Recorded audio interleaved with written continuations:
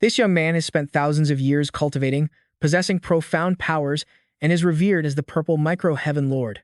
However, standing at the doorstep of ascension, Mu suddenly chose to reverse time and return to the past. Right then, a beam of light shone down on the altar, while in the sky, lightning struck directly onto the rooftop of a certain school. Mu had returned to May of 2017, back when he was still a college student. Zhou Shiheng, in this life, I absolutely won't let you hurt my family again. Thinking this, Mu immediately stood up, pulled himself together, and ran back to the Longshan Polytechnic University dorms. In room 1103, he was the only one there who had been reborn. Mu knew exactly what he had to do first, make money fast to change his family's miserable situation. Every single penny mattered. With that in mind, he opened his laptop and started typing away like crazy. A moment later, a commotion came from the door. It sounded like his roommates were back. They were talking about trying out that new crawfish place near the school. Everyone seemed so hyped up, but as soon as they walked in and saw Mu sitting at his desk, their attitude flipped and they started mocking him. Yo, young Master Mu, skipping class again today. The boys are hungry. Why don't you treat us to dinner tonight? Mu heard them, but he just played deaf, continuing to focus on the clacking of his keyboard. Seeing him ignore them, that roommate shouted aggressively, "This poor loser's got an attitude now, huh? You're not scared, we'll tell the whole class your little secret. You're no rich kid. That's all just some crap you made up. You want me to make you famous across the whole campus?" Mu couldn't be bothered. He had finished formatting his hard drive and wiped all the data. Seeing Mu playing dumb while the other guy got more aggressive, the other two stepped in to calm him down, trying to avoid a fight breaking out in the room. Hey, Chu, take it easy. If he wants to play pretend, let him. But Mu, your roommates have been keeping your secret all this time, and you're not grateful at all. Acting like this isn't going to get you very far. Mu knew these guys were all the same. Even though those two sounded like they were sticking up for him, they were actually just rubbing salt in the wound. He didn't care about them though. He just shoved his laptop into his backpack and slung it over his shoulder. If you guys want to talk, go right ahead. I honestly don't give a damn. Mu's sudden change in attitude caught them completely off guard. They were all stunned, except for the guy they called Chu, who was still fuming. You little punk, we gave you face and you still want to act up? You want me to beat the living hell out of you? His insults got nastier by the second, but Mu just treated it like a dog barking in the distance. He had way more important things to worry about. By some miracle, the gods had allowed him to be reborn, but his spiritual power was completely drained. Besides making money, Mu had to figure out how to get his strength back. He took the laptop to a computer repair shop. He wiped the drive earlier just so he could sell it for cash, but since he used it for 3 years, even though it looked brand new, he only got 800 yuan for it. Holding the cash, Mu felt a wave of misery. His mom had saved up for months just to buy him this computer when he first started college, and now it wasn't even worth $1,000. In his past life, he was so obsessed with status that he pretended to be rich, spending all his time at bars and blowing money on his so-called friends. Whenever he ran out, he'd shamelessly text his mom, begging for more. Because of that, his mother's health went downhill, leading to a tragic end. By the time Mu realized his mistakes, it was already too late. That's why he was willing to trade 5,000 years of cultivation to come back and fix everything. Hey, Mu. While he was lost in thought, someone shouted his name. He turned around and saw his younger sister, Mu Xin. Seeing her alive and well right in front of him made his heart ache with a mix of emotions. In his past life, his actions had dragged her down, eventually leading her to jump from a building to end it all. Seeing his pale face, Mu Xin asked, "What's wrong, big brother?" "Nothing. It's nothing." Mu snapped out of his memories and waved it off, thinking to himself that he would protect his sister at all costs this time. He wouldn't let any harm come to her or their mother. Then, he saw her rummaging through her bag before pulling out an envelope and handing it to him. "There's 5,000 yuan in here. I saved it from my part-time jobs over the last 2 semesters. Just take it and stop nagging mom for money." Mu was stunned. How did his sister have that much money? Mu Xin impatiently shoved the envelope into his hands and snapped at him to stop playing dumb, because she knew he threatened to drop out if mom didn't give him cash. She knew all about him wasting his life away with those low-life friends of his, but they were family, and neither she nor their mom could ever truly turn their backs on him. "Take it, and try to be a decent human being for once, young Master Mu." That young master comment really stung. Because of his vanity, Mu had been nothing but a parasite, bleeding his mother and sister dry in his past life. But this time, he really didn't need it. He told his sister to keep the 5,000 for school. But at the mention of school, her face darkened. After hesitating for a moment, she finally confessed that she had already dropped out. The family was buried in debt, and debt collectors had started showing up at their door. Their mom couldn't make that much money on her own, so she quit school to work and help out, giving her brother the chance to finish his education instead. Hearing this, Muley felt like a knife was twisting in his heart. He rushed forward and pulled his sister into a tight hug. This sudden move caught her completely by surprise. "What are you doing?" "Exen. I'm so sorry. Just give me a little time. Trust me, I'm going to make things right for our family," he said it with such conviction. Mu-Shin was used to his empty promises, but for some reason, this time she felt like something was different about her brother. To be more precise, he suddenly seemed strangely reliable. After saying goodbye to his sister, Muley headed to a traditional herbal medicine shop. He used the money from his laptop to buy some herbs, then made his way to the forest on the outskirts of the city. Those herbs were for him to concoct a potion. Because the spiritual energy on Earth is so thin, if he wanted to cultivate quickly, he'd have to rely on this kind of elixir. Before long, the herbs in the pot started to fuse, eventually turning into a clear solution, just like pure water. This meant Muley had succeeded. He downed the entire bowl and began meditating to circulate his qi. The path of cultivation is divided into 5 realms, in ascending order: the qi refining realm, the core formation realm, the divine soul realm, the soul transformation realm, and the highest, the heavenly human realm. Although he'd lost all his spiritual power, the knowledge from his past life was still fresh in Muley's mind. That knowledge would undoubtedly help him regain his power with maximum efficiency. Even reaching the first stage, the qi refining realm, would grant him strength far exceeding any ordinary person. Muley concentrated fully, and after an hour, he successfully broke through to the first level of the qi refining realm. He tested his new strength with a single punch. The blow tore straight through the trunk of a large tree. Muley was quite pleased. For now, this power was enough to handle anyone in the Huaxia martial arts world. With his strength temporarily sorted out, he now needed to figure out the quickest way to make some money. And Muley already had a place in mind. The place Muley went to was an internet cafe. But of course, he wasn't there to play games. He was there to access the Epoch Trading Network. This website, also known as the world's dark market, is a place where you can exchange anything from information and items to posting and accepting missions. The moment Muley loaded the site, he saw a mission posted by an anonymous user at the top of the page. The job: eliminate the daughter of the wealthy Su Wen of Longshan. The reward: 10 million. And just below, a notification showed that the assassin Fangg Xi had already accepted the contract. The comment section below practically exploded with this information. Because Fangg Xi was a top-tier assassin, so if he was making a move himself, the Su family's precious daughter was as good as dead. Many people seemed to pity the Su family, as Su Wen was said to be a businessman who kept to himself, and his daughter was a legendary beauty. No one knew who they could have angered to warrant a hit like this. Muley found it hard to believe someone would spend 10 million just to take out a young woman, but this turn of events seemed to be in his favor, because scrolling down a little further, he saw another post from a user named Su Wen. It was an emergency request, sincerely recruiting a master to protect his daughter for 1 month. The reward: 20 million. Muley smiled to himself. No one had accepted this mission yet. It looked like it was tailor-made for him. Without a second thought, he immediately clicked to accept. Muley's ID on the website was Muley, a complete unknown. Seeing a total nobody like him dare to accept a mission to counter Fangg Xi, the online crowd was thrilled. "A lamb that doesn't fear the tiger," they commented. This was going to be interesting. Just as he took off his headphones, Muley got a phone call. After giving the caller his location, he casually sat and waited for the Su family to pick him up. On the other end of the line, however, Su Wen's secretary was skeptical when he learned Muley was at an internet cafe. "Sir, is this person really trustworthy?" Su Wen replied, "Just having someone accept is a miracle. Bring him here first. We'll figure out the rest later." Half an hour later, Muley arrived at the Su family villa. Although Su Wen was a businessman, he was no ordinary one. At just 45, he was the chairman of one of the largest corporations around. This villa was just a tiny fraction of his wealth. When Muley stepped out of the car, Su Wen was stunned. He'd never imagined the person who accepted the mission to stand against Fangg Xi would be so young. He personally came out to the gate to welcome him. "You must be Mr. Muley. I'm the one who posted the mission. Su Wen, please, come in so we can talk." Muley wasn't in a hurry to sit for tea. Instead, he asked Su Wen to give him a tour of the villa to get the lay of the land. Su Wen immediately agreed, explaining the situation as they walked. It turned out that Su Wen had a mortal enemy in the business world. The two had been rivals for years. A short while ago, Su Wen acquired proof of his rival's illegal earnings and handed it over to the police. As a result, a warrant was issued for his enemy's arrest, and the man became a fugitive.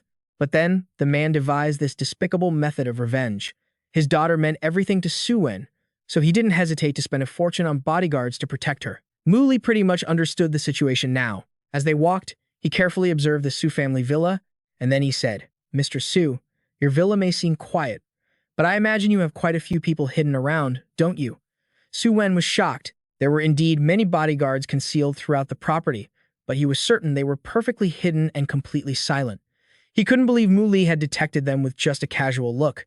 "Of course, it's good that you've arranged for extra men," Mu Li advised honestly, "but against a top-tier assassin like Fangg Xi, these men are completely useless." Just then, Su Wen's secretary hurried over, announcing that Master Lin had arrived. It turned out Mu Li wasn't the only one who'd been hired. To protect his daughter, Su Wen had also brought in Lin Yue, a 62-year-old mid-level martial artist, along with his disciple, Zhao Chuan, a low-level martial artist. Upon arriving, Lin Yue let out a long sigh, saying he had wanted to find more backup, but everyone turned him down the moment they heard the opponent was Fangg Xi. Su Wen's face fell at the news. Lin Yue quickly tried to reassure him. "Don't be discouraged. Your father was a dear friend of mine for many years. I'll do everything in my power to help you." It was then that Lin Yue finally noticed someone else was in the room.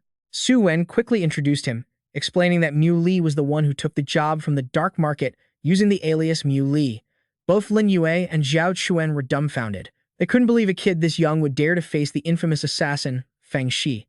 Zhao Chuan, in particular, was filled with skepticism. He spoke up, "Hey, kid, that $20 million reward, you really think you've got what it takes to claim it?" The disdain in his voice was unmistakable. Lin Yue barked, "Zhao Chuan, show some respect." But despite his words, both Lin Yue and Su Wen harbored serious doubts of their own. After all, Mu Li was just too young, and they had no idea what he was capable of. With this in mind, Su Wen asked if he had a plan to protect his daughter. Mu Li nodded, then told him the first step was to remove all the cameras in the villa and dismiss all the hidden bodyguards. Upon hearing this, Lin Yue let out a long sigh and shook his head. Was this young man trying to lure Fangg Xi out into the open? But with such a simple trick, he wouldn't fall for it. "No," Mu Li replied bluntly. "I only said that because they're too weak. Keeping them around would just get in the way." As soon as he said this, all three of them, Su Wen, Lin Yue, and Zhao Chuan, were completely floored. They didn't know the extent of Mu Li's power yet, but he certainly talked a big game. He then looked towards Lin Yue and Zhao Chuan, saying that the two of them could, reluctantly, stay. Those words, "reluctantly stay," dealt some serious damage. Zhao Chuan's hackles were instantly raised. "You arrogant brat, you think you're a martial sovereign or something? How dare you look down on people like that? You got the guts to fight me?" Mu Li let out a small laugh. "A martial sovereign? What's so great about that? In my past life, I was just one step away from achieving immortality. You want to test me? You alone aren't enough," Mu Li replied. This only made Zhao Chuan's anger flare up even more. But it was true that he also wanted to show his client a glimpse of his own strength. He told Su Wen to call everyone who could fight to come over and attack him all at once. He could easily take on 100 of them. Su Wen didn't think Mu Li would be so confident as to make such a request, so he advised him to have a trial match with Zhao Chuan first. However, Mu Li had no interest in such low-level challenges. At that moment, the bodyguards hidden within the Su family villa had already gathered. There were as many as ants. Old Master Su must have spent a fortune on them. Seeing this, Zhao Chuan smugly crossed his arms. He felt that even if he didn't lift a finger, this crowd was more than enough to handle Mu Li. "Let's see how many seconds you can last." The moment he finished speaking, the bodyguards from all sides charged towards Mu Li. But he remained standing in place, showing no sign of fighting back or fleeing. Both Su Wen and Lin Yue couldn't hide their skepticism at this motionless display, even fearing that Mu Li had been scared stiff. However, the best part was yet to come. Because when those bodyguards charged aggressively and the first one threw a punch at Mu Li, it was like hitting an invisible wall. The collision created a massive explosion with Mu Li at its center. The rest of the bodyguards were sent flying by the blast. Not a single one escaped, and Mu Li was still standing there. With his hands in his pockets, he looked completely relaxed and was, of course, entirely unharmed. Not even a single hair was out of place. The group of three, Su Wen, Lin Yue, and Zhao Chuan, were all stunned into silence by this sight. "What just happened? He didn't even move his hands," Su Wen exclaimed. Just then, Mu Li turned around and beckoned for Zhao Chuan to come at him. Although he had witnessed Mu Li's strength with his own eyes, he really couldn't stand the kid's arrogant attitude, acting as if no one else mattered. Zhao Chuan charged forward with all his might. When he was about 3 meters from Mu Li, he launched himself high into the air, then unleashed a spectacular spinning kick. It was just a shame he couldn't even touch Mu Li before being sent flying with a single move. This wasn't just a normal counterattack. Just seeing the way Zhao Chuan was thrown was enough to understand how powerful the blow was. How about you? After dealing with Zhao Chuan, Mu Li turned to Lin Yue. He quickly clasped his hands towards him and said, Mr. Mu Li, it was my foolishness not to recognize your strength earlier. I ask for your forgiveness. Zhao Chuan scrambled back to his feet just then, completely shocked by Lin Yue's attitude. Master, don't tell me even you are no match for him. Lin Yue shook his head, saying, even Mr. Liu, who recently reached the martial sovereign realm, is no match for Mu Li. The moment he finished speaking, Su Wen's jaw dropped in astonishment, seemingly unable to believe he had hit such a massive jackpot. Is that true? It is. Lin Yue confirmed with certainty. Mr. Mu Li is a martial sovereign, a master of profound and limitless power. Su Wen had always hung on his every word, but this piece of information was a bit hard to accept, because Mu Li looked so young, not at all like a powerful martial sovereign. Right at that moment, Su Wen's daughter finally woke up. After confirming Mu Li's strength, Su Wen brought him into the house to formally discuss the plan to protect his precious daughter. Mu Li gave him 2 conditions. First, a deposit was required up front, specifically 2 million yuan. Second, during the mission, everyone had to follow his instructions to the letter. If he said go east, you absolutely could not go west. Su Wen, of course, had no reason to refuse and quickly had someone arrange for the money. Mu Li nodded, then said, once I receive the deposit, I'll need to go out for a day tomorrow to take care of some things. Hearing this, Su Wen became frantic. Because that Fangg Xi fellow was known for acting fast, he was afraid he would make a move on the Su family's daughter today or tomorrow. In that case, Mr. Su's daughter will have to come out with me for a bit, Mu Li replied. Su Wen was hesitant, as he believed nowhere was safer than the Su family villa. That's why Su Wen had kept his daughter at home for the past few days. While lost in thought, old Master Su heard his daughter calling him, Dad. All 3 of them looked up to see Su Jachi standing on the stairs, looking sleepy and still wearing her nightgown. She had just turned 19 this year. She was Su Wen's only daughter and truly a great beauty. Seeing his daughter dressed like this made Su Wen both embarrassed in front of his esteemed guest and anxious. Why are you dressed like that? We have guests in the house. Go change your clothes, now. I'm locked up in this house like a prisoner every day. All I do is eat and sleep. If I'm not wearing my pajamas, what else am I supposed to wear? Su Jachi retorted, her attitude seeming rebellious. Su Wen grew angry, and Lin Yue quickly stood up to mediate, suggesting that Su Jachi was just irritable from being cooped up at home for so long. Su Jachi looked over the group, only recognizing Mu Li as an unfamiliar face. She pointed right at him and asked, who is this? Su Wen warned, Su Jachi, Mr. Mu Li is the esteemed guest here to protect you. Don't be rude. He was terrified his daughter would offend Mu Li and make him leave. But the girl had clearly been spoiled since childhood. Hearing that Mu Li was there to protect her, not only was she not grateful, she looked down on him instead.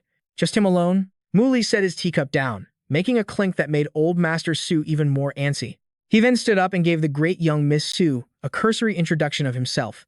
He also requested that for the next month, she must follow his arrangements to ensure her safety. In return, he wouldn't restrict her freedom or lock her up in the house. The moment Su Jachi heard this, she immediately grasped the main point. You won't restrict me. Then I want to go out. Mu Li turned his head and looked at Su Wen. Although he was very worried, he had no choice but to sigh helplessly and nod in agreement. Having achieved her goal, Su Jiaqi's eyes lit up. Being cooped up at home these past few days, she was already bored to death. Afterwards, old Master Su put on a serious expression and laid out one condition for his daughter. When she went out with Mu Li tomorrow, she absolutely had to stay close to him and not wander off. Su Jachi agreed on the surface, but she was completely oblivious to the danger she was currently in.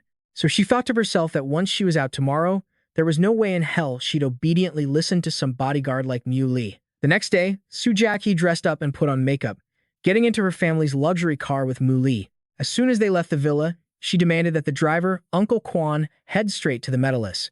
It had been a long time since she'd been able to go shopping, but Mu Li, sitting beside her with a stoic expression, instructed him to go to Longsun Polytechnic University instead. Seeing this, Su Jachi was furious and threatened him aggressively. Uncle Quan, who are you going to listen to? Unfortunately for the young lady, Su Wen had already made it clear to all the staff yesterday that for this 1 month, for her safety, they all had to obey Mu Li. So between the two of them, Uncle Quan of course had to listen to Mu Li. Seeing that he wasn't listening to her, Su Jachi became extremely annoyed and angrily demanded that he let her out of the car. Through the rearview mirror, Uncle Quan looked at Mu Li with a pleading gaze. "Let her out," he said concisely. The car immediately stopped. Su Jachi was overjoyed as she opened the door and stepped out. Well then, this young lady will be on her way. However, the place where Uncle Quan had stopped was a deserted suburb, completely devoid of people, with only the occasional, eerie cawing of crows. The sea made Su Jachi freeze in place, but it only took her about 2 seconds to assess the situation and sensibly get back into the car. Her expression was awful. That whole ordeal was just too humiliating. Muli wasn't good at comforting women, and seeing Su Jachi's gloomy face, he felt a sense of frustration as well, so he said, "How about this? Stop causing trouble. First, be good and come with me to finish what I need to do. After that, wherever you want to go, I'll go with you." Su Jachi huffed, clearly unhappy, but she had no way to argue with him. Before long, they arrived at the dorms of Longsun Polytechnic University. Su Jachi got out of the car first, looking at the dormitory building in front of her with an expression of disbelief. "This is where you live? It's really pathetic." Muli couldn't be bothered with her and just got out of the car quietly, but the appearance of a luxury car on campus, with a beauty stepping out of it, was no small matter for the students. Seeing this, several male students flocked to their balconies. They started hooting and hollering, which only made Su Jachi more disgusted. So when Muli asked her to follow him inside, Su Jachi vehemently refused. "Miss, the old master instructed that you must stay within Mr. Muli's sight at all times." Uncle Quan tried to coax her, but it was no use. "If you want to go shopping later, then hurry up and follow me." Su Jachi really wanted to go shopping, so she reluctantly pouted and followed Muli all the way up to his room. At that moment, Muli's 3 shirtless roommates were playing video games together. When they saw Muli return, and with a beautiful girl no less, they started to tease them. "Young Master Mu, today's girl isn't bad, huh? How about you let us brothers have a little fun with her?" After his rebirth, Muli already disliked these terrible friends, and now, seeing them openly make lewd remarks about Su Jachi right in front of him, his eyes narrowed even more. He stepped in front of her and then shouted in a harsh tone, "Stay away from her." Seeing this, the 3 guys just sneered. "What's with that look? Aren't we just teasing your girlfriend a little? Why so serious? It's just a joke. We're such good friends, surely. Young Master Mu wouldn't get mad, right?" Hearing this, Muli snorted coldly. "If you like harassing girls so much, then go find your own to harass." After speaking, Muli used a bit of spiritual energy to scare them. Su Jachi didn't notice anything different, but under the influence of the spiritual energy, the 3 guys saw countless skulls surrounding them. They were roaring endlessly, demanding they hand over their lives. The scene was so terrifying that all 3 of them fell to their knees, trembling uncontrollably and stammering for their lives. "What's wrong with them?" Su Jachi asked curiously, since she couldn't see what the 3 guys were seeing. "It's nothing, just a little illusion," Muli said, then told Su Jachi to sit in his spot and wait a moment. He was going to pack some clothes, take a quick shower, and then they would leave. Not long after, the 2 were back in the car. Su Jachi was still full of questions about the reaction of Muli's roommates. She asked, "Hey, hurry up and tell me, what kind of dark arts did you use back there?" Looking at the spoiled young lady's bratty attitude, Muli really felt a headache coming on. "You already know how powerful I am, so how do you still dare to disobey me?" Su Jachi instinctively recoiled, putting her hands up in front of her face and screaming. But just then, Muli sat back properly in his seat and said nonchalantly, "Just kidding. How could I possibly hit a young lady like you?" Su Jachi was made a fool of yet again. She was so furious, she wanted to fight Muli right there in the car. At this moment, Uncle Quan, sitting in the driver's seat, turned his head and asked where he wanted to go now. Getting back to the matter at hand, Muli called his younger sister to ask where she was. Mu Xin said she was at work and gave him the address. And so, the car sped off towards number 107 Long Tap Road. When they arrived, Muli realized it was a restaurant. But this was no ordinary restaurant. All the waitresses were young women dressed in maid outfits, treating the customers with a reverence due to a master. Su Jachi didn't know his sister worked here and thought Muli had this strange hobby, so she couldn't help but laugh out loud. "So, this is your type? Huh." Muli didn't answer because he was still in shock. He never thought his sister would be working in a place like this. The 2 went inside, temporarily took a table, and ordered a few dishes. Muli asked their waitress if there was anyone named Mu Xin working there. The girl immediately nodded, saying that Mu Xin was in the back kitchen getting food. Not long after, Muli saw his sister carrying food out from the kitchen. The gaudy makeup she wore and the maid outfit on her body were truly an eyesore. Muli was so agitated he shot to his feet, just in time to see some scumbag slap his sister's butt. "Little Jin, you've kept me waiting long enough. Get over here." Muli witnessed this with his own eyes, and his brows immediately knitted together. The guy was Sun Chengren, 23 years old, the only son of the head of the Long Corporation's real estate group, but he was nothing more than a rich thug. Judging by Mu Xin's expression, this clearly wasn't the first time this guy, Sun, had harassed her. I still have work to do. Young Master Sun, please excuse me. I can't attend to you right now, Mu Xin said resignedly. Don't go, Sun Chengren called after her, even taking out a box. Inside was a sparkling diamond ring, along with his proposal, Little Sin, be my girlfriend. His actions got all the other customers excited. They all murmured and gathered around to watch the show. Even though Su Jachi was sitting far away, she still recognized this Sun guy. Mu Li didn't rush forward just yet. He wanted to see what kind of dirty tricks this bastard had in store for his sister. Sun Chengren held the ring out in front of Mu Xin, looking incredibly smug. He continued, Little Sin, I know your family is poor, and you have a good-for-nothing brother who burns through money like water, so your life must be miserable. Just be with me, and I can guarantee you a life of wealth and luxury forever. He was obviously proposing, but his attitude was completely condescending. Sun Chengren was doing nothing less than humiliating Mu Xin. So Mu Xin decisively rejected him and then seriously went back to doing her job. Sun Chengren couldn't believe a poor girl like her would reject his offer. Humiliated and enraged, he took a glass of water and poured it on himself. He soaked the front of his pants and then yelled, Owner, get your ass out here right now.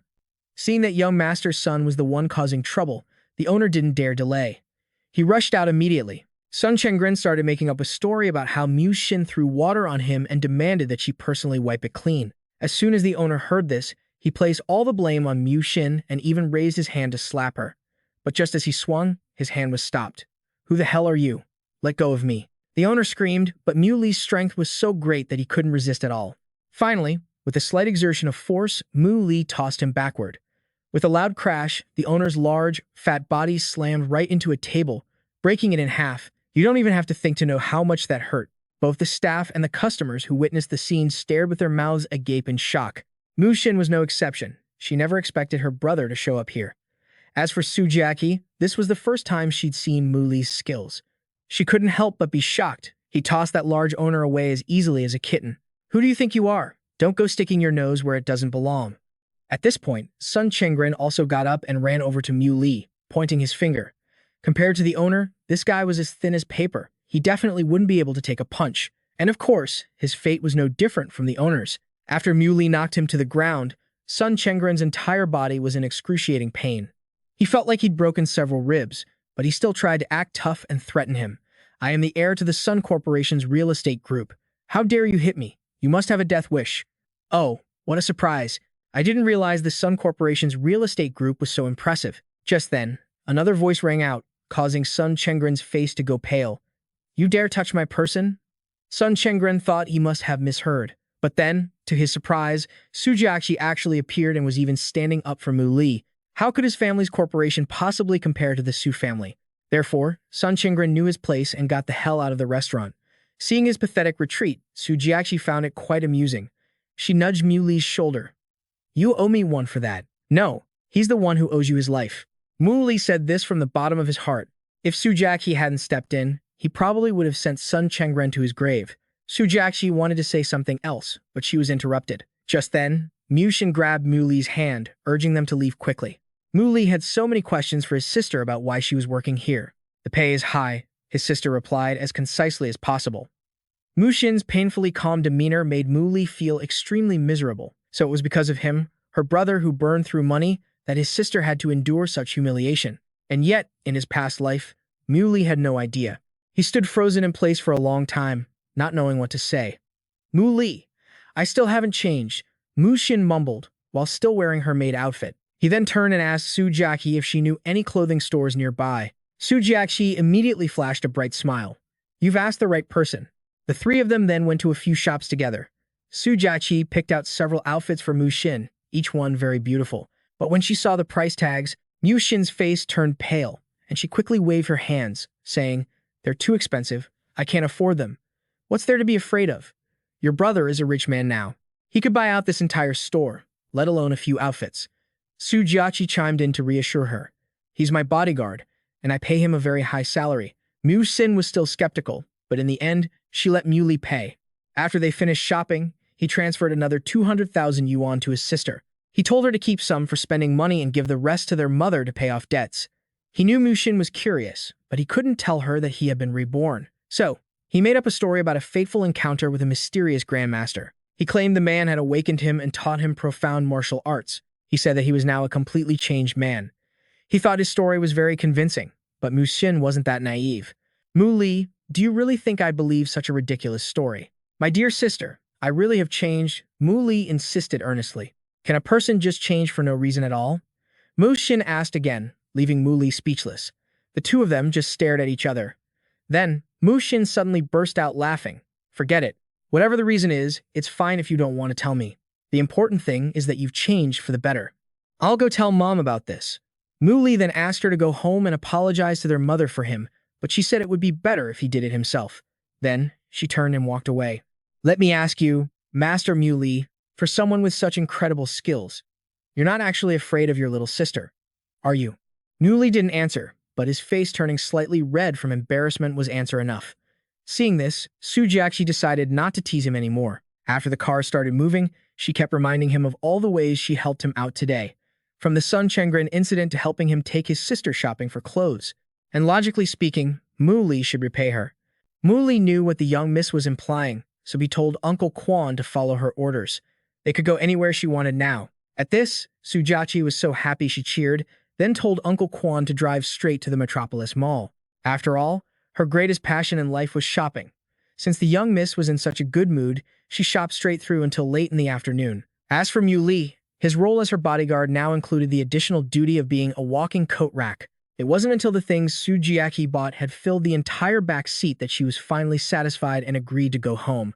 Before Uncle Quan started the car, Mu Li suddenly sensed that something was wrong.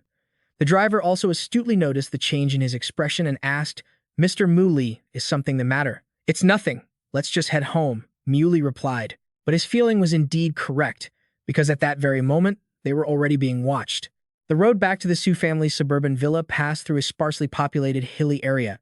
Everything had been fine on the way there, but on the way back, Uncle Quan had to stop the car abruptly because a large, uprooted tree had fallen and was blocking the middle of the road. Worried, Uncle Quan got out to check. Mu Li followed him, but just as the driver was focused on finding a way to move the tree, something suddenly came whistling through the air. Ordinarily, Uncle Quan would have been dead before he could even see what it was, but luckily, he was with Mu Li. Mu Li used his power to stop the object in its tracks, and when he saw clearly that it was a bullet, Uncle Quan was so frightened his legs went weak and he collapsed to the ground. Mr. Mu Li, what is this? Uncle Quan stammered. Mu Li held the bullet suspended in mid-air, looking completely unfazed. In his eyes, this was nothing more than a cheap trick. But if his opponents wanted to play this game, then he was more than willing to play along. With that thought, Mu Li used a bit more of his spiritual power, causing the bullets to fly back in the opposite direction. Even without aiming, Mu Li could easily return these bullets to their original owners. And so, the two assassins hiding in the forest were shot through the head before they even knew what was happening. Su Jachi, who had been dozing off in the car, was startled by the noise and opened the door to get out. What's all that noise? What was that sound? Uncle Quan, why are you sitting on the ground? Seeing her get out, Uncle Quan became anxious. Young miss, get back in the car. Quickly, it's an ambush. Just as Uncle Quan finished speaking, before Su Jachi could even react, she smelled a strange scent, but by the time she realized it was knockout gas, it was too late. Her entire body instantly lost its strength, and she collapsed. Meanwhile, Uncle Quan had also been knocked unconscious by the gas. The only one still conscious was Mu Li. He had already expected an ambush, but it didn't seem to be Fangg Xi this time. Wanting to find out who was behind this, Mu Li decided to use a little trick to turn the tables on his opponent. With this in mind, he ignored the collapsed Su Jachi and slipped away to hide at the edge of the forest. A moment later, as the knockout gas began to dissipate, Su Jachi groggily saw several strangers wearing gas masks and holding pistols approaching her. In her daze, she kept calling Mu Li's name, but he was nowhere to be seen. The leader of the masked men didn't have time to worry about Mu Li's mysterious disappearance. He just ordered his underlings to quickly take their target, Su Jachi, and leave. But just then, the person they thought had run away in fear suddenly appeared right behind them. Who sent you? Where are you from? Hearing Mu Li's voice, the men jumped and spun around. They knew they had fallen for a feint, but seeing that he was alone, they breathed a sigh of relief. You stinking brat, you dare challenge all of us by yourself? Brothers, get him. Beat this kid so he can't get back up. At their leader's urging, the whole group of kidnappers rushed towards Mu Li. But in his eyes, they were nothing more than small fry. Mu Li casually plucked a few leaves from the side of the road. Normally harmless, in his hands, these fragile leaves transformed into sharp, hidden weapons. Mu Li used them to successfully break through his opponent's formation. The leader's eyes went wide with astonishment when he saw this. Using leaves to take lives. How had he never known there was such a formidable master in Shanlong City? I'll ask one more time. Where are you from?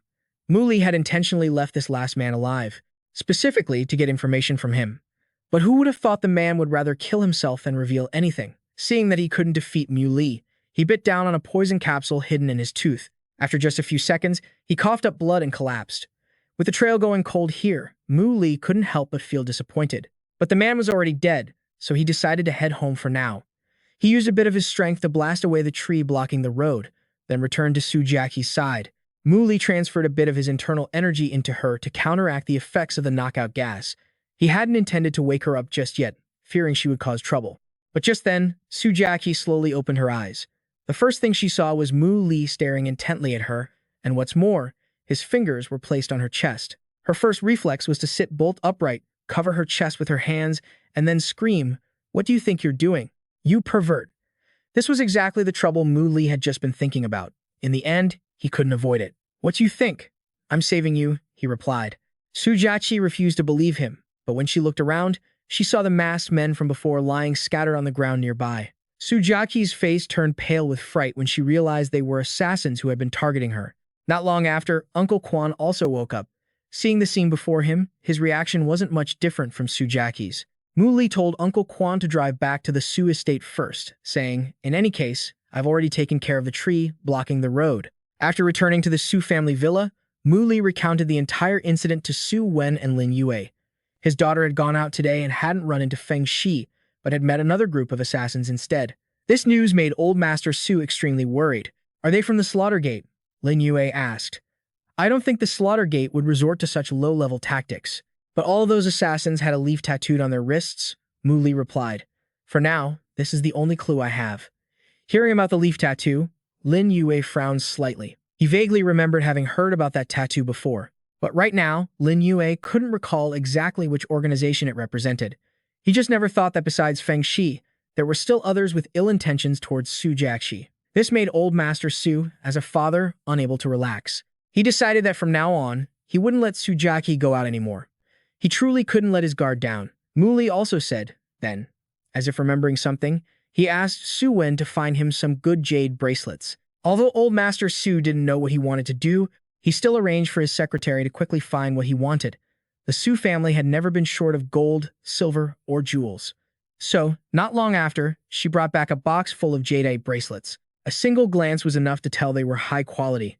Mu Li took the box, extremely satisfied.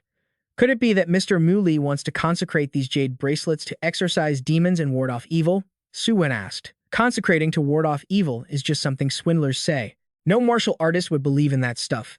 Lin Yue replied, making Old Master Su a little embarrassed. My apologies. It was due to my shallow understanding.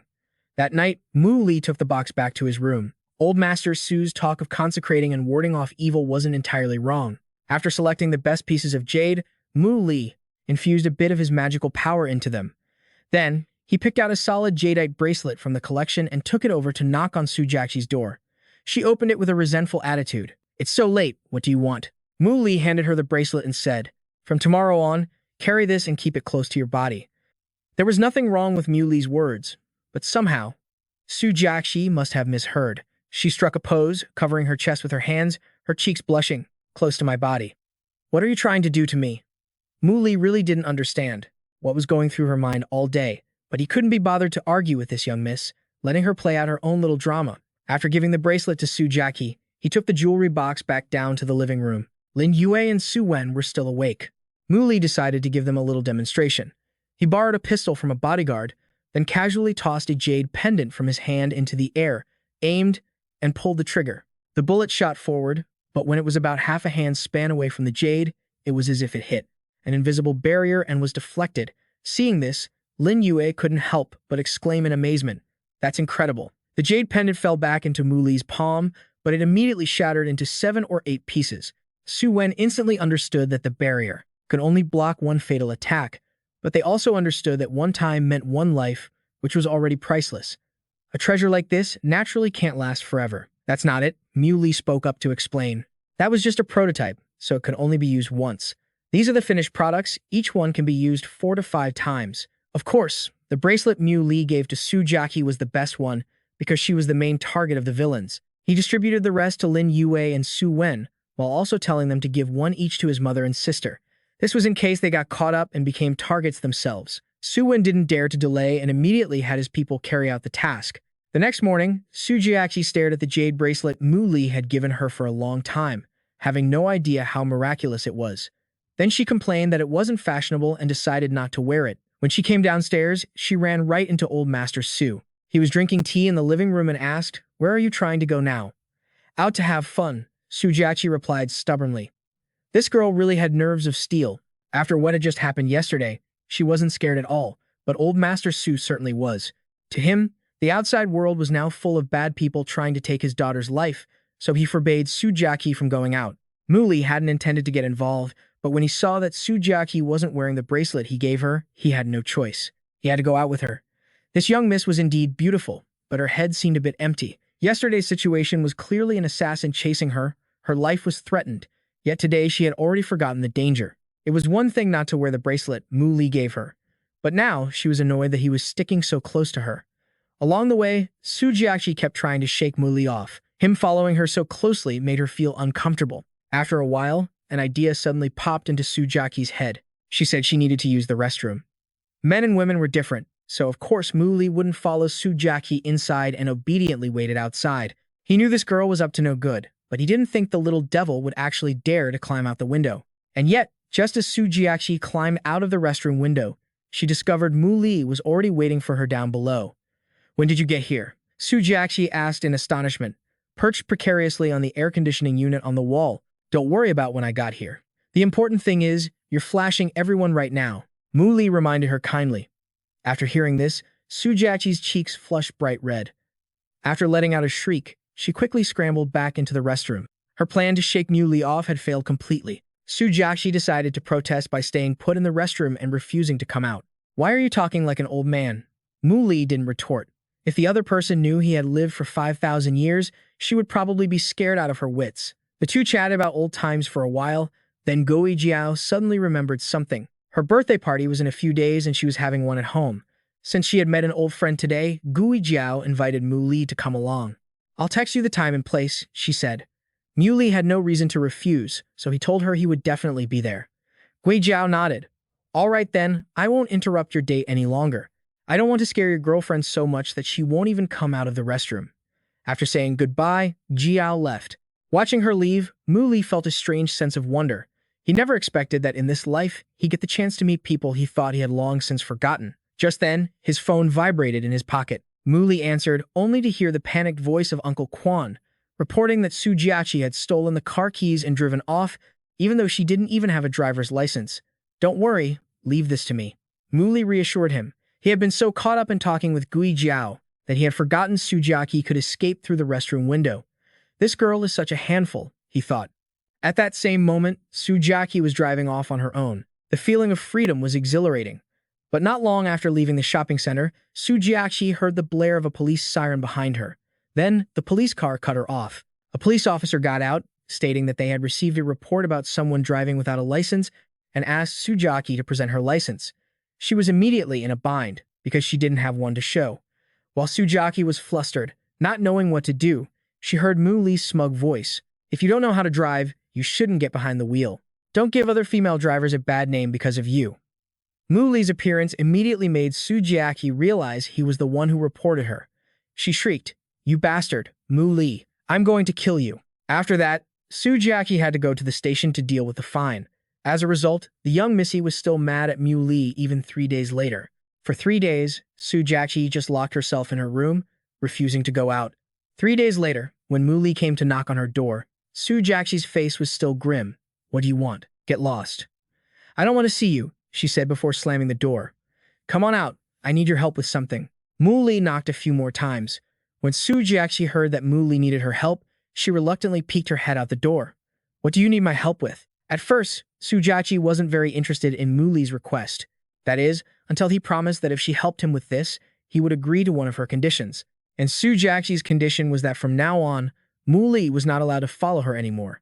He agreed immediately, without much thought, but inwardly, he scoffed at Su Jachi for being an idiot. Even if he wasn't with her, he could still follow and protect her in secret. The favor Mu Li needed from Su Jachi was for her to accompany him to Gu Jiao's birthday party. The moment Gu Jiao saw Mu Li arrive, she was overjoyed. Beside her was her father, Gui Yi, who was the same age as Old Master Su. Gui Jiao then took the initiative to greet Su Jachi first. "Hello, I'm Gui Jiao, an old classmate of Mu Li's." "Hello, I'm Su Jachi, his master." Su Jachi replied arrogantly. The word master left Gui Jiao stunned for a few seconds. She then gave Mu Li a complicated look, assuming he had some sort of strange fetish. Meanwhile, Mu Li was silently cursing the young Missy, as they had clearly agreed on their cover story before they arrived. "Well, if it isn't young Master Mu. I didn't expect you to be at Gu Jiao's birthday party." Mu Li heard a young man's voice. Even after so many years, he recognized it instantly. It was Wu Ming. In his past life, Mu Li had suffered enough because of this bastard, and he would never forget those humiliating days. As soon as Wu Ming saw him, he spoke in a mocking tone. "But why is young Master Mu dressed so simply today? What's wrong? Got tired of pretending to be rich, so now you're pretending to be a lowlife?" As soon as he finished speaking, the lackeys beside him joined in, laughing at Mu Li. Su Jachi, standing to the side, didn't know the full story about Mu Li pretending to be a rich heir, but she felt that these people, insulting him so openly, were worse than flies. How could they even be called old classmates? "Mu Li, these flies are too noisy. Let's go for a walk outside." Su Jachi spoke up in annoyance, conveniently getting Mu Li out of the situation. The word flies struck a nerve with Wu Ming, making him extremely uncomfortable. But it was only then that he noticed Su Jachi. He was secretly jealous, wondering why a broke loser like Mu Li could have such a beautiful woman with him. They say the woman by a man's side is his most precious accessory, and it's true. With Su Jachi accompanying him, even dressed simply, Mu Li was enough to outshine everyone else. Not long after, Sun Chengren and his father, Sun Dafu, also arrived at the party. As soon as he got there, he approached Gui Jiao, offering her a drink to wish her a happy birthday. Although Gui Jiao appeared cheerful on the outside, she was secretly wary. She had already heard about Sun Chengren's bad reputation and thought to herself that she should keep her distance from him. Just as Sun Chengren raised his glass, he spotted Mu Li in the crowd. He still hadn't forgotten how Mu Li had humiliated him at the maid cafe last time, so he had sworn that the next time they met, he absolutely wouldn't let him off the hook. While Sun Chengren was busy thinking of a way to get even with Mu Li, Wu Ming walked up to offer him a toast. "Hello, young Master Sun. I'm Wu Ming. We've met before. I was wondering if I might have the chance to be friends with you." Sycophant was written all over Wu Ming's face. Seeing this, Sun Chengren immediately had a malicious idea. He said that if Wu Ming wanted to be his friend, he first had to do him a favor, humiliate Mu Li in front of everyone. When Wu Ming heard this, he felt like he'd struck gold. He didn't know why Mu Li had offended the young master, but if bullying him could bring him closer to Sun Chengren, then that was an easy task. A plan immediately formed in his mind. Meanwhile, Mu Li and Su Jachi were by the banquet table. You couldn't tell this girl was a rich young missy, as she wasn't a picky eater at all. She had already devoured several cakes in a row, completely disregarding her image. Mu Li advised Su Jachi to eat a little slower, but she just kept stuffing her face as if she had just survived a famine. "Mu Li, come over here for a second." Just then, Mu Li heard Wu Ming's voice calling him. He turned his head and even saw him waving enthusiastically. Mu Li knew very well that this guy calling him over definitely had no good intentions, but being naturally curious, he wanted to see what the other guy was planning, so he walked over. As he got closer, he noticed that Sun Chengren was there too. Before he could even do anything, this guy suddenly screamed, "What do you think you're doing? Why are you stealing my stuff?" After yelling, he pretended to fall to the ground. Wu Ming caught him and then raised his own voice, shouting, "Mu Li, what are you doing? Stealing and now assaulting someone? Have you no shame?" Mu Li was a little stunned. He couldn't believe that two grown men would come up with such a childish scheme to frame him. At their shouting, a crowd quickly gathered to watch the spectacle. This was exactly the outcome the two scoundrels wanted. Wu Ming then started running his mouth, saying that Mu Li's character had been despicable since high school, and he hadn't changed a bit in college. Seeing the noisy crowd, Gui Jiao quickly pushed her way through and stood protectively in front of Mu Li. "Everyone, there must be a misunderstanding. Mu Li would never do something like this. Miss Gui Jiao, you're too naive. How could you possibly see his true colors? Mu Li, you steal from young Master Sun at Gui Jiao's birthday party. How does behavior like that make you worthy of an invitation?" Wu Ming's voice grew louder and louder, intending to attract more attention. Meanwhile, Sun Chengren quietly approached Mu Li from behind. He had a gold watch hidden in his hand, and making it look like he pulled it from Yu Li's pocket, he began to shout, "Look, everyone, this is my watch. Why is it in his pocket? Mu Li is obviously a thief. Do you really think I'm an idiot? Or do you take everyone here for fools?" Mu Li scoffed, then shoved Sun Chengren to the ground.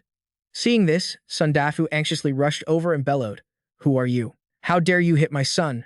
After all, the son, father, and son were distinguished guests. Seeing the situation getting out of hand, Gui also hurried over to help Sun Chengren up. He then demanded that Mu Li apologize to him. Sun Dafu was even more outrageous, demanding that Mu Li get on his knees and apologize. If he didn't, he would personally have him hauled off to the police station for stealing his son's watch, which was worth hundreds of thousands. It's just a watch worth a few $100,000.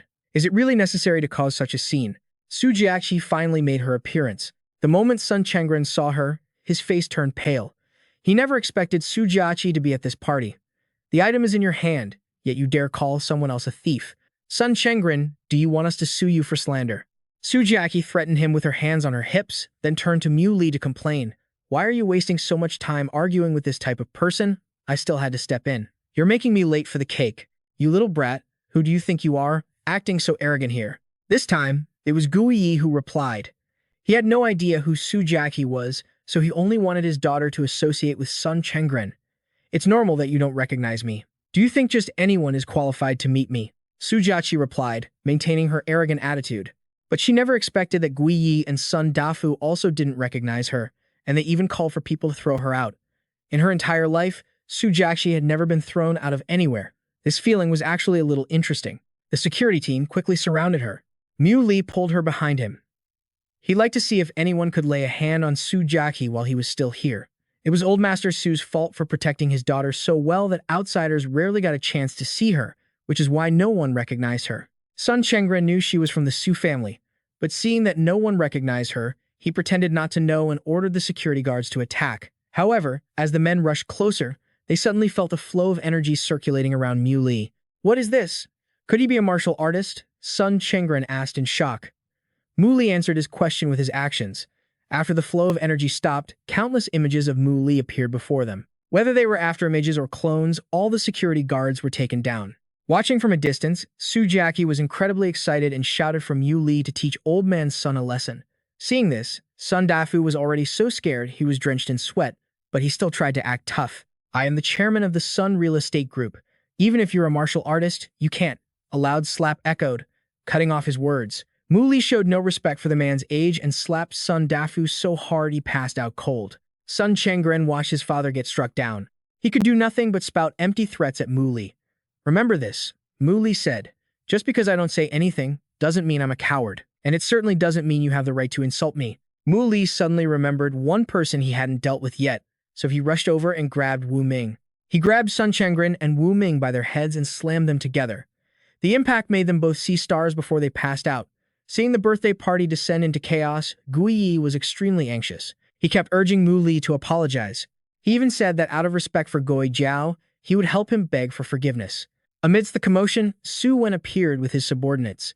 The guests were all shocked to see him here. Su Wen entered the banquet hall, walked straight to Mu Li, and respectfully clasped his hands. "Master Mu Li, please forgive my tardiness. What on earth happened here?" Gui couldn't hide his astonishment. Although he didn't know who Mu Li really was, he now knew which way the wind was blowing. Sun Dafu woke up to see Su Wen. The old man panicked even more when he heard Old Master Su say, "Sun Dafu, my daughter and her friend were just playing around a bit. There's no need to make a big deal out of it, is there? What's more, Mu Li was their esteemed guest." Sun Dafu didn't mind losing face, kneeling before Mu Li to beg for forgiveness for his blindness in failing to recognize a great person. But Mu Li had no intention of associating with this type of person and coldly told him to get lost. Now the truth was clear. Mu Li wasn't a thief. It was all the son-father and son duo playing the victim after their own crime. Moreover, after learning that Mu Li, so young, was treated with such respect by the Su family, all the girls in the banquet hall found him incredibly charming and swarmed over to get to know him. As Mu Li was surrounded by these women, he heard Lin Yue call out his name. "Master Mu Li, someone from the Martial Alliance wishes to see you." Mu Li silently thanked him for the rescue. However, this was the first time he'd ever heard of an organization called the Martial Alliance. According to Lin Yue, they were an alliance of Huaxia's martial artists, taking orders directly from the nation's highest leaders, specializing in handling all matters related to Su Jachi's martial artists. Their visit this time was also related to the group that had attacked Su Jachi a few days ago. Lin Yue led him to a private room, and when he opened the door, there were about 5 or 6 people inside. The only person sitting on the sofa was also the one with the highest cultivation level there, Bai Shishan, the section chief of the Martial Alliance's 2nd Division branch in Longshan City. So he's Muli, daring to challenge Fangg Xi at such a young age. Beside Bai Shishan was a slightly younger man, whose arrogant demeanor made it clear he looked down on Muli, which instantly earned him Muli's dislike. Just say what you want.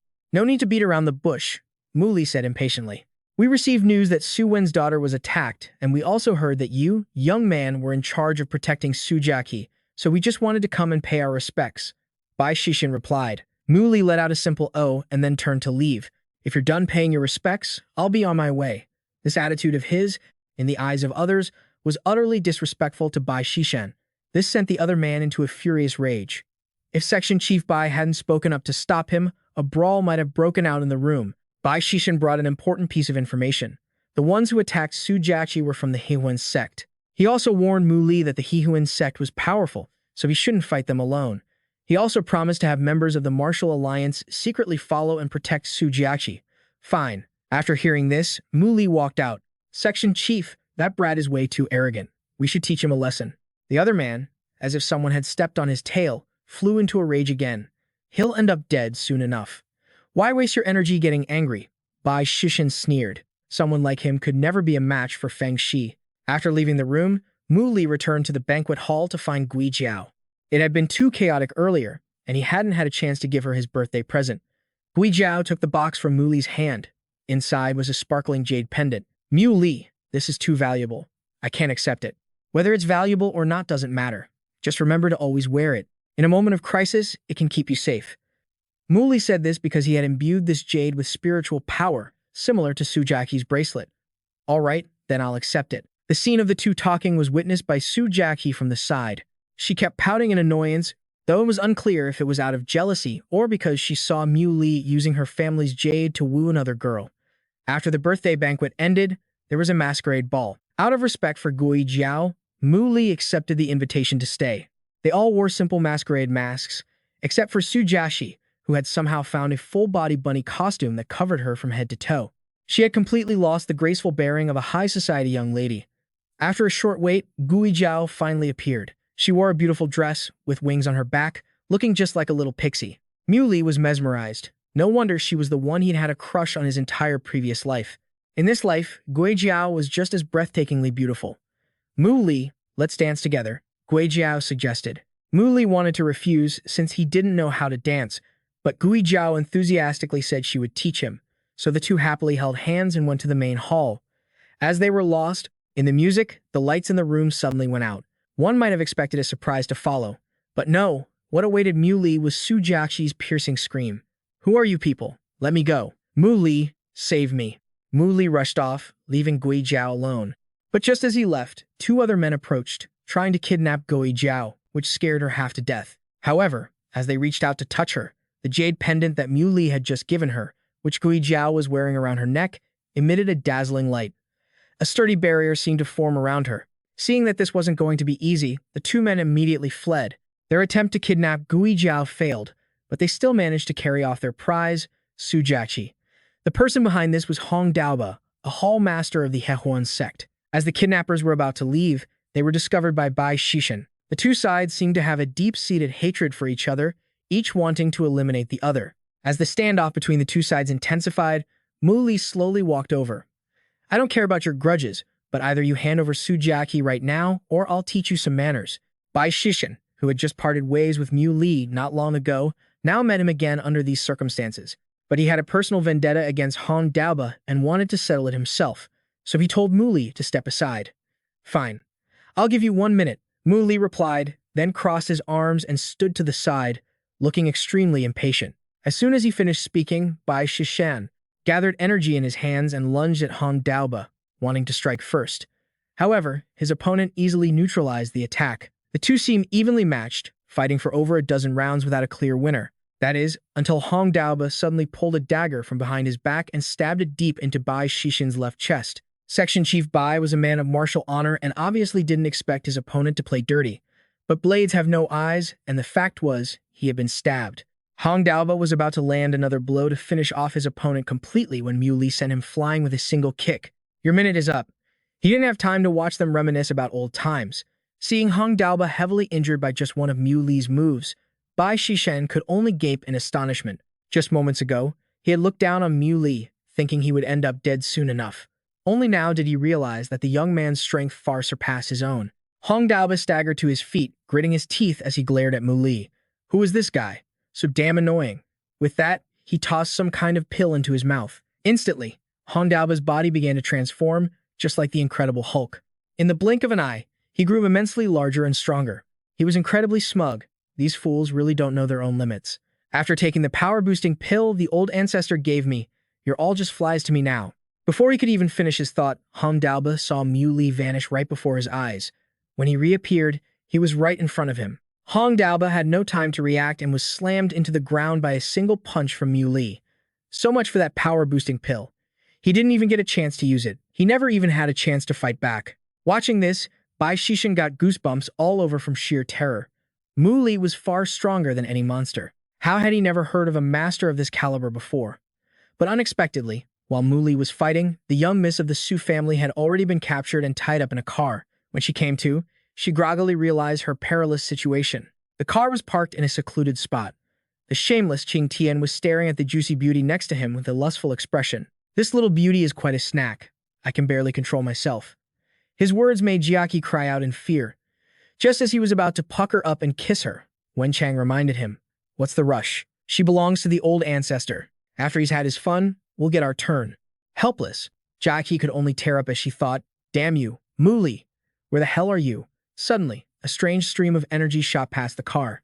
Qing Tian wondered, what was that just now? Wen Chang mocked him. Are you so horny you're seeing things? There was nothing there. But Jiaki recognized that blue light. She'd seen it somewhere before. It turned out Mu Li had arrived. He used his power to lift the entire car into the air in an instant. Then he slammed it back down, scaring the living daylights out of everyone inside. Wen Chang found this roadblock of a guy extremely annoying. He kicked the door open and pulled out a gun, planning to teach Mu Li a lesson. Then, while unloading his weapon, he declared, "I'll blast you to bits." But Mu Li was even faster than the bullets, so Wen Chang threatened him. "Don't forget, we still have the girl." He then opened the car door and dragged the dazed Jiaqi out.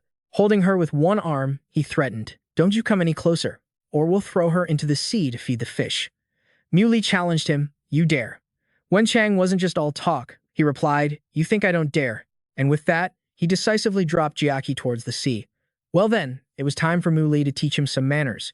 He leaped up and struck the back of Wen Chang's neck with just enough force, causing him to stagger and fall unconscious. Without a second thought, Mu Li dove straight down to save Jiaqi. Thankfully, he managed to catch her just before she hit the water. Mu Li activated his own aura and held Jiaqi close. In her hazy state, she felt that this guy's embrace was so warm and comforting. Jiaqi was finally saved and brought back safely to the Su family. Mu Li asked Su Wen if his side had any news. He informed him that all the assassins this time, including Hong Daoba, had taken poison to silence themselves. He was deep in thought, thinking it seemed the trail had gone cold again, when Jiaqi suddenly woke up and asked if he could come over for a moment. Following her request, Mu Li went over to check on her. "Are you feeling better?" But unexpectedly, Jiaqi clenched her fists in anger, lunged at him, and screamed resentfully, "You hateful Mu Li, I'm going to kill you. You liar, you promised you'd protect me." Su Wen scolded Jiaqi, "Don't be rude. If it weren't for Master Mu Li, you would have been in real trouble." Contrary to his usual self, Mu Li gently accepted the blame. "I'm sorry. It was my fault. I'll be sure to protect you better next time." Jiaqi froze completely after hearing that. "Why is this blockhead acting like this today?" he politely asked. "So, can you get off me now?" She scrambled up in embarrassment and sat there as meek as a puppy. Suddenly, Su Wen cleared his throat. Master Mu Li, the old master is looking for you." In the Su family's living room, Sun Dafu and his son were bowing low before Mu Li to atone for their actions. "Master Mu Li, about last time, my son and I were blind. You were generous enough not to hold a grudge over such a small matter. Please accept this small token of our sincerity." He glanced at the bank check for 10 million and replied nonchalantly, "Just leave it there. If you ever dare to approach my sister again, I will show no mercy." Sun Dafu bowed subserviently. We wouldn't dare. Mu Li thought to himself, it seems Fangg Xi is finally starting to make his move. Then his gaze shifted towards the window. Mu Li decided to head to an internet cafe to look for more information. As he clicked on the global black market site, he thought, Fangg Xi's return this time means he's getting ready to start something. Sure enough, Fangg Xi had announced his return from abroad. The next step was Su Jachi's precious pearl. People in the comments were discussing it heatedly. What a pity for the Su family. Beauty and misfortune always go hand in hand. In a small place like Longshan, whoever Fangg Xi wants dead, dies. But can anyone stop him? What about Mu Li? Winning a 20 million prize must mean he has some skills. So what if some newcomer named Mu Li has skills? Don't you know who Fangg Xi is? Even if this Mu Li guy is really that powerful, is he any match for Fangg Xi? Mu Li thought for a moment. Then, he used his Mu Li account to post a status. What kind of stray dog is Fangg Xi? I, Mu Li, have been training in martial arts since I was a child, a once-in-a-millennium prodigy. Fangg Xi is just a butcher. What's so great about him? Today, I, Mu Li, am setting up a bet. If you bet on me, the payout is 10-1. If you bet on Fangg Xi, it's 1-1. Starting pot is 10 million. Are you betting on Mu Li or Fangg Xi? The news reached the Su family. Master Mu Li created a fighting ring on the forum. Lin Yue confirmed with Su Wen. That's right, he even provoked Fangg Xi and bet 10 million on himself. After hearing this, he ordered, go bet another 20 million on Master Mu Li. In a place with beautiful scenery, Jiaqi's whining could be heard. I don't care. I want to go out and play. Suddenly, the phone in Mu Li's hand vibrated. On the phone was a notification. Xiang Tian Zuo Kui Ji just supported Fangg Xi with 200,000, along with the comment, go Fangg Xi. Crush that Mu Li guy. Domineering Cucumber just supported Fangg Xi with 100,000, commenting, go Fangg Xi. Teach that stupid Mu Li how to be a man. However, those numbers were just chump change. Just then, Su Wen supported Mu Li with 20 million. Bet successful. Mu Li couldn't help but laugh out loud when he saw it. Seeing that he wasn't paying attention to her, Jachi looked annoyed. Mu Li, how dare you ignore what I'm saying? She was about to teach him a lesson when he quickly surrendered. I hear you. But Mu Li seems to be waiting for something, so impatient he wonders to himself, are they here yet? Seeing him continue to ignore her, Su Jachi asks again, what are you looking at? Are you coming with me? She even prances around the garden, singing, I want to find the Romeo who saved me last time. Even though I couldn't see his face clearly, his embrace was so warm. And he could fly too. He's cosmically handsome. But Mu Li's expression turns serious. He pulls Su Jachi's hand into the house and says, no good. I can feel a murderous aura approaching. Fangg Xi must be around here somewhere. She keeps chattering. What are you getting so worked up about? If the great hero who saved me last time were here, he'd definitely send you flying with one punch. Mu Li gently places a jade bracelet on Su Jachi's wrist, but she complains that it's hideous. I'm not wearing it. Mu Li can only use his imposing presence to subdue the young miss. You have to wear it. Promise me? Can you stop being so stubborn? This is to protect you. The close contact makes her blush. She mumbles in response, fine. Okay. 4 hours later, while Su Jachi is lying around singing, love is a streak of light, so startling it leads to our future, Mu Li has to stay on high alert. He wonders why the guy hasn't made his move yet. I didn't expect him to be this cautious. Is it because I'm with her? Let me give him a hand. Immediately, he calls out, Su Jachi, I see a little white rabbit. The naive girl springs up and asks, really? Where? Mu Li says, it's over by the flower bed out there. It's probably still there. Unable to contain her excitement, she scrambles over to see the white rabbit. Su Jachi ran 7,749 laps around the yard calling, little bunny, come on out. I'll give you carrots. But Fangg Xi still hasn't taken the bait. Suddenly, a strange gust of wind blows by. Su Jachi senses something is off and looks over. Curious. Mu Li has already sensed his prey making a move. He easily blocks the assassin's first attack. But when that Fangg Xi guy launches his second move, yelling for him to die, Mu Li realizes that he is the target. Fangg Xi initiates his technique, the cold light pierce, and lunges forward. But before he can do anything, Mu Li punches him so hard his face gets crooked. He tumbles 3 or 4 times on the ground, then groans to himself, this is bad. A failed ambush is going to be hard to explain. From his side, Mu Li taunts him. Not a bad sneak attack, but your skill level is far too low. Fangg Xi pulls a grenade from his pocket, telling himself, I can only use a smoke bomb. After an explosion and a cloud of thick smoke, he thought he would escape. Who would have thought Mu Li would still be hot on his heels, leaving Fangg Xi completely bewildered. He asks himself, how is this possible? My opponent is just a martial artist. How can he run so fast? Even more surprising, Mu Li only needed a few basic moves to be on the verge of capturing Fangg Xi alive. He's forced to use his last resort. You forced my hand. Just as Mu Li lands, he sees that the guy is gone. He looks at the lake in front of him and remarks, "He escaped that quickly?" A full 30 minutes later, Fangg Xi feels like he could fall asleep at the bottom of the lake. He must think I've escaped. If I wait a few more minutes, I'll probably really die. Who knew that as soon as he surfaced, he'd be greeted with a compliment? Not bad, holding your breath for that long. This big brother here must have gone through some harsh training. Huh. Seeing Mu Li still waiting for him, he blurts out, "What?" The next day, the entire internet cafe is in an uproar. Someone who bet on Fangg Xi yells, "How is this possible? My entire fortune is gone." People passing by whisper, "Just another guy going crazy over those betting games, pay him no mind." On the latest news page, the Epoch Forum posted a short message. On the night of April 23, 2031, Fangg Xi's assassination failed. Mu Li is victorious. Prior to that, on December 20th, 2022, Fangg Xi successfully assassinates a top-tier martial artist. Chapter 20, becoming famous in one fell swoop, December 20th, 2023. Fangg Xi successfully assassinates a member of the Yu clan. Reward, 10 million. December 20th, 2024. Fangg Xi successfully assassinates a top-tier martial artist with the surname Wu. Reward, 30 million. April 23rd, 2031. Fangg Xi fought against Mu Li and was no match for him. Died at the hands of Mu Li. The body was recovered from the Longmian River. Readers are sent spinning by this newly emerged name. Fangg Xi is absolute trash who ruined my youth, my spirit, and my money. I'm gonna make a bold guess. Didn't that Mu Li guy provoke us on purpose, so he must have bribed Fangg Xi, right? If that's really the case, didn't he make a huge profit? So sinister, so sinister. The guy who bet on Fangg Xi tears at his hair. He thinks to himself, if that's true, then this Mu Li guy is really devious. Back to the events of the previous night. Fangg Xi is stunned by Mu Li's skill. You can walk on water? That's what's running through his mind. So how can I possibly win? Mu Li offers some praise. Your technique for concealing your aura isn't bad. Fangg Xi changes his attitude. They approached Mu Li, and the leader, with a menacing look on his face, said, "Didn't you find her already?" He continued coldly, "You Shao Tong, we meet again. Hand over the resurrection potion created by the Grand Master of Medicine, and we'll spare your life." The girl named Shao Tong turned to look at Mu Li and said, "Go away, it's too dangerous here." Getting completely ignored, Wu Hong roared, "How dare you whisper in front of me?" With her quick reflexes, Shao Tong grabbed Mu Li's hand and made a run for it. Wu Hong declared, "None of you are getting out of here today. Get them. That punk might be holding the rejuvenation elixir." Shao Tong said to him, "In a moment, I'll hold off Wu Hong. You run when things get chaotic. I don't want an innocent person to die because of me."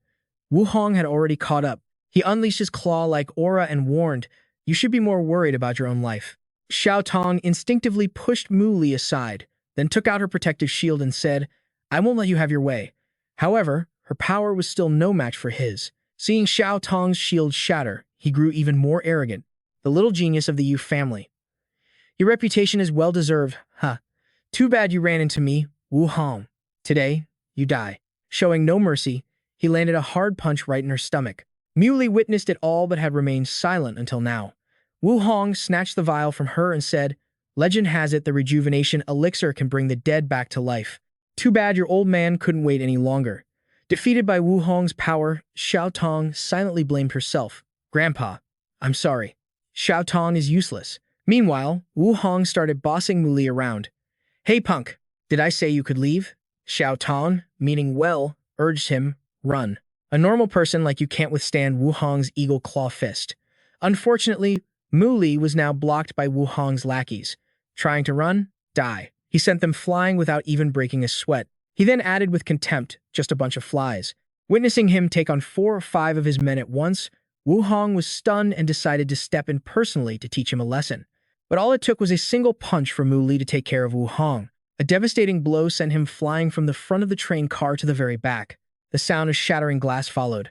Wu Hong was severely injured, blood filling his mouth as he stammered, You're a martial grandmaster? The only martial grandmaster in all of Jinhu province is Liu Wushing, but at your age. Could you be the soon-to-break-through Huang Fu Yun?"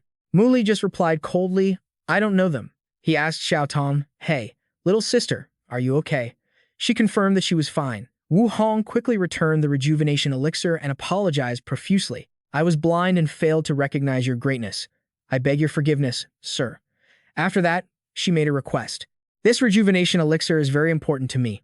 Can I have it back? As he handed it over, he said, You people cherish this thing so much. Why put it in such a fragile tube? If it broke, talk about jinxing it. The tube slipped from their hands, fell to the ground, and shattered. They both stared down in horror.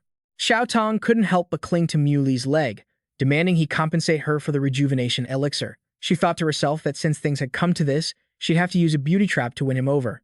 In that case, my looks are my most powerful weapon. No sooner said than done, Yu Xiao Tong composed herself, then put on a weak and flustered act. What do I do now? The rejuvenation elixir was the only thing that could save my grandpa. Mu Li casually agreed. Don't worry, I'll compensate you. Saving your grandpa is all that matters. Hearing this, Yu Xiao Tong grabbed his arm and cheered. That's wonderful. Thank you so much. In her mind, she was thinking, listening to my brother really paid off. I've managed to grab a lifeline. But who was the chicken and who was the feed remained to be seen, because Mu Li also glanced at her and thought, she seems a bit too confident. When they left the station, someone was already waiting. Xiao Tong, over here. This was Yu Xiao Shan, 27 years old, Yu Xiao Tong's older brother. He was curious about the person with his sister. Xiao Tong replied awkwardly, Brother, let's talk on the way. The ride was uncomfortably silent, so Xiao Xun broke the ice. So, did you get it? Knowing she couldn't hide it anymore, Xiao Tong stammered. Well, about that. Upon hearing the news, Xiao Xiong was completely shocked. What? The rejuvenation elixir is broken? The BMW swerved instinctively, causing Xiao Tong to scream. Brother, drive carefully. A short while later, they arrived at the Yu family residence. Just then, two head physicians shook their heads and told the siblings, the old master Yu really isn't going to make it. Hearing this, Xiao Tong's eyes filled with tears of sorrow. She ran into the house as fast as she could. Outside, Xiao Xiong held his face in tormented anguish. What do we do? The rejuvenation elixir is gone. Xiao Tong rushed into the room, threw open the door, and cried out, Grandpa. Seeing her return, Yu Feng was overjoyed. This is great. Xiao Tong is back. Xiao Tong, I heard your brother on the phone say the rejuvenation elixir was broken. When she said, I'm sorry, second, Master Yu Feng's younger brother, spoke up. I told you not to let Xiao Tong go. What was all that top-secret nonsense about her going to the capital alone to get medicine? Now the medicine is gone. What are we going to use to save Grandpa? Ignoring those unpleasant words, Yu Xiao Tong declared, Dad, I actually found a great master who might be able to save Grandpa. Hearing this, Yu Feng was thrilled. That's wonderful. Quickly, bring everyone to meet this gentleman. She pointed towards the door and introduced him. It's this, Mr. Mu. Second, Master Yu burst out laughing. Yu Xiao Tong, is there something wrong with your head? You just grabbed some random brat off the street to treat Grandpa. Yu Feng, are you treating the old master's life like a joke? If something happens, can you take responsibility? He too felt that this young man didn't look very reliable. Without a word, Mu Li walked up to the bed and used a special technique to examine the old man's condition, leaving the family members stunned. He concluded that the internal meridians were blocked, causing poor circulation. Second, Master Yu snapped. Who let you touch my father? He was instantly served a dose of karma, getting slammed into a wall and knocked unconscious on the spot. The family members were horrified by the scene. Second, Master Yu was the most skilled martial artist in the Yu family. This young man was clearly no ordinary person. Yu Feng clasped his hands and agreed to let him proceed with the treatment. May I ask, Mr. Mu, how will you treat the old master's illness? This was met with an objection from physician Zhang Bo. This is utterly absurd. I have never seen someone diagnose a pulse without even speaking. Since you have chosen another physician, I will take my leave. But let me warn you, the old master's illness has already reached his bones. Not even the rejuvenation elixir could reverse it now. Xiao Tong asked worriedly, Mr. Mu, can my grandpa really not be saved? He replied, it's just a minor internal injury. So she breathed a sigh of relief. When Mu Li said all it would take was a good fight, they exclaimed, what did you say? Yu Feng was puzzled. A fight? Mr. Mo, what has our Yu family done to offend you? Yu Xiao Tong didn't quite understand what Mu Li meant either. He explained that this was the simplest method. While he was busy treating the old man, the second master woke up and came over to grumble. You rotten brat, you dare hit me without my permission.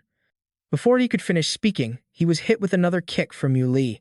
This immense power made him wonder, what kind of strength is this? Mu Li didn't say anything. He just quietly pulled back the old man's blanket. After that, the sounds of punches and kicks echoed throughout the house. Yu Xiaotong watched her grandfather receive this special treatment with a knot in her stomach. Grandpa, I'm so sorry. Did I put my trust in the wrong person? Mu Li continued to relentlessly strike the old master's body with his palms. He just kept hitting one spot after another.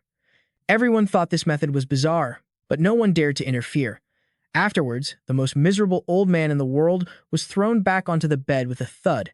But Mu Li wasn't done yet. He flipped the old master onto his stomach and delivered another round of treatment. Finally, Mu Li concluded the session. Seeing the old man lying motionless, the second master started grumbling again. Oh, Yufeng, you've killed the old master. This is a grave sin. Now, hand over your position as the head of the family. Unexpectedly, Yu Xiaotong announced that her grandfather was waking up. The old master had truly woken up. He sat up and coughed a few times. The second master asked, Father, how are you feeling? The old man replied, I feel great. I've never felt so refreshed. My internal injuries are healed. There's nothing wrong anymore. Muley said his goodbyes. His meridians are clear now, and his cultivation level has even improved. If there's nothing else, I'll be going. To repay this immense debt of gratitude, Yu Feng offered, It is an honor for the Yu family to have been aided by Mr. Mo. In the future, if you need anything, our Yu family will do everything in our power to help. He thought for a moment and then exclaimed, Oh, right. Do you have any aged herbs? Preferably the 100-year-old kind. Yu Feng replied that 100-year-old herbs are extremely rare, like finding a needle in a haystack. We used them all up when the old master was bedridden before. But since Mr. Mo is asking, we will do our utmost to find them. He used the excuse of having personal matters to attend to and asked to leave first. The old man told Mr. Mo to take his time and instructed the driver to ensure he got home safely. After this incident, Yu Xiaotong developed a deep and favorable impression of Mu Li. Finally, he could go home. Sitting in the car, Mu Li thought to himself, In my past life, Mom worked hard for me her entire life, only to be framed and killed in the end. In this life, I will definitely let her live in a mansion and enjoy a happy, peaceful life. Just as Mu Xin was taking out the trash, she heard someone call her name. Seeing her brother's figure return, she cheered with delight. Brother, you're finally back. The three of them, mother and children, finally had a meal together.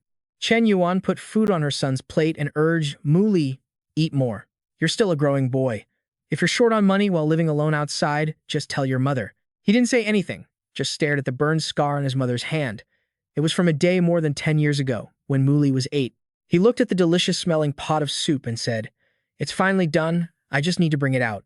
But Mu Li was too young and couldn't carry it properly. Just then, Chen Yuan, despite having a high fever, forced herself up, blaming herself for oversleeping. I have to go make dinner. As soon as she got to the kitchen, she saw her son. Seeing him struggling with a hot pot of soup that was about to tip over, she screamed in panic, Mu Li, be careful. She rushed over, trying to catch it, but it was too late. After a scream, the pot of soup crashed to the ground, spilling everywhere. Chen Yuan didn't blame her son. Instead, she asked with concern, Mu Li, are you hurt? Mu Li replied with tears in his eyes, Mom, I'm fine, but your hand is burned. Only then did Chen Yuan notice her own arm, blistered from protecting her son. She comforted him.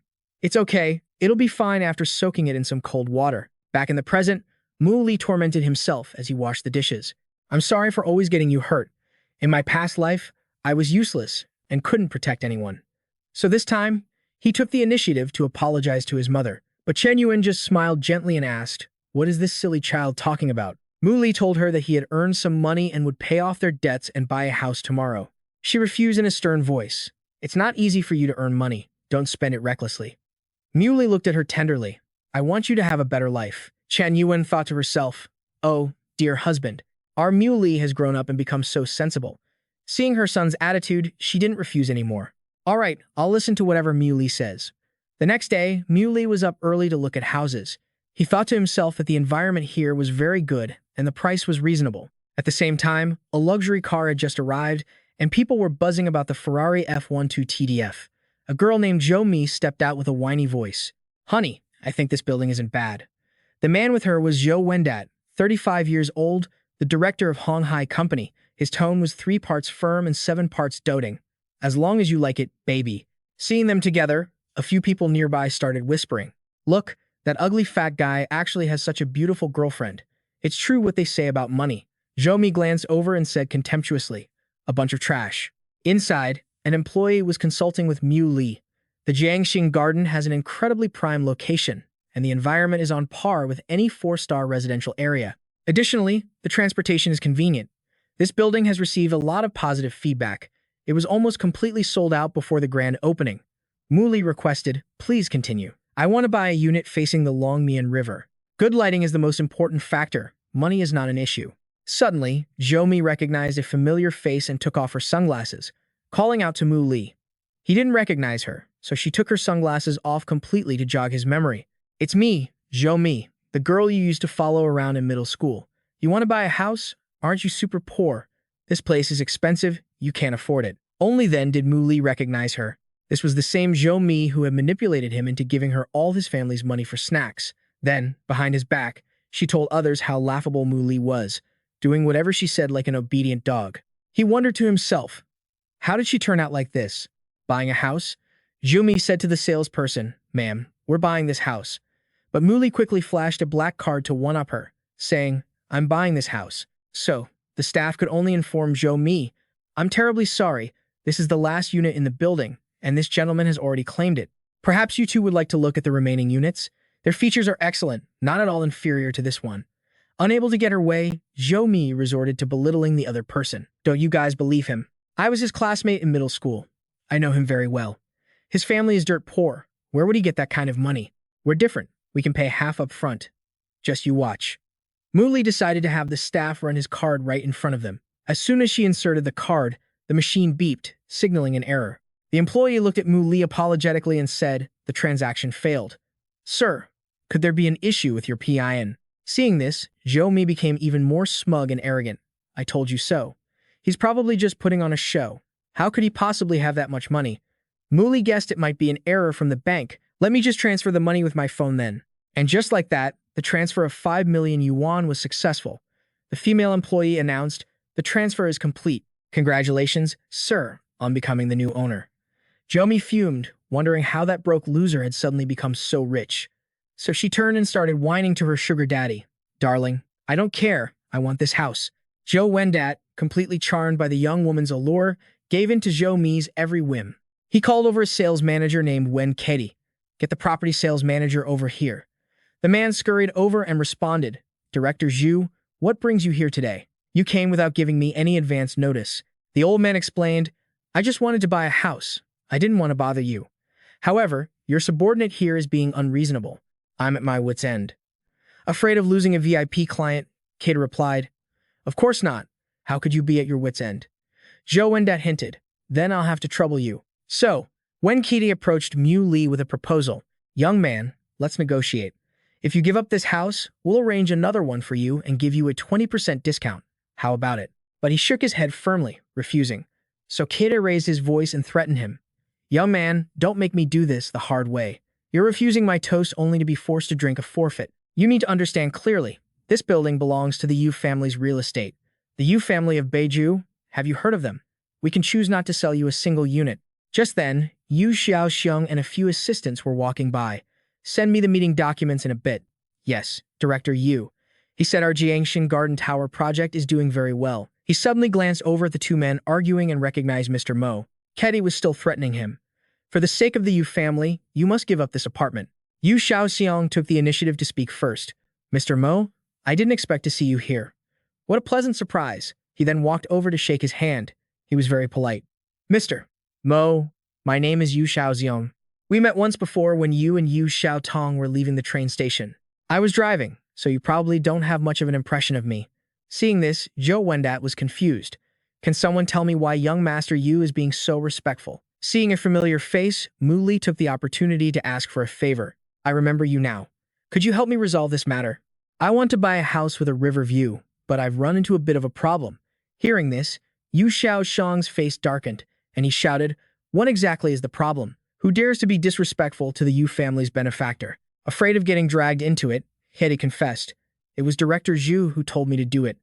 Zhou Wendat had to step forward and admit his fault. "Director Yu, Mr. Mo, it was I who was blind. I failed to recognize Mount Tai. I sincerely hope you can forgive me. I deserve to die. It was my mistake." Yu Xiaoxiang declared, "Zhou Wendat, from this day forward, you are permanently banned from all Yu family properties. If you don't comply, you'll have to bear the consequences." Zhou Wendak could only tuck his tail and leave. Zhou Mi followed behind him, puzzled. What happened? Isn't he just that poor fool from the Mo family?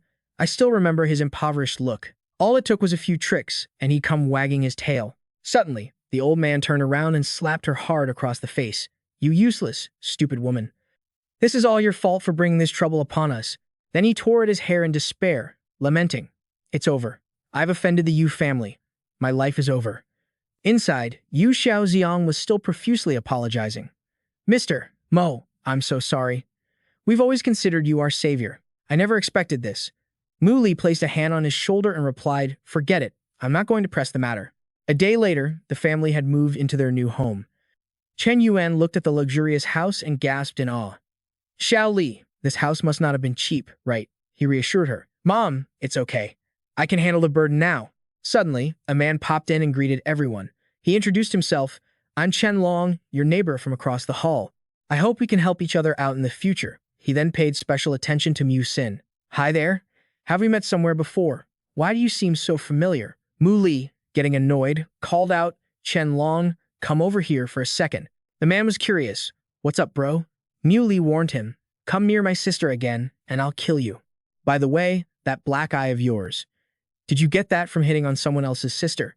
Hearing this, Chen Long put on a mysterious air. Bro, since you've all moved in, I might as well tell you about the situation here. When Mu Li gave him permission to speak, he leaned in close to Mu Li's ear and whispered, This house is haunted. Chen Long explained, The very first day I moved in, I felt something wasn't right here. I always felt a chill down my spine, like an eerie wind blowing past. That night, there was a huge storm outside, with thunder and lightning crashing. I was lying in bed when suddenly, a woman hugged me. She was trembling and said, You're scaring me. She scared me half to death. Because I live alone, I screamed and kicked her off the bed with all my might, then grabbed the bedside lamp and beat her senseless with it. After that, I don't really remember what happened. Knowing Chen Long was beating around the bush because he didn't want to continue, Mu Li knowingly pressed him. You don't remember. So Chen Long confessed. The next day, she brought a whole gang of people to beat me up, demanding double the service fee plus medical expenses. Mu Li, not buying it, flicked him on the head. Hey kid, are you drunk off your rocker? Chen Long frantically explained. Wait, I'm not done yet. The night I got beaten up, I was woken up by a tapping sound on the window. I got up to look and saw a female ghost with long black hair and a white dress, wailing mournfully. That ghost kept saying, Let me in. After that, all sorts of strange things started happening, like the bedside lamp suddenly turning off. The faucet would turn on by itself. There was cold air blowing right next to my ear, and even the smell of garlic. Because of all that, I had no choice but to sell this place. Mu Li felt that something about this story wasn't right. If this doesn't get resolved, it's going to affect my mom and Mu Han. So, he decided to talk to Chen Long. Hey buddy, how about you sleep at a hotel tonight? Give me your keys, I'll stay at your place. I guarantee that by tomorrow, everything will be calm and peaceful. No one will ever bother you again. Hearing this, he took out his keys and gave them to Mu Li, replying excitedly, Really? That's great. I finally found my savior. That night at Chen Long's house, Mu Li forced himself to stay awake. With his trained senses, he could tell that the female ghost had arrived. Sure enough, in the blink of an eye, her chilling aura filled the entire room. Mu Li took the initiative to speak to her. Hello, it's the middle of the night. What is it you want? The female ghost spoke in a sorrowful tone. I can't find my legs anymore. At the same time, a bone-chilling gust of wind blew through the window. She asked, Can I have yours? Mu Li remained unfazed and asked, And why should I give them to you? What makes you so sure you can? This was the first time Xiao Bai had met someone who wasn't afraid of her, and she completely froze. The space returned to a strange quietness. Mu Li casually lay down on the bed and said, If there's nothing else, I'm going back to sleep. Xiao Bai switched to attack mode. If you won't give them to me, I'll just take them from you. Then, she lunged at Mu Li. After a few thwacks and smacks, Xiao Bai, with a bruised head, started throwing a tantrum on the floor. What's wrong with you? Hitting a ghost, and it actually hurts. I'm going to bite you to death. Mu Li simply grabbed her hand and pressed a stream of spiritual energy into her forehead. In an instant, Xiao Bai reverted to her true form as a beautiful girl. Her hair was also tied neatly, making her look much less gruesome. She asked, a little embarrassed, Why aren't you afraid of me? Mu Li answered nonchalantly, What's there to be afraid of? You don't seem all that evil. Why are you going around scaring people? What's your name? Where are you from? Xiao Bai refused to cooperate, turning her face away to challenge him. Why should I have to tell you? However, when she saw Mu Li raise his hand, preparing to give her another beating, she spilled everything. My name is Zhang Xiaobai. 2 years ago, I was a freshman at Beizhou University. This place wasn't finished back then. It was just an abandoned construction site. One time, I took a shortcut through here and accidentally fell into a pit, breaking both my legs. There was no one around. I just laid there, barely hanging on until nightfall, and then I died. Mu Li was lost in thought for a moment, then asked what she was thinking of before she died, or if she had any unfulfilled wishes. Xiaobai recounted her story through sobs. When I was little, my parents fought a lot, and then they got divorced. My mother left with my sister, and I stayed with my father. My dad was addicted to drinking and gambling, and he often beat and cursed at me. My sister used to sneak over to visit me and bring me good food. Then, when I was in middle school, my dad died after falling into a lake while drunk. My mom couldn't afford to raise me too. It was my older sister who dropped out of school and took on part-time jobs to earn money so I could continue my education. She is the most wonderful sister in the world. Before I died, my heart was filled with worry. I didn't want to die yet. She had worked so hard, it wasn't easy for her to send me to Beizhou University. I hadn't repaid her yet. I hadn't given her a good life. How could I die? I couldn't die. When I became a ghost, I wanted to fly to her side immediately to see how she was, but I couldn't get very far. My soul showed signs of fading, so I could only wander around here, unable to go anywhere else. Just one look would be enough. I really want to see her. After hearing her story, Mu Li felt a pang of pity for the poor girl's fate. He spoke gently to Xiaobai. I have a way to help you leave this place. She asked in surprise, are you telling the truth? Can you really get me out of here? Xiaobai's eyes showed that she had been waiting for this for a very long time. Mu Li said, in the cultivation world, cultivators who have lost their bodies can continue their practice by either possessing a new one or using heavenly treasures to reconstruct their own. There is also another method, abandoning the physical body to cultivate only the soul. Those cultivators are known as ghost cultivators. Not only can I help you leave this place, I can also help you be reborn. Xiaobai was moved to tears, promising that if he saved her, she would be willing to work like an ox and horse for him. He explained, your soul's current state is unstable. Your consciousness will become more and more fragmented until it dissipates completely. I have a cultivation technique that can help you cultivate your soul. When your soul is strong enough, you can create a body for yourself and be reborn the moment your soul enters it. Xiaobai looked at the stream of power before her and couldn't help but praise. This is so mystical. Mu Li laid out his condition, I can help you, but you must obey my commands. He thought that in the future, having her protect his mother would give him some peace of mind. Xiaobai wondered, do you want me to call you master and be your servant? But he just told her, just calling me Mu Li is fine. She bowed her head and promised, thank you. Once I've cultivated enough to regain a human form, I will definitely repay you with my body. Mu Li told her to get up, stand straight, and then look down at her feet. He asked her what she saw. Xiaobai replied innocently, I don't see anything, just my feet. After realizing what he meant, her face darkened.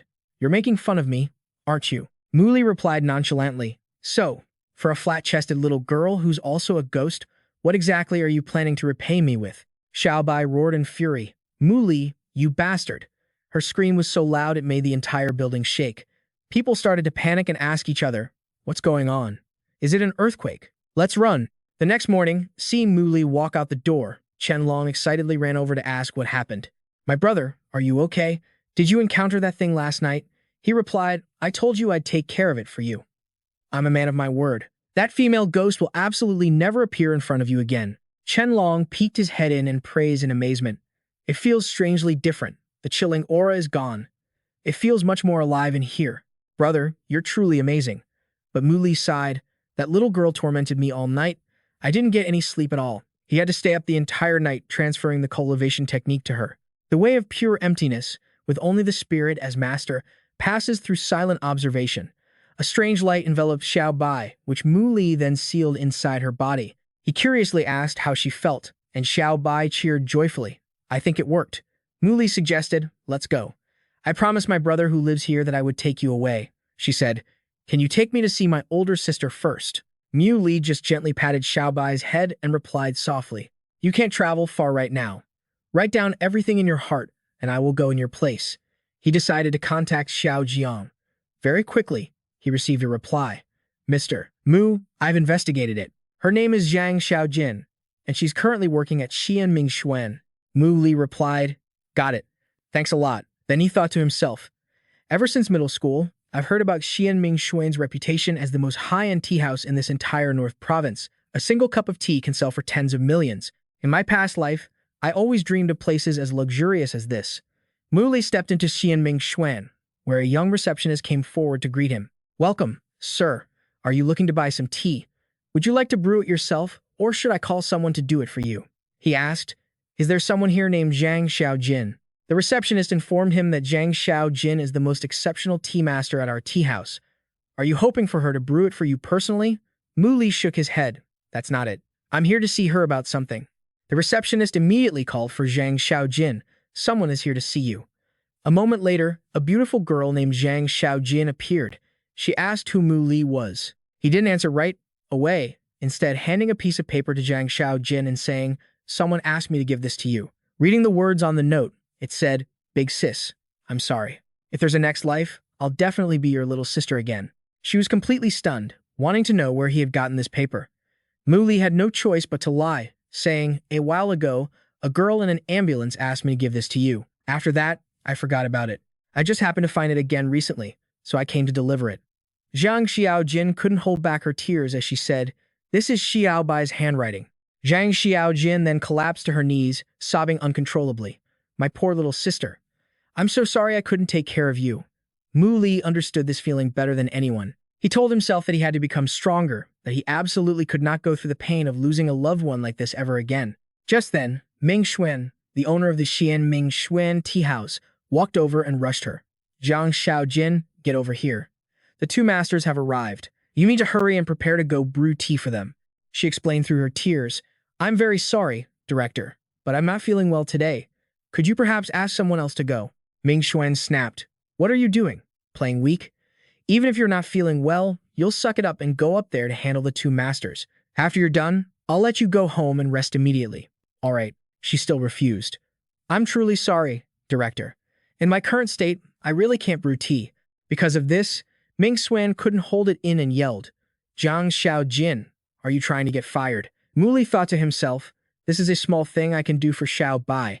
So he stepped forward to take responsibility so she could rest. Let me brew it in her place. Ming Xuan looked at this stranger with suspicion. You'll go? Do you even know how to brew tea? Brewing tea isn't as easy as it looks, he said to the owner. Let me go. I learned how to brew tea from Zhang Xiaojin. Then, he took Zhang Xiaojin's hand, making her a little embarrassed. Mu Li explained to Ming Xuan. Besides, look at her. Is she really in any shape to be brewing tea? Forcing her to go will only make things worse. He didn't know if he could trust this guy, but he still reluctantly told him to follow. He was led up to VIP room number 1, where two men were sitting, deep in conversation. One was old Zhang, an internal martial artist, and the other was old Li, an external martial artist. To be precise, they looked like they were about to jump at each other's throats. Mu Li calmly sat down, his hands skillfully taking tea leaves from the jar. As he did, he heard the two men arguing, I'm telling you, internal martial arts are the superior form. With deep enough internal energy, you can do things that external styles could never accomplish. Bullshit. Just relying on internal energy, can internal energy really be limitless? External styles train the muscles and bones to be powerful through this physical form. As long as the body isn't exhausted, the power is endless. Old Zhang couldn't take it anymore and stood up to argue with Li. Old man Li, do you not understand anything? Did I say we rely only on internal energy? But just as things were getting tense, he noticed that the aroma of today's tea was exceptionally special. Old Zhang turned to look at Mu Li and contemplated the young man. Very quickly, he found himself drawn in by the faint aroma of the tea. Its essence was calm and refined, as if one were merging with a gentle and boundless sea of clouds. Old Zhang lifted the cup and took a sip, and suddenly, a strange sensation shot through his body like lightning. It made him feel as if he could transcend the mortal world and do a somersault into a celestial waterfall. After Old Li took a sip, he also had a sharp realization. Young brother, your tea brewing skills are truly admirable. You must have some understanding of the martial path as well, right? Why don't you tell us? In the cultivation of martial arts, are external styles stronger than internal ones? This poked a sore spot, causing old Zhang to flare up again. Even if this young brother has some knowledge, at his age, how deeply could he have possibly studied the martial path? Are you trying to put him in a difficult position? Besides, it's obvious that internal martial arts are far more profound than external ones. After that, they started arguing again. Wrong, external is stronger than internal. Internal is stronger. External. Mu Li watched, completely fed up. Why are they arguing again? No wonder the tea house staff finds them so difficult. Then, he took the initiative to speak up. If you want my opinion, I'll be blunt. What both of you are saying is incorrect. Ming Xuan, who was eavesdropping outside, was surprised by the sudden silence and wondered, why can't I hear anything anymore? Surely nothing chaotic has happened, right? Zhang Xiaojin also silently prayed that Mu Li would be able to handle the situation. The two old men stopped fighting and instead turned to question Mu Li. I can't believe that after our endless debate, this young brother dismisses it all with a single sentence. We wonder what profound insight you might have. We are eager to listen. He then began to explain to the two of them. Internal styles, external styles, each has its own advantages and disadvantages. All cultivation methods in this world have their own principles. 100 rivers flow into one sea. All paths ultimately lead to the same great Tao. The two old men's eyes widened as they asked, what kind of great Tao? Mu Li displayed a bit of his power and said, this Tao is eternity, leaving them completely stunned. Old Zhang spoke up in protest. Eternity? You mean immortality? Is this kid spouting nonsense without any shame? How dare you try to deceive us with such unrealistic claims? Mu Li remained very calm and explained, on the path of martial arts, there is no strongest, only stronger. Have the two of you never considered that combining internal and external cultivation might be more effective? The old man retorted, it's only natural for young people to think of such fanciful ideas. How many people who try to cultivate everything at once ever achieve anything? Someone cultivating both internal and external styles would just become a laughingstock for the whole world, wouldn't they? Those who consider themselves strong are always arrogant about their own positions. As soon as something contradicts their stance, they immediately reject and belittle it. After speaking, he channeled his true chi into a willow branch outside the window. Old Li asked what he was trying to do. He said nothing, only thinking to himself, I guess I'll just have to use my strength to make you believe. Using his internal energy, he easily plucked a willow leaf from a distance, then used his power to send it flying. Old Zhang and Old Li, both nearly 70 years old, had never seen anything like this before. The two of them were stammering, unable to form a word. He explained that the willow leaf was an example of internal, and then slammed a spoon down, embedding it in the table. This caused the table to crack in half, and he concluded that it was an external technique. This display frightened the two of them into shouting, such powerful internal energy and precise control. Sir, you are a martial grandmaster. Mu Li smiled on the outside, but inwardly he was restless. Martial grandmaster? What a joke. These guys are seriously underestimating me. Old Zhang knew he had met a true master today, so he took the initiative to apologize. Little brother. No, great master. Please forgive us for being blind and speaking so carelessly. He just replied that the old man was exaggerating. I was just proving to you that it's possible to cultivate both internal and external arts simultaneously. Old Zhang respectfully clasped his hands, wanting to know the venerable one's esteemed name. He replied politely, you flatter me. My surname is Mu, and my name is Mu Li. The old man proposed, Great Master Mu, with your status, why would you be in this humble tea house of mine? If you like this place, I'll give it to you as a gift. What do you say? Mu Li explained that he knew a tea maker here. She wasn't feeling well earlier and couldn't make tea for you too, so I came up in her place. Old Zhang guessed. Could the person you're referring to be Miss Zhang Xiaojin? Inwardly, the old man was already scheming. So, the tea house has an acquaintance of Great Master Mu. I must latch onto this great patron. Seeing him confirm it, the old man stroked his beard, his heart blooming with joy. It seems Zhang Xiaojin's relationship with Great Master Mu isn't bad. The heavens are truly helping me. Ming Xuan, seeing that they still hadn't come out, started to worry. Why is it taking so long? Is everything settled? No. What if something went wrong? What if those two big shots get furious? Seeing Mu Li's figure coming down, he rushed out to ask, what happened? What happened? Tell me everything that went down. He just said it was settled. I had a bit of a debate with them and managed to convince them. Ming Xuan was still in disbelief. How is that even remotely settled? Do you know who those two are? Who gave him the courage to argue with them? Just then, Mu Li took his leave. If there's nothing else, I'll be going now. Ming Xuan could only go up to handle it himself, muttering as he went, it's over. It's all over. I'm probably going to lose my job today. He stood before them, bowing his head in apology. Please forgive us, sirs. That kid is a new tea maker who doesn't know the rules. Rest assured, I'll go down right now and teach him a lesson, dock his pay, and kick him out. Old Li turned to give a subtle reminder. Old man Zhang, if Master Mu heard what the people in your tea house are saying. Ming Xuan didn't know who this great Master Mu they were talking about was, when suddenly the teacup on the table was sent flying. The tea table also broke in two. Old Zhang's face went pale as he thought, oh no, surely he didn't hear that, right? Just to be safe. He stood up and said loudly, It seems you don't need that mouth of yours anymore, do you? The one who needs to get out is you, old Li added. Great Master Mu is that kid. After hearing that, Ming Xuan had no idea what had just happened in this tea room. Old Zhang instructed, "You remember this from me. From now on, when Great Master Mu comes to the tea shop again, you must show him the utmost respect. If there are any slip-ups, I'll hold you responsible. Also, that girl, Zhang Xiaojin, she's not bad. From now on, she will be the person in charge of this tea shop."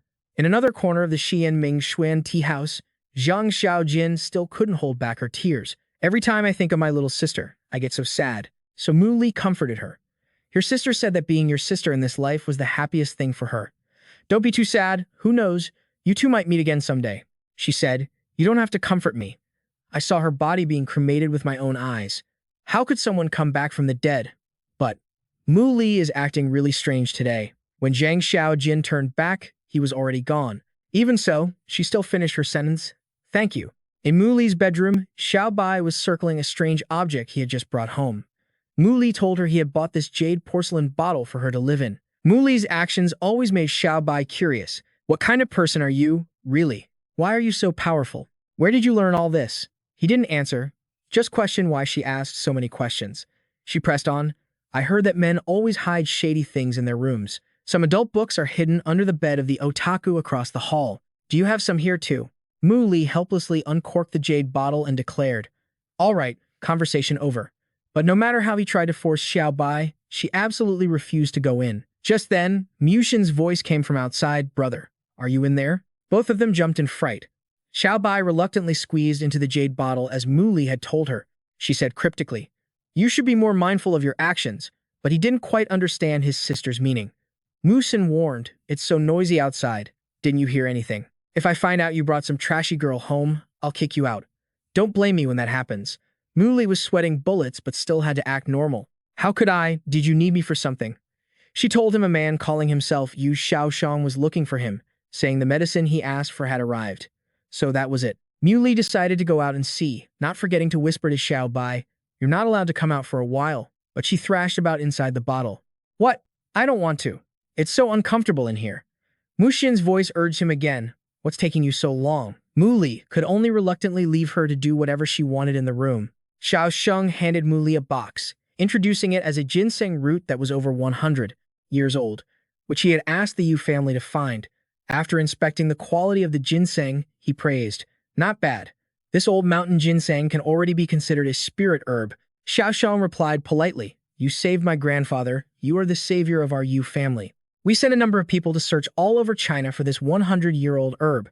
As soon as we found it, we brought it straight to you." Mu Li offered, "Thank you for the trouble. I'll buy this herb from you at a high price." But he told him, "You're being too formal. How could I possibly let you pay?" Then he pulled out an invitation card and said, "By the way, Mr. Mu, in 3 days it will be my grandfather's 65th birthday. I hope you can spare some time to attend." Mu Li agreed. That night, at the peak of the full moon, Mu Li released his true qi, thinking to himself, "The spiritual energy of Earth is very thin. If I want to speed up my cultivation, I'll need the help of heavenly materials and earthly treasures." He realized he was about to have a breakthrough, quickly grabbed the ginseng, and began to chew on it raw. Just then, Xiao Bai climbed out of the bottle and, seeing Mu Li chewing on the ginseng, exclaimed, "Is that ginseng? Are you sick in the head? You're eating it like it's a carrot." After eating the entire ginseng root, his power increased dramatically. A mere mortal would never be able to withstand the medicinal properties of a 100-year-old ginseng. But I, Mu Li, am a cultivator who has mastered the highest immortal arts. In just a moment, I was able to absorb the mountain ginseng. A while later, he exhaled and said, "Done." Mid-stage of qi refinement. Then he looked up at Xiao Bai and asked, "What did you just say?" She leaned down, looking bewildered, and touched Mu Li's forehead, asking back, "You didn't hear me? Don't tell me eating that ginseng turned you into an idiot." Mu Li's face flushed red, flustered by her assets, and warned her not to make a fuss in the future. "While I'm cultivating today, you're punished to stay home alone." But in his mind, he thought, "They're actually not that small." Xiao Bai hugged him tightly and whined, "I don't want to. I want to go out and play too." But Mu Li was already holding the jade bottle, ordering her to get inside immediately. "Don't make me call out your real name." The stubborn little demon could only obey. "Fine, I'll go in." Then, she obediently crawled inside. As for Mu Li, he went out to call for his younger sister. Mu Xin asked what was wrong. He ruffled his sister's hair and said he had something to tell her. We won't be eating at home tonight. I'm taking Mom to the most famous restaurant in Beizhou City for a big meal. For some reason, Mu Xin's face turned bright red. Afterwards, the two of them arrived at the Gu Yue restaurant. It was the most famous restaurant in Beizhou City. At that moment, the security team received a notification that the martial arts sects would be gathering here today, and they had to do a good job with security. Upon receiving the order, they responded over the radio, "Roger that." Mu Xin stared at the menu in awe, exclaiming, "I heard this Gu Yue restaurant has a history of over 200 years. Passed down from ancient times, it's even known as one of Beizhou's scenic spots. Moreover, this Gu Yue restaurant isn't just famous for its long history. It's also famous for its delicious and exquisite dishes. That's why a meal here costs at least 30,000 yuan." Mu Li pointed at the menu and said, "We'll have this set menu." The waiter confirmed, the luxurious combo, 6 top-grade abalones, 3 servings of Buddha jumps over the wall, 3 servings of bird's nest stewed with papaya, for a price of 66,666 yuan. "Please wait a moment." Mu Xin said thank you and handed the menu back to the waiter. Thinking to herself that her brother really had a lot of money, Mu Li was also thinking, "Good thing Mom won't be here for a while. If she knew I ordered the most expensive combo in the restaurant, she would definitely scold me." Suddenly, he noticed a name that someone had just mentioned. "Liu Feng, do you know the young master of the super-rich Zhou family from the imperial capital, Zhuang Yuan? You're looking down on me. I went to the imperial capital with my father a while ago. I even paid a special visit to young Master Zhou, and he invited me over to his villa. You have no idea what it was like." Mu Li remembered that young Master Zhou was Zhou Shihang. Just then, the waiter said to Mu Xin, "Miss, I'm terribly sorry. Our staff made a mistake with the seating. This table has already been reserved. How about we give you a 50% discount on the tea fee and ask you to move to another table?" She replied politely, "That's fine. No problem. Small mistakes like this are understandable. Brother, let's move. What are you spacing out for?" Liu Feng happened to see the two of them. He thought to himself, this girl is quite a catch. He then pretended to accidentally bump into Mu Xin. She was startled by him, her face turning beet red. Liu Feng used it as an excuse to start a conversation. "Miss, you look very unfamiliar. Which family are you from? I don't think I've ever seen you at the Beizhou martial arts sect gatherings before. A girl as beautiful as you, if I had met you before, I would definitely have an impression." Mu Li saw that this guy was asking for a death wish, so he stepped up to answer for his sister. "So sorry, we're in the wrong place. We don't belong to any family, we're just ordinary common folk." Suddenly, a well-dressed young man walked over. His name was Wu Kaiming, 22 years old, the young master of the Wu family, a mid-stage martial artist. He took the initiative to speak. "Why are you two in such a hurry to leave? I'm the host here today. I've invited the younger generation from all the families in Beizhou. It must be fate that you two accidentally sat here. Why don't you sit down and get to know everyone? Do me this favor." Liu Feng was somewhat respectful towards Wu Kaiming. He clasped his hands in greeting. "Young Master Wu, I heard you broke through to the mid-stage of a martial artist a while ago. Your cultivation speed is truly astonishing." He replied modestly. "Oh, I still think this speed is too slow." Mu Xin whispered to her brother. "It seems we can't afford to offend them. How about we just sit here for a bit?" But Mu Li reassured her, "You don't need to be afraid." Liu Feng handed Mu Xin a business card and hinted, "I don't believe I caught your name. This is my card. I'd like to be friends with you. If you're free, let's hang out." However, Mu Li quickly snatched the card and looked it over. "This card is quite exquisite. I'll accept it on her behalf." Having someone block his way really annoyed him. "I've had enough of you. I'm talking to her. What the hell are you sticking your nose in for?" Before he had to wait long, Mu Li landed a blow that made him cough up blood, then slammed him hard against the wall. Both Wu Kaiming and Zhuang Yuan turned to see what the loud noise was. They saw Liu Feng beaten to a pulp on the floor, while Mu Li was making a speech.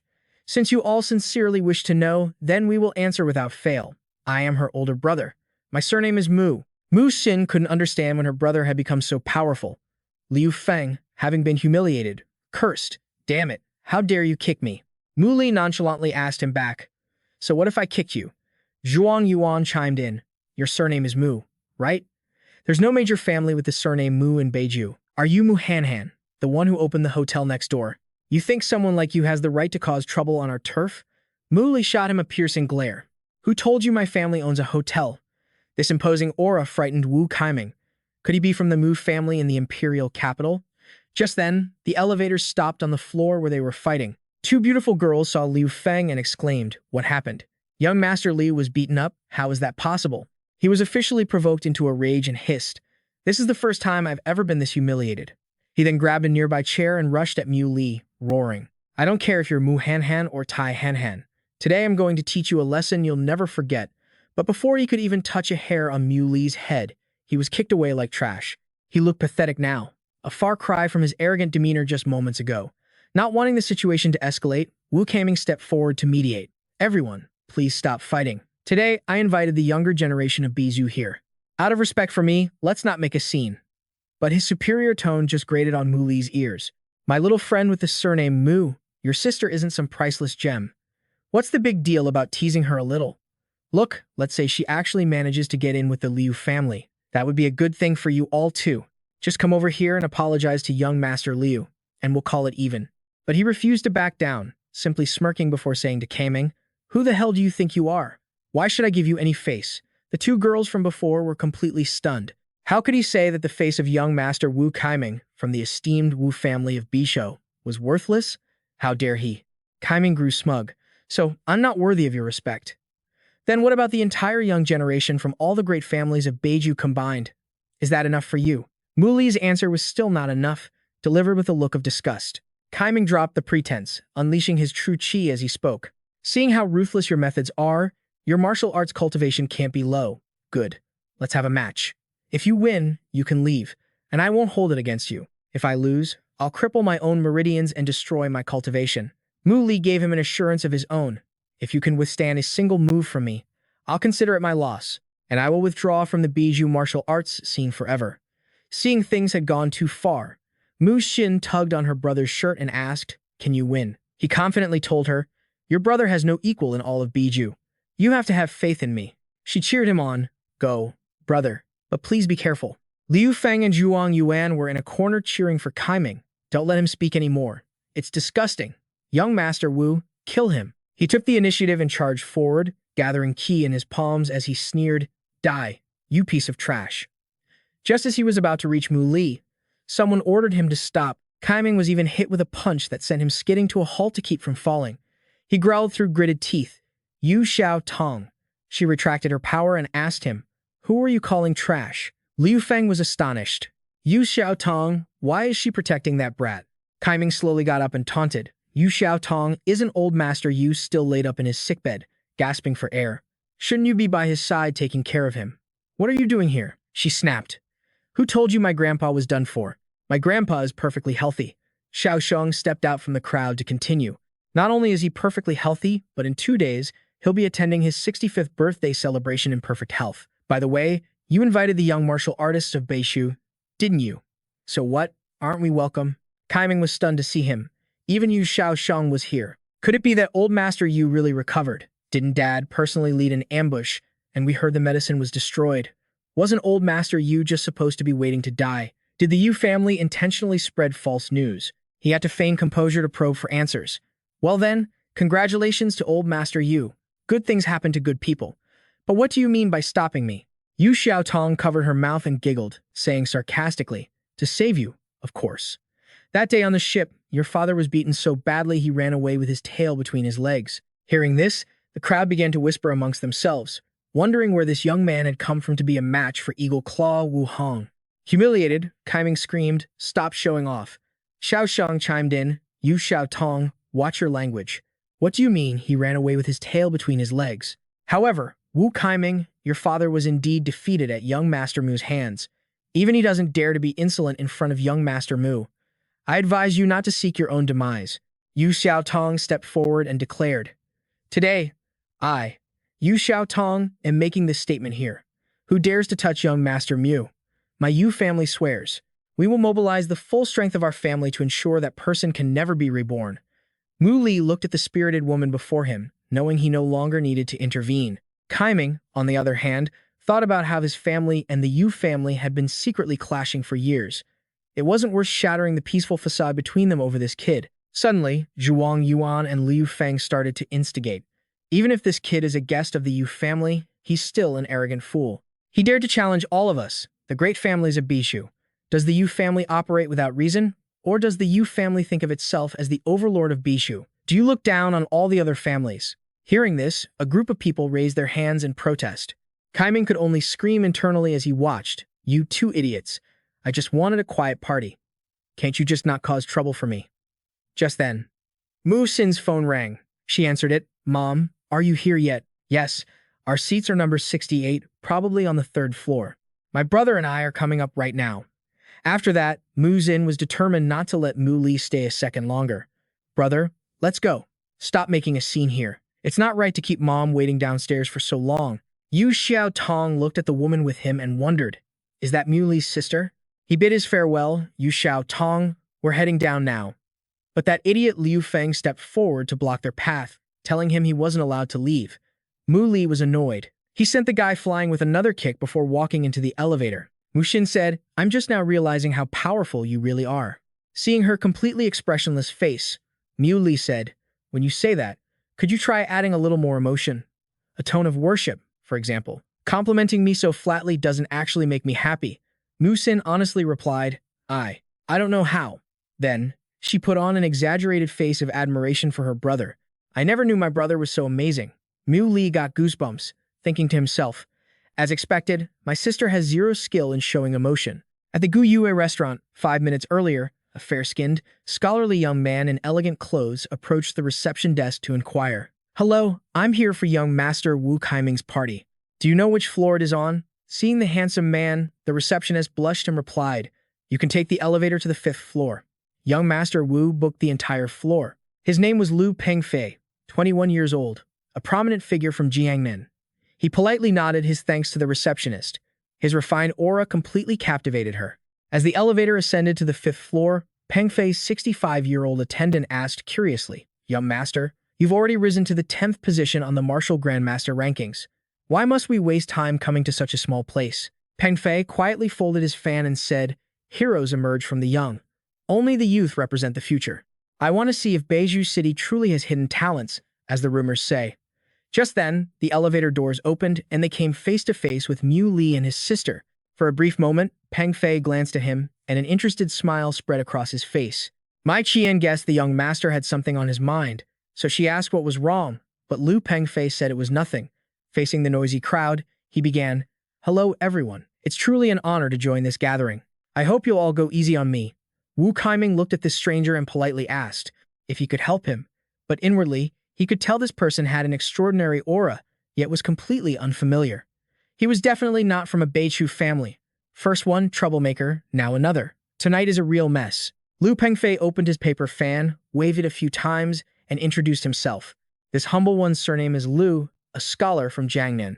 Seeing that he at least knew how to greet people, Wu Kaiming breathed a sigh of relief. Good, very good.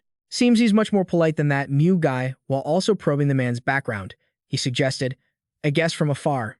My friend, please come in so we can talk.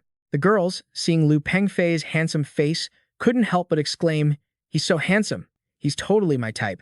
But Yu Xiao Tong, disgusted, wondered to herself, are they really that stupid when it comes to handsome guys? Xiao Xiong overheard and teased, that's how you look when you see Mr. Mu. She turned away in embarrassment, while Lini replied, I did not. It wasn't me. Stop making things up.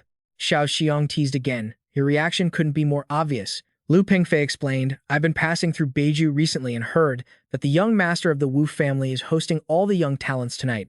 I've heard that Beiju is a land of prodigies, with generations of brilliant young heroes emerging one after another. So, I came here specifically to witness your style.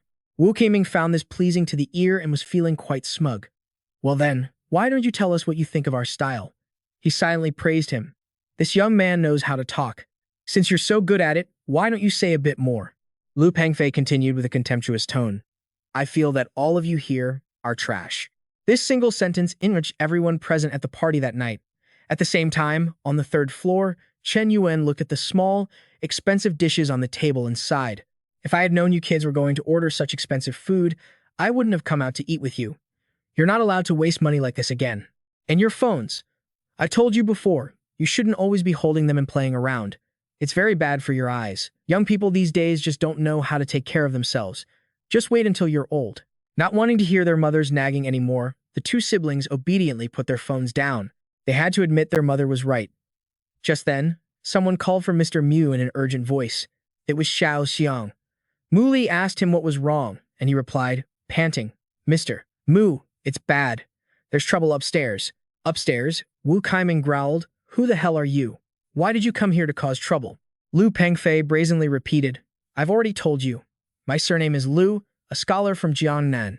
I have long admired the reputation of Beiju's young heroes, so I came specially to broaden my horizons. Unfortunately, the rumors are all exaggerations. It's just an empty reputation. It's not just disappointing, it's pathetic. Liu Feng shouted that he was shameless and that he would teach you some manners, but against him, Lu Pengfei only needed his right hand to teach him a lesson from the ground up. He fanned himself again, taunting, the underling is down, but the leader still won't show his face. Wu Kaiming praised, very good. Then let me, Wu, experience just how powerful you are. He then gathered all his strength into his palm, preparing to strike. Lu Pengfei maintained his elegant composure, casually asking, the eagle claw technique? With a single palm strike, he dismissed Wu Kaiming. A pity. It's not even worth looking at. This caused Wu Kaiming to suffer internal injuries and spit up blood, thinking to himself that he couldn't even block a single one of his moves. Lu Pengfei turned to taunt the crowd. Are you ready to admit it now? The martial artists of Beiju are all trash. Yu Xiaotong couldn't take it anymore and rushed out to fight. You're the son of the Lu family from Jiangnan province, Lu Pengfei. Are you using the young generation of Beiju as your test subjects? He answered nonchalantly, so my reputation has already reached this far. On my way to the western regions, I passed through the cities of Jiangnan and entered Jinhu. From the east of Jinhu, I came all the way here, and now I'm in Beiju. But Beiju has been a massive disappointment. The girl next to her asked Yu Xiaotong curiously, what in the world is this guy's background? She explained, in every era of Huaxia, there's a group of people like him, whose talents far exceed those of ordinary people. These people are considered successors to the martial saint, with a very high probability of breaking through to the martial saint realm. The cultivation level of these successors is extremely high, and the weakest among them is a high-level martial artist. The whole room was shocked into silence. A high-level martial artist? Who could possibly stand up to that? Yu Xiaotong threatened Lu Pengfei. You came to Beichu to challenge and humiliate us like this. Aren't you afraid that if you fail, someone will have you removed from the list of martial saint successors? A young man standing nearby chimed in. That's right. Don't be so arrogant. Even if you are a martial saint successor, do you dare look down on all the martial artists in the world? Lu Pengfei replied with a backhanded compliment. You've all misunderstood. I have no intention of looking down on all the martial artists in the world. Yesterday, I just came from Baiyang City. The martial artists there are also poorly developed, but they're still stronger than you people from Beiju. Right now, I find the young generation of Beiju to be the weakest. Seeing how arrogant this guy was, Yu Xiaotong decided to challenge him to a one-on-one fight. Lu Pengfei folded his fan and sneered. What's this? You want to fight me? She took the initiative to attack, saying, I know I'm no match for you, but I can't just stand by and watch you insult the martial artists of Beiju. The crowd behind her shouted in unison, Miss Yu, be careful. After a dazzling display of techniques, the aloof Lu Pengfei wiped a trace of blood from his face. Weak. Too weak. Pathetically weak. A single strike from him was so powerful the ground couldn't withstand the pressure and cracked. The crowd was about to rush forward to teach this arrogant fool a lesson when Yu Xiaotong stopped them. She threatened Lu Pengfei, our Beiju isn't without geniuses. I'm just afraid you won't be able to handle it. She thought to herself. According to plan, my brother should have already brought Mr. Mu by now. He remained unfazed, mocking. Is there really such a person in Beiju? The crowd also turned to ask each other, do we really have someone like that in Beiju? Just then, the person they needed finally arrived. Seeing his sister getting beaten badly, Xiao Xiang ran over, helped Yu Xiaotong up, and asked, Are you okay? He took out a bottle of medicine called Bu Ti Yi Qi. He reassured Yu Xiaotong, I brought Mr. Mu. Hurry and take this Bao Wei Tian Huang pill. It'll be terrible if your meridians are injured. Lu Pengfei looked over at Mu Li, still with that elegant air, but every word he spoke was incredibly grating. So you're the backup they found? He replied, I hear you think. The younger generation of martial artists in Beiju are all trash. They're a huge disappointment. He confirmed. That's right. I wonder, are you even qualified to make me take back my words? Without another word, Mu Li set the terms. I'll stand right here. If you can make me take even a single step back, I'll consider it your win. Lu Pengfei began to release his true qi. He was intrigued by the man in front of him, so he gave a heads up. All right then, I'll be coming at you with everything I've got. I won't just make you step back. I'll send you flying, and if you end up dead, don't blame me. You asked for this. His aura erupted, looking like a giant white serpent lunging forward. Everyone in the crowd gasped. That palm strike is incredibly powerful. That guy named Mo. Mu Li is finished. Mu Li recognized it too. Could this be the legendary returning step kick technique? Lu Pengfei shot back, "Don't be ridiculous. This is the serpent shadow palm." But all he got in return was a confident smile from Mu Li. He said, "It doesn't matter what you call it. The outcome will be the same." Then, he unleashed his own power, completely stopping the attack and sending a shockwave through the crowd of onlookers. The force of that wind is insane. Just who are these two? Unbelievably, Lu Pengfei's serpent shadow palm was being completely nullified. He couldn't understand how it was happening. Once his power was fully neutralized, he was sent flying backward, fortunately caught by Mai Qian. The old man roared in fury, "Who are you? How dare you hurt my young master?" Lu Pengfei stopped him. "Uncle Mai, it's my own fault. I'm just not as skilled as him. I once met a bald man. With a single punch, he could shatter the heavens and shake the earth. I wanted to befriend him, young master, but he was in a hurry to get to some kind of promotional event. It's truly one of the biggest regrets of my life. Your palm technique is so formidable. Could it be that you know him?" Mu Li replied that he didn't, but he hoped he'd be fortunate enough to meet him one day. "But this proves my point now, doesn't it? This city of Beiju is far more impressive than you predicted. You're still a long way off." Just then, Xiao Xiang cried out for help. "Mr. Mo, help me." He was trying to give medicine to Xiao Tong, but she was stubbornly refusing to take it. "The medicines you make are always so weird and bizarre. The last time, it made me itchy all over and I felt this awful, dry heat." He tried his best to persuade her. "This is a Herculean restoration pill. It strengthens the body. It can make you dozens of times stronger in an instant. The dry heat and itching are normal side effects. That just means your meridians are adapting to the medicine." But she just shook her head frantically. "I don't want to be some kind of muscle-bound monster girl." Xiao Xiang tried to gently persuade his sister again. "This isn't the Herculean pill. It's medicine to heal your damaged meridians. You have to take it." Mu Li walked over and patted his shoulder reassuringly. "It's all right. Let me." Seeing Mu Li arrive, Yu Xiao Tong slumped into a chair and whimpered, "Mr. Mo, everything hurts so much." Mu Li told her, "You're seriously injured. Don't be afraid. You'll be fine in just a moment." He then used his internal energy to treat her wounds. Xiao Tong felt a warmth spread throughout her body. "My injuries. They're healed. Thank you, Mr. Mo." Mu Li noticed everyone standing around staring at him and wondered, what's everyone looking at? Is something the matter? Wu Kaiming gave Mu Li a big thumbs up. "Mr. Mo, thank you for proving to them that we here in Beiju are not trash. So what if he's number 10 on the martial god successor list? He still got sent flying by one of our own." Liu Fang chimed in. "Yeah. Number 10 on the martial god's successor list, and he couldn't even handle one move from a member of Beiju's younger generation. If word of this gets out, it'll send shockwaves through the entire martial arts world. The reputation of Beiju's martial artists will jump up by several ranks, at least." Just then, Lu Pengfei coughed a few times before speaking to Mu Li. "You're so powerful. Why isn't your name on the martial god's successor list? With your current level of strength, you're definitely qualified to compete for the very top spot against Huang Fu Yun from the imperial capital." Yu Xiaotong declared, "Huang Fu Yun is the ultimate martial arts prodigy in all of Huaxia. He reached the highest realm of martial arts by the time he was only 20. No matter how hard our generation tries, we can't escape his shadow. But Mr. Mo is an even greater genius than Huang Fu Yun." Lu Pengfei acknowledged that Mr. Mo's strength was the real deal, but added, "The imperial capital is filled with hidden masters. Talent emerges in every generation, so don't speak too soon."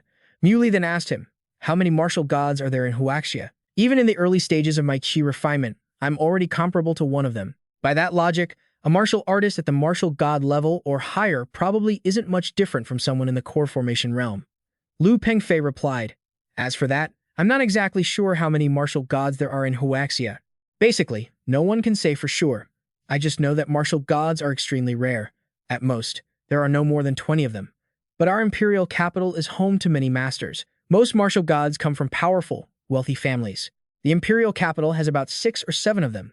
Mu Li then asked, "And in the imperial capital, how many are there above the rank of martial god?" He explained, "Martial god masters are already considered the strongest in the martial world, but it's rumored that in the imperial capital, there are 2 individuals who have reached the realm of grand martial god. One of them is the leader of the martial alliance. The other is the power behind the nation's leader. But personally, I've never seen proof of anyone existing above the rank of martial god." Mu Li remarked, "So there's no one. That's a shame," he thought to himself. According to legend, there has always been a transcendent saint in the martial history of Huaxia. When I get to the imperial capital, I'll have to be more careful. Lu Pengfei continued. Brother Mo, you don't need to worry about that. We're all just high-level martial artists. The realm above martial god is still a distant dream for us. What we should be focusing on now is who will be the first of our generation to become a martial god. The first one to achieve that rank will gain the favor of the highest authorities in the entire Huaxia martial arts world. You have to understand, every single leader of the martial alliance has been chosen from a person like that. A buzz went through the room. The leader of the martial alliance, that position is the same as being the emperor of the Huaxia martial arts world. There are so many factions in Huaxia. Is there anyone who doesn't answer to the martial alliance? If Beiju could produce a martial alliance leader, that would be incredible. But Mu Li seemed completely uninterested, which surprised Lu Pengfei. He's not interested? Lu Pengfei's body was about to collapse. He thought to himself, that kid's palm strike was devastatingly powerful. If I don't go back and regulate my chi soon, I'm afraid my meridians will be permanently damaged. So, he clasped his hands in a formal salute. Just as I thought when we first met, Brother Mo, you are a man of extraordinary skill. They say you can't get to know someone without a fight. In the future, if you ever have the chance to visit Guangdong province, please, if you're not opposed, come be a guest at my Lu family home. I will be sure to welcome you with the finest wine. For today, I still have matters to attend to, so I must take my leave. Before he left, he made a show of fanning himself, leaving everyone speechless. This guy has to be flashy even when he's leaving. What a show-off. Mu Li leaned close to Xiao Tong's ear. I'm heading downstairs first. My mother is still waiting for me. She then said to Xiao Xiong, brother, I'm going to see Mr. Mo out. He watched his little sister go, a single tear of sadness rolling down his cheek. My little sister's all grown up. She's already forgotten about her big brother. The younger members of the Yu family all called out in unison. Take care, Mr. Mo. As Mu Li pressed the elevator button, he thought to himself, they have no idea that I'm a cultivator. What's this about being the leader of the martial alliance? Mu Li, won't stop at just that. Once he got home, he went straight to his room, opened the jade bottle, and called for Zhang Xiaobai to come out. When there was no response, he turned the bottle upside down, wondering where she had gone. Just then, Xiaobai answered from behind him. Because I was already out. Mu Li had no idea how she managed to get out, so Xiaobai feigned innocence and said, didn't you pass on that Ghost Immortal Art basic cultivation method to me? I was locked in a dark, tiny place by some heartless person, so all I could do was cultivate. Mu Li retorted, I bought that bottle for you for millions. How is that small? She continued, the purest Tao worships only one god, impervious to demons and ghosts. After I practiced it hundreds of times, I suddenly had a flash of insight. I felt like I could pass through the thing that was imprisoning me, so I gave it a try. And it worked. Hearing this, Mu Li was stunned by Xiaobai's cultivation speed. You've already managed to master the realm of illusion and reality so quickly, he thought to himself. The realm of illusion and reality is an effect that comes after mastering the first level of the Ghost Immortal scripture, and she did it in just one night. In just one night, simply because she was bored with nothing to do, she ran through it a few hundred times and successfully mastered the first level. Seeing her smugly call herself a genius, Mu Li wondered if she was a ghost cultivation prodigy. Did he just stumble upon a treasure? Xiaobai sidled up to him and suggested, so, aren't I amazing? Hurry up and praise me. I promise I won't get arrogant. But Mu Li just gave a faint reply. It's all right. She angrily turned away and muttered under her breath, prompting him to say something. Is it that hard to give a compliment, you damn jerk? Done joking around, he said. Since you've reached the realm of illusion and reality, I can teach you a little technique for using your soul body. Xiaobai was curious what kind of technique it was, but he just patted the bed, signaling for her to get on. She misunderstood Mu Li's intention and shouted in embarrassment, What are you trying to do? He remained calm and replied, Obviously, we're going to do what you want to do. Right now, her mind was filled with nothing but steamy scenes. She was so lost in thought that Mu Li had to ask what she was thinking about. Feeling guilty, Xiaobai stammered, Nothing at all. After she calmed down, Mu Li introduced the technique. This is a soul transformation technique. The soul is inherently an illusory and unfixed substance. Once you master this, you can transform it into any object you can imagine. After an hour of explanation, he let Xiaobai give it a try. She let out a small HMH and decided she wanted to become a tree. Sure enough, it worked. So green. It's the color of life. Transformation. Let me see what happens if I become a small animal. Seeing the pink pig in front of him, Mu Li sneered. Did your teacher teach you about aesthetics? Hearing that, Xiaobai snapped. Who says? You wanted to see a beautiful woman, didn't you? I can just turn into one, right? Finally, she managed to transform into something pleasing to the eye. She turned back and asked timidly, "How is it? Am I pretty?" But Mu Li looked away, flustered, and said, "You're exposed." This made Xiaobai cover her face, dying of embarrassment. Suddenly, she felt something strange in her body, as if she couldn't stand up straight anymore. She collapsed right into the man's arms and said, "Mu Li, why do I feel so weak all of a sudden?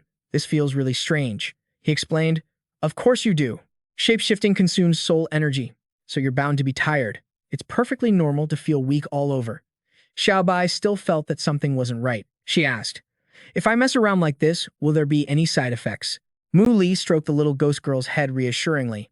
"Don't worry, you just used up too much energy. It will recover within 10 days. The distance between them grew closer and closer, making Xiaobai flustered.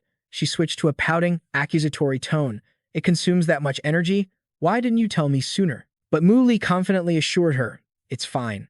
It just means you won't be able to use the realm of illusion and reality during this time." She wondered, "Then what's the point of this transformation art?" When he told her it had no practical use at all, Xiaobai started screaming again. "You damned Mu Li! You rotten Mu Li! I'm going to kill you." 3 days passed in a flash. Today, the Yu family was holding a banquet to celebrate the Old Master's 65th birthday. Mu Li asked the security guard, "Old Master Yu's birthday party is here, right?" The guard confirmed it on the surface. "Yes, that's right," but he was thinking to himself, "I've worked here for over a decade. This is the first time I've ever seen someone ride a bicycle in here. Should I stop him? What if he's here to cause trouble?" But before he could do anything, Old Master Yu and Yu Xiaotong came out to greet them personally. "Young Master Mu, please come in. We are so pleased to have you grace us with your presence. This is truly an honor for our Yu family." Mu Li followed protocol and presented his gift. "I wish you a long life, as enduring as the southern mountains." The old man replied, "Just having you here is more than enough." Suddenly, Yu Xiaotong took the initiative and grabbed his hand. "Young Master Mu, let me show you around the rear garden." Seeing this, the old master just smiled. A grown granddaughter is hard to keep at home. Suddenly, an idea popped into his head. "But if I could find a grandson-in-law like young Master Mu, that would be absolutely wonderful." Just then, the old man noticed the security guard stopping the Wu family father and son. He asked, "Wu Hong, did our Yu family send you an invitation? What is the meaning of coming here uninvited?" The man replied very politely, "I heard that old Master Yu has recovered. This is a truly joyous occasion. As representatives of the great families of North State, our Wu family had to come and offer our congratulations." To avoid a scene, the old man ordered them to be let in. The old master thought to himself, "Why did he show up here? What is that Wu Hong planning?" At that moment, in the guest room, Yu Xiaotong was sipping some wine and chatting. "Young Master Mu, you've reached such a terrifying realm at such a young age. I can't imagine how you managed to do it." Mu Li replied very naturally, "This realm isn't that difficult to achieve. I just kept practicing and eventually, I got here." These words placed an invisible pressure on Yu Xiaotong, and she lamented silently. "Not that difficult." She felt utterly useless in comparison. He suggested, "We're about the same age. You can just call me by my name. That would be better." They clinked glasses in agreement. Mu Li. Yu Xiaotong felt like their relationship had just taken a big step forward. "If things keep progressing like this, will we get married and have kids? What should I do? I'm so nervous. Should we have a boy or a girl?" Her beautiful daydream was shattered when old Zhang and old Li came over to greet them. "Young Master Mu, I didn't expect to see you here. Are you also here for Old Man Yu's birthday banquet?" "That's right." At that moment, Wu Hong spotted his target. He grabbed a glass of wine from in front of the others and proactively went to greet Mu Li. "Young Martial Grandmaster, I offended you on the subway last time. I'm lucky to run into you here today. I'd like to offer you a toast. I hope you can forgive my previous offense. It's bad form to turn down an apology, so you must drink this toast to absolve me." You said it was no problem, then raised your cup and drank it all. After that, Wu Hong excused himself and went over to Old Man Yu. "Yu Fangg, I heard you're recovering from a serious illness. My father is very concerned about you." Old Zhang watched the Wu family members toast one person after another, and had to admit that they could really hold their liquor today. Suddenly, Wu Hong stood up to stir the pot. "Everyone, quiet down for a moment.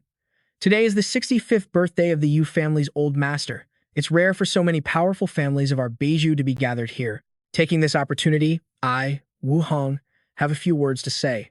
Everyone knows that our Beiju martial arts world is quite weak. We don't even rank high among the martial arts circles of Jinhu province in Huaxia. 2 days ago, Liu Pengfei, ranked 10th on the list of martial grandmaster successors, came to Huaxia and directly called all of us martial artists from Beiju trash. What's even more heartbreaking is that our younger generation was humiliated like this, yet they didn't even have the strength to fight back. As he spoke, he glanced behind him and saw Mu Li still sitting quietly in his seat. Wu Hong thought to himself, he must have drunk it, right? Then he passed the stage to his son. Wu Kaiming, my son, tell us, why can't our Beiju martial artists hold their heads high right now? And why are we so despised by outsiders? What is the reason for this situation? Since Wu Kaiming had been given his cue, he had to play his part. He clenched his fists and spoke with an indignant expression. This leaderless state is the main culprit holding back Beiju's development. Wu Hong chimed in, that's right. For years, our Beiju families have all been fending for themselves, completely disunited. Seeing this, our Wu family is deeply saddened by this matter. Therefore, we have decided to be the pioneers. Led by our Wu family, we will establish an alliance of Beiju families. We will all face common enemies and support each other. We will vigorously develop both our economy and our martial arts. Yu Xiaotong couldn't stand listening to this and showed open contempt. You two really are in sync with your little act, aren't you? Even salespeople aren't as good at this as you are. Mu Li also figured out that today's drama seemed quite interesting. It seems the Wu family wants to use this as an excuse to become the top dog of Beiju. And just as expected, the Wu father and son successfully stirred up the crowd. One person dared to raise his hand to vote. I support the Wu family's proposal. We must unite. Following that, many more hands went up. I support it. I support it. If everyone supports it, then I will too. Yu Feng whispered to his father. Some of the families on our side have openly supported Wu Hong. It seems they've been bought by the Wu family. For the past few years, the Yu and Wu families have always been secretly competing, but they've never shown it openly before. It looks like the Wu family is ready to show their true colors today. The old master spoke up, indignant. Our Yu family hasn't treated you all badly, so what the hell do you think you're doing? Wu Hong saw that he had won the trust of the majority present. He immediately turned on the Yu family. Old man Yu, a wise bird knows to choose a good branch to perch on. The Yu family's time is over now. You should recognize the times. Beiju cannot be without a master for a single day. These words enraged the 65-year-old man, who slapped Wu Hong across the face and cursed. What family alliance? This alliance leader position is meant for your Wu family to take, isn't it? Wu Hong seized the opportunity and began to act aggrieved. The Wu family head taking the role of alliance leader is a decision voted on by everyone. It is the will of the people. The old man was getting sick of hearing this nonsense. Wu Bashi, you dare to pull this trick on me. Wu Bashi, I know you're here. A nobody like Wu Hong isn't qualified to be this alliance leader. Get your ass out here for me. The sound of shoes clattering on the floor was heard, accompanied by cursing. Everyone turned to look at the person who had just appeared, Wu Bashi. The head of the Wu family greeted him with a friendly reminder. Old man Yu, how many times have I told you? My name is Wu Bashi. Try calling me by the wrong name one more time and see what happens. Seeing that the man he wanted had appeared, the old master confronted him directly. What benefits did you give these ungrateful wretches to make every single one of them willingly switch sides? He answered simply, our Wu family only needs to destroy the Yu family. We don't need anything else.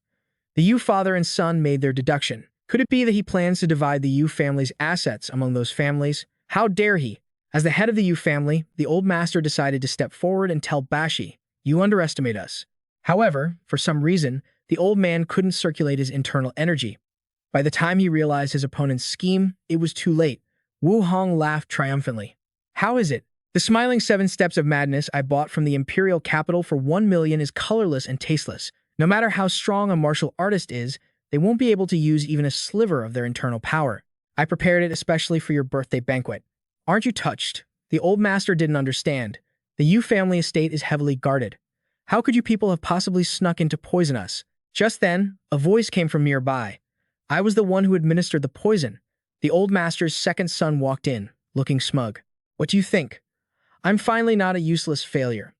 I will be the next head of the Yu family and continue to lead our family's power. The old man, both in pain and fury, cursed wildly. You fool. What kind of people do you think the Wu family is? Do you really think they'll let you live to see next year? Elsewhere, a trembling Wu Kaiming approached Mu Li with a knife.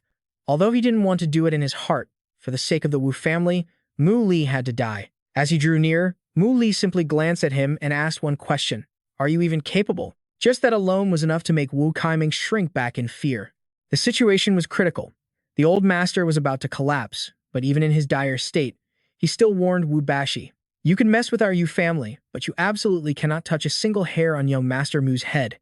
Otherwise, you won't be able to handle the consequences. Even in this entire Hua Xia, there isn't a character like that. Even Huang Fuyun was stuck at the final step and couldn't become a martial venerable. How could that be? Everyone doesn't need to listen to that old man's threats. That kid is so young. How could he possibly be a martial venerable if he were truly one? How could I possibly dare go to the Yu family's home? After that, he whispered, trying to rile up Liu Feng. That day at the Gu Yue restaurant, didn't you already see that young man's true strength? Go on, tell everyone. Could he be a martial venerable? Liu Feng said cautiously, he's not a martial venerable. But compared to Huang Fuyun, you could say they're on equal footing. He personally flattened Lu Pengfei. He brought great honor to our northern province.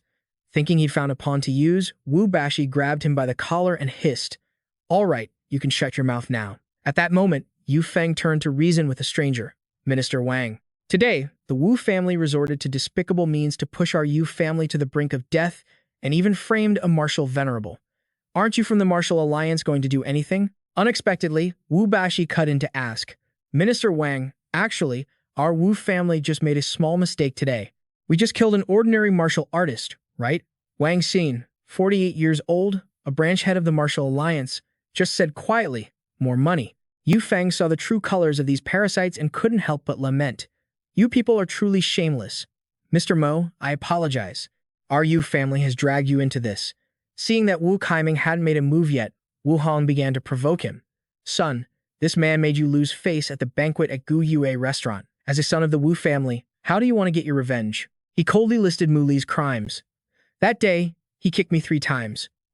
I still remember that heart-wrenching pain. First, I'll sever the tendons in his legs, then the tendons in his arms. I want to see him crawling on the ground like a worm. Wu Hong exclaimed, damn, that's twisted, but I love it. You truly are the eldest son of the Wu Xie family. Wu Kaiming was seen raising the knife in his hand, saying, you chose the wrong side. Don't blame me. Having witnessed the father and son's tyranny for long enough, Mu Li angrily crushed the wine glass in his hand, then decisively grabbed Wu Kaiming's wrist with his bare hand. The knife flew from his grip. Mu Li seized the opportunity to turn the tables, immediately grabbing the knife and plunging it through Wu Kaiming's hand. It made him scream in agony, Father, save me.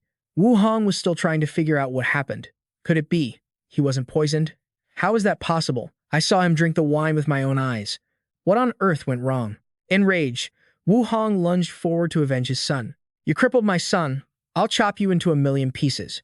Mu Li remained calmly seated, waiting until the moment he charged to slam his hand on the table. He then used the momentum to kick Wu Hong once, before retracting his leg and settling back into his chair. The whole thing happened in a split second. Everyone was in awe. Is this a martial venerable after being poisoned? He's just too strong. Wu Hong was kicked flying but still boldly declared, even if he is a martial venerable, he's been poisoned now. This is the perfect time to strike. If we all attack together, we can definitely subdue him. The other families present immediately voiced their objections. Like hell he is. Does he look poisoned to you in any way? You tricked us. I'm out of here. I'm withdrawing. I'm withdrawing too. The Wu family deceived us into fighting a martial venerable. That's completely dishonorable. I, on behalf of our family, withdraw. We will not interfere in this struggle between the Wu and Yu families. Seeing the situation turn 180 degrees in an instant, Wu Baxi furiously clenched his fists and vaulted over his chair. He really is poisoned. If you don't believe me, let me prove it. I am a peak-level, high-grade martial artist. I'll know whether he's truly poisoned or not with just one test. Martial Venerable, I'd like to experience for myself just how invincible your realm is. No matter how strong a Martial Venerable is, he's still just a mortal. Unfortunately for him, as he moved to cripple Mu Li, he was stunned by the young man's immense pressure. In a flash, Mu Li's power collided with Wu Baxi's, creating a deafening explosion. A huge hole was blown through the Yu family's wall. The sound of shattered bricks clattered to the ground like falling figs. A horrified Wang Xin watched as Wu Baxi was sent flying outside by a single punch, left dangling from a tree. The members of the other families, witnessing such terrifying power for the first time, had to exclaim. A peak martial venerable like Wu Baxi was sent flying 78 meters by a single blow. That's incredible. Yu Feng and Xiao Shang rushed over to check on them. Mr. Mo, Yu Xiao Tong, are you two all right? Mr. Mo, were you actually poisoned or not? Mu Li said, I drank the wine and was poisoned, but I forced the poison out of my system early on. Xiao Shang then started teasing his sister. If this were the old Yu Xiao Tong, she'd already be restless, demanding to fight someone. Why are you so unusually quiet today? It's true what they say. For every woman, there's a man who can keep her in check. Overcome with embarrassment, Yu Xiaotong sent her brother flying with a punch. Brother, stop talking nonsense. And as for him, he basically used himself to test the great strength spirit pill. Test results, 100%. Yu Feng expressed, I can finally die in peace, knowing there's someone who can handle this girl. Mu Li tactfully replied, no, you can't. Just then, Yu Feng arrived with a vial of antidote in his hand and said to the old master, I've already sent men to tie up the Wu family. This is the antidote we took from Wu Baxi. Yu Feng walked before the chaotic crowd and announced loudly, do you still wish to follow Wu Baxi? The antidote is in my hands. It's not too late to repent now. Otherwise, you'll end up just like the Wu family. Naturally, they made their decision. We are willing to follow old Master Yu. We swear to follow the Yu family to the death. So, the old master told his son to distribute the antidote to everyone. The Yu family is willingly giving away money for the horse's hooves. Now, to be a martial arts master at such a young age is truly unprecedented. It's like a myth. The benefits are obvious without needing to be said. This old fox is simple. His method is simply to cling to a powerful figure. By the way, the Grand Elder proposes that the families of Northern Zhou, we families of the North Province, should re-establish our alliance. We are not like the Wu family, who only want to monopolize everything. The Yu family's way is that we want to work with a true alliance to promote the economic development and the martial arts world of the North Province. Once the alliance is formed, the position of alliance leader will go to the top dog. The alliance will be governed by a council of elders, and this council will be decided by everyone's vote. Seeing everyone was still hesitant, the old man continued, in addition, we will dedicate ourselves to nurturing the next generation. Our North Province's martial arts strength is admittedly a weak point. To show the sincerity of the Yu family, we are willing to share our family's cultivation technique for everyone's benefit. Hearing this, old Zhang and old Li immediately voiced their support. The Zhang family is willing to join the alliance. The Li family will also join. Our North Province truly needs to unite. The head of the Hong family, standing behind them, also agreed. Since Mr. Zhang and Mr. Li have both joined, the Hong family is also willing to join and do our part for the North Province. This is a great idea. Our family will gladly join. With all the major players on board, the remaining families had no reason not to join as well. Yu Feng announced, the first order of business is to elect an alliance leader who will be chosen by all of us. We must elect a leader who everyone can wholeheartedly respect. It must be someone capable of handling anything. Everyone, please make your nominations. Is there even a question? The alliance leader of the families must naturally be the strongest among us. Looking around the entire North Province, who could possibly compare to young Mu Li? The person next to him chimed in, I agree. The alliance leader is our figurehead. Having a martial grandmaster as our leader would be an incredible honor. Xiao Tong sighed in admiration at Mu Li's prestige. Tell me, how can a man as outstanding as Mr. Mu Li even exist in this world? Seeing that his sister had a huge crush on Mu Li, Xiao Shang started cooking up a plan for her. If you like him that much, go slip something in his drink. If you don't even have the guts for that, what's the point of liking him? Think about it, Mr. Mo is such a responsible guy. If you successfully seal the deal, he'll definitely take responsibility for you. Xiao Tong blushed, completely stunned by the suggestion. Her mind was instantly flooded with intimate fantasies of her and Mu Li. The more she thought about it, the more wrong it felt. What am I thinking? This is crazy. But Xiao Shang kept scheming. There's no time like the present. Let's make our move tonight. How about we take Mr. Mo by storm? As tempting as it was, Xiao Tong still had her pride. I would never use such a despicable method to win him over. She wondered to herself if Mr. Mu would even agree to be the alliance leader.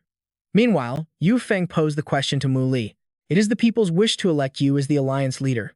What are your thoughts on the matter? He replied, I've always been a lone wolf, and I'm not good at managing people. To have me be the alliance leader for the martial alliance families, I'm not capable enough, nor do I have any interest in managing things. But the old man reasoned with him. Mr. Mo, the alliance leader of the North Province Family Alliance, must be a figure that everyone respects. There isn't a single person here who doesn't admire your talent. It's safe to say that besides you, no one else is qualified. As for the management side of things, we'll still have the Council of Elders, or we can appoint someone to manage things on the alliance leader's behalf. You don't need to worry about any of that. Wanting to tie him closer to the Yu family, Xiao Tong also tried to persuade him. Look, everyone supports you so much. Please just say yes. For the sake of all the martial artists in the North Province, please accept our request. Xiao Shang whispered teasingly again. Go on, sis. Use your ultimate move. That big, generous heart of yours. But Xiao Tong snapped at her brother. How can you still be joking at a time like this? Mu Li was lost in thought for a moment. Finally, he announced, I accept the position of Alliance Leader. One person raised his hand and cheered, Alliance Leader Mo. Soon, a few more joined in, Alliance Leader Mo. Then, everyone began chanting in unison, Alliance Leader Mo, Alliance Leader Mo. 3 days passed. While sitting on a bus, Mu Li overheard a conversation between two people behind him. Did you hear? 2 martial grandmasters appeared in North Province City in a single day. Apparently, Yu Feng was stuck at the peak of the martial artist realm. He just couldn't break through. But then, that Alliance Leader Mo just casually threw a few moves, beat him into the martial grandmaster realm, and even wrote a book called the Mu Li True Scripture. That book is supposedly a game changer for martial cultivation. They're calling it the textbook of the martial arts world. Mu Li remembered the incident they were talking about. Yu Feng had asked, You're not going to beat me again, are you? And Mu Li had replied, No, just 2 slaps should be enough. The two behind him continued, I hear that Alliance Leader Mo is incredibly talented. Have you ever seen him in person? They say Alliance Leader Mo is very low-key. He's like a divine dragon, showing his head, but never his tail. He's probably some hidden master from Penglai. Just then, Mu Xin woke up, yawning sleepily. Where are we? Mu Li pulled her close and said, We still have another half an hour to go. His gesture made 2 women nearby mistake them for a couple. Ah, young love is so sweet. Hearing this, Mu Li just smiled gently. A short while later, Mu Xin got off at her stop and waved. Brother, I'm off to school. All right, be safe. Just then, something on the Epoch Forum caught Mu Li's eye. Eldest daughter of the Su family, Su Jachi, was assassinated last night. Her condition is unknown. Mu Li immediately grabbed a public bike and rushed towards the Su family estate. A nearby old man kindly warned him, Young man, you shouldn't be looking at your phone while riding a bike. The Su family's butler took the bike from Mu Li and remarked with a sigh, Mr. Mu Li, you're as unrestrained as ever. Mu Li, meanwhile, headed for the Su family's main residence. Su Wen was already waiting for him and greeted him with a respectful bow. Mr. Mu Li, you finally returned. Mu Li said, I got your call and traveled through the night to get here. Since the call was just a pretext to get Mu Li to come, Su Wen felt a bit guilty. I'm so sorry to have made you come all this way for this. But Mu Li didn't press the issue. Besides, his 1-month vacation was over and school was about to start anyway. Suddenly, Jackie's voice echoed from inside the house, calling Mu Li's name. The moment he turned around, she surprised him with a hug. Jackie was so happy she leaped into his arms, exclaiming, You're finally back. Su Wen ordered his daughter to get down at once, but she stubbornly refused. No, I'm not getting down. Seeing Mu Li, Bai Xishan greeted him. Mr. Mu Li, you're back? Mu Li asked why they were all here. Bai Xishan scratched his head sheepishly. Well, didn't you instruct us to look after Miss Jachi and the rest of the family after you left? Bai Xishan then reported, Mr. Mu Li, after you left, the Heguan sect started getting aggressive and out of control again. Young women have been disappearing one after another near Longshan. We've discovered that the Joyful Union sect is primarily targeting vibrant, young virgins, especially someone like our young miss here, so we set up an ambush. This way, we can both protect her and lie in wait for our prey. Mu Li wanted to know if there was any news about Gui Zhao from the Li family. Bai Xishan confirmed in a low voice, yes, they were also ambushed. But it seems Miss Li had some kind of magical treasure on her that helped her escape the Joyful Union sect's grasp. We've now assigned another team over there. You don't need to worry, young Master Mu Li. After getting a general idea of the situation, Mu Li took over the mission. You've all worked hard. I'm back now, so everyone go get some rest. Bai Xishan ran a hand through his gray hair, as if a huge weight had been lifted from his shoulders. That's great. We've been up for several nights straight, and our brains are about to short-circuit. I'll leave this place to you, then I can finally go back and get some proper sleep. Mu Li thought to himself, Isn't your brain already short-circuiting? He then remembered something. Oh right, young Master Mu Li, you just came back from Beiju, didn't you? I heard a new martial alliance leader with the surname Mu appeared in Beiju City. I wonder if you got a chance to see his esteemed self. Mu Li answered vaguely, with a hint of narcissism. I have seen him. His strength is immense, truly worthy of being called a martial grandmaster. Bai Xishan got the hint and chuckled. It would be great if I could become a martial grandmaster too. Only Jiaxi stared, completely unconvinced. You're really a martial grandmaster? Mu Li asked her if something was wrong. Jiaxi stated bluntly, That muddle-headed martial grandmaster of yours doesn't seem like much. And here they were, telling me a martial grandmaster is some unparalleled, super powerful figure. Yet you've ended up at my house working as a bodyguard. I guess life takes you to strange places. Hearing his daughter offend such an important figure, Su Wen shouted, Jachi, don't be rude. Taking the opportunity, she vented all her frustrations. Whose fault is it that he gets to take a vacation and go out alone, while I'm stuck at home all day, about to sprout roots? They even used the martial grandmaster's name to scare me. They scared me so much I didn't even dare to step out the door by myself. Hearing this, Muli chuckled to himself. So you do know how formidable they are, huh? Just then, Su Wen made a request. The Joyful Union sect has been causing trouble recently, and it's not good for Jiaqi to keep missing school like this. I'm planning to transfer her to the best university in Longshan. Young Master Mu Li, you're also a university student. How about you transfer to the same school as Jiaqi? It would be much more convenient that way. What do you think? Mu Li was stunned. Me? Transfer too. He thought to himself. It seems that with money, you really can do anything. Su Wen added, I've heard rumors recently that the head of the Liu family, Liu Wusheng, has come out of seclusion. Many people from the martial arts world are preparing to go and offer their congratulations. I'm planning to pay a visit tomorrow. Would you like to come with me? Hearing that she might get to leave the house, Jachi cheered up. I want to go. I want to go. Mu Li reluctantly agreed to go along. The next day, at the Liu family estate, the Su family's limited edition car arrived. Jiaqi walked in, arm in arm with her old man. And seeing how lively it was, she wondered how many people had come. Meanwhile, Lin Yue asked curiously, Young Master Mu Li, I think those people on the forums are exaggerating way too much. Isn't it just some guy named Huang Fu Yun? They're just frogs in a well. No matter how much of a genius Huang Fu Yun is, he could never compare to you. Why don't you just publicly announce that you are a martial grandmaster? If you went public, there'd be no room left for Huang Fu Yun, right? Mu Li answered calmly, Fame and fortune are merely worldly possessions. The Su father and daughter stepped through the gates of the Liu estate, where someone was already waiting to guide the esteemed guests. Mr. Su, please come into the reception hall. Jiaqi stood to the side, teasing him. What do you mean, fame and fortune are merely worldly possessions?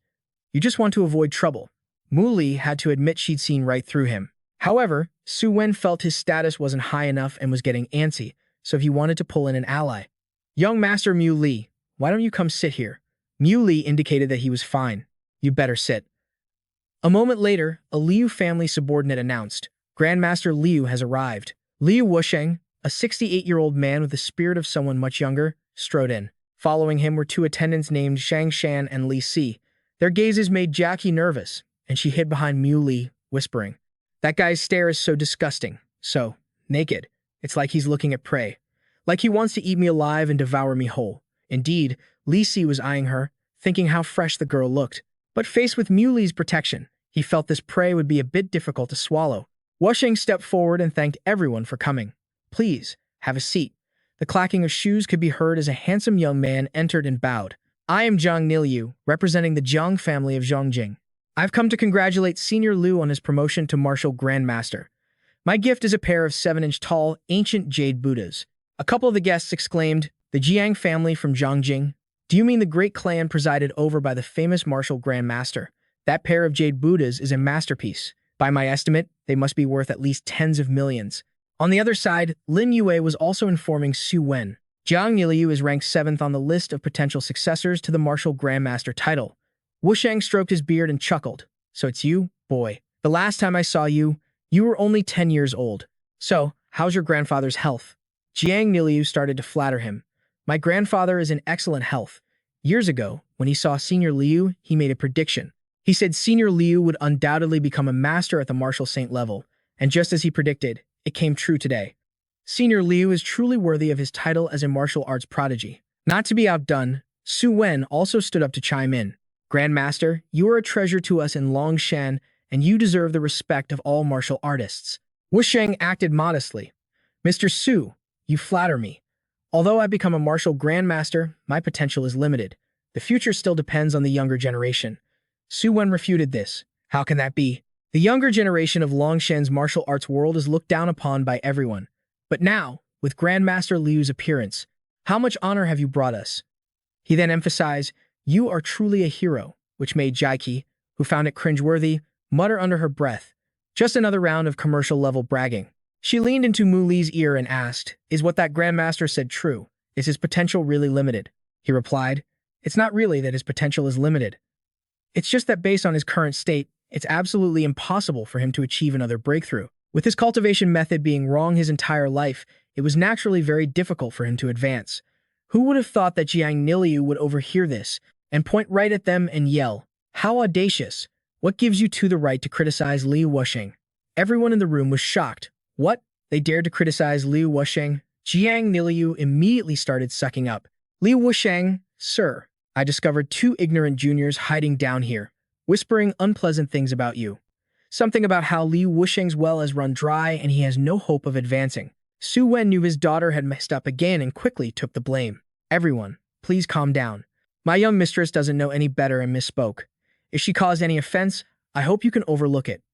Jiang Niliu then turned his mocking gaze towards Moli. "Since when does a mid-level martial artist have the right to sit here? Is your Su family looking down on the entire martial arts world?" Jachi couldn't hold back and stood up to set things straight. "How can you all not tell right from wrong? We never said anything about his well running dry." But Jiang Niliu stepped forward, using his aura to threaten her. "What's wrong? You're not happy that I exposed your petty behavior?" Moli had no choice but to step forward for his young mistress. "My apologies, I truly never said that Liu Wusheng's well has run dry. That was not my intention. Please take back what you just said." With no one stopping him, he immediately became arrogant.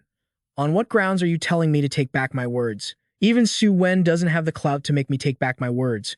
You're just a subordinate. What gives you the right?"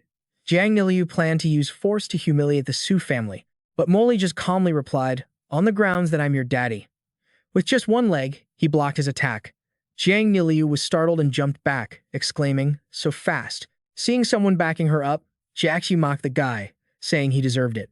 Liu Wusheng, who had been sitting quietly and observing, wondered to himself who this guy was that he could fight Jiang Niliu to a standstill.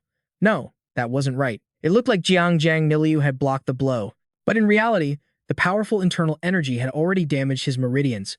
This young man was definitely not simple.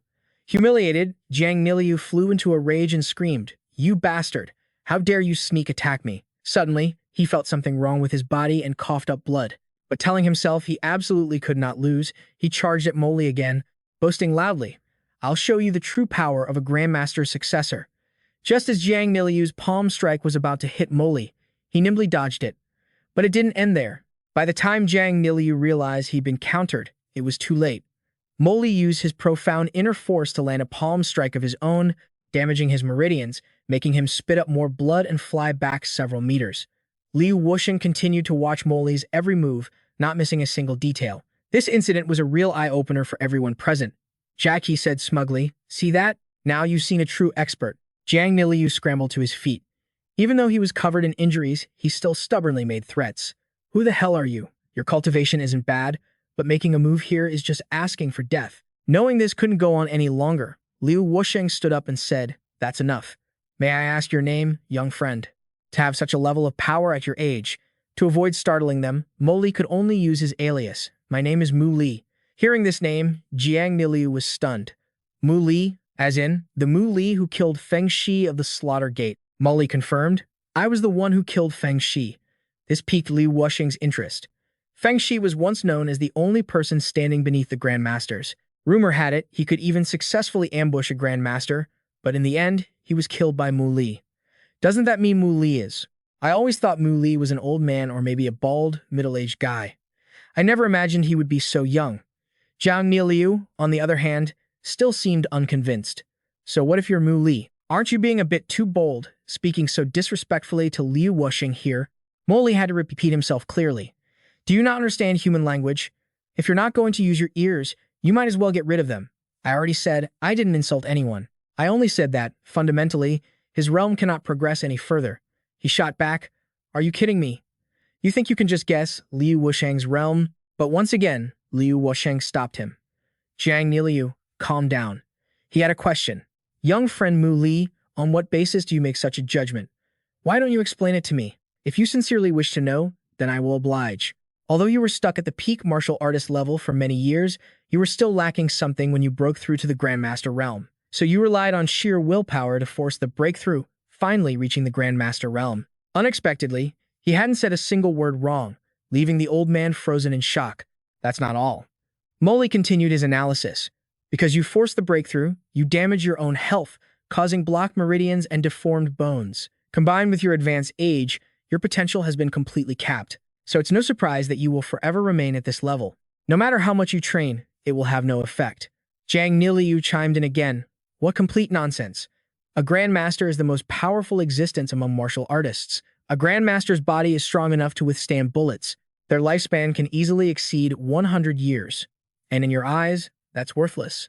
While he was thinking to himself, this guy is screwed for talking trash about a Grandmaster, Liu Wusheng had already bowed respectfully to Molly. Young friend, how could you tell? How is that possible? Molly said nothing, simply walking over and grabbing Liu Wusheng's hand. Just from that touch, the old man couldn't help but exclaim, my God, your realm. He secretly thought that because he had never seen anyone stronger than himself before, he didn't know what level of martial artist his strength was equivalent to in Huaxia.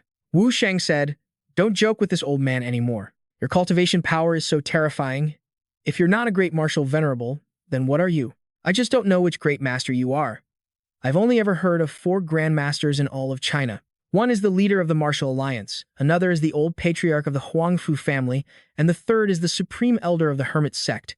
Mu Li thought to himself, could it be that there are no even more legendary figures in China? Even that so-called godlike leader of the martial alliance, whose status is unparalleled, is only a grandmaster. With China's civilization stretching back several thousand years, a deep dive into its ancient history would reveal ancestors of considerably high wisdom. Those mythological stories might be exaggerated, but such people definitely existed.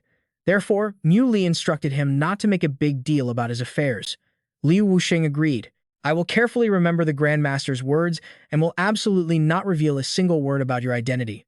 He then ventured, Master Mu Li, I was wondering, is there any way to heal my body in its current state? Mu Li informed him that his condition was quite severe, with numerous blocked meridians and damaged tendons and bones. If he had pushed just a little harder when he forced his breakthrough, he likely would have been crippled. I happen to have a cultivation technique that, when practiced over a long period, can achieve the effect of cleansing the meridians and refining the marrow. Now, go find me a pen and paper. I will write down the technique and a prescription for you. Realizing he had met a true master, Liu Wusheng was overjoyed, thanking him profusely. This is wonderful. Thank you, master. Outside, Jiaqi was being followed by Li Si, and thought to herself, I just wanted to use the restroom. Why is this guy following me? Just then, she passed by and saw Liu Wusheng kneeling at Mu Li's feet, feeling both curious and relieved. As if she'd found a lifeline, she ran over and called out, Mu Li, you're here. She then curiously asked, why is my venerable Mr. Liu kneeling to you? What did you do? But he just reminded her not to cause a scene. Jiaqi pouted and replied, it has nothing to do with me anyway. So, why don't you go teach that guy a lesson? He keeps following me around, and it's creeping me out.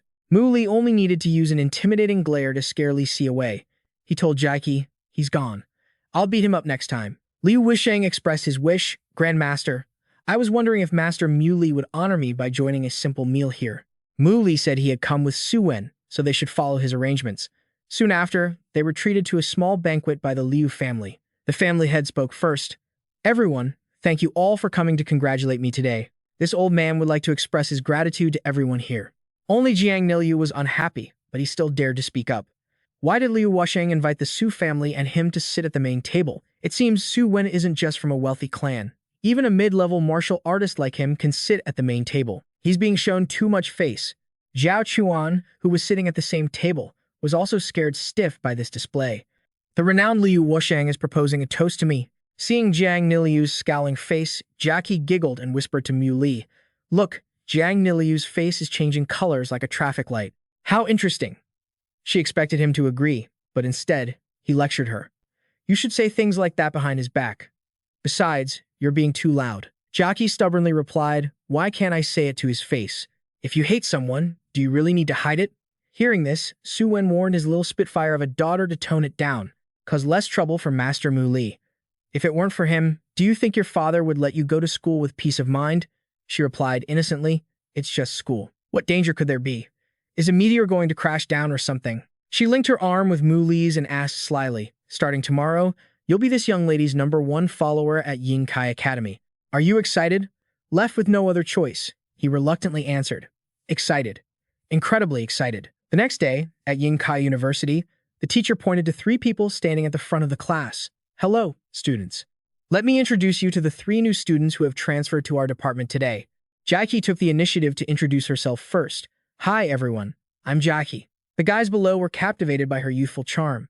Next, Mu Li introduced himself by name. The girls sitting below swooned. So cool. He's so handsome. I bet he'll be a rival to Shu Dong in the finance department.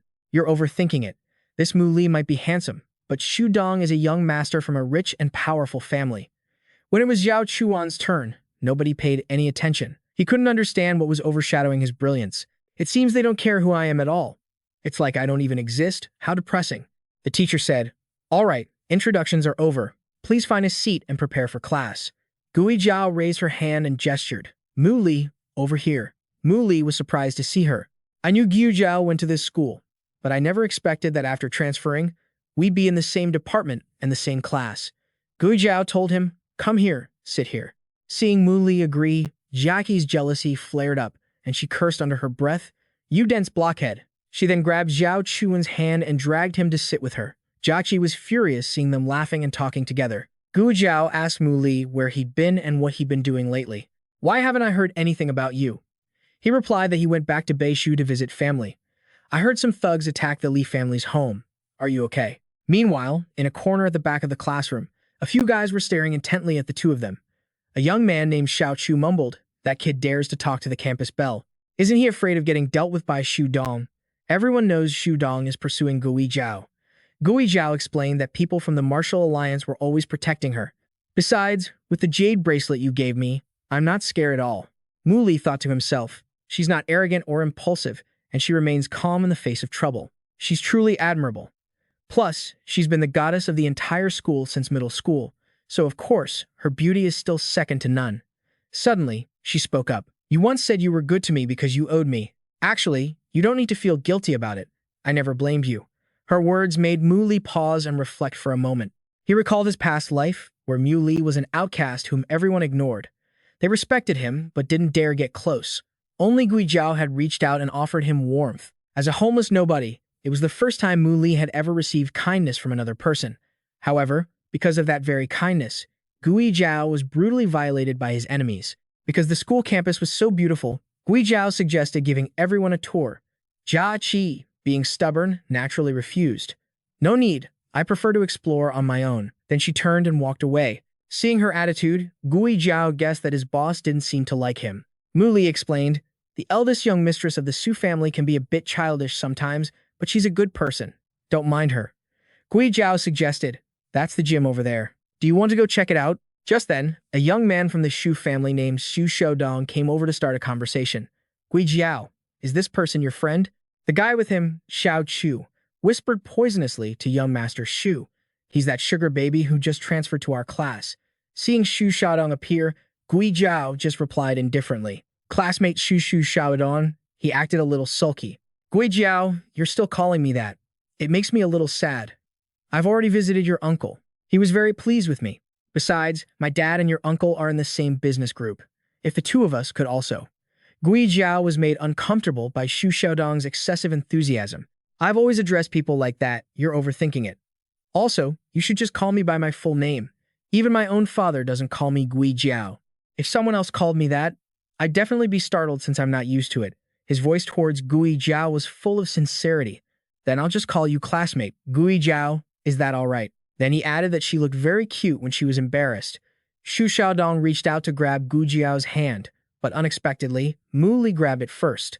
He used the excuse that if they didn't continue the tour, they'd be late for class, as a clever way to get rid of Shu Xiaodong. Seeing Gui Zhao's shy expression, her pursuer couldn't help but feel annoyed. However, in front of her, Shu Xiaodong still had to act like a gentleman. "Classmate Gui Zhao, are you showing the new student around the campus?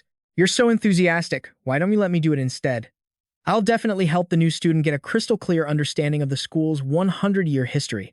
Before she could answer, Mu Li cut in. "Having Gui Zhao with me is enough. We won't bother you too." Seeing how uncooperative he was, Xiao Chu warned him. "You little brat, don't be so ungrateful. Do you know who young Master Shu is? The fact that he's willing to show you around is already giving you a lot of face. Other people beg for this chance and can't get it, yet you dare to be so unappreciative." Shu Xiaodong interrupted him. "What are you talking about? A friend of Gui Zhao's is a friend of mine. I am the proper heir of the Shu family of Longshan. How could I not be magnanimous?" Although he didn't use any harsh words, it was enough to make Xiao Chu grovel. Yes, Young Master Su, I was wrong. It was a slip of the tongue. Seeing how Xu Xiaodong knew how to show off so subtly, Muley scoffed. Is this how the younger generation boasts nowadays? Just then, a notification on his device rang. I'll give you 2 pounds of soybeans and 3 belts. It turns out, it was a text from Rabbit Su Jachi. Stinky Muley, get to the stadium, quick. Help. He asked Gui Jiao to take him to the stadium immediately. Seeing the two of them just turn and leave, Xu Xiaodong said to Xiao Chu, let's go. We'll go take a look too. At the stadium, a small group had gathered, cheering. Good, good. What an excellent fight. Muley took a look and saw it was another martial arts practitioner, and what's more, he was at a higher realm than Zhao Chuan. He had been injured by some guy. Just as that guy was about to deliver another blow, Muley rushed over in time and channeled his true qi. It all happened so fast that Zhao Chuan only managed to see a flash of light from his qi. Then he charged at the other guy, knocking him to the ground. After it was over, he asked Zhao Chuan what had happened. He recounted, Muley, the young mistress, and I were just walking around when some jerk started following us out of nowhere. Then he jumped out and started harassing her with vulgar words. I got so mad I started fighting him.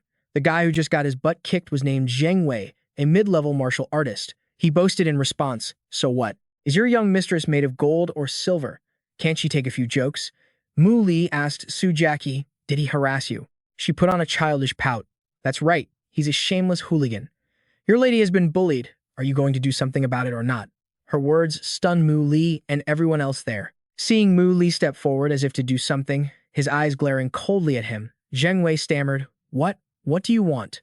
I'm telling you, don't touch me, or you won't be able to handle the consequences. Then he stood up and threatened, What are you glaring at me for? A staring contest? You want to go all out? I'm game. But you'd better ask around and find out who I am. Don't wait until you've been taught a lesson to regret it. Just then, Su Xiaodong stepped forward and ordered Zheng Wei apologize to this young lady. Seeing him, Zheng Wei had to show some respect. Young Master Su, you're here too. Xu Xiaodong said, A friend of Gui Jiao's is a friend of mine. Apologize to her at once. In his heart, he sneered. What is this nonsense about her friend is my friend? Just come out and say you want to hit on this new female student. Why don't you? But on the surface, he still had to bow his head and apologize. I'm sorry for offending you. Su Jachi just gave a cold snort while the crowd buzzed. Young Master Shu is still the most impressive. That's right. Who would dare to disrespect young Master Shu? Wanting to win Su Jachi's favor, Su Xiaodong bowed his own head to apologize. I'm so sorry. There's always one bad apple that spoils the bunch. I apologize for the disturbance. However, she couldn't have cared less. It's fine. Mu Li is here anyway. This made him furious on the inside, but he still had to appear friendly. I've long heard that the daughter of the Su Corporation's director is as beautiful as a fairy, but seeing you in person today, I know they were all lying. That's not it at all. Before Su Jachi could understand what was happening, Xu Xiaodong smoothed his hair to look handsome and started to flirt. Seeing you today, I've discovered you're even more beautiful than a fairy. Hearing this cheap pickup line, Zhao Chuan felt like throwing up. Oh damn, that's so cheesy. I'm gonna puke rainbows. Su Jachi truly had a cold and aloof aura. Despite the compliment, she just replied coldly, You're too kind. Thank you for the compliment. Then she turned to question him, Stinky blockhead. Where were you two wandering off to just now? Why didn't you show up sooner? Hearing this, Muley wanted to cry his eyes out at this little ancestor of his. How can you change your tune faster than flipping through a book? And it didn't stop there. Xu Xiaodong started flirting with Gu Jiao too. Of course, our friend Gu Jiao also has her own unique beauty. Our Ying Kai University now has 2 beauties. The student life from now on will be filled with beautiful memories. Zhao Chuan was about to go puke again. Is this what you call being impartial? Does he think he's the main character in a comic book or something? Xu Xiaodong proactively suggested that classmate Zhao not leave just yet. How about this? In my capacity as a top student of Ying Kai University, I'd like to invite you all. Tonight, I will arrange a welcome party for you. Consider it my apology on behalf of that bastard Zheng Wei. The crowd marveled at his chivalrous act. It clearly had nothing to do with Su Xiaodong, but he's willing to take responsibility himself to maintain our school's image. He's so noble. Su Jachi quickly realized this guy's attitude was not normal and rejected him flatly. Are you some kind of saint? What other people do has nothing to do with you. But thanks for the kind offer. We're busy tonight, Xiaodong said awkwardly. Don't be so formal. Actually, the party is just an excuse. I just want to be friends with Miss Su. You guys are new here, so you don't know your way around the school. In fact, Ying Kai University has a lot of interesting secrets, like the mysterious little room in the library, and the famous windbreaker night. I'll tell you all about it. Jachi's interest was piqued, and she asked, the Windbreaker Knight? He confirmed, that's right. A mysterious figure who wears a half mask and a windbreaker. To his surprise, she took the initiative and asked what time, which left Xiaodong completely stunned.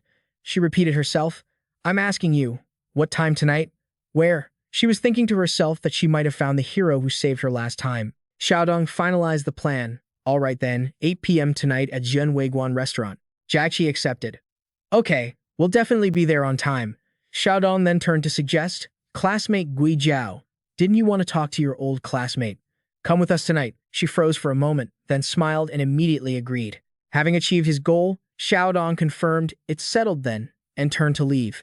Gui Jiao warned Jachi, Miss Su, not many of these rich young masters have pure intentions. Don't let yourself be fooled by their sweet talk. She leaned her head on Mu Li's shoulder and said, I know, I'm not stupid, but I'm not afraid. I have Mu Li with me. No one would dare try anything. The atmosphere suddenly became awkward, so Mu Li sarcastically teased Jachi, you really think that highly of me? Meanwhile, a hint of sadness appeared in Gui Jiao's eyes. She looked down at the jade pendant Mu Li had given her. At 7:30 p.m., at Zhenweiguan restaurant, Xiaodong asked Xiao Chu, is everything I asked you to arrange taken care of? Don't worry, it's all been handled. Just then, the door swung open. It was Jachi and Mu Li. Xiaodong proactively pulled out a chair for her. Miss Su, please, have a seat. But Jachi politely said, thank you, but I'm used to sitting a bit further down. She then pulled a chair over to sit next to Mu Li, leaving him completely embarrassed. Just then, Gui Jiao arrived, apologizing, I'm so sorry, I'm late. Xiaodong seized the opportunity to invite the beauty to sit in the chair he had prepared. Classmate Gui Jiao, sit here next to me. I know how to take good care of my female classmates. But she also politely declined. Thank you, but I prefer to sit further down. With that, she also pulled up a chair next to Mu Li. Zhao Chuan was the last to arrive and, thinking Xiaodong was kindly pulling out a chair for him, sat right down without a second thought and said, thanks, Brother Shu. The atmosphere became more awkward than ever, until Jachi broke the silence. Classmate, Shu Xiaodong, didn't you say you were going to tell us some interesting, mysterious stories? Hurry up and tell everyone. He answered vaguely, no need to rush, Miss Su. The delicacies at Jianweiguan restaurant aren't bad either. Everyone, please enjoy. I'll tell you the story as we eat. They say that in the eastern part of our school, there's an abandoned library. Jiaki, who was about to fall asleep, impatiently asked about the main topic. How boring. Weren't you going to talk about the Windbreaker Knight? Tell me about that. Xiaodong cursed under his breath. I go to all this trouble to prepare a ghost story, and all she wants to hear about is the Windbreaker Knight. What's wrong with her? Fine, have it your way. He began to tell the story. A while ago, at Yingkai University, there was this really immature student who was always fantasizing that he was some kind of superhero saving the world, and he loved wearing a windbreaker. He wore a clown mask and went up to the roof of the lecture hall, claiming he could fly. Everyone mocked him and called him the Windbreaker Knight, Jackie asked. And then what happened? He continued. Then one day, to prove he could fly, he fell to his death because the building was too high. The two girls were so bored they were ready to fall asleep, while Xiaodong looked like he was waiting for something. He thought to himself, based on the schedule, they should be here by now. And sure enough, outside, a few thugs hired by Xiaodong started walking towards Jianweiguan restaurant. That Mu guy is on the second floor, right? In the Zhu Shiyun private room, I heard there are two great beauties inside. All we have to do is pretend to cause trouble, so Master Shu can look good. All right. 3 punks with dyed hair stood in front of the Zhu Shiyun room. One of them said, I can smell it. The scent of beautiful women. Ladies, here I come. With that, he kicked the door clean off its hinges. As the door flew open, he was met by the sight of several tall, intimidating men. One of them asked, who the hell are you? That's when Mushroom Head realized they had the wrong room. Just then, someone told them, hey, this is the right one over here. But the 3 big guys had already walked over to have a word with them. Hey, I'll ask you one more time. Who are you? Mushroom Head contemptuously spat on Qilin's shirt and started trash talking. What are you looking at? My major is kicking down doors. You got a problem with that? Just eat your food quietly. Look at me again, and your own mother won't recognize you. Getting challenged out of nowhere by some little punk, Qilin couldn't hold back and sent him flying with one punch. He was about to teach the guy some manners for running his mouth like that. In the Zhuzhiyun room, a bored Jiaxi stood up and said, so sorry, but we'll be leaving now. Since his people hadn't shown up yet, Xiaodong tried to make them stay a little longer. I haven't even finished the story yet. He couldn't understand why they weren't here yet. Just then, there was a yelp. Master Shu, save me. Mushroom Head was kicked straight into Xiaodong's room by Keelan. Then, Keelan walked in, sneering. I was wondering who had the guts to kick down my door. Turns out it was your doing, huh? You're really something else. Shu Xiaodong. Seeing him, Xiaodong looked as if he'd seen a ghost. Liu Keelan, aren't you supposed to be in the special forces? Why are you back? He replied arrogantly. I'll come back whenever I want. What are you going to do about it? Xiaodong knew Keelan was not someone to be messed with. He used to be a notorious troublemaker. Later, the Liu family threw him into the army. Just then, Mushroom Head spoke up again. Master Shu, they're trying to cripple me. Save me. I was just following your orders. Fearing his plan would be exposed, he snapped. Shut up, you useless trash. Qilin hauled Mushroom Head up like a kitten and asked, tell me, what orders did Shu Xiaodong give you? He confessed, Master Shu told us to pretend to be hooligans and kick down the door to harass the girls. Then we were supposed to cooperate with him to act out a hero saves the damsel scene. But we accidentally kicked down the wrong door and ran into you, sirs. Please, calm down. Please spare us. The two women in the room were stunned to hear this. Jachi even walked over and took a jab. Did you hear that? Mu Li, a hero saves the damsel. He clearly doesn't know what kind of damsel he's dealing with. Trying to pull some tricks?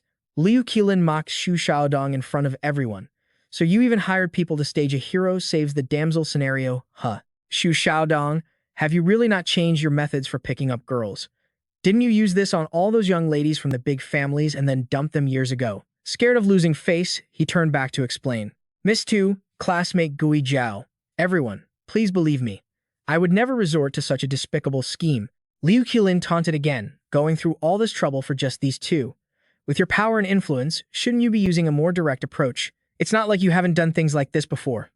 Young Master too. This made him hiss the name Liu Keelan, as a vile idea came to his mind. Tell me, he said, if I were to make a move on the girl you like, right here in front of you, would you dare to turn on me? Then he stared intently at Su Jachi, causing her to back away in fear. You, what do you want? He admired Su Jachi's exquisite beauty. Such a fair, delicate face. Come over here and let this young master have a little touch. Don't be scared, beautiful. How could anyone not be afraid? She shouted a warning. Don't you come any closer. Mu Li decided to step in, grabbing Liu Keelan's hand and surprising him. You got some nerve. You dare to stop me? Mu Li mimicked his perverted expression and parroted his words. It's just a little touch. Don't be scared. Liu Keelan threatened. You better let go of my hand. Otherwise, I can't guarantee that your hand will still be attached in the next second. But Mu Li held on firmly, stating his condition. Stop acting like a creep, and I'll let you go. Provoked, Liu Keelan's blood boiled as he spat. I was away from Long Sun for a few years, and I can't believe someone this bold has popped up. Mu Li also released his hand. He himself stood perfectly still. Recognizing the stance of a martial artist, Liu Keelan probed. Looks like you've had some training, huh? Just in time for me to get a workout. The moment he lifted his leg, Mu Li criticized him. What a waste. All those muscles are for nothing. He immediately used his profound internal energy to cripple his right leg. Struck by the blow, Liu Keelan let out a miserable scream. The two men with him immediately started to worry for their young master. Liu Keelan collapsed to the ground, thinking, this guy's defense is as hard as an iron bar. I used my full strength, but it just feels like I ended up hurting myself. Could this be the legendary ground-walking chicken? Suddenly, Mu Li asked him, what is Liu wushing to you? Liu Keelan's face turned pale. Where did this little bastard come from daring to say the senior's name so directly? Even though my leg is immobilized, I haven't used all my tricks yet. Don't get too arrogant. Second move, military fist. He rushed forward, his hands moving at high speed to create a flurry of punches. But this cheap trick was easily dodged by Mu Li, who just stepped to the side. Then, channeling qi into his hand, he closed the distance to Liu Keelan and pressed his head down with one hand. With just a little bit of force, Mu Li had completely suppressed him. He even offered him some advice. There's no need for a young man to be so hot-headed. If I had intended to seriously harm you, you wouldn't be standing here right now. When a child won't listen, you just have to call an adult. With that, he took the phone from Liu Keelan's pocket and called his grandfather. After listening for a moment, he handed the phone back to Liu Keelan, relaying, Your grandfather told me to let you listen. As soon as he took the phone, he heard his grandfather's loving curses. You little brat, you've got some serious nerve. You caused so much trouble for the Liu family back in the day. Your father and I threw you into the army to get you straightened out. I can't believe you came back without showing any improvement at all. You could have picked a fight with anyone, but you had to go and provoke young Master Mu Li. Hearing his grandfather defend an outsider, Liu Qilin's heart ached, and he was so scared he froze solid. He tried to open his mouth to explain, but his grandfather cut him off. Let me tell you something. You're to respectfully go and apologize to him right now. Young Master Mu Li is a magnanimous person, so he'll forgive you this time. If there's a next time, he won't even need to lift a finger. I'll cripple you myself. Liu Qilin desperately wanted to know who on earth this guy was. My grandfather is a martial grandmaster, and even he has to show him respect. Could he be even stronger than a martial grandmaster? Meanwhile, Mu Li calmly teased him. What's wrong? Still want to fight to the death? Liu Qilin had no choice but to admit defeat. If my grandfather says so, what else can I say? Besides, I can't beat you even if I tried. Mu Li kindly offered to heal him.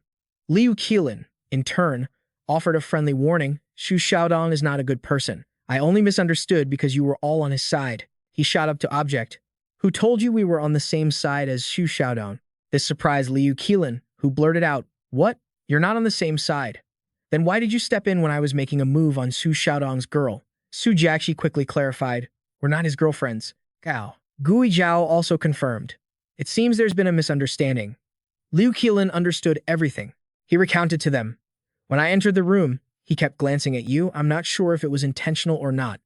I didn't pay it any mind at the time. Thinking back now, it turns out that son of a bitch was playing me, using me as a shield and trying to pin the blame on me. Mu Li said to the two girls, Let's go. There's nothing left for us here. Su Jachi intentionally spoke loudly for that despicable guy to hear. Gui Zhao, let's go. We should associate less with people like him in the future. Shu Xiaodong's face went pale. He begged repeatedly, Don't go. Don't leave me here alone. Classmate Mu Li, classmate Mu Li. Liu Qilin's time had come. He growled menacingly. Back when I was in Long Sun, the thing I hated most were hypocritical young masters who relied on their family's power. Today, you're going to see how I deal with a two-faced bastard like you. Shu Xiaodong tried to explain. This is a misunderstanding. I'll explain it clearly to you next time. After saying that, he made a run for it. But Liu Qilin's two henchmen had already blocked the door, cornering him. Liu Qilin stood up, stretched his muscles, and thought to himself, That guy named Mu Li really has skills. He healed my injury in an instant. I'll have to build a good relationship with him later. But for now, it's time to settle my old score with Shu Xiaodong. You know what the guys in our Chinese department are like. To put it nicely, they're refined scholars. To put it bluntly, they're just wimps. Every time we have a basketball match, we get crushed. It's too painful to watch. Just then, someone came up to start a conversation. You're Mu Li, right? I'm Fangg Xi, the basketball team captain for the Chinese department. This afternoon, we have a friendly match against the finance department. How about you come be a substitute for the team? Mu Li replied hesitantly. A substitute? But I don't know how to play basketball. Fangg Xi said, It's fine if you don't know how to play. We just need you to make up the numbers. Honestly, your physique is a lot better than the other guys. Hearing this, some of the girls in the class started turning their attention to him. Mu Li, you're playing in the basketball game this afternoon? But he honestly admitted, I don't know how to play basketball at all. Fangg Xi kept trying to convince him. As a member of the Chinese department, you can't just have zero team spirit, can you? So it's settled. 5 p.m. this afternoon at the basketball court. Don't be late. The girls also encouraged him. Go for it. We'll definitely come to watch you play. But he was still insistent. I don't know how to play, and I never agreed to it. Suddenly, Jackie called out to Mu Li, persuading him. Just go. Gui Zhao and I will be there to cheer you on. Right, Gui Zhao. She smiled as confirmation. Seeing this, Mu Li knew he couldn't refuse anymore. This entire conversation was overheard by Shu Xiaodong, who was standing outside. He gritted his teeth and declared, I don't care who you are, Mu. I, Shu Xiaodong, swear I'm going to teach you a lesson. That afternoon, because of Shu Xiaodong's appearance, the girls were screaming nonstop. Shu Xiaodong, go Shu Xiaodong, you're the best. Just then, the players started to arrive. Shu Xiaodong walked out to the roaring cheers of the entire crowd. Seeing this, Jiaxi wondered, why are all the girls from our department cheering for the other team? They have no pride. Then, she fumbled to pull out a banner that read, Go Mu Li, Go Chinese department, and started cheering for her home team all by herself. Mu Mu, Li Li, basketball champion. Mu Mu, Li Li, handsome beyond the heavens. He looked at this silly girl, completely speechless, wondering if she felt any shame at all. Unexpectedly, Jackie's cheering only got louder and more exaggerated, making Mu Li cover his face, wishing he could find a hole to crawl into and hide. From a corner, Zhu Xiaodong watched Mu Li and swore to himself, Punk, if you dare step on this court today, I'll wipe the floor with you. The first half of the basketball game between the Department of Finance and the Chinese department began. The referee blew the whistle, and the ball was tossed into the air. With his quick reflexes, Xu Xiaodong caught it, then tried to maintain his cool, handsome image as he dribbled down the court. It made all the girls in the stands swoon. Xu Xiaodong is so handsome. I already want to start thinking of names for our children. In just 20 minutes, the finance team continuously sank basket after basket against their opponents. The referee declared the end of the first half, signaling for halftime. The score was now Finance 65, Chinese Department 8. Xu Xiaodong looked at the opposing team with contempt. The Chinese department is such trash. We crushed them in the blink of an eye. In the stands, the audience was also mocking them. The Chinese department is the same as always, consistently terrible. Even Jachi, seeing them play for the first time, had to sigh, "Is our department's basketball team really this weak?" Gui Jiao said, "There's nothing to be done about it. The finance department has always been strong, and most of the girls here came to see Xu Xiaodong. Our guys have no motivation to compete, so of course they're losing. And with such a devastating loss, the Chinese team has lost all its fighting spirit. What's the point of having the two great beauties of our department here to support them? This doesn't look good at all." Suddenly, Fangg Xi gave an order, "Mu Li, you're going in next." This startled him. "Me? Didn't you say I just needed to be here to make up the numbers?" Inwardly, he thought. "Even though I'm the celestial lord of the purple star, I've never even touched a basketball." But Fangg Xi explained, "We have no choice. The Chinese department's basketball team has 6 members, and now 2 of them are injured. If you don't go in, who else is there? Do you want people to call us weak?" The 2 injured teammates were complaining to each other. "Just now, when I was catching the ball, I scraped my little index finger. Quick, take me to the nurse's office. This is terrible. This basketball sport isn't for me, it's way too intense." Fangg Xi said to Mu Li helplessly, "See, I'm out of options. Since you don't know how to play, just follow us around on the court later. It's better than not having enough players." At this point, he could only agree. "All right, I'll go out there with you guys." Seeing Mu Li make a move, Xu Xiaodong swore, "Today, I'm going to make you lose so badly you'll cry." The next half began. The referee blew the whistle and threw the ball, and it was Fangg Xi who quickly grabbed it. He stared intently at Mu Li, clearly with no good intentions, then threw the ball, telling Mu Li to catch it. Not understanding anything, he blankly caught the ball, not knowing what to do next, so he just looked towards the basket. Using his supreme skills, he quickly sent the ball straight to its target. To the amazement of the 2 girls, the ball swished through the net and bounced on the court. Meanwhile, the opposing team stood there, stunned, asking each other, "Did he just score from the other end of the court? You've got to be kidding me." Fangg Xi was so exasperated he was speechless. "Mu Li, what are you doing?" It turned out he had thrown the ball into his own team's basket, successfully gifting the opponent 3 points amidst the ridicule of the audience. That clueless shot. I'm dying of laughter. Is this guy from the Chinese department here to be a clown? Mu Li was confused. Didn't I make the basket? Why did the other team get the points? Hearing this, Fangg Xi was completely at a loss. Dude, don't tell me you don't even know which basket belongs to which team. Mu Li absorbed this new knowledge. Oh, so that's how it is. Seeing his clueless expression, Xu Xiaodong couldn't help but burst out laughing. This kid gets on the court and immediately scores a 3-pointer for us. Does an idiot like that really think he can compete with me? Next, it was the finance team's turn to inbound the ball. Xu Xiaodong was the one responsible for scoring this time. The sight of Mu Li standing in front of him was a real eyesore. He declared, "Let this young master show you what professionalism is and what skill is." Xu Xiaodong started performing a series of dodges and graceful spins, making Mu Li turn in circles. The spectators were amazed. That spin move by Xu Xiaodong is comparable to a professional player. Just as he was thinking this was child's play and was about to jump up for a dunk, Mu Li snatched the ball right out of his hands, leaving him completely stunned. He could only watch as Mu Li threw the ball into the basket. He thought to himself, "I don't know how he did that, but it must have been a lucky shot. I have to use my skills to crush him." Putting his thoughts into action, Xu Xiaodong faked a drive forward, but in reality, he planned to shoot from mid-court. But just as he released the ball, Mu Li jumped up and blocked the shot, shattering his hopes, and then he regained control of the ball. In a flash, it was through the opponent's hoop. Even the guys from the finance department had to admire Mu Li's style of play. This dude is a beast. Having the ball stolen from him repeatedly, Xu Xiaodong started getting ticked off and took his frustration out on others. "Are you guys just human shields? Block him for me." This time, 3 of them ganged up on him, but they still couldn't stop Mu Li from making the shot. Mu Li single-handedly changed the audience's entire perception of the team. The ball's in the hoop again. Holy crap, the Chinese language department is the real deal. He scored even while being triple-teamed. With only 3 seconds left in the game, the score was tied at 68 all. Out of options, Su Jachi glanced over at Fangg Xi. He caught the signal, and they both rushed forward to teach Mu Li a lesson. It was only then that he understood their plan. No wonder Fangg Xi was so insistent on me joining the basketball team, and with that unexpected incident, they had no choice but to put a substitute like me on the court. Ready for them, he faked a move forward and then pulled back, causing the two of them to collide and fall over. Mu Li exposed Fangg Xi's true colors. So, you were Su Jachi's man all along. With no one left to block him, he calmly sank the ball, bringing the final score for the second half to 70 for the Chinese language department. The referee declared the Chinese language department the winner of the match. The audience erupted in cheers. Damn, Mu Li is a beast.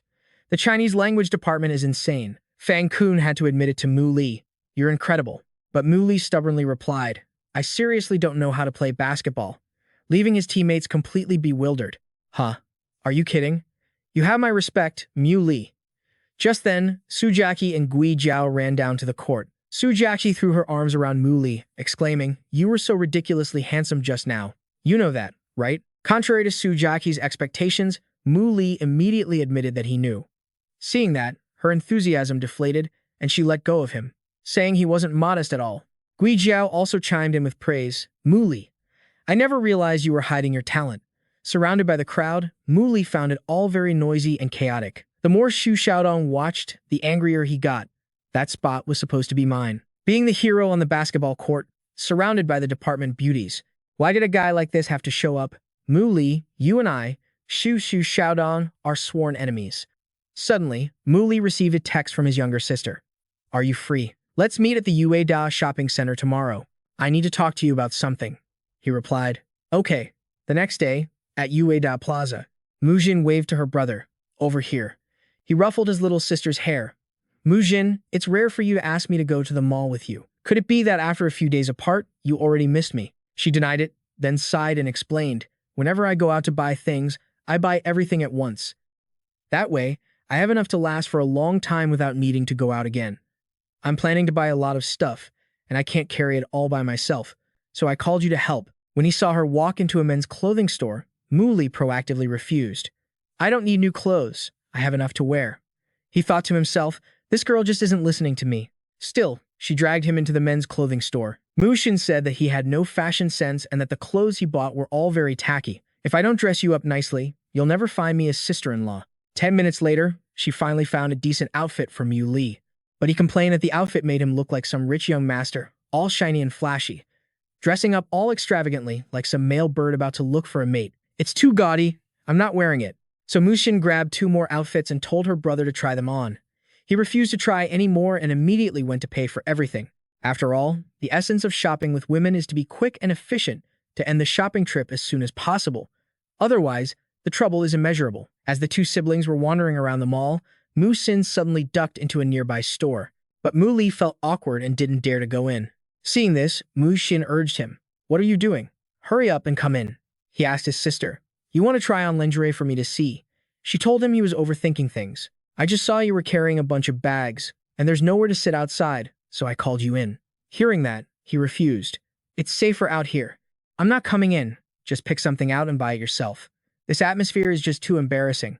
A little later, Mu Jin found what she wanted and came out to get her brother. Let's go. Mu Li glanced at the bag his sister handed him, thinking to himself. She chose pink. Unexpectedly, from a hidden corner, a man named Jiang Niliu had noticed Mu Jin's beauty and was admiring her. That girl is gorgeous. Mu Li curiously asked his sister, Are you really not buying any clothes? She said it was fine, and she had enough clothes to wear. Suddenly, he sensed something unusual. He stopped walking, put the bags down on the ground, and told Mu Jin to wait for him there before walking off.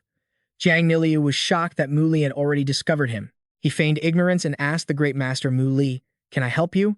Mu Li got right up in his face and warned him, I don't care what kind of dirty thoughts you have in your head, but if you dare touch my sister, and I'll say this twice because it's important, if you dare to lay a hand on my sister, I will make sure you can never reincarnate. Jiang Niliu maintained his arrogant attitude and threatened him back. Who do you think you are? I have the backing of a family with 2 high-level martial venerables. If I lose even a single strand of hair, the one who will never be able to reincarnate is you. Mu Li just patted him lightly on the shoulder, challenging him. Don't believe me? Go ahead and try. Well, goodbye then. Take care of yourself. It's unclear what happened to Jiang Neliu, but his face turned pale. Seeing her brother return, Mu Xin asked, "What was that about?" He replied, "It's nothing. Let's go." Back with Jiang Neliu, for some reason, he felt something was terribly wrong with his body and collapsed to the ground. He thought to himself, how could he release such powerful energy? Could it be that, at Liu Wusheng's banquet, he wasn't even using his full strength? Soon, it was time for the siblings to part ways. Mu Li gave his sister a gift box and told her, "Remember to always keep this with you." She took it and said, "Okay, I will." Just as the car carrying Mu Xin drove off, another car screeched to a halt, and someone called out, "Young Master Mu Li." Mu Li recognized the voice. It was Bai Xishan, and he seemed to be in a hurry. "Young Master Mu Li, I finally found you." Mu Li asked what was going on. Bai Xishan said it was an urgent martial world matter and to get in the car so he could explain. The car sped them out to the suburbs. Bai Xishan explained, "Young Master Mu Li, we at the Martial Alliance have found a stronghold. We suspect it belongs to the Hehuan sect. The enemy is very cunning, so to ensure the mission's success, we had to ask for aid from an outside expert like yourself." He pointed to the person in the front seat and introduced him. "This is our branch chief, Zhuang Yan." Mu Li also introduced himself. "I am Mu Li." Zhuang Yan had already read quite a few reports about Mu Li. "I've long heard of Mr. Mu Li's reputation. Meeting you today, you're clearly no ordinary person. To have such strength at your young age. No wonder the people in the black market are so terrified of you." He just gave a humble smile. "Division head, you flatter me."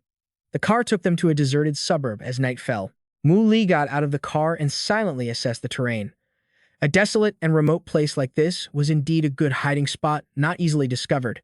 Suddenly, he noticed someone. "Liu Qilin, what are you doing here?" "Brother Mu Li, as soon as I returned to Longshan, I heard about the Hehuan sect, those bastards and their heinous crimes. Their actions have angered both men and gods. I'm not used to acting alone, so I requested backup. We've been lying in wait here for a few days. This is definitely their stronghold. There are still victims inside, so we must be extremely cautious with this operation." Bai Xishan asked Mu Li's opinion on whether they should take out the patrols first to avoid alerting those inside. Qilin noted that would be a bit difficult.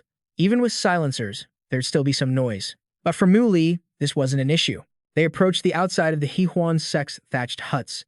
Mu Li observed their movements, then used his energy to execute the plucking leaves, flying flowers technique, killing them silently. He turned a few leaves into sharp projectiles, embedding them in the enemies and sending them to the afterlife in complete silence. Watching Mu Li's display, Callan thought to himself that Mu Li was truly formidable. Not only was it completely silent, taking down the enemy in a single move, but there wasn't even the metallic scent of blood in the air.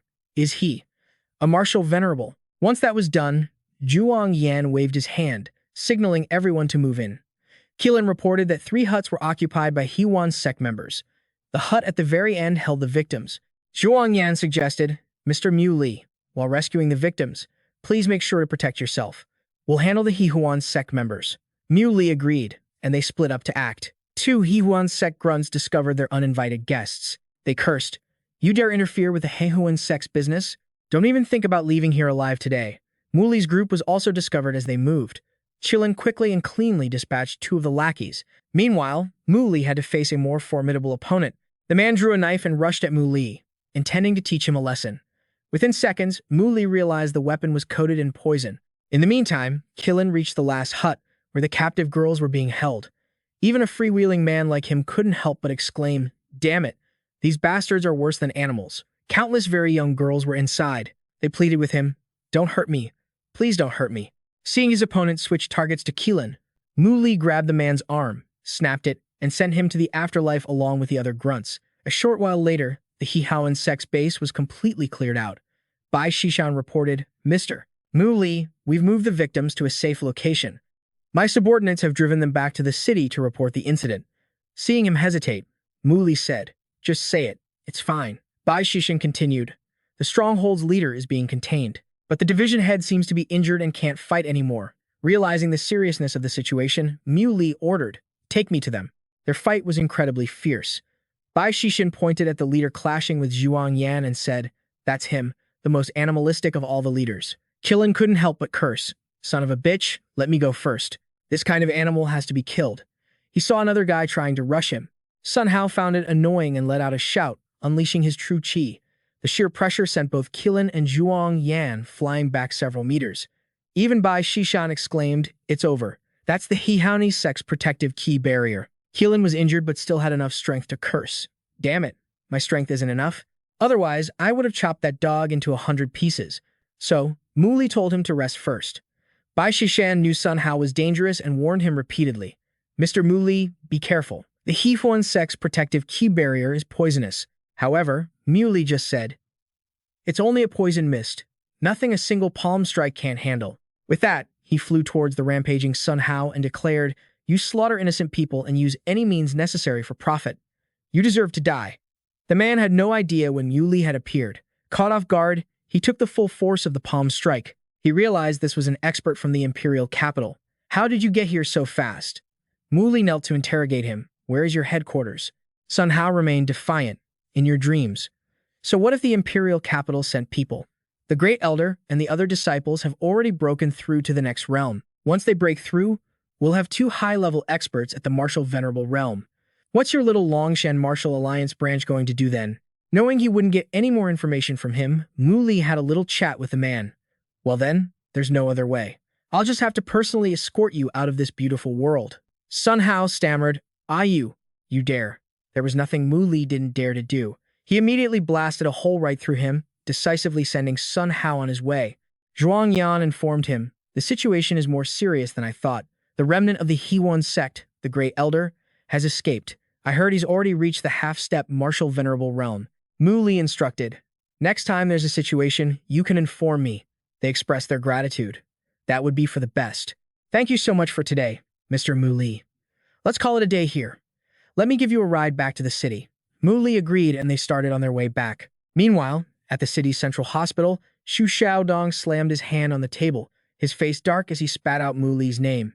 Fang Kun was updating the young master of the Shu family. Right now, all the posts on the forum are about him. He even has his own fan group. "This Muli guy used you, young Master Shu, as a stepping stone to get famous." Shu Xiaodong ordered, "Think of a way. I want to utterly ruin that guy, Mu." Fang Kun assessed, "This Muli guy seems easygoing, but he's actually extremely difficult to deal with. Young Master Shu, right now this Muli is incredibly famous and has everyone's attention at school. If some bad rumors were to spread about him during this time, the effect would surely be doubled." Shu Xiaodong praised him. "Looks like you have a bold idea." Fang Kun then proposed, "We could do this," before whispering into Shu Xiaodong's ear. After hearing it, he let out a sinister laugh, then looked down at his injured leg and sighed. "Oh, Muli, it must be fun getting famous by stepping on me. Right? This time, I'll make sure you can never recover." The next day, at Yingkai University, Su Jachi walked past a few girls who were whispering amongst themselves. "So, it was him? You really can't judge a book by its cover. I never would have thought. He looks so righteous, but his character is anything but." Hearing this, she immediately stopped a female student to get the full story. She asked, "Is what you're talking about related to Muli?" In the video the 2 students showed her, Muli looked like a twisted pervert, forcing a girl to do whatever he wanted. He grabbed the girl and threw her onto the bed, ignoring her pleas, "Stay away from me." Muli ripped her clothes, even as she begged with all her might, "Don't. Please, I'm begging you, let me go." Muli just used his oppressive aura to taunt her. "Go ahead and scream. It won't do you any good even if you scream your throat raw." The video clip was crystal clear, but Su Jachi absolutely refused to believe it. Why would Muli, who wasn't even moved by someone as beautiful and outstanding as herself, even give a girl like that a second glance? She immediately grabbed her phone to warn Muli. "Have you seen that video? Someone's trying to frame you." By then, he had returned to campus under the scornful gaze of everyone. They started protesting, "You scumbag. Get the hell out of Antai University. You don't deserve to be here. Get out. Get out. You shameless, heartless piece of trash. People like you should be taken out and shot." Shu Xiaodong saw Muli being miserably humiliated and smirked triumphantly. 1,000 fingers pointed, 10,000 voices cursed. "Oh, Muli, this is the end you brought upon yourself." Fang Kun asked Shu Xiao, "What should we do next?" He ordered, "Let's go. It's time for us to make an appearance. I want him to know that I am the dignified young master of this Shu family. How could a piece of trash like him possibly afford to offend me?" In that noisy crowd, luckily Gui Zhao was still on Muli's side. But things were getting out of hand. A few people started bringing out filthy garbage, shouting, "Everyone, move aside so we can beat this bastard to death." Seeing the situation turn ugly, Guijiao stood in front of Mu Li to protect him.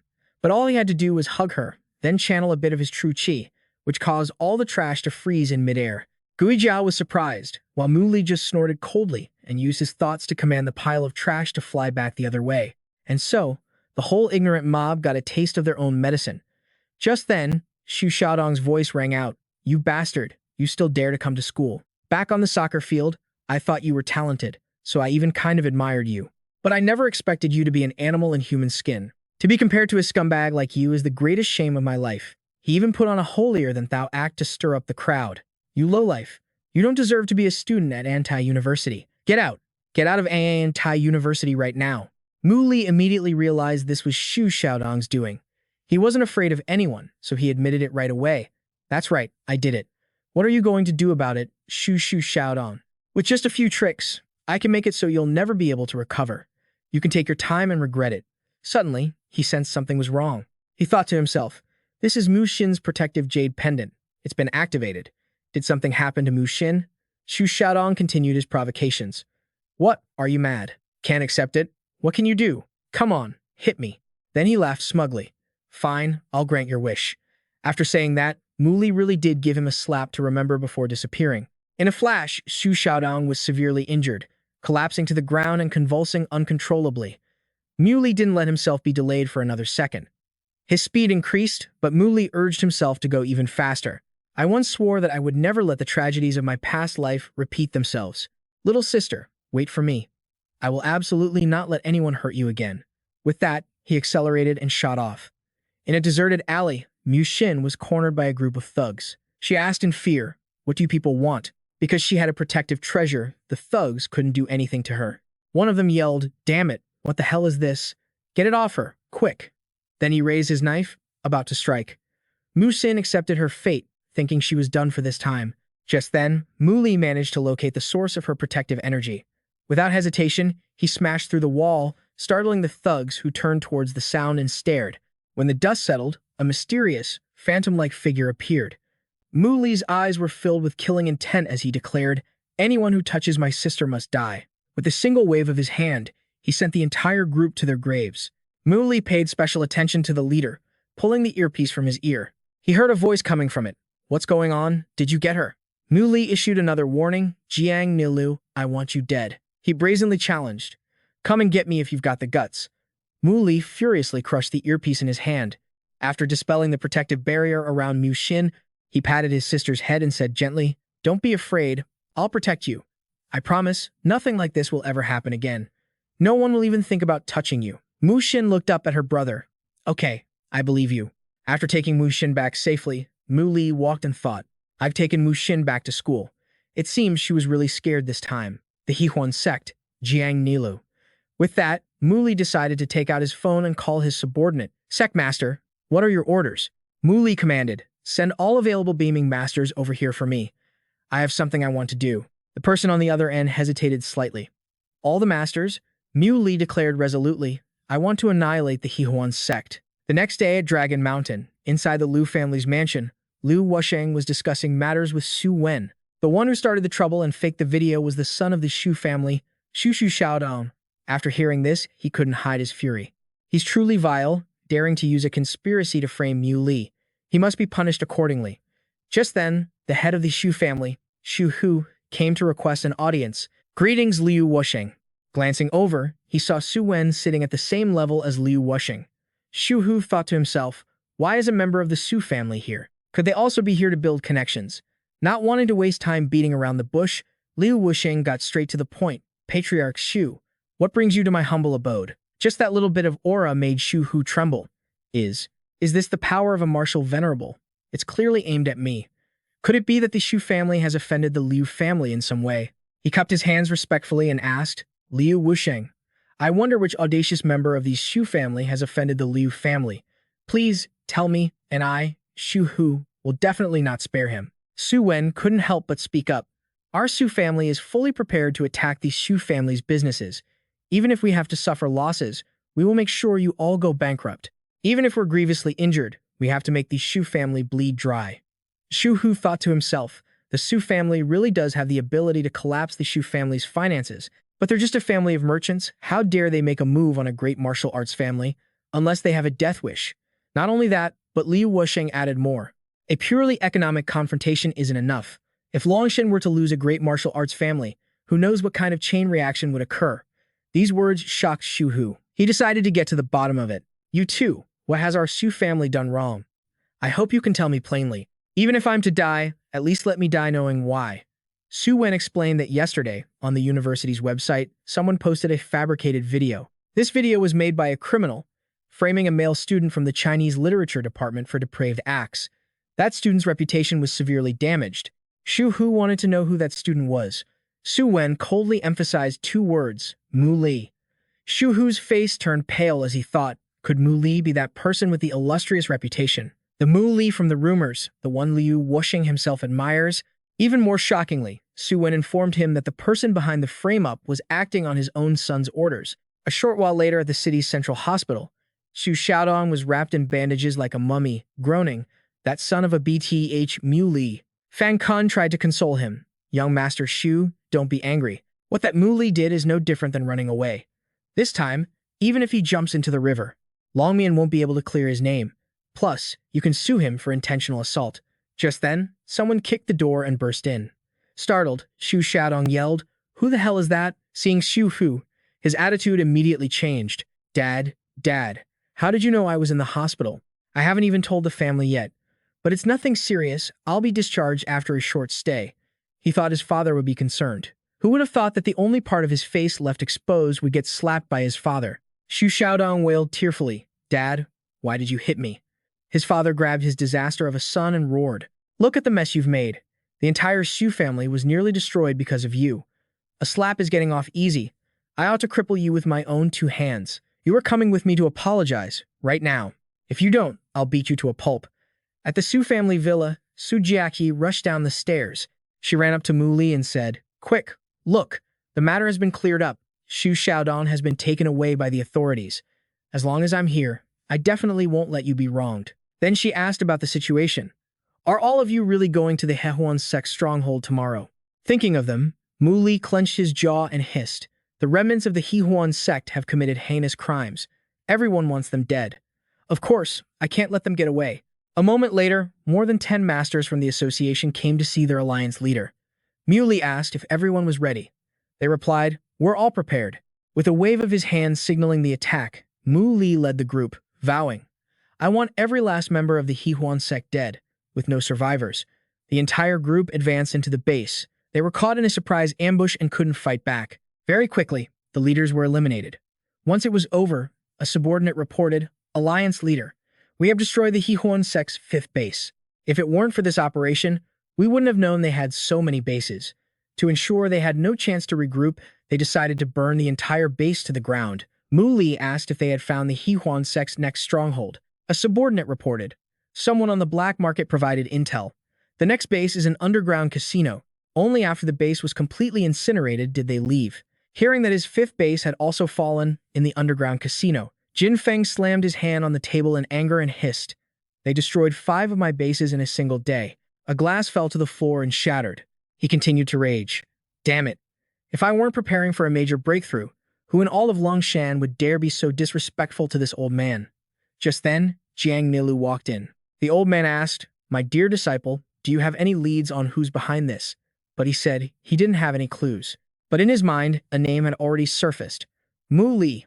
This is your handiwork, isn't it? Unfortunately for them, not far from the base, several members of the Martial Alliance were also waiting for an opportunity. Seeing the group brazenly enter the base, someone asked, "What's going on? Who are these people in black cloaks?" Zhuang Yan recognized him at a glance. That's young Master Mu Li. He wondered to himself, so, he's the leader of this group. Could it be that the mysterious figure trying to destroy the Hehuan sect is him? Just then, chaotic screams erupted in the casino. "Everyone get the hell out. Run." Hearing the commotion, Jin Feng wondered, what's happening downstairs? One of the henchmen boldly asked the newcomers to identify themselves. Mu Li didn't even spare them a glance, immediately taking each one out with a single, swift blow.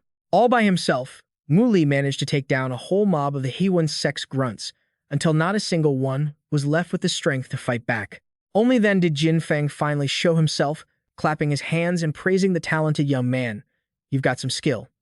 It's a pity you came here only to die.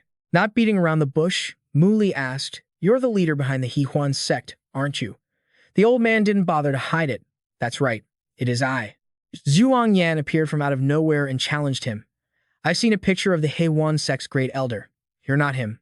Who are you?" Jin Feng shared that the old man had died a long time ago. His grave is already covered in grass. Before he died, he passed his legacy on to me. It turns out I'm a genius when it comes to cultivating the yin nourishing yang technique. In just 10 short years, I've reached my current realm and am about to break through to Martial Venerable. Zhuang Yan exclaimed, "Impossible." The old man's voice became scornful. "It's not just me. Even my disciple is a perfect fit for the Hehuan sect's techniques. I believe he's from the Jiang family of Zhongjing, the young master of the Jiang family." With powerful backing, Jiang Nilu became arrogant. "Muli, you really are capable, aren't you? I never expected you to use a method that could actually surprise me. However, I'm afraid none of you who came here today will be leaving." Enraged, Muli pointed at the scoundrel. "Jiang Nilu, today you will die." Jin Feng, annoyed, called him incredibly presumptuous and ordered his subordinates, "Kill them for me." However, Jiang Nilu decided to fight him one-on-one to see who would be the one to die today. Muli's subordinates had also gathered in full, just waiting for his command. After he gave the order to attack, only the sounds of clashing weapons and wretched screams remained. Jiang Nilu watched his opponent gain the upper hand and began to worry. With that settled, a subordinate reported that the alliance leader had dealt with the disciples of the Joyous Union sect. Tan Feng was stunned that someone as young as Muli could invite 15 high-level martial artists. But whatever, I'll let you all see just how formidable this old man is. With that, he leaped down to join the fight. The martial artists didn't even have time to react before becoming targets for his warm-up. The remaining men charged forward together, trying to surround him. But Tan Feng just flashed a confident smile and said, "Right on time." Then he rushed in, slapping each one of them. His terrifying power sent his opponents flying like falling leaves. 7 or 8 tenths of our men had already been taken down. Old Li and Old Zhang, the most experienced among them, couldn't help but exclaim, "A half-step martial venerable." Tan Feng confessed that if they hadn't ruined his plans, he would have soon condensed his internal energy and become a full martial venerable. Indeed, Old Li explained that since he was about to become a martial venerable, even though he hadn't reached the level of releasing his internal energy to harm others, a half-step martial venerable was practically the same as a full one. Hearing this, Mu Li told them to fall back first. Zhuang Yan also kindly warned him, "Young Master Mu Li, a half-step martial venerable's close combat abilities are incredibly strong. With our current strength, we're no match for him. I think our best bet is to use a war of attrition to wear him down." But he just reassured them, "Don't worry." Tan Feng scoffed, "Just a bunch of hatchlings who don't know their place, talking so big. Die." With that, he charged towards Mu Li like a bolt of lightning. He casually picked up a nearby chair and said softly to the old man, "A half-step martial venerable, huh? But you can't hurt me. Not with a simple move like that." Tan Feng was hit and sent flying far away, the force of the impact causing a loud bang. Zhuang Yan's eyes were opened wide in disbelief. A half-step martial venerable's body is covered in internal energy, even bullets can't harm them. Yet he sent one flying with just a chair. However, it would be a waste for someone as strong as Tan Feng to just die. He stood on a high floor and shrieked, "Muli, I'm going to kill you." Tan Feng's entire body was enveloped in an even more powerful force. Then, aiming straight for his target, he pushed off and shot downwards. Muli could see the old man wouldn't give up until he was staring death in the face. He charged forward with the chair again. Tan Feng flew down from above like a bird, but just as he was about to land, he took the full force of Muli's chair. The old man was sent flying high into the air again, like a shuttlecock. Then, a massive explosion erupted. Even on the brink of death, Tan Feng was still running his mouth. "I am a dignified half-step martial venerable. How dare you treat me like this, you insolent brat? I'll tear you into 1,000 pieces." Muli was tired of his talk, so he slapped him so hard it knocked his teeth loose. He then prepared to hit Tan Feng with the chair again. But the old man caught it and called for backup. "Wicked disciple, hurry up and help your master." Who would have thought that Jiang Niliu was also a treacherous backstabber? It was he who ordered Tan Feng. "Shut up. If you keep yelling, I'll be the first one to kill you." The old man was completely stunned. "What are you saying? How dare you be so disrespectful? I am your master." Jiang Niliu laid his cards on the table. "I've already learned the techniques of the Joyous Union sect. You no longer have any value for me to exploit." So all this time, Tan Feng had been nurturing a snake in his bosom. He turned purple with rage and cursed, "You bastard, I'll beat you to death." Before he could even do anything, he was slapped again by his own disciple. Then, he personally mocked the old man, calling him useless. Zhuang Yan had a question. Jiang Niliu. You're from the Jiang family of Zhongjing. The Jiang family is illustrious and famous. You can have anything you want, so why join this despicable demonic sect? Aren't you afraid of dishonoring the Jiang family's name? He answered nonchalantly, what is a demonic sect, and what is righteousness? As long as a technique can help me raise my cultivation level, I don't care if it's from a demonic sect or not. I used to be ranked 7th on the Martial Venerable Reserve list with 6 others ahead of me. And among them, Huang Fu Yun was someone everyone else looked up to with admiration. Now, even the person at the top of that reserve list has to bow their head to me. I'd even dare to fight that exceptionally talented Huang Fu Yun. Zhuang Yan asked again, so you practice demonic techniques that harm innocent young women, destroying their bodies and minds? Jiang Niliu replied, receiving my favor is their good fortune. He even said to Mu Li, that girl from the Su family and your sister are both top-quality goods. Don't worry, I'll be sure to favor them in the future. Hearing this, he tightened his grip on the chair. Jiang Niliu continued to provoke him. Do you think I'm like that useless old man? Amidst the power he was releasing, Zhuang Yan exclaimed in horror. A half-step martial venerable. Another half-step martial venerable. He called out Mu Li's name, but he didn't answer. Growing bolder, Jiang Niliu walked right up to him with a challenge. I'll stand right here and let you hit me. What can you do? Mu Li's expression remained unchanged. If his opponent had issued a challenge, he had to accept. Jiang Niliu boldly issued his challenge, but who would have thought the chair would actually hit him in the face? The moment it made contact with Jiang Niliu's face, it completely deformed him. Inertia sent him flying, slamming him into the wall. Even after taking a hit, he still couldn't believe Mu Li could actually strike him. So, Jiang Niliu roared again. This young master doesn't believe it. If he didn't believe it, Mu Li would just give him another one to even things out. Another blow straight to the face, and Jiang Niliu was plastered to the wall again. Zhuang Yan watched with a dazed look in his eyes. He couldn't even smile. That chair hadn't been damaged at all, despite sending 2 martial venerables flying. It's truly a divine weapon, but Jiang Niliu still hadn't given up. He scrambled back to his feet and threw another punch at Mu Li, who, in turn, just used the chair to deal with it, sending him flying like a shuttlecock again. The MVP of this battle was clearly the chair. Jiang Niliu once again paid a visit to the wall. This time seemed serious. He suffered internal injuries and was coughing up blood everywhere. In just 3 moves, Mu Li had taken care of this arrogant punk. It was a real eye-opener for Zhuang Yan. Mu Li, you're too incredible. You beat 2 half-step martial venerables like you were playing ball. He still said nothing, just quietly walked over to Jiang Niliu. He was suffering from severe internal injuries, and his life was hanging by a thread.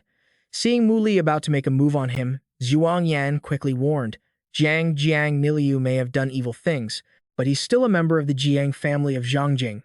You can't take his life. Even Jiang Niliu wasn't convinced. This doesn't make any sense.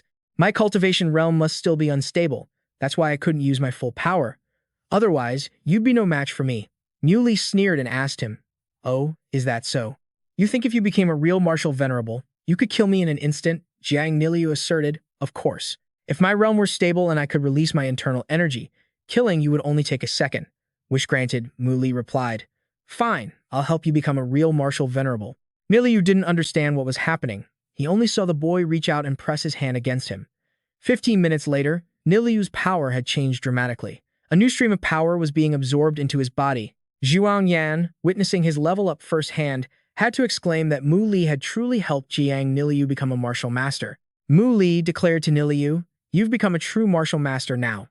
He looked at his flawless body and said, That's right. He suddenly burst out laughing and then warned Mu Li, I don't know what's wrong with your head, helping me solidify my realm, but I won't go easy on you. I will definitely take your life. The boy couldn't even be bothered with this punk. He simply unleashed a new power. This time, Niliu didn't need to charge forward. He just had to stand still and withstand one of Mu Li's attacks. However, even with his current martial master strength, he was no match. He was quickly sent flying into a wall again, and the force this time made the entire building shake. Beaten to a pulp, and on the verge of being crippled, Niliu finally realized, You were a martial master all along? Zhuang Yan wondered, What in the world is happening? Why have 2 martial masters appeared at the same time? It had taken Huang Fu Yun 20 years to become the youngest martial master in Huaxia, shocking the martial arts world. Since then, only 2 people had managed to do that. He concluded that this golden age of martial arts had truly begun. As for Niliu, even though he was beaten to a pulp, he refused to submit. Mu Li, you're good. I, Jiang Niliu have been defeated by your hand, but don't get cocky. One day, I will definitely surpass you. Mu Li just calmly asked back, you think there will be a next time? He replied, why can't I have a next time? Our Jiang family has a 3,000-year tradition. We've produced 2 generations of martial masters and are still the top family in Huaxia. You're just a rookie, a measly martial master. What can you do to me? On the contrary, for our Jiang family, killing you is as easy as flipping a hand. Forget you, why don't you ask the lapdogs next to you if they dare to kill me? Zhuang Yan explained that he was a member of the Jiang family from Zhongjing. He could only be taken to the imperial capital and handed over to the court and the martial artist tribunal for sentencing. That was why Niliu dared to be so contemptuous. You don't dare to kill me. What a bunch of cowards. It was well known that Jiangnan province was the wealthiest region in all of Huaxia. The Jiang family had lived in Jiangnan for a long time, possessing immense wealth and power, and was highly valued by the nation. The current family head in Zhongjing was Jiang Niliu's father. His grandfather was a revered martial master, famous throughout Huaxia, with unfathomably deep cultivation. Jiang Niliu was the 3rd-generation heir. Nothing could be allowed to happen to him while in their custody. One of Mu Li's subordinates also confirmed it. He's right. Some of us don't dare to kill him. Mu Li was puzzled. So if the Jiang family uses its influence to whitewash the crimes of their only son, getting his charges dropped would be as easy as flipping a hand, right? The subordinate affirmed once more. Even if the Jiang family does nothing, when Jiang Niliu is taken to the imperial capital, high-ranking officials will be too intimidated by his family's status to sentence him to death. So Niliu challenged him again. Well, do you get how powerful our Jiang family is now? So what if you're a martial master? I am Jiang Niliu, someone you will never be able to touch in your entire life. With that, he pulled out his phone and called his grandfather. Hello, Grandpa? It's me. As soon as he picked up, the old man anxiously asked about his grandson. Niliu, you little rascal, where on earth are you? Do you have any idea how worried your father and I have been? How are you right now? Why does your voice sound unusual? He informed his grandfather that he had reached the martial master realm. This news made the old man ecstatic. What? You've reached the martial master realm. This is absolutely wonderful news. However, Niliu started to bring up, Grandpa, listen to me. Although I've broken through to the martial master realm, I'm currently facing a life or death situation. There's a guy named Mu Li, and he wants to kill me. Hearing that someone wanted to kill his precious grandson, the person on the other end of the line erupted. What? Who dares to harm my grandson? Niliu looked at Mu Li with contempt. Do you still dare to kill me, Mu Li? Despite Zhuang Yan's desperate pleas, Mr. Mu Li, you must stay calm.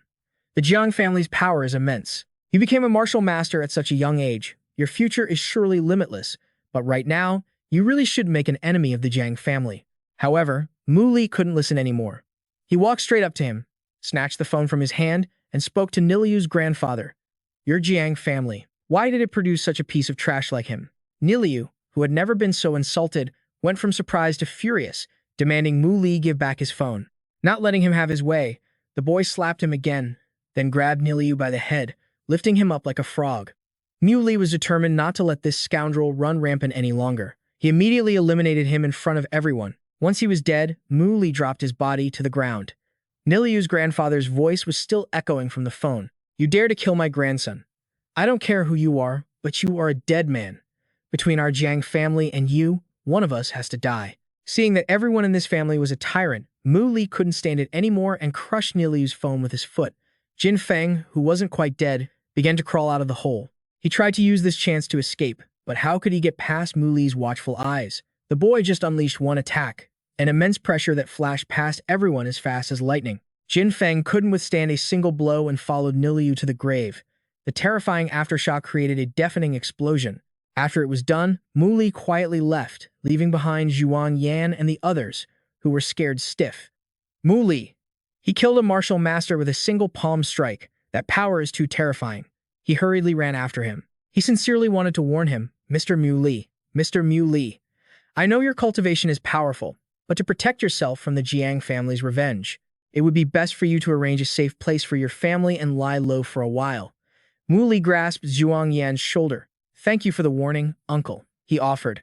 In the destruction of the Hewan sect's den, your contribution was the greatest. I will report it to the Martial Alliance headquarters in the imperial capital.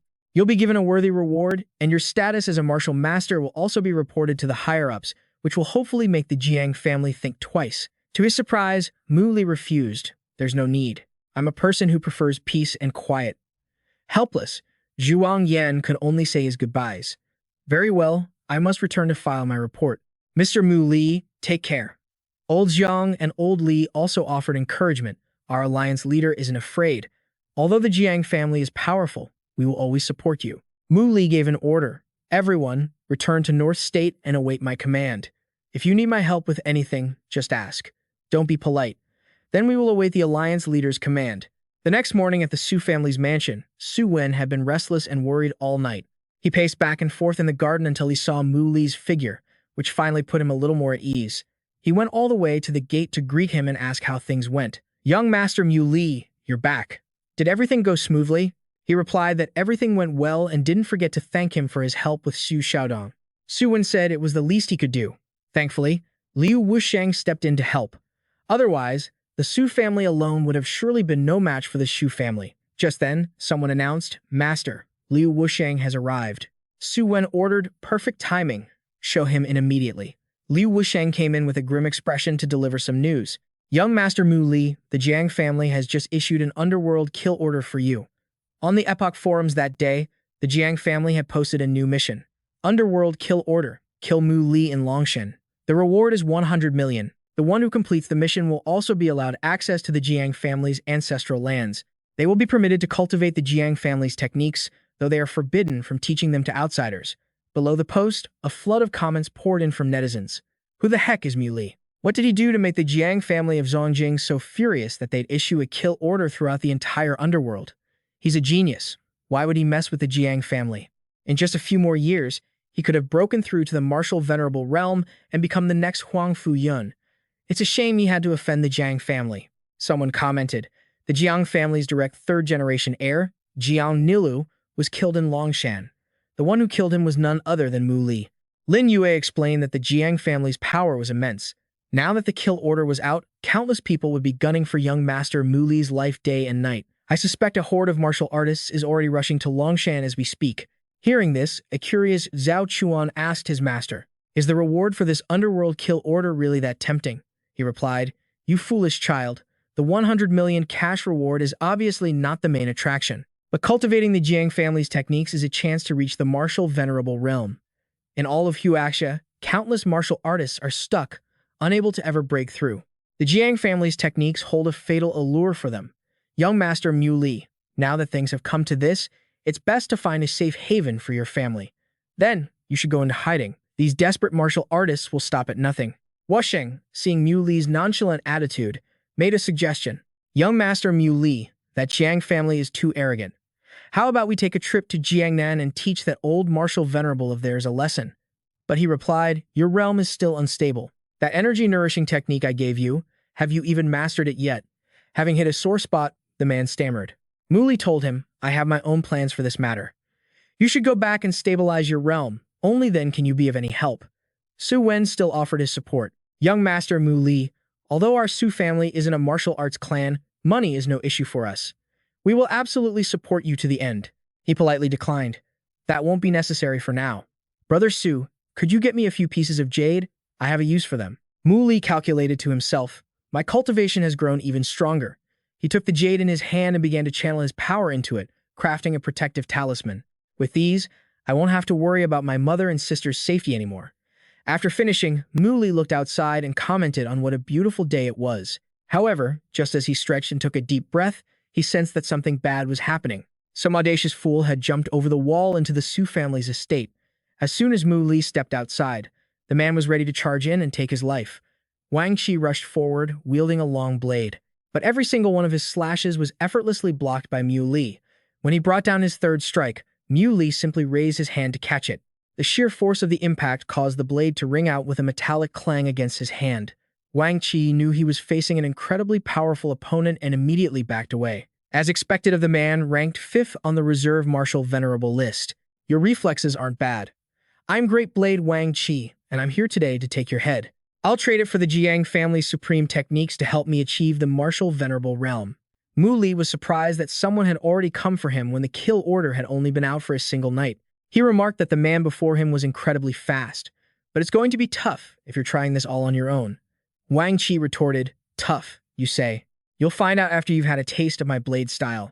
Since the Martial Alliance hadn't yet revealed Mu Li's full capabilities, he was still brimming with confidence. Thus, dealing with Fangg Xi's blade style required nothing more than 2 fingers.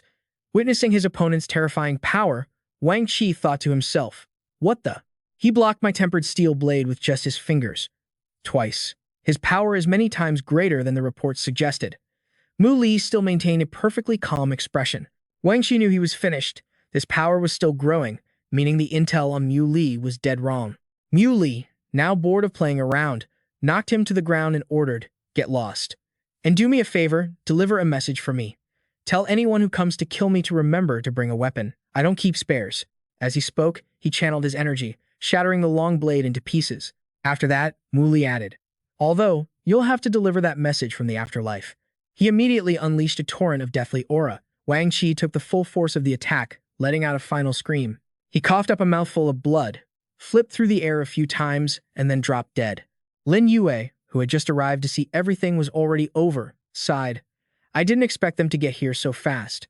Mu Li asked Lin Yue to pass a message to Mr. Su for him. "I'll be staying elsewhere tonight." Lin Yue lamented, "It's all our fault for being too weak. We couldn't help you, young Master Mu Li, and ended up dragging you down." That night, Mu Li went to stay at Wu Xing's mansion. The man assured him, "Young Master Mu Li, you can rest easy here. I guarantee no riffraff will come to bother you." Mu Li thanked him gratefully. "I appreciate it." Wu Xing also advised him to get some rest. The next morning, Mu Li woke up and was stunned by the sight before him. He hadn't expected so many experts to come for his head in a single night. This was all Wu Xing's handiwork from the night before, and Mu Li praised him for a job well done. He assured Liu Wusheng that if he diligently cultivated the technique he'd been given, he could reach a realm even beyond that of a martial venerable. He asked in astonishment, "A level beyond a martial venerable." However, Mu Li also laid out his condition. "You must guarantee that not a single hair on my sister's head is harmed." He cupped his fists and accepted the order. "I, Liu Wusheng, understand. I will definitely do everything in my power to complete this mission." Afterwards, Mu Li went to Mu Xin's school. Looking at the sparkling jade pendant, Mu Xin asked curiously, "Brother, why are you giving me this?" He told her that he had to go away for a while. "When I'm not around, you have to take good care of yourself. Also, I've already arranged for people to protect you." Mu Xin asked if it would be a long time before she saw him again. Mu Li gently reassured his sister, "It won't be long, don't worry. Just wait for me to come back." "Okay." That day, while on his way to Beiju, Mu Li was sitting on a bus when a few scoundrels, tempted by the bounty money, began to tail him. The two of them planned to launch a sneak attack while he wasn't paying attention. Little did they know, Mu Li had already spotted them and immediately launched himself up, landing a swift kick on them.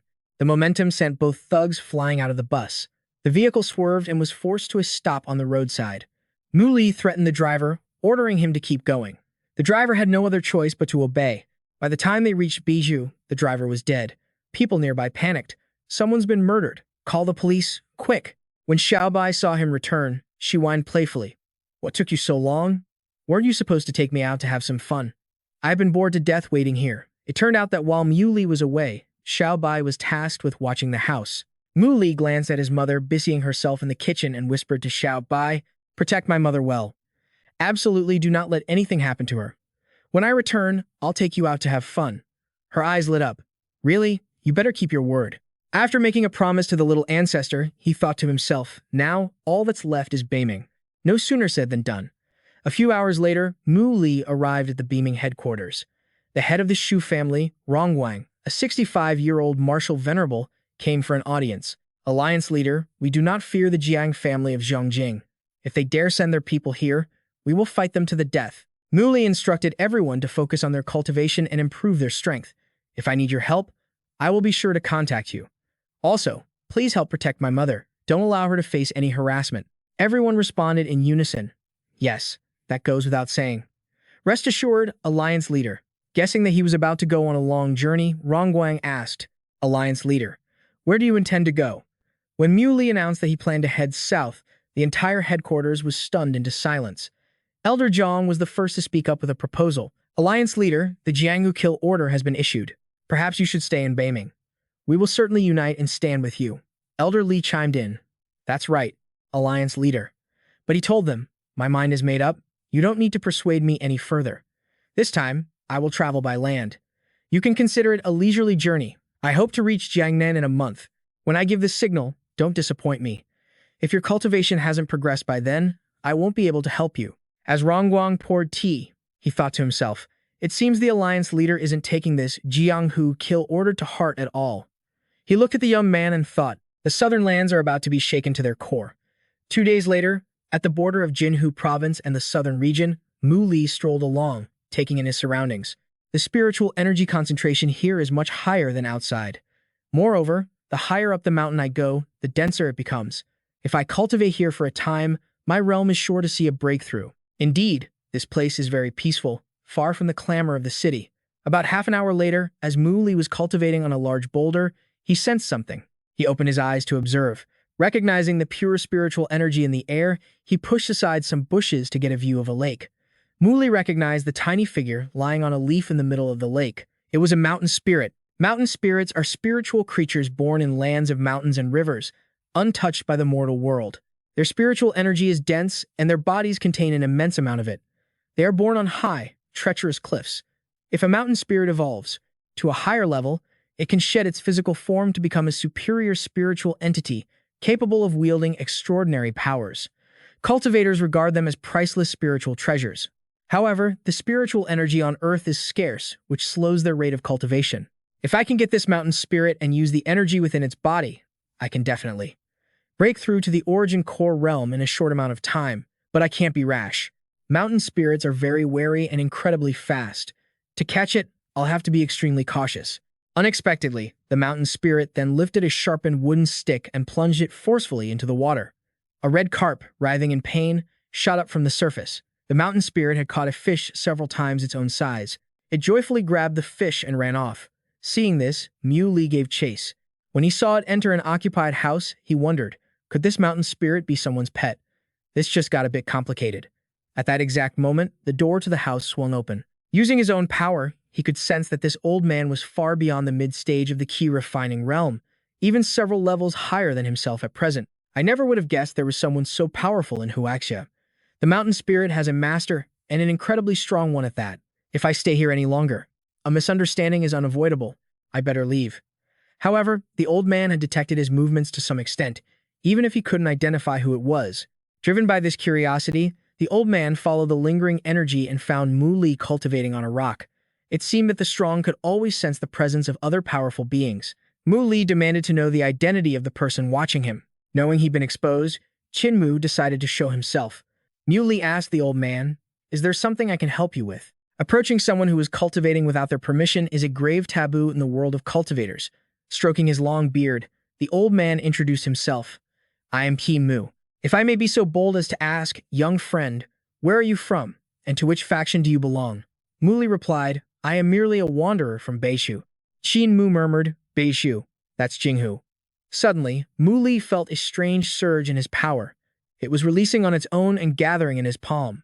Seeing this, Qin Mu grabbed Mu Li's hand in admiration. "Young friend, you are remarkable, truly remarkable." He couldn't resist patting Mu Li all over, prompting Mu Li to ask, "Senior, what on earth are you doing?" "This guy has been following me since last night," he thought. Qin Mu answered evasively, "Oh, it's nothing, nothing at all. I just happened to discover someone with outstanding natural talent and got a bit carried away." Mu Li pressed him for an explanation, but the old man just kept insisting it was nothing. This convinced him that Qin Mu was a truly bizarre person. "It's not good to be followed like this all day. Perhaps I should find another place to cultivate." With that, Mu Li found a cave. Mu Li ventured deep into the mountain and gathered some firewood to light a fire against the darkness. He even found a mat to sleep on and figured this was good enough. Suddenly, Mu Li noticed something. Inside the cave, a liquid was dripping down. He scooped some up to take a look, and to his surprise, it was stone marrow fluid. Stone marrow fluid is an essence that has accumulated over many years within the mountain rock. If an ordinary person drinks it, it can improve their health and extend their lifespan.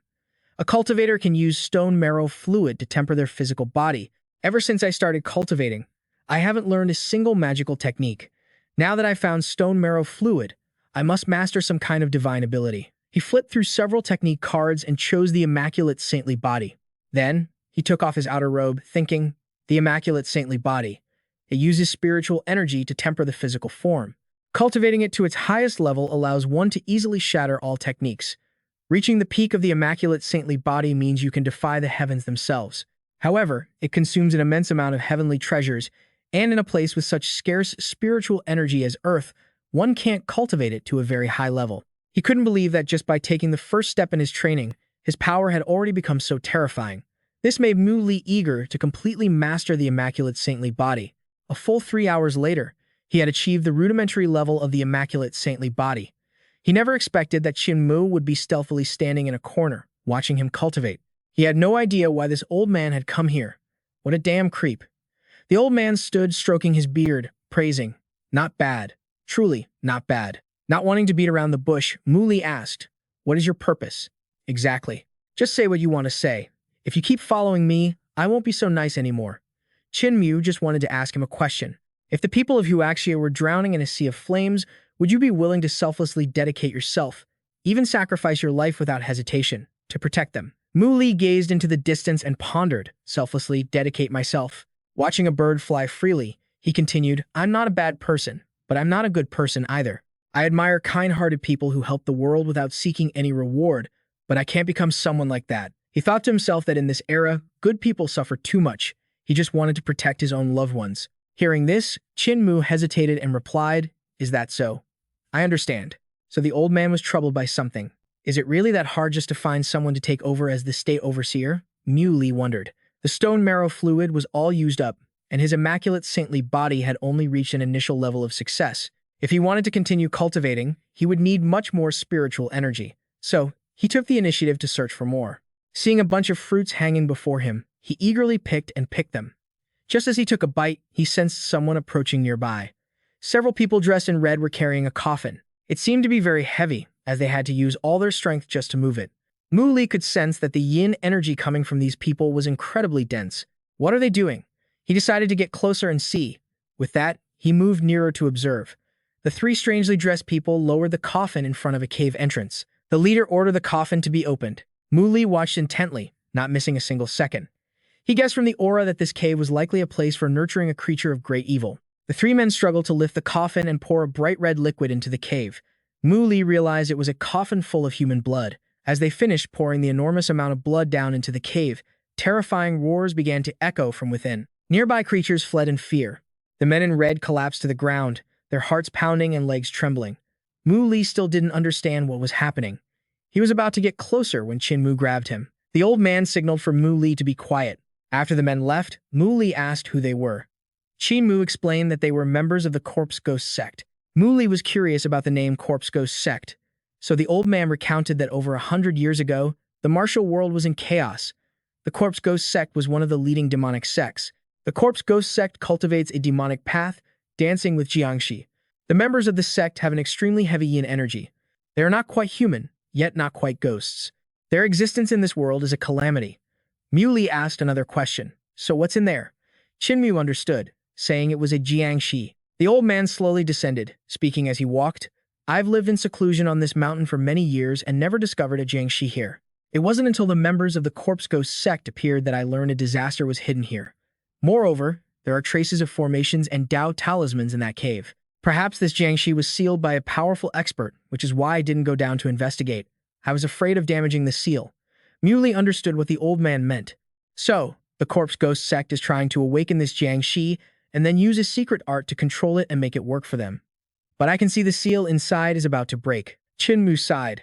If it escapes, the mountain village below will surely face a catastrophe. Seeing Mu Li smash the blood-filled coffin, Qin Mu exclaimed in surprise. Young man, what are you doing? After the coffin was shattered to pieces, Mu Li looked into the deep, dark cave and invited the old man to go down with him to see what was really going on. Qin Mu explained, Jiangxi are creatures of great evil, divided into white Jiangxi, black Jiangxi, green Jiangxi, hairy Jiangxi, and flying Jiangxi. Little friend, your divine fire art is truly remarkable. The foul air in this cave is too thick. My own flame has been extinguished. The old man pointed to the talismans plastered all over the cave. Look, little friend, these are the Dao talismans at the cave entrance. Once it breaks through in its cultivation, these talismans will be useless. I suspect the Jiangxi in this cave is of a high level, likely having already become a hairy Jiangxi impervious to water and fire and unafraid of sunlight. As for Mu Li, he just felt that. The stench of blood mixed with rotting flesh was truly nauseating. The two went a little deeper and saw a mess of chains on the ground. Qin Mu exclaimed, "This is bad. The iron chains have been broken by it." He didn't realize that right behind him, a Jiangshi was clinging to the wall. It seemed to have sensed the intruders and turned to attack. Mu Li spotted it above them, and in an instant, it leaped down, aiming to devour Qin Mu. Luckily, the old man managed to escape with his life and even got a clear look at its face. Mu Li, however, noticed the dagger on the Jiangshi's body. It was the half-severed talisman sword. It began to swing its long claws toward Qin Mu. However, despite his age, the old man was still very agile. The Jiangshi took a direct hit from a palm strike but was completely unharmed, and it even counterattacked Qin Mu with great force. Fortunately, the old man managed to dodge once again. Mu Li continued to observe the Jiangshi. He concluded that its power level was far beyond that of a martial grandmaster. With just a single move, the Jiangshi was able to blast a small crater into the cave wall. Qin Mu quickly warned Mu Li to be careful, after which the two of them decided to join forces to eliminate it. The moment the Jiangshi collided with their power, a loud explosion erupted. It was sent flying, but it didn't even have a scratch on it. Qin Mu realized in horror, this isn't a Mao Jiang. Is it a Fei Jiang? How can a Fei Jiang still exist in this era? A Fei Jiang's cultivation is extremely powerful, its body incomparably tough. Even cannonballs can't harm it. If this type of Jiangshi is let loose upon the world, it will be a catastrophe. We absolutely cannot let it escape. Young man, Qin Mu pleaded, please lend me a hand. We must eliminate this threat together. As the old man charged forward to suppress it, the Fei Jiang showed no fear and rushed to meet him. Qin Mu could only exclaim, this is bad. Then, a long, deafening explosion followed. The old man was overwhelmed by the Fei Jiang's power, his body thrown against a wall. It was Mu Li's turn to act. He used the power of the Immaculate Saint body. He took the initiative, rushing forward and delivering a slash across its body. The Fei Jiang writhed in the air in agony, then decided to flee into a deep cave before finally stopping. Outside, Qin Mu did his best to stop him. Young man, don't chase it any further. This is a yin cave, and the deeper you go, the denser the yin energy gets. This place is its ideal territory. If we keep going, we could get hurt. Chasing it now won't do any good. It's better if we go back, prepare a trap, and when the corpse ghost sect arrives, we'll kill them all at once. Muley thought to himself that while the vital spiritual energy used for ascension cultivation was incredibly powerful, it could only be used a few times at most. He had to kill this flying Jiangshi. It wasn't until early the next morning that they returned to Qin Mu's home. As he walked, the old man lamented, this was a real miscalculation. I never expected the Jiangshi in that cave to have reached the level of a flying Jiangshi. If it fully recovers, no one will be able to kill it. Just then, the Shanjing saw the old man return and came running over at full speed. Looking at the bundle of herbs in its hand, Mu Li realized they were radiating spiritual energy. Qin Mu explained, that makes sense. The Shanjing is a creation of heaven and earth, a precious spiritual creature in its own right. Its sensitivity to the treasures of the world is extraordinary. I've raised this little one for a very long time. I see it as my own grandson, and I'll never let anyone harm it. Mu Li reassured the old man. Don't worry, I have my principles. Suddenly, the Shanjing pulled a fruit out of its pouch, offering it to Mu Li with a cheerful expression. When it saw him hesitate to accept, its face immediately fell. Mu Li had no choice but to take it and say thank you. This made the Shanjing very happy, but he couldn't share the sentiment because the fruit it gave him was unbelievably sour. Seeing that the Shanjing seemed to like Mu Li, Qin Mu wore a very satisfied expression. 3 days later, they went back to stake out the cave entrance. This time, a few members of the Corpse Ghost sect appeared at the entrance. Qin Mu guessed that since ordinary Jiangshi are terrified of light, they chose this time to make their move. Today, they brought a compass, a few demon-revealing mirrors, and several buckets of dog's blood. One of them reported to his master, young Master Qin, what should we do? Should we go down there and capture that Jiangshi? The man named Qin Bian sneered. Judging by the level of cold energy, the thing inside is no simple matter. You want to volunteer to go in? You must think you've lived too long, right? You have to use your brain for important tasks. When will your intellect ever match a fraction of mine? The subordinate, knowing his place, immediately flattered him. Yes, young master is brilliant beyond compare. A subordinate of my level naturally can't compete. He then gave the order to blow up the cave. Once the sunlight shines directly inside, its power will be weakened by 70%. That's when we'll capture it. Qin Bian thought to himself, the martial arts world is thriving. With various sects re-emerging, if I have such a powerful killing weapon in my hands, the sect master will surely value me greatly when he comes out of seclusion. Up above, Qin Mu also said to Mu Li, They want to blow up the Jiangxi's cave. Let them. It's best if it forces that Jiangxi to fly out. That way, it'll be easier for us to handle. A series of deafening explosions erupted, the aftershocks spreading throughout the surrounding area. Qin Bian ordered his subordinates to go take a look. Carrying the dog's blood, they slid down the slope of the cave. After splashing all the dog's blood around, there was still no movement. One of them shouted up, "Young master, there's still no sign of anything." But as soon as he finished speaking, he was attacked. Muli continued to watch intently from the outside. Inside the cave, the subordinate had been pierced through the chest by the flying Jiangxi's sharp claws. It was savoring a delicious meal, draining all the life force from them. As if regaining its strength, it began to roar madly, its nimble legs gathering power before it leaped out of the cave entrance. When Qin Bian saw the flying Jiangxi, he was overjoyed. He ordered his men to attack at once. Both Mu Li and Qin Mu witnessed it jump out, preparing for the next step. They thought the flying Jiangxi's power would be weakened by 70% once it was outside, but to their surprise, it was an extremely ferocious creature. Seeing that Qin Bian was about to be killed, Qin Mu exclaimed, "This beast is too fierce. Young man, it's our turn." From this situation, it was clear that this flying Jiangxi's strength surpassed that of a martial grandmaster. They then decided to jump down and fight it. The flying Jiangxi roared savagely upon seeing a familiar face. Qin Mu warned, "This Jiangxi has drunk an entire coffin of blood. Coupled with the life force from the Corpse Ghost sect members, I'm afraid it's even stronger than before. We must be extremely careful when dealing with it." Mu Li said, "Let's stick to your plan." After failing to kill Mu Li, the flying Jiangxi switched its target to Qin Mu, who trapped it using an illusion formation. The flying Jiangxi was suppressed by a spiritual formation. While it was writhing on the ground, Mu Li launched his long spear at it. By the time the flying Jiangxi noticed, it was too late. The spear impaled it through the chest, causing it to let out a blood-curdling shriek. Mu Li used his strength to land another powerful punch on it. He felt that his immaculate saint body was truly powerful and valiant. Meanwhile, Qin Mu thought to himself, "This thing is truly difficult to handle." In just a moment of carelessness, the flying Jiangxi shot towards the old man like a gust of wind. Left with no other choice, he had to summon his protective aura to defend himself. The terrifying power of the flying Jiangxi struck the protective sphere, making it ring out with metallic clangs. He saw that Qin Mu was expending a great deal of energy. Mu Li lamented inwardly, "The flying Jiangxi's body is just too tough. I wonder which is stronger, it or my initial stage immaculate saint body." With that thought, he rushed towards the flying Jiangxi, which immediately stopped its attack on Qin Mu. When the two collided, the flying Jiangxi was sent flying into the forest. Qin Mu's jaw dropped as he thought, to abandon spiritual protection and confront the flying Jiangxi head-on without a single scratch. How can a human body be that tough? The flying Jiangxi let out another terrifying roar, and its entire body suddenly levitated high into the air. Then it raised one hand, and to their shock, it began to absorb the spiritual energy of heaven and earth. Mu Li knew this flying Jiangxi was no simple creature. If it were allowed to run rampant on Earth, it would sooner or later evolve into an incredibly fearsome and destructive demon. Back then, in the Z-Way Star Cultivation world, a destructive demon took the lives of 100,000 people on a mountain with a single breath. Even the blood of every living creature was drained, turning the place into a city of the dead in an instant. This is bad. The sealing talisman is about to be forced out. This Jiangxi is about to fully recover its power. The talisman that the flying Jiangxi had just forced out instantly turned to ash, meaning it was no longer under any form of control. It moved with blinding speed towards Mu Li, then slammed into him with a devastating blow, sending his small body flying several meters from the impact. Qin Mu could tell that after absorbing the essence of heaven and earth, this flying Jiangxi had become stronger by more than just a single level.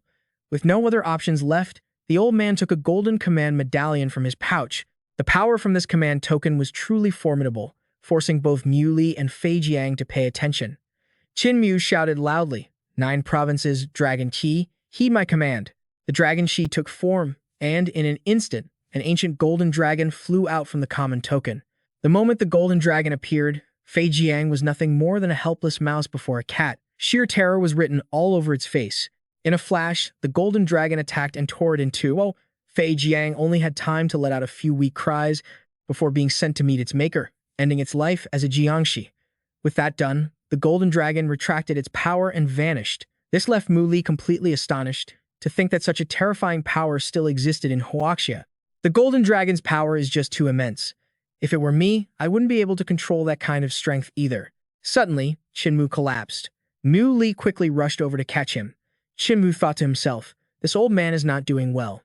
Just unleashing the dragon she once has left me this week. Muley reached out to check his pulse, and after a moment, he was at a loss for words.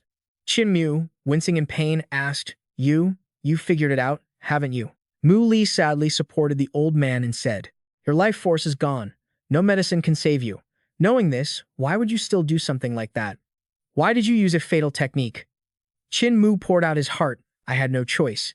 If I hadn't acted, if I had let that Fei Jiang escape down the mountain, the farmlands below would have been destroyed.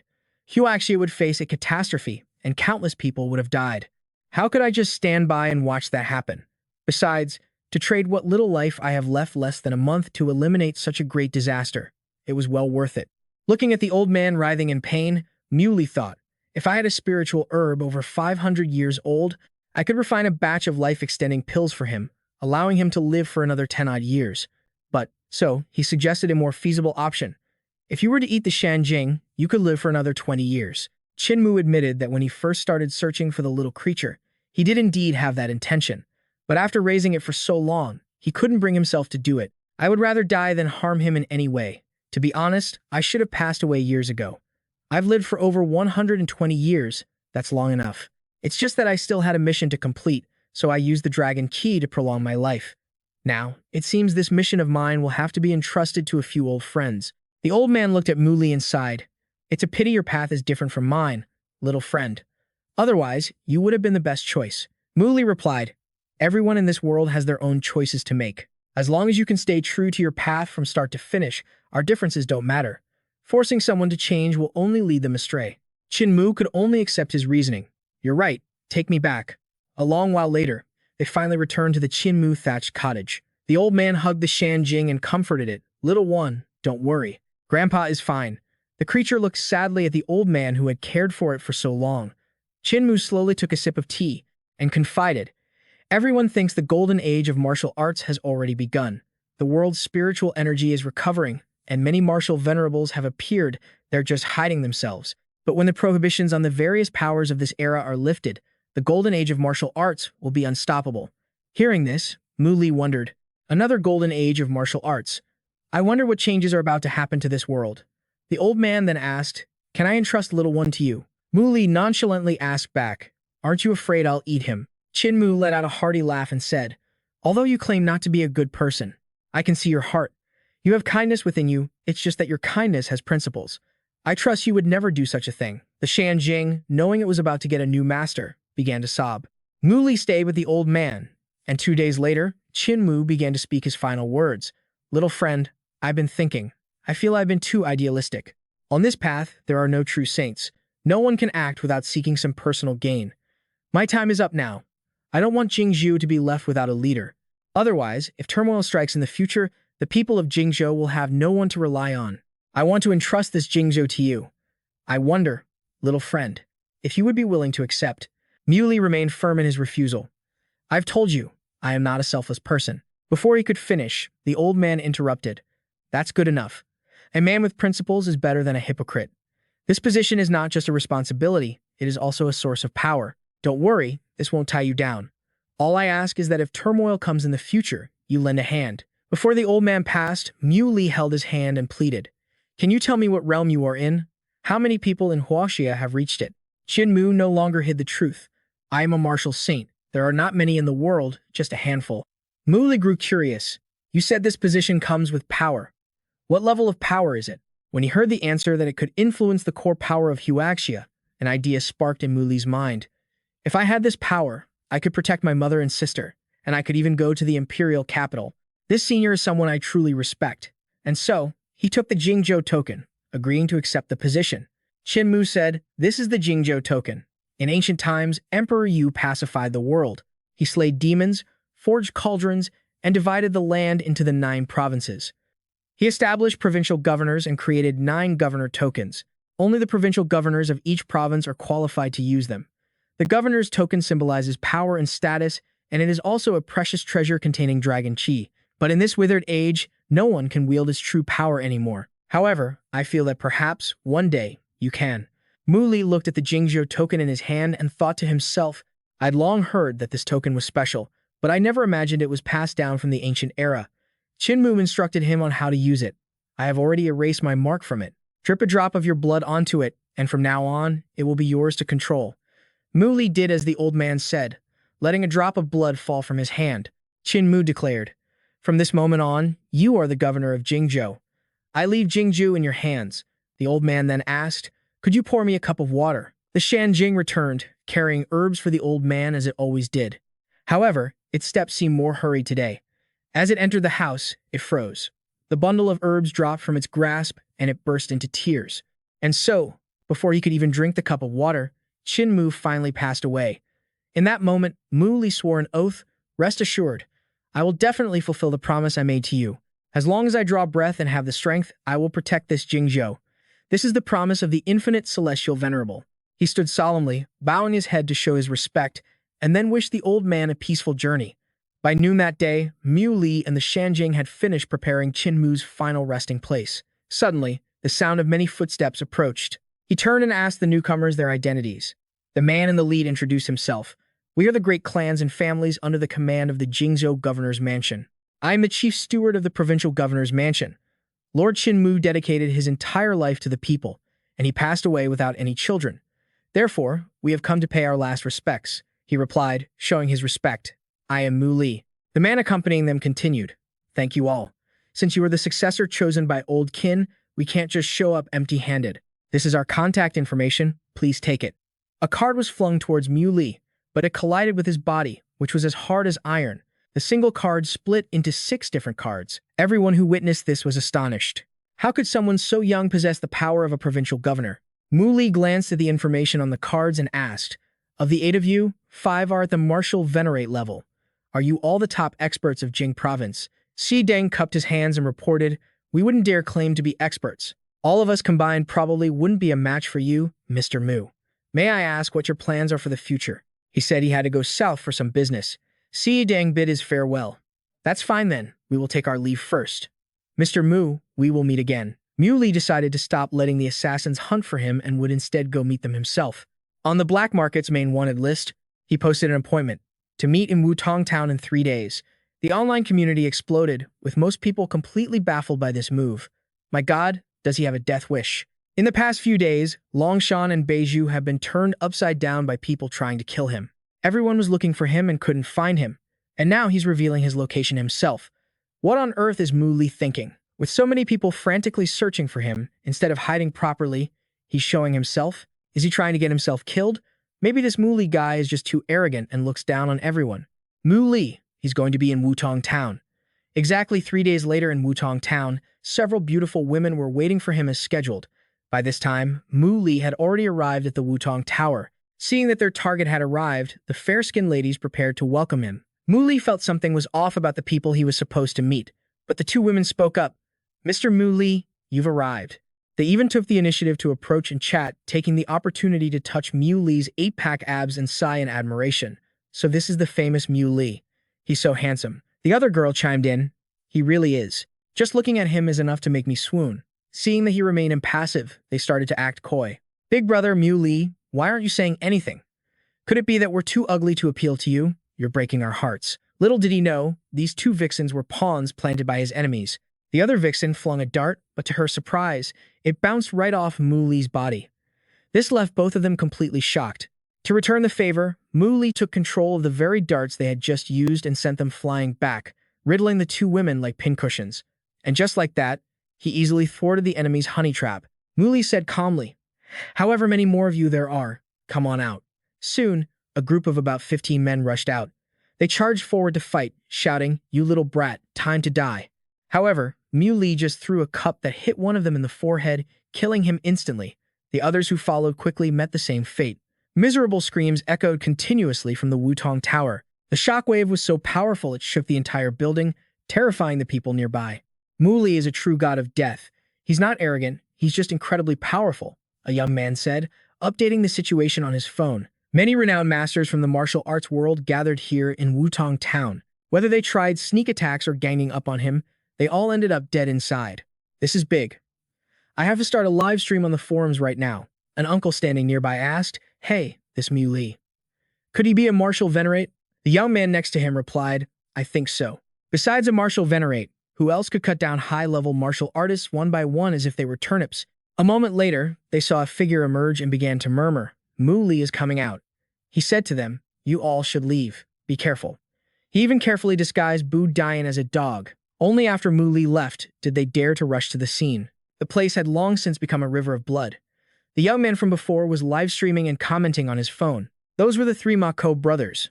Their combined power is immense, capable of fighting even a peak high-level martial artist, and yet all of them died in there. The next one is Qian Jingyao of the Flying Mantis sect. His Mantis Fist is legendary in the martial world, with a great reputation among high-level martial artists. And yet he was killed with a single chopstick. The martial venerate candidate list has been updated. Mu Li is now ranked second. Mu Li and Bu Dian had arrived at Mount Fumo. Following his memory, he found his way to a lake. It was said that on this Mount Fumo, there was a Quanjin temple, and behind it, a fairy lake. Within the lake grew a seven-colored lotus, a rarity in this world. It sounded similar to the divine object mentioned in the legends of the Ziwei Star Cultivation world. In the middle of the lake, a single lotus was in full bloom. Mu Li recognized it at a glance as the 100-generation lotus. At the same time, he noticed the sound of movement approaching from a distance. It was a person driving a horse-drawn carriage with a small sedan chair in the back. A fair, delicate hand gently lifted the curtain to look out.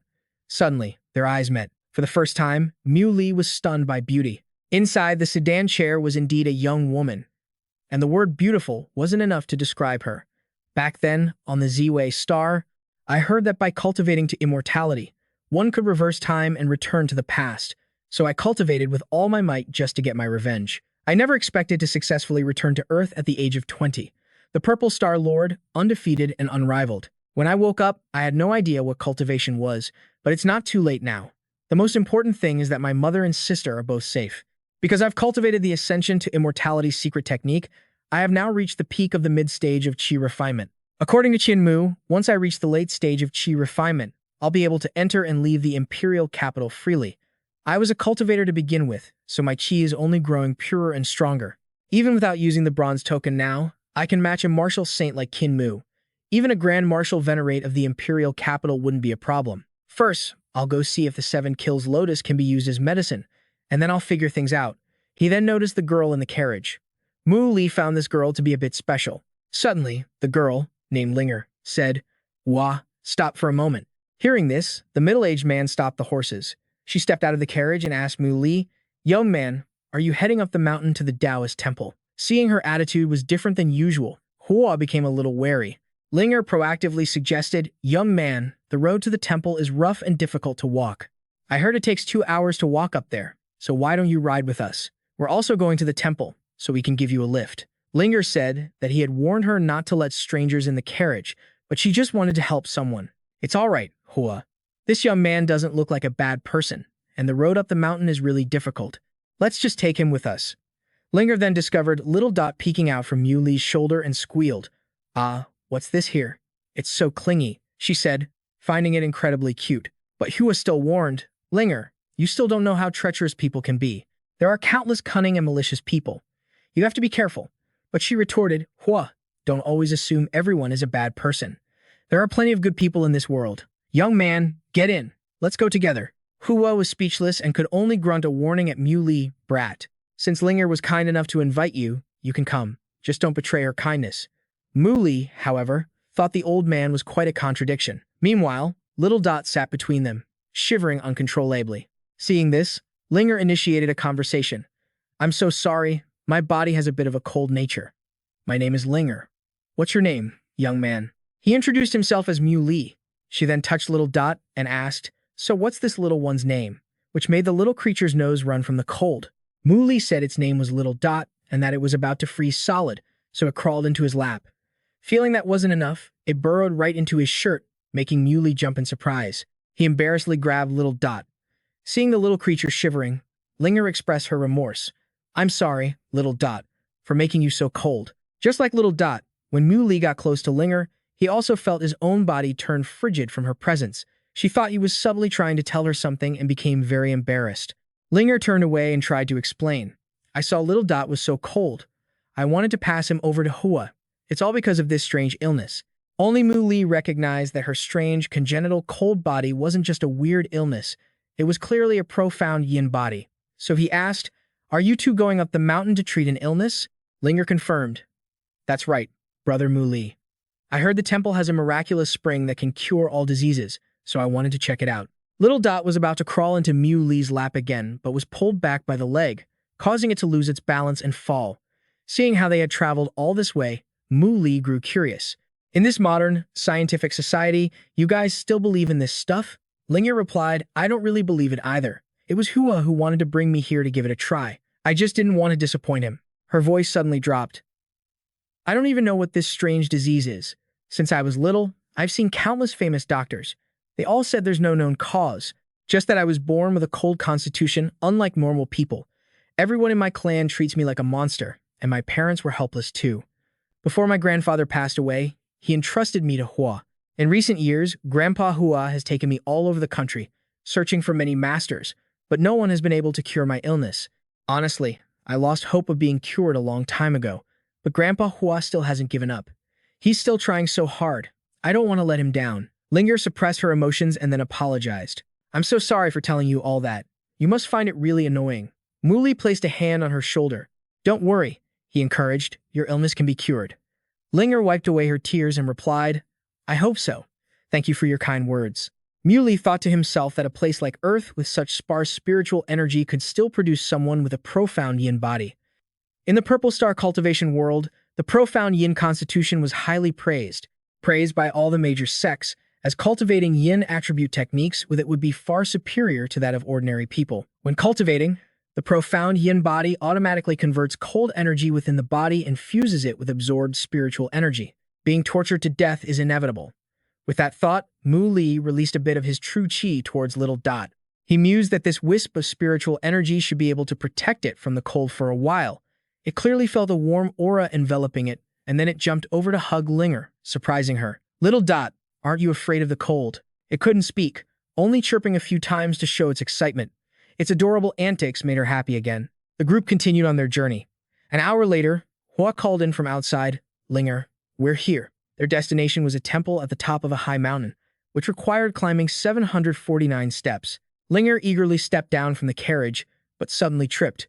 Luckily, Mu Li caught her. Seeing his handsome face so up close, Linger's pretty face turned bright red.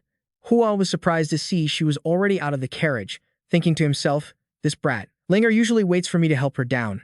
With a body that weak, she shouldn't be jumping down on her own. Because her body was naturally frail, Linger was already panting after just a few steps.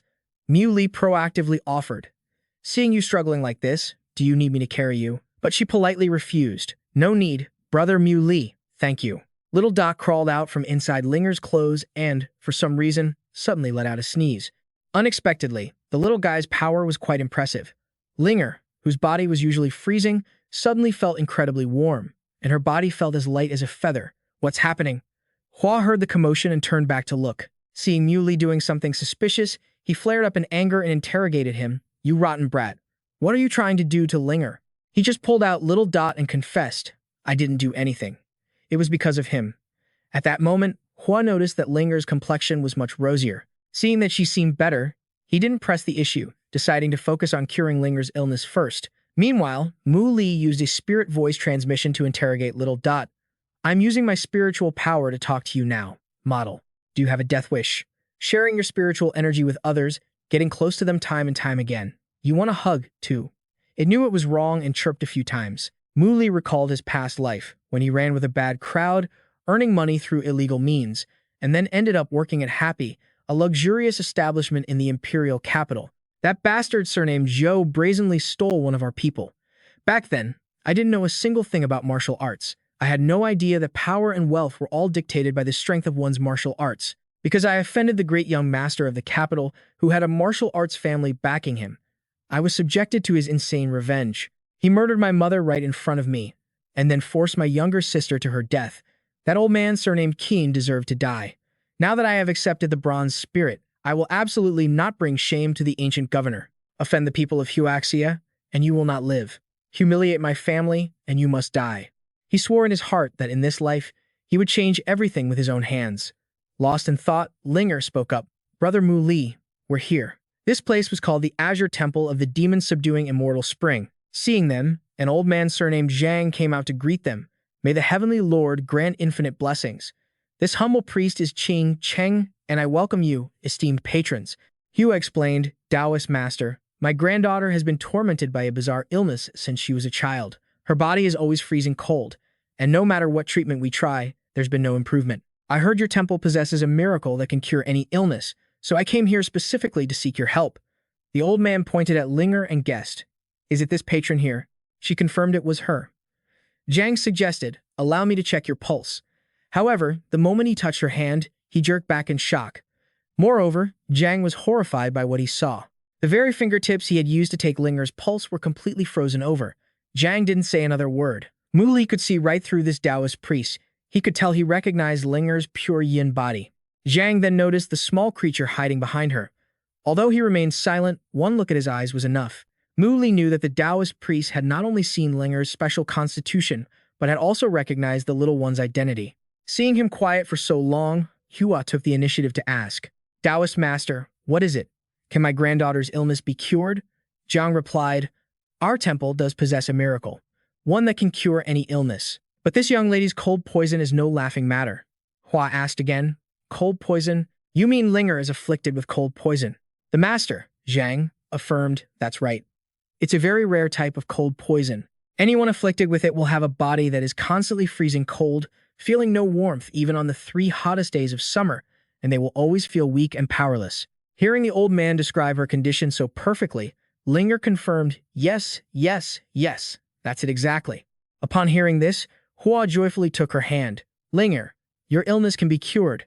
Zhang suggested, everyone, please follow me. After they went deep inside the azure temple of the demon subduing immortal spring, Zhang explained as they walked, this is an immortal pond that has existed since ancient times. At the bottom lies a lotus stem, which blooms every full moon on the 15th. When that time comes, you and the others tormented by illness can come here together. It will surely be effective. Any and all illnesses will vanish. Hua asked. The 15th? Isn't that the day after tomorrow? Master Zhang replied, correct. For the next 2 days, please rest in our temple's guest rooms and wait for the miracle to appear. Linger was overjoyed and expressed her gratitude. Thank you, Taoist master. You are truly kind. Thank you so much. The Taoist master replied, patron, please don't be so formal. If there is anything I can do to help, I most certainly will. It must be the will of the heavens. Please follow me to the guest rooms. Only Mu Li stared at the rippling surface of the lake, an indescribable feeling stirring in his heart. 2 days later, on the night of the full moon on the 15th, Linger followed everyone to the lake. She hoped that once I'm cured of this terrible illness, I can live like a normal person. The people in my clan will no longer see me as a monster. I can also go to school and make lots of new friends. Right at the moment the moon was at its fullest, the flower known as the miracle rose from the bottom of the lake. When it fully surfaced, bathed in the moonlight, the flower looked absolutely ethereal. Everyone began to kneel and prostrate themselves before the miracle. At that moment, the flower bloomed, releasing a fragrant aroma that spread throughout the entire area. Everyone was lost in this wondrous scent. Only Zhang remained clear-headed and suddenly began to mutter some strange words. Looking at the crowd of people sitting and cultivating amidst the blooming lotus, Mu Li thought to himself, just as I suspected, an otherworldly race. So this was the truth behind the miracle of the Azure Temple on Mount Fuhu. There was no divine miracle that could cure all illnesses. It was a miracle that could steal life, siphoning away a person's life essence. While it temporarily suppressed their pain, I'm afraid it won't be long before these people are completely drained. Zhang revealed, the holy son of our race is truly fortunate this time. Besides these foolish mortals, there's also a precious mountain spirit and a human female with a pure yin body. Once you absorb them, your power will absolutely skyrocket. The moment he finished speaking, a wave of killing intent shot past him from behind and struck the holy sun's lotus flower. An invisible strike hit the horn on his forehead, causing it to crack. His breathing grew chaotic. Zhang screamed in despair. No, who are you? How are you still conscious? You've ruined my plans. You lowly human, die. Mu Li casually blocked the old man's palm strike. Unconvinced, the old man threw a second punch, but it missed as well. Now, it was Mu Li's turn to counterattack. Zhang was sent flying backward. He unleashed a flurry of kicks, leaving his opponent powerless to resist. The old man couldn't believe it. How could Earth have such a powerful clansman? This is impossible. Mu Li landed a straight punch to his opponent's stomach, sending Zhang slamming into the ground. The holy sun was still sitting there, absorbing energy, while the others panicked. A monster. There's a monster. Run. From the crater, Zhang asked. Who are you? How can you be so much stronger than someone from the otherworldly race? How do you know body cultivation methods? He declared. You don't need to know my name. You've murdered so many people. As a member of the human race, today, I will deal with you. The old man leaped out of the crater, cursing. What right does a lowly human have to threaten me? The otherworldly race looks similar to humans, but some of them have wings, some have 3 eyes, and some have horns growing from their heads. Although the otherworldly race resembles humans, they are, in the end, 2 different species. The otherworldly race looks down on the human race. Some even treat humans as food. You lowly species, don't get so arrogant. If I unleash my full power, the only path for you is death. Mu Li thought to himself, hiding his true strength. Interesting. The old man's muscles bulged on his massive frame. Sharp spikes sprouted from his arms, and a horn grew from the top of his head. He swore, You lowly human brat, you hurt the holy son of my clan and ruined our plans. I'll tear you limb from limb. You've merely cultivated the lowest level divine body. The supreme body of our holy son is the truly invincible one. Once he awakens, a tiny insect like you can be crushed with a flick of a finger. Mu Li asked directly, What alien race are you? And what is your purpose for hiding in Huaxia? Zhang rushed forward, saying, You want to know. You're not worthy. Mu Li gathered his spiritual energy, and the two began an evenly matched confrontation. Their fists collided, releasing a powerful aura. The entire area grew tense, the aftershock spreading far across the grasslands. Lotus petals were now scattered around where Linger lay. Hua anxiously called for her to wake up. Linger. The holy sun continued his absorption process. Mu Li, with a slightly bruised face, thought to himself. The immaculate saintly body was only refined using stone marrow extract.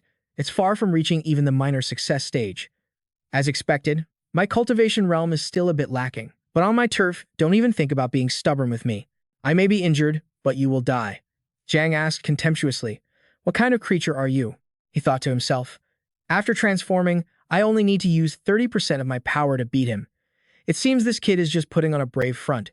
He maintained his disdainful attitude. Lowly species, you're here to be my food.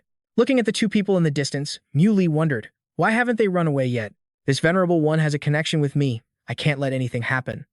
In the distance, Linger was ensnared by vines. Zhang noticed them. There are still 2 more morsels over there. Hua charged forward bravely, pushing her aside. This is bad. Run. Lifted by the vines, Linger was bewildered. What's going on? Let me go. The vines tightened, tearing her clothes. Zhang was the one controlling the roots. The vines also wrapped around Hua. Mu Li took action, his hands glowing with lightning. 9 provinces, dragon key, he my command. Mu Li's eyes were filled with sharpness.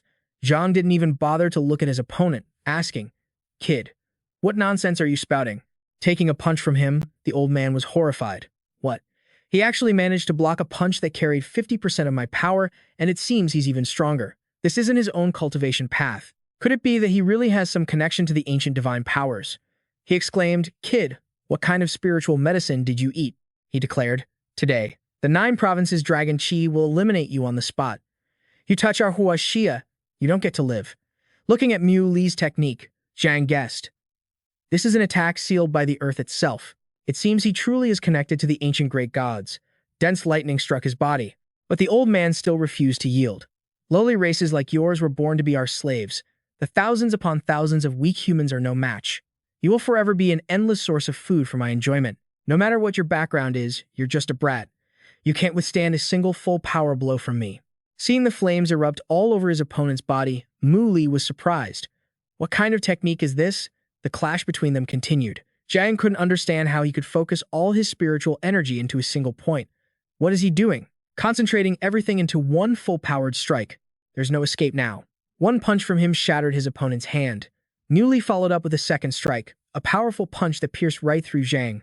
The old man's entire body couldn't resist. A large hole had been punched through his abdomen. Mu Li's expression remained perfectly calm as he chopped off Zhang's head with his bare hand. The vines wrapped around Linger lost their life force. They released her and retreated. Linger slowly regained consciousness, curious about the man glowing with a brilliant golden light. Why did he appear before me? Appear in this cold, lonely world?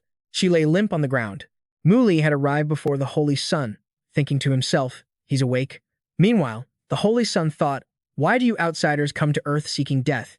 Mu Li recalled the previous night. When I arrived at Transmission Demon Mountain, just as I was absorbing the spiritual energy of heaven and earth, the green copper token suddenly merged with my cultivation chi, invisibly entering my body. As my internal cultivation level increased, this source of energy also grew, making me feel as if I was about to return to the peak of the infinite realm. The Nine Provinces Dragon Qi is related to the Earth's sealing power. This is a mysterious, ancient power left behind to protect the Earth from the attacks of alien races, using the power of nature to destroy enemies. I later discovered that if my cultivation realm doesn't increase, I can't activate it to launch an attack. But when my luck increases, its explosive power also multiplies to a terrifying degree. It would be great if I could activate the Dragon Key at will. The Holy Sun warily realized this person was stronger than him. He opened his mouth and immediately threatened, "To dare disturb my seclusion and kill my servant, you insignificant human are truly audacious." After speaking, the Holy Sun left the lotus platform, his feet gliding step by step across the water's surface. The water rippled gently. Muley thought, "Such a strong aura. I can't see through his cultivation realm. The attack power of these two aliens is much stronger than mine. Activating the Dragon Chi earlier killed all the minions here. My cultivation haven't expanded yet, so I can't activate the green copper token. I can only bide my time." The Holy Sun seized the opportunity and charged forward, his fists ready. Muley continued the showdown with the alien Holy Sun. He arrogantly exclaimed, "Not bad. You can take a hit. But I haven't even used my full strength yet. Bring it on." Muley blocked another blow. The two of them were currently evenly matched. Muley calculated. Relying solely on the saintly body through my cultivation technique, I can barely manage to protect myself. The Holy Sun noticed his body refining technique. Looking towards Hua, who was escaping with Linger, he thought to himself, "Too slow." The Holy Sun suddenly appeared in front of them, blocking their path. Hua said bravely, "Don't you dare touch Linger." He looked at them with contempt. What a bunch of maggots. Hua attacked first, shouting, "Whether you're a god or a demon, you won't harm this poor child." At that moment, Mu Li also coordinated his attack, landing a kick right in the Holy Sun's face. Hua also threw a punch, but his opponent was completely unharmed. He realized his opponent's divine power was also much stronger than his. Both were knocked backward, a beam of light shooting straight through the forest. Hua was now only worried about Linger. Mu Li was still plotting how to eliminate this guy. He was ready to strike. "You lowly creature, let me see what's so special about you." The two continued to confront each other, their palm strikes so powerful that the very air grew heavy with pressure. The two of them fought for a few rounds. The Holy Sun made his own assessment. Although this guy is much stronger than his kind, his cultivation realm is still very low. "You can't defeat me with just this little bit of strength." Muley landed safely on the ground. The Holy Sun returned to the middle of the lake, thinking to himself, "There must be something hidden here that needs to be dealt with immediately to prevent future trouble." He's planning to bring down the curtain. "Pathetic mortal. This game must come to an end. Brat, you dare take my whetstone? You're dead." Muley thought to himself, "So you're finally getting serious? But you no longer have any chance of winning against me." Waves of spiritual energy rained down on the saint like a heavenly tribulation. Muley shouted, "Muling, help me kill him." An aura gradually enveloped his body. The saint noticed it. Muling? The Nine Provinces token forged by the ancient Emperor Da Yu. Could this guy be from China? He leaped out of the lake, dodging one of his opponent's attacks. On the shore, Muley directed his spiritual energy, which took the form of lightning bolts, preparing for a new assault. The crackling lightning shot out. That's the indomitable Dragon Key. That single palm strike surged forward, layer upon layer, straight towards its target. The Holy Sun grit his teeth, thinking, "This is bad." One of his arms had been sliced by the beam of light. A pained scream rang out, "My arm." The Holy Sun swore, "I'll remember this. I will kill you." With that, he vanished. Muley called out worriedly, "Hua." From a corner, Linger's voice cried out, "Grandpa Hua, Grandpa Hua." Muley rushed over to treat him. "This is all I can do. He only has a little time left. This is more than enough. I am so grateful to you. Thank you." He then instructed, "Linger, don't be too sad. Everyone is born, grows old, gets sick, and dies. Your life is still long. You must keep living." She replied, crying, "No, no, Grandpa. Grandpa Hua, don't die. If you die, what will I do? You're the only one in this world who's good to me. Now that you're leaving, I'll be all alone in this world. How can I possibly go on?" Desperate, Hua pleaded. "Young man, I know you're no ordinary person, but I'm begging you. Linger once helped you out of kindness. Can you please take her back to her clan?" Mu Li accepted and asked, "Where is her clan?" He answered, "Her clan is in Zhongjing City in Jiangnan Province, the Shui clan." What a coincidence. "All right, I can take her home on my way." Hua urged his granddaughter, "Thank this young man for helping you, Linger. Hurry and thank him. He's willing to help you. With him by your side, you'll be absolutely safe from harm." Mu Li assured him, not only can I help her, but I can also cure her illness. This statement shocked the old man. What are you saying? You can cure Linger's illness? Mu Li confirmed, not only can I cure her, but I can also make her stronger, so others can't bully her. At this, Hua could finally pass away in peace. That's wonderful. That's truly wonderful. Linger cried out in anguish, Grandpa Hua, don't die. Mu Li also began to treat her.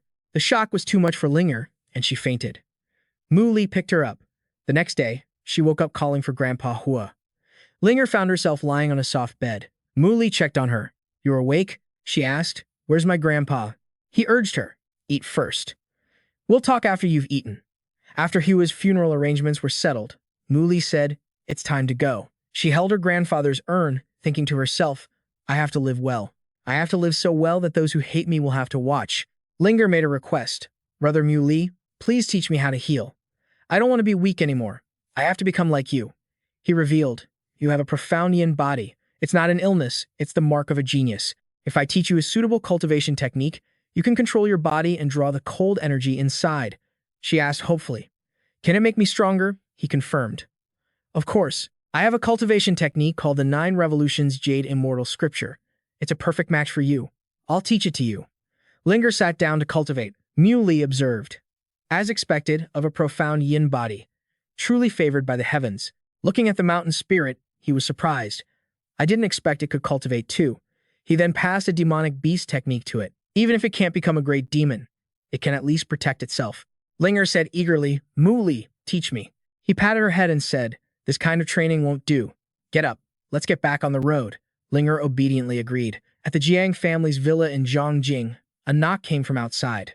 Bai Ting ordered, come in. A subordinate reported, boss, that guy from Jinling has been killing his way here, and no one can stop him. It's predicted he's already entered Jiangnan province. His strength is comparable to Huang Fuyun's. Bai Ting downed a glass of wine. I must avenge this. Sooner or later, I'll make sure he doesn't even have a complete corpse left. The Shui family's daughter is about to return. You, go to the Su family's estate and have some people keep an eye on things. If that guy enters Zhongjing, kill him for me.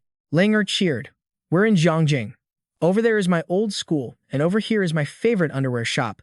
Suddenly, Mu Li was stopped by Zhou Mu Li of the Martial Alliance. The man advised him to leave, but Mu Li wanted to test his strength. Mu Li attacked, and Mu Li blocked with his bare hands. The two exchanged a powerful palm strike before separating. A passerby commented, did you hear that? The wind is picking up, too. What strange weather. Mu Li concluded their match. The renowned Huang Fu Yun of the martial arts world is probably a step below you. I never imagined our country had such a talent. Mu Li cut to the chase. So, can I go to the Jiang family's estate now? The man no longer stood in his way. You may go. But the master of the Jiang family is a famous martial venerable. I still hope you can show some mercy, he replied. I want to see how enlightened he is. Weren't you just pretending to be weak to catch a bigger fish? Mu Li denied it. No, of course not.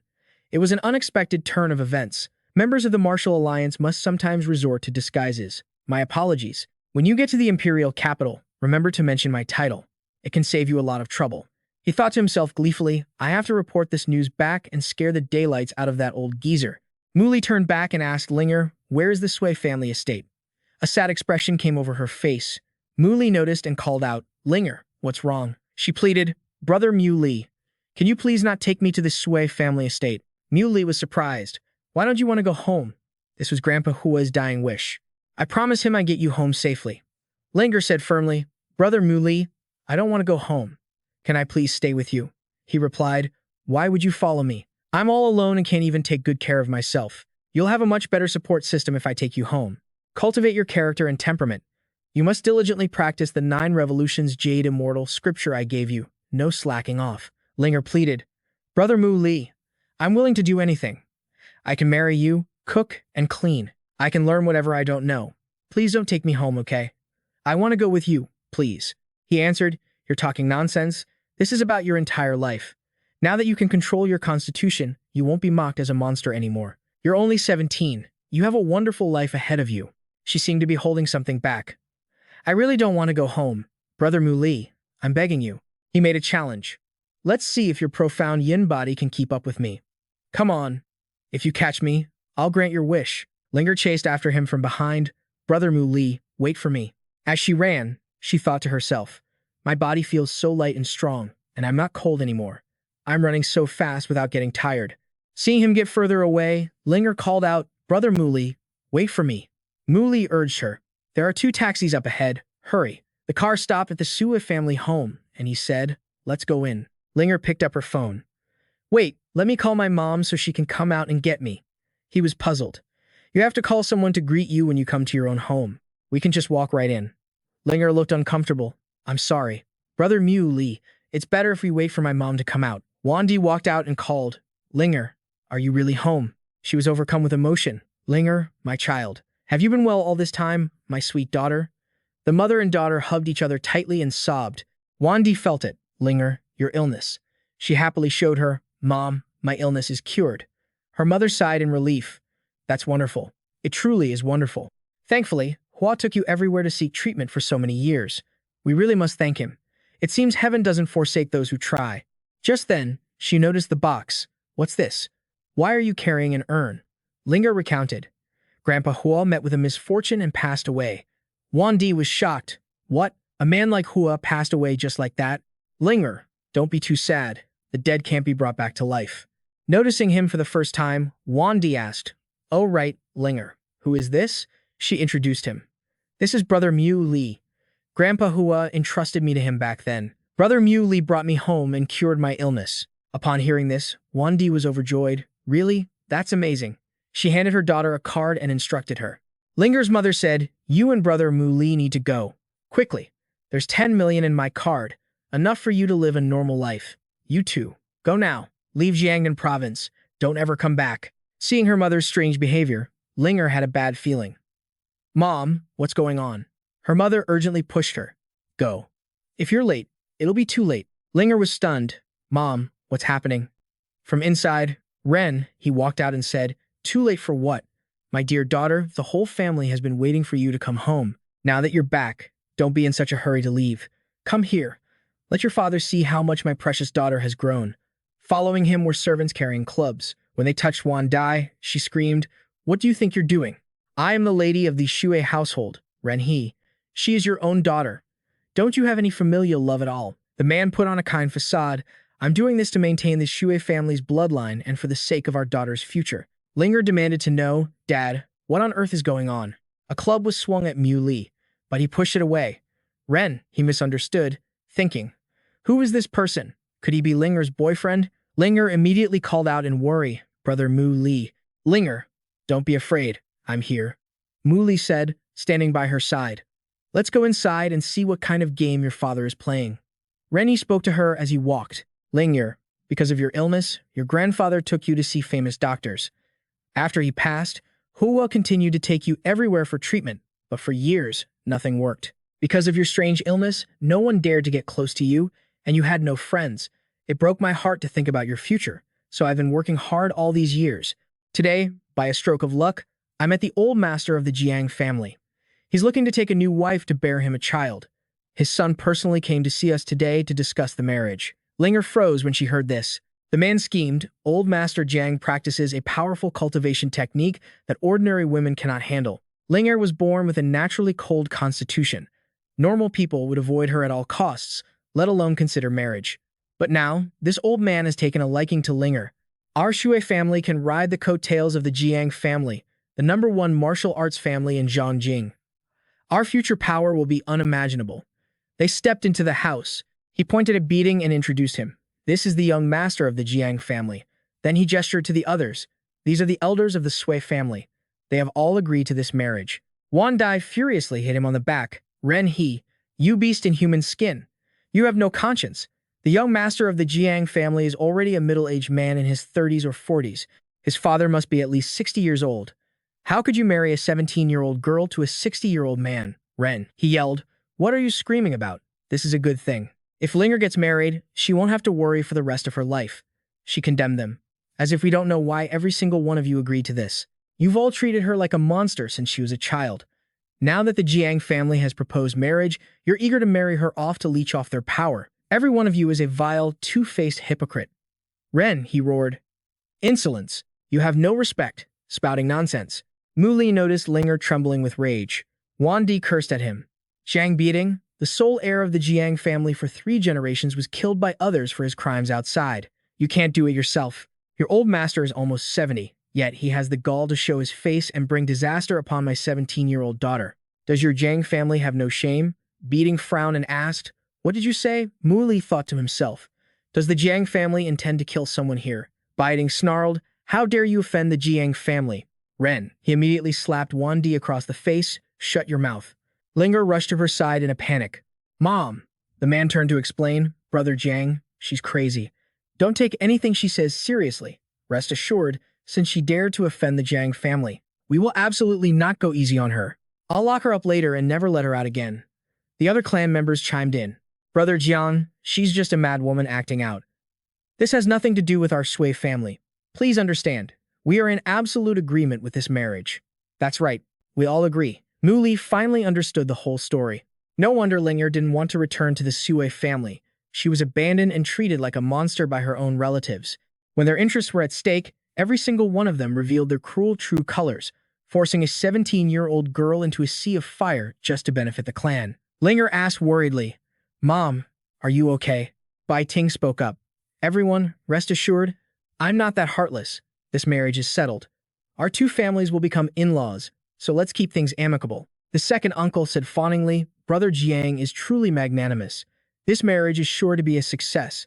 They are a perfect match, like a dragon and a phoenix." Linger interrupted, "No, I won't marry him." Ren, he ordered his servants to drag the madwoman outside. Wandi screamed, "Yuxies aren't human. Let me go." Her cousin said pretentiously, "Oh, little cousin, don't be so ungrateful. Not everyone is as lucky as you. If it were me, I'd jump at the chance." The girl approached Linger step by step and continued, "Linger, my dear cousin, it's your own fault for growing up to be so beautiful." Linger asked in fear, "Cousin, what are you doing?" Her cousin looked at the urn and exclaimed, "I heard Hua even lost his life trying to cure you." The girl smirked as she lifted the urn high into the air. Linger begged, "Give me back my grandfather's urn." The girl threatened, "Are you going to marry him or not? If you don't, I'll smash this urn." Linger conceded, "Don't. I'll marry him. I'll marry him." The girl expressed her satisfaction, but her hands still let go of the urn. Watching the urn shatter, Linger sobbed. "Why? Why would you do that?" The cousin thought jealously, this little fox, so sickly and pale, yet still so beautiful. "What a curse!" Linger demanded, "Why? Why would you do that?" Mu Li stepped forward to handle the situation. "I'm sorry, Linger. What I said before was inconsiderate. Quick, find something to hold Hua's ashes." She used a cloth to gather the ashes he had collected with his spiritual energy and replied, "Yes, Brother Mu Li." Seeing him appear, her cousin was surprised. "Who are you?" "Another man, this little slut seduced from God knows where." Mu Li asked in a cold voice, "And why would you need to know?" The girl threatened, "How dare you argue with me in front of the Xi family elders? You're asking for death. Do you have any idea who we are? Just hearing our name would scare you to death." He wasn't bothered in the slightest and summoned a weapon. "I don't need to know. In my eyes, you're just people who bully Linger. You're a thorn in my eye, a nail in my flesh." Looking at the item in his hand, Mu Li thought to himself, the chi manifestation of the flawless saint physique. This technique can use the vital energy in my body to create weapons. How useful. He swung a whip out. "I am very angry. So there really are such monstrous families and relatives in this world. I shouldn't have pushed Linger into this death trap." Her cousin was stunned. "What did you say?" Without holding back, Mu Li cracked the whip. "Take back the evil you've dealt." The cousin was struck by the whip, and a second strike immediately followed, tearing her dress to shreds. Her cousin asked furiously, "Where did you get that whip? How dare you hit me? This is the Xi family, a Zhongjing martial arts clan. You will pay for this." He swung the whip, wrapping it around her. She shrieked in terror. "Let me go, you filth." Mu Li showed no mercy, hoisting her up and then slamming her into the ground, saying, "Filthy? I don't think I can compare to you." Her clothes in tatters, the cousin felt as if her body was spinning on a scythe's edge. She screamed, "Stop!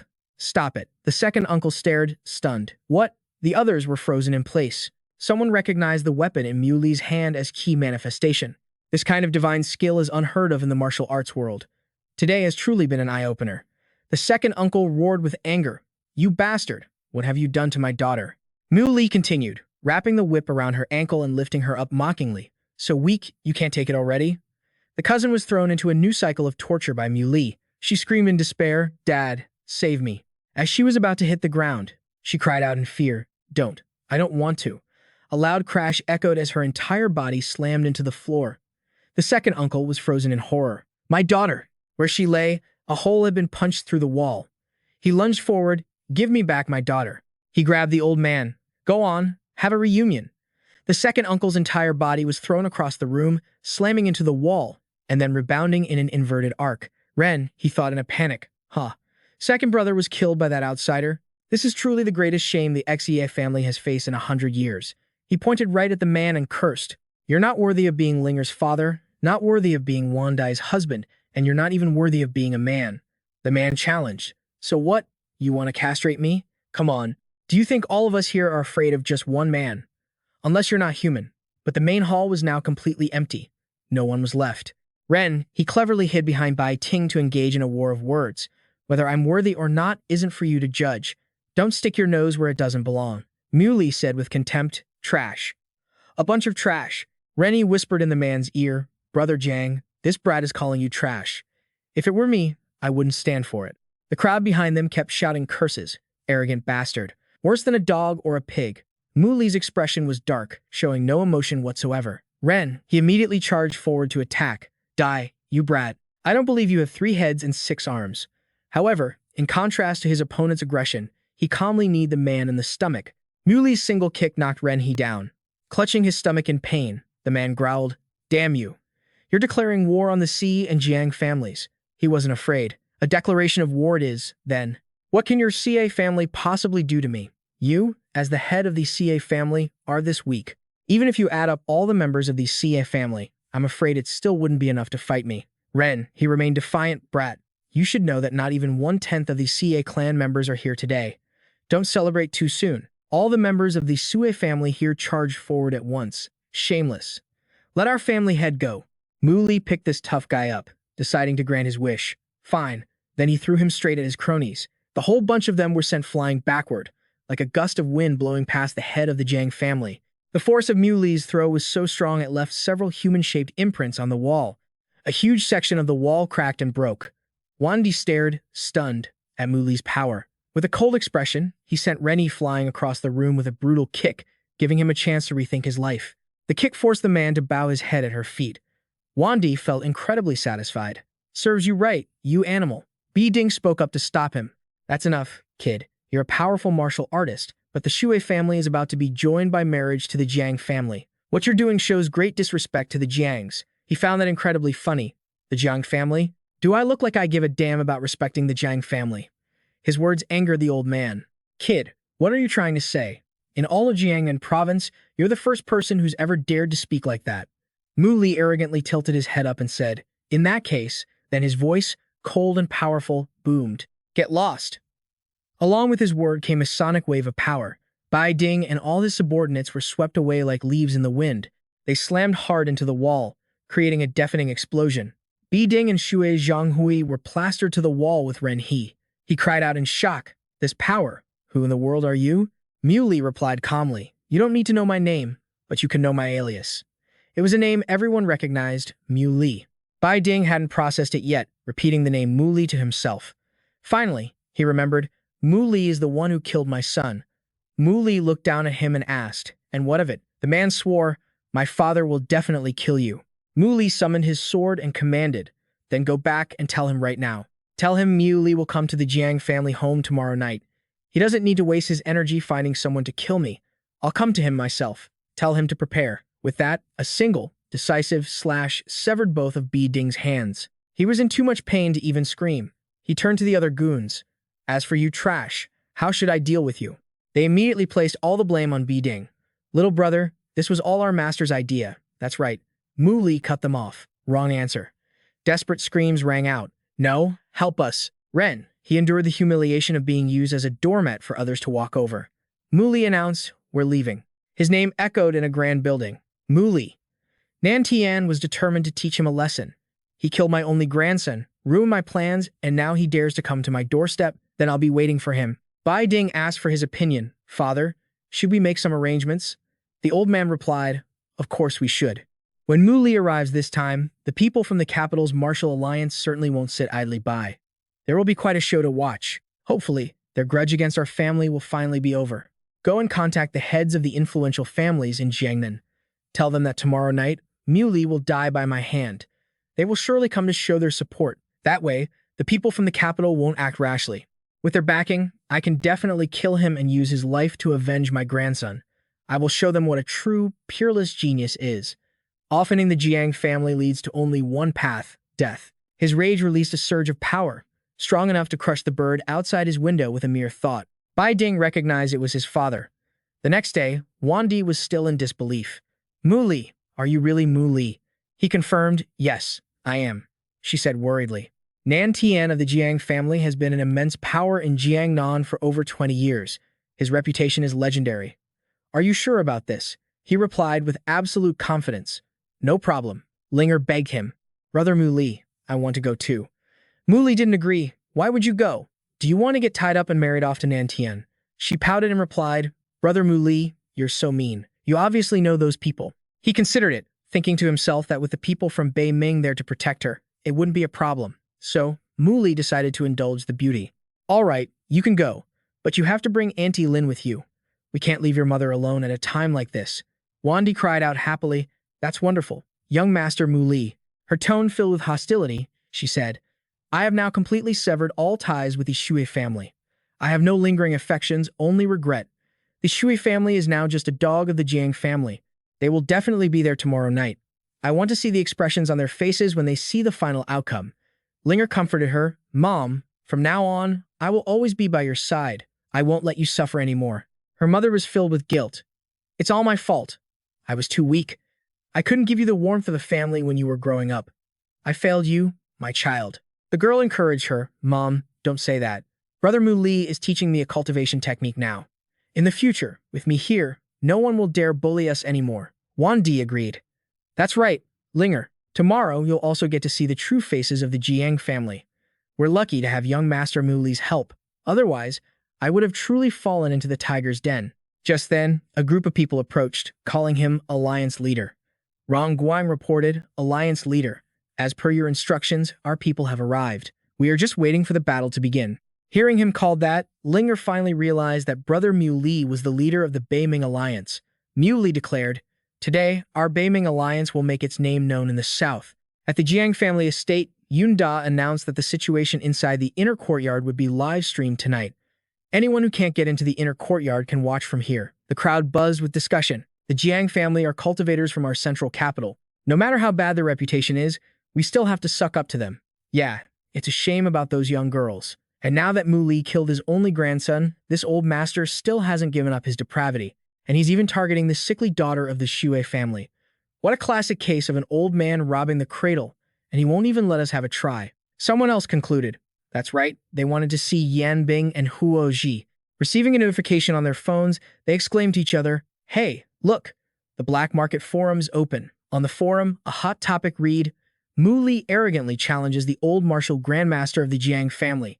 Some newcomer named Mu Li dares to challenge the old martial grandmaster of the Jiang family, who gave him the courage. Fish Liang? Mu Xin also read the news. A student invited her. Miss Mu Xin, please have some tea. She said impatiently, I have to watch. I believe my big brother will definitely win. Comments on the hot topic were displayed. To be honest, even though Mu Li is strong, he stands no chance against the old martial grandmaster of the Jiang family. I have to see who this Mu Li is. Jachi was a little worried. Zhao Chuan, do you think Mu Li can win? Almost no one online has any faith in him. Zhao Chuan wasn't sure. Honestly, his chances aren't great, but he isn't a reckless person. We'll just have to wait and see what the outcome is. Su Jachi felt there was nothing left to worry about. I trust him. Just then, the chair she was leaning back on snapped with a loud crack. She tumbled to the ground. Ouch, what kind of chair is this? Zhao Chuan explained. Isn't it because your family's too cheap to let me buy a new one? She was so furious she was about to give him a beating. What did you say? Get back here. Goi Jiao believed that Mu Li would definitely succeed. Mu Li was now giving orders. You guys help me lead them inside first. I'll be there shortly. Vin Quang obeyed. Rest assured, Alliance Leader. He turned to instruct them, Linger, Auntie Lin, you two go inside with these three first. They'll take care of you. Linger asked with concern, Mu Li, what about you? He replied nonchalantly. For a big fight like this, of course, I need to power up a bit. Just then, a rustling sound echoed through the dark forest. Nan Tian, on high alert, realized someone had appeared. He was ready to greet them. "Come on out." Mu Li looked warily in that direction and asked, "Is that Mu Li?" His words stunned them. "Where is he?" Two bald goons pointed straight at the sky and said, "Up there." Watching the hem of Mu Li's robe flutter in the night wind, they thought, "Damn, is this some kind of movie special effect? This is a little unscientific." He gracefully flew down from above. Seeing the streaks of light crisscrossing the sky, the whole crowd was dumbfounded. "What kind of cheap trick is that guy pulling?" Nan Tian said dismissively, "Just for show." Another person chimed in, "Young people only care about appearances. They don't know their own limits. Underestimating the enemy will surely lead to defeat." Mu Li remained calm in the face of their mockery. He landed on the ground and calmly walked towards Nan Tian. He solemnly declared, "Jiang family's Mu Li, I've come to smash your family's bedboards." They questioned him. "Mu Li, you dare to come here. So why are you still wearing a mask? Are you too afraid to show your face? You shameless bastard, Mu Li." "Ren," he criticized Mu Li, "you stole my wife and daughter. I hate you with a burning passion for this, but the righteous and helpful old master of the Jiang family has agreed to stand up for me. Mu Li, today you will pay for your crimes." Wan Dai's sharp voice rang out, "Steal his wife and daughter? Is Mu Li that kind of person? Ren He, you're the real animal. You push your own daughter into a pit of fire, and now you're here twisting the truth. You have no shame." The guy started screaming insults. "How dare you show your face here, you shameless hussy? Shut your mouth." Mu Li thought to himself, "These people are really something else. Looks like we're in for a good show today." Just then, a new player appeared. Nan Tian bowed respectfully. "Greetings, Left Protector." His appearance drew everyone's attention. The Left Protector of the Imperial Capital Martial Alliance headquarters. Wu Minglun places great importance on geniuses. It's only natural that Wu Minglun would send someone. Mu Li asked the man, "Why haven't you left yet?" He replied, "I was about to leave, but I got worried halfway and came back." Nan Tian pleaded with the Left Protector. "It's not that I don't respect the Martial Alliance. This is a blood feud. We cannot live under the same sky. So today, I hope you won't stop me from taking my revenge. The Martial Alliance should understand this principle." Wu Qi spoke coldly. "Do you think I'm worried you'll kill Mu Li? Fine, I won't get involved." Inwardly, he hoped Mu Li could save face for him. Hearing this, Nan Tian felt relieved and prepared to strike.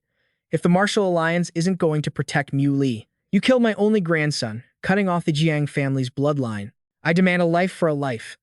The old man rushed furiously towards Mu Li. Seeing that he could casually block him with just one hand, Nan Tian was stunned. "He's trying to stop my full power attack with only one hand." Mu Li's expression remained as calm as ever. The old man thought about his reputation. "I heard that Mu Li was undefeated in 100 battles, so I'd better test him first." Nan Tian retreated a few steps and shouted, "Come forth, my Era Dragon." As he finished speaking, he slammed his fist into the ground. A dragon of fire materialized, roaring with blazing flames. It opened its maw as if to devour Mu Li whole. "Ren," he exclaimed with a triumphant look, "here it comes." Vin Quang worried that he wouldn't be able to withstand this move. He called out, "Alliance leader." Linger and her mother cried out in terror at the same time. "Mu Li, no." Where Mu Li stood, a blinding light made it impossible to see what was happening. Seeing that spot turn to dust in an instant, someone thought it was a disaster. Mu Li, he's probably been turned to ashes. But when his figure emerged completely unharmed, Nan Tian couldn't believe his eyes. "Mu Li, why aren't you afraid of the dragon fire?" He said contemptuously, "Your dragon is pathetic." A golden dragon shot out from Mu Li, showing the old man what a real powerhouse looked like. The golden dragon was majestic and powerful. Its roar echoed through the area, leaving everyone clutching their heads, stunned and terrified. "What is that?" Nan Tian couldn't bear this humiliation. "Mu Li, I have more than one dragon." This time, he summoned the dragon Qi of the 9 heavens. In the middle of the summoning, Nan Tian was suddenly stunned by what he saw. Looking at these snakes, he was in shock. How did it turn into this? The dragon heads had all turned into snake heads. This was a battle between a true dragon and a 9-headed serpent. Wu Qi thought to himself, "This kid is still hiding his true strength. He's truly a peerless genius. I have to report this back to headquarters. They need to hold an emergency meeting. This person must be nurtured with all our resources. We absolutely cannot let him fall to the dark side." Nan Tian knew full well these creatures couldn't fight. Mu Li was starting to get bored. "Hiding my strength to fight a mid-tier martial venerable is honestly pretty boring. This fight should be over." An oppressive aura of spiritual energy radiated from his fist. The golden dragon followed his will, biting off the head of the opponent's weakest snake. It then split into 4 heads and quickly finished off the rest. The golden dragon's eyes flickered. A counterattack palm strike from the old man slammed the golden dragon into a wall, shattering it to pieces. The people over there cried out in horror. The wall collapsed. Through the live screen, cheers from the viewers rang out. Amazing. I'm impressed. I clearly restrained myself. How did he see that he could still hear the infinite strength? I have to take him as an example. From beneath the pile of earth, Nan Tian angrily shouted, Tu Feng, why don't you come out here quickly? Seeing the figure, they were shocked. Tu Feng, the Grandmaster of Martial Arts from Xingzhou City, why is he here? He announced his presence with great force. Tu Feng is here. Tu Feng declared, Mu Li, you killed a descendant of my family. This debt must be repaid. Today, I will use your ashes to comfort my son's spirit in heaven. He contemptuously raised his middle finger and mocked. Let me be blunt. You're a moron. If you're brain dead, go home and take your medicine. Tu Feng was surprised. Are you trying to say you had nothing to do with it? He growled and summoned his power. You're dead, Nan Tian advised. Don't be rash. This kid is very strong. First, stand guard for me. After I finish healing my injuries, we'll team up to attack him. Half an hour later, Nan Tian was still healing. Having waited long enough, Tu Feng spoke up. Nan Tian, are you recovered yet? The old man confirmed that he was. Nan Tian reminded his accomplice, I don't know if you're confident or just ignorant, daring to ignore me while I heal my wounds. We'll make you taste a world of pain. Die. Tu Feng added a reminder. Nan Tian, if we can't beat Mu Li, you better have an escape plan. The old man agreed. Of course, Brother Hong, don't you worry. Let's charge. Facing their combined attack, Moli calmly summoned his power. The spiritual energy erupting from him swirled like a tornado, covering the sky.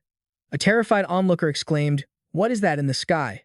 Those rumbling sounds are terrifying. Wu Qi asked uneasily, What is this? Such terrifying power. Seeing Molly's technique, they realized things were bad. Above the heads of his two opponents, a giant, round boulder fell.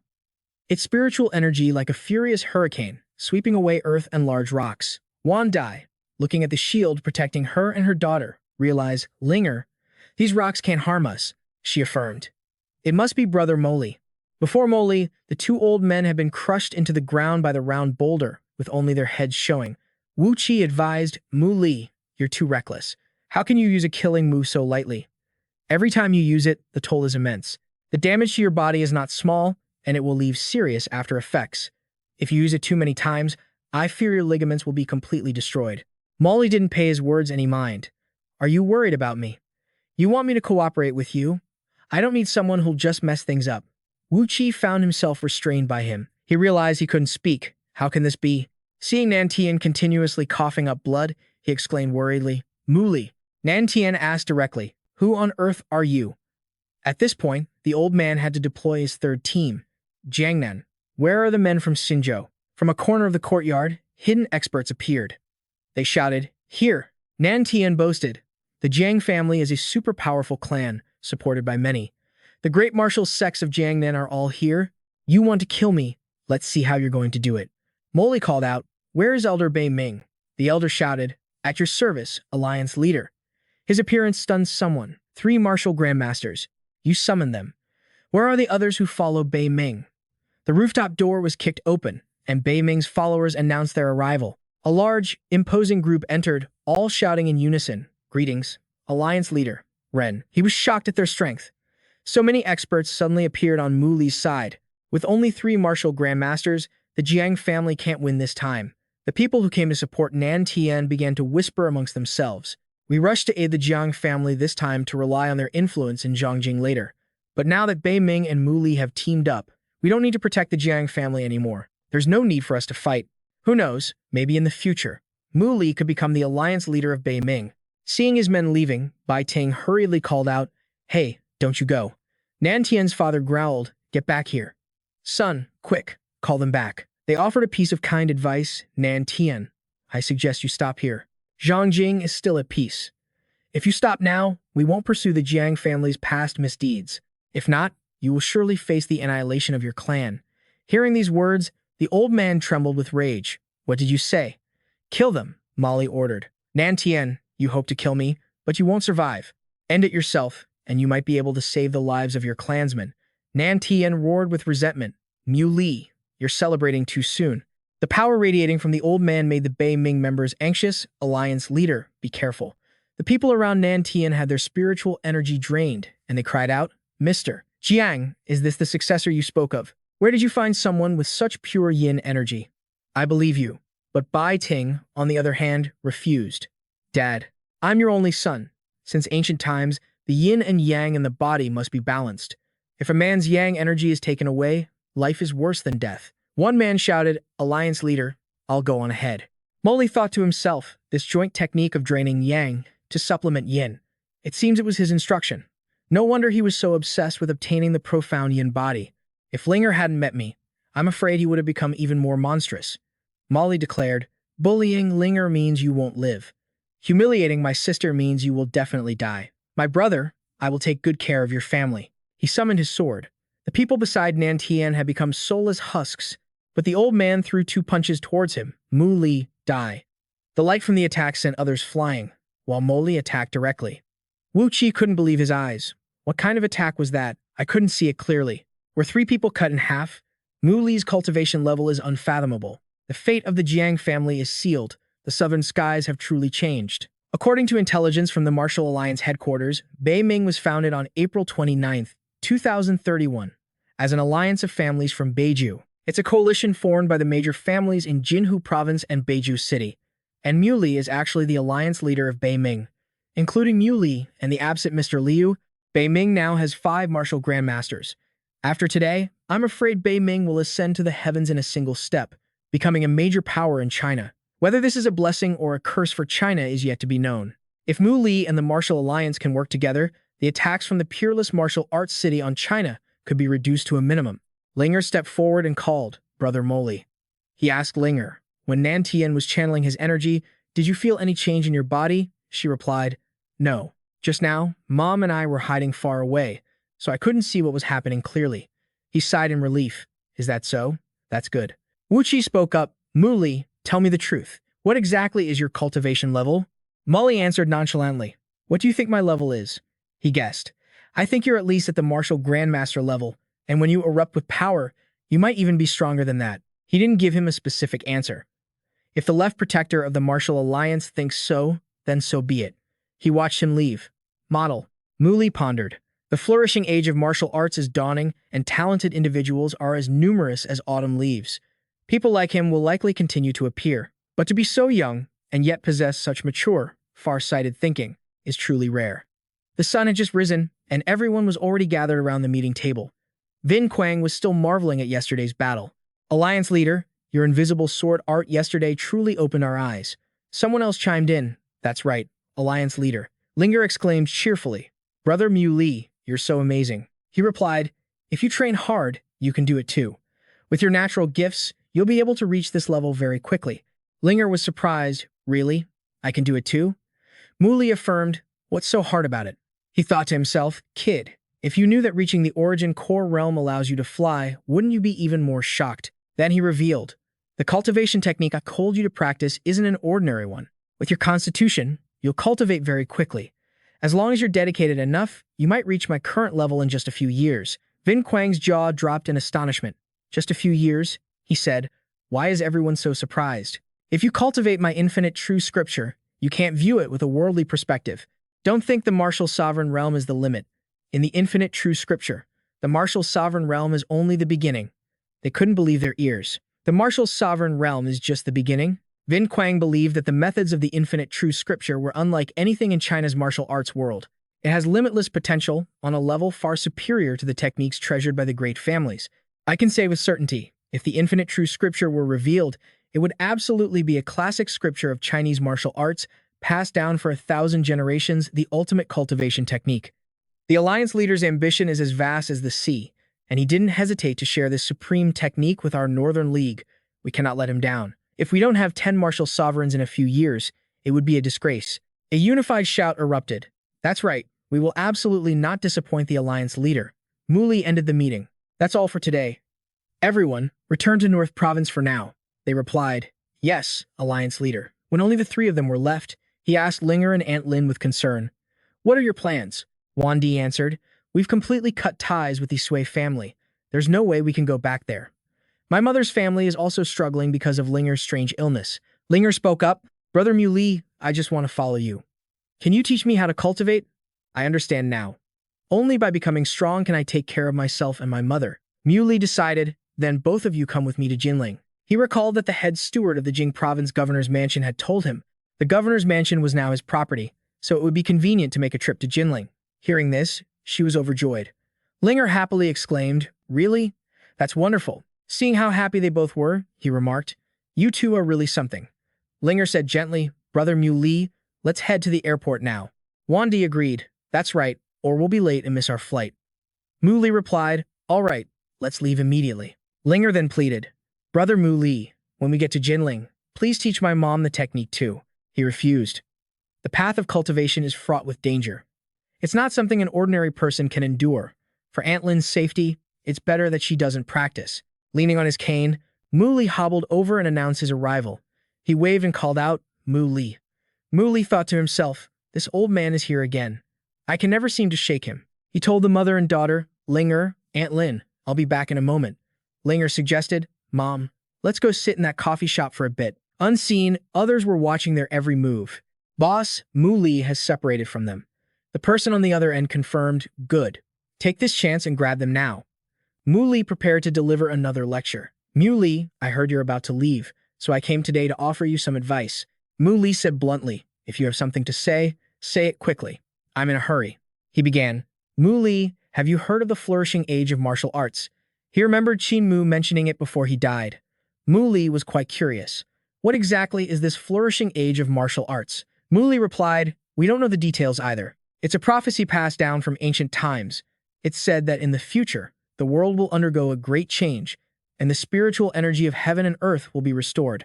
Mysterious veils that previously made realms like the Dantian realm difficult to reach will be broken.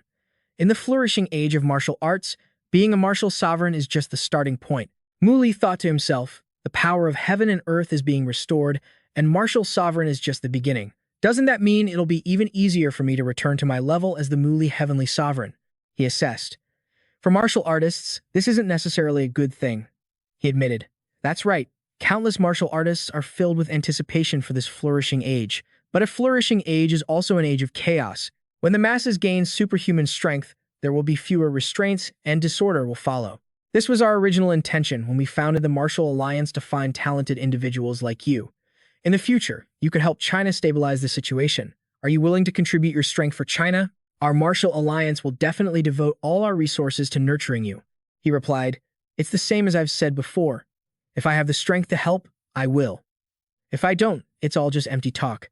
As for nurturing me, forget it. I'm used to cultivating on my own." Muley thought arrogantly, "I was once a heavenly sovereign, just one step away from godhood. The martial ways of this mortal world mean nothing to me." Muley lectured him again, "Don't be so arrogant. The power you have today was likely obtained from some ancient inheritance or chance encounter. But the Martial Alliance holds secrets that could bring you unimaginable benefits. You shouldn't look down on it." Muley figured that if that was true, he should check it out. Muley spoke up. "There's one more thing. You need to listen to me carefully," he warned. "A tall tree in the forest invites the wind to blow it down. Now that you've made a name for yourself, I'm afraid many people will want to take your life. Even some countries will secretly send people to monitor you." A cat carelessly fell into a trash can nearby. The conversation continued. Muley was surprised. Foreign countries? Do they also have their own systems of martial artists? Muley earnestly advised, "You must not underestimate them. The East Indies, Japan, and the great powers of Europe and the Americas all have their own systems. They have no shortage of masters, and their martial strength is just as terrifying. You can't be careless if you encounter them." Muley thought to himself, "He worries too much." In the coffee shop, Wandi asked bluntly, "Linger, tell me the truth. Do you have feelings for Muley?" She thought, "Mom, you're talking nonsense. What truth?" Just then, a man approached. He placed a hand on Linger's shoulder, startling her. "What do you people want?" Model, they were dragged away. Wandi cried for help. "Lao Chi, you, let me go. Help." The other man pulled Linger up and then barked an order at the bystanders. "This is an internal matter for the Sue family. Anyone not involved had better stay out of it." They thought to themselves, how dare they kidnap them in broad daylight? They mercilessly threw Wandi to the ground. Linger was also tossed hard onto the floor. An order rang out, "Tie them up." Both mother and daughter were bound to chairs. Wandi cursed the man in front of her. "Ren He, you bastard. What else do you want?" Ren He asked furiously. "What do I want?" Lin Wan Dai, we were husband and wife once. To be so heartless, she retorted bitterly, drawing a clear line. Whatever bond we had as husband and wife is long gone. You were lucky I didn't kill you that day. Mu Li is nearby, so you better get serious. Ren. He then turned to his next target. Linger. No matter what, I'm still your father. Today, I know I was wrong. Our Sue family has suffered greatly. Can't you find it in your heart to forgive me? Wan Di anxiously warned her. Linger, don't listen to his lies. I know exactly what kind of man he is. When you were a child getting treatment far away, you weren't even allowed to set foot in your own home. It was your grandfather and Grandpa Hua who truly raised you. I only put up with him for your sake. All that pain. It was all caused by your father. Linger was at a loss for words. Ren, he pleaded with her, we are all your relatives. Can you just talk to Mu Li? Ask him to spare the Shui family, please. The group chimed in, one by one. That's right, we all know we were wrong now. We're all your family. Could you really stand by and watch him kill us all? Tears streaming down his face, Ren he knelt before her. Linger, I'm sorry. I was wrong. Please, forgive us. From now on, we'll treat you right. It'll be completely different from before, I swear. Wandi warned her.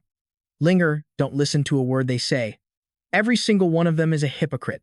They're only putting on this act because they're afraid for their own lives. They never once treated you like a member of the Shui family. Why should you care about whether they live or die? Ren, he snarled and shouted, you wench, shut your mouth.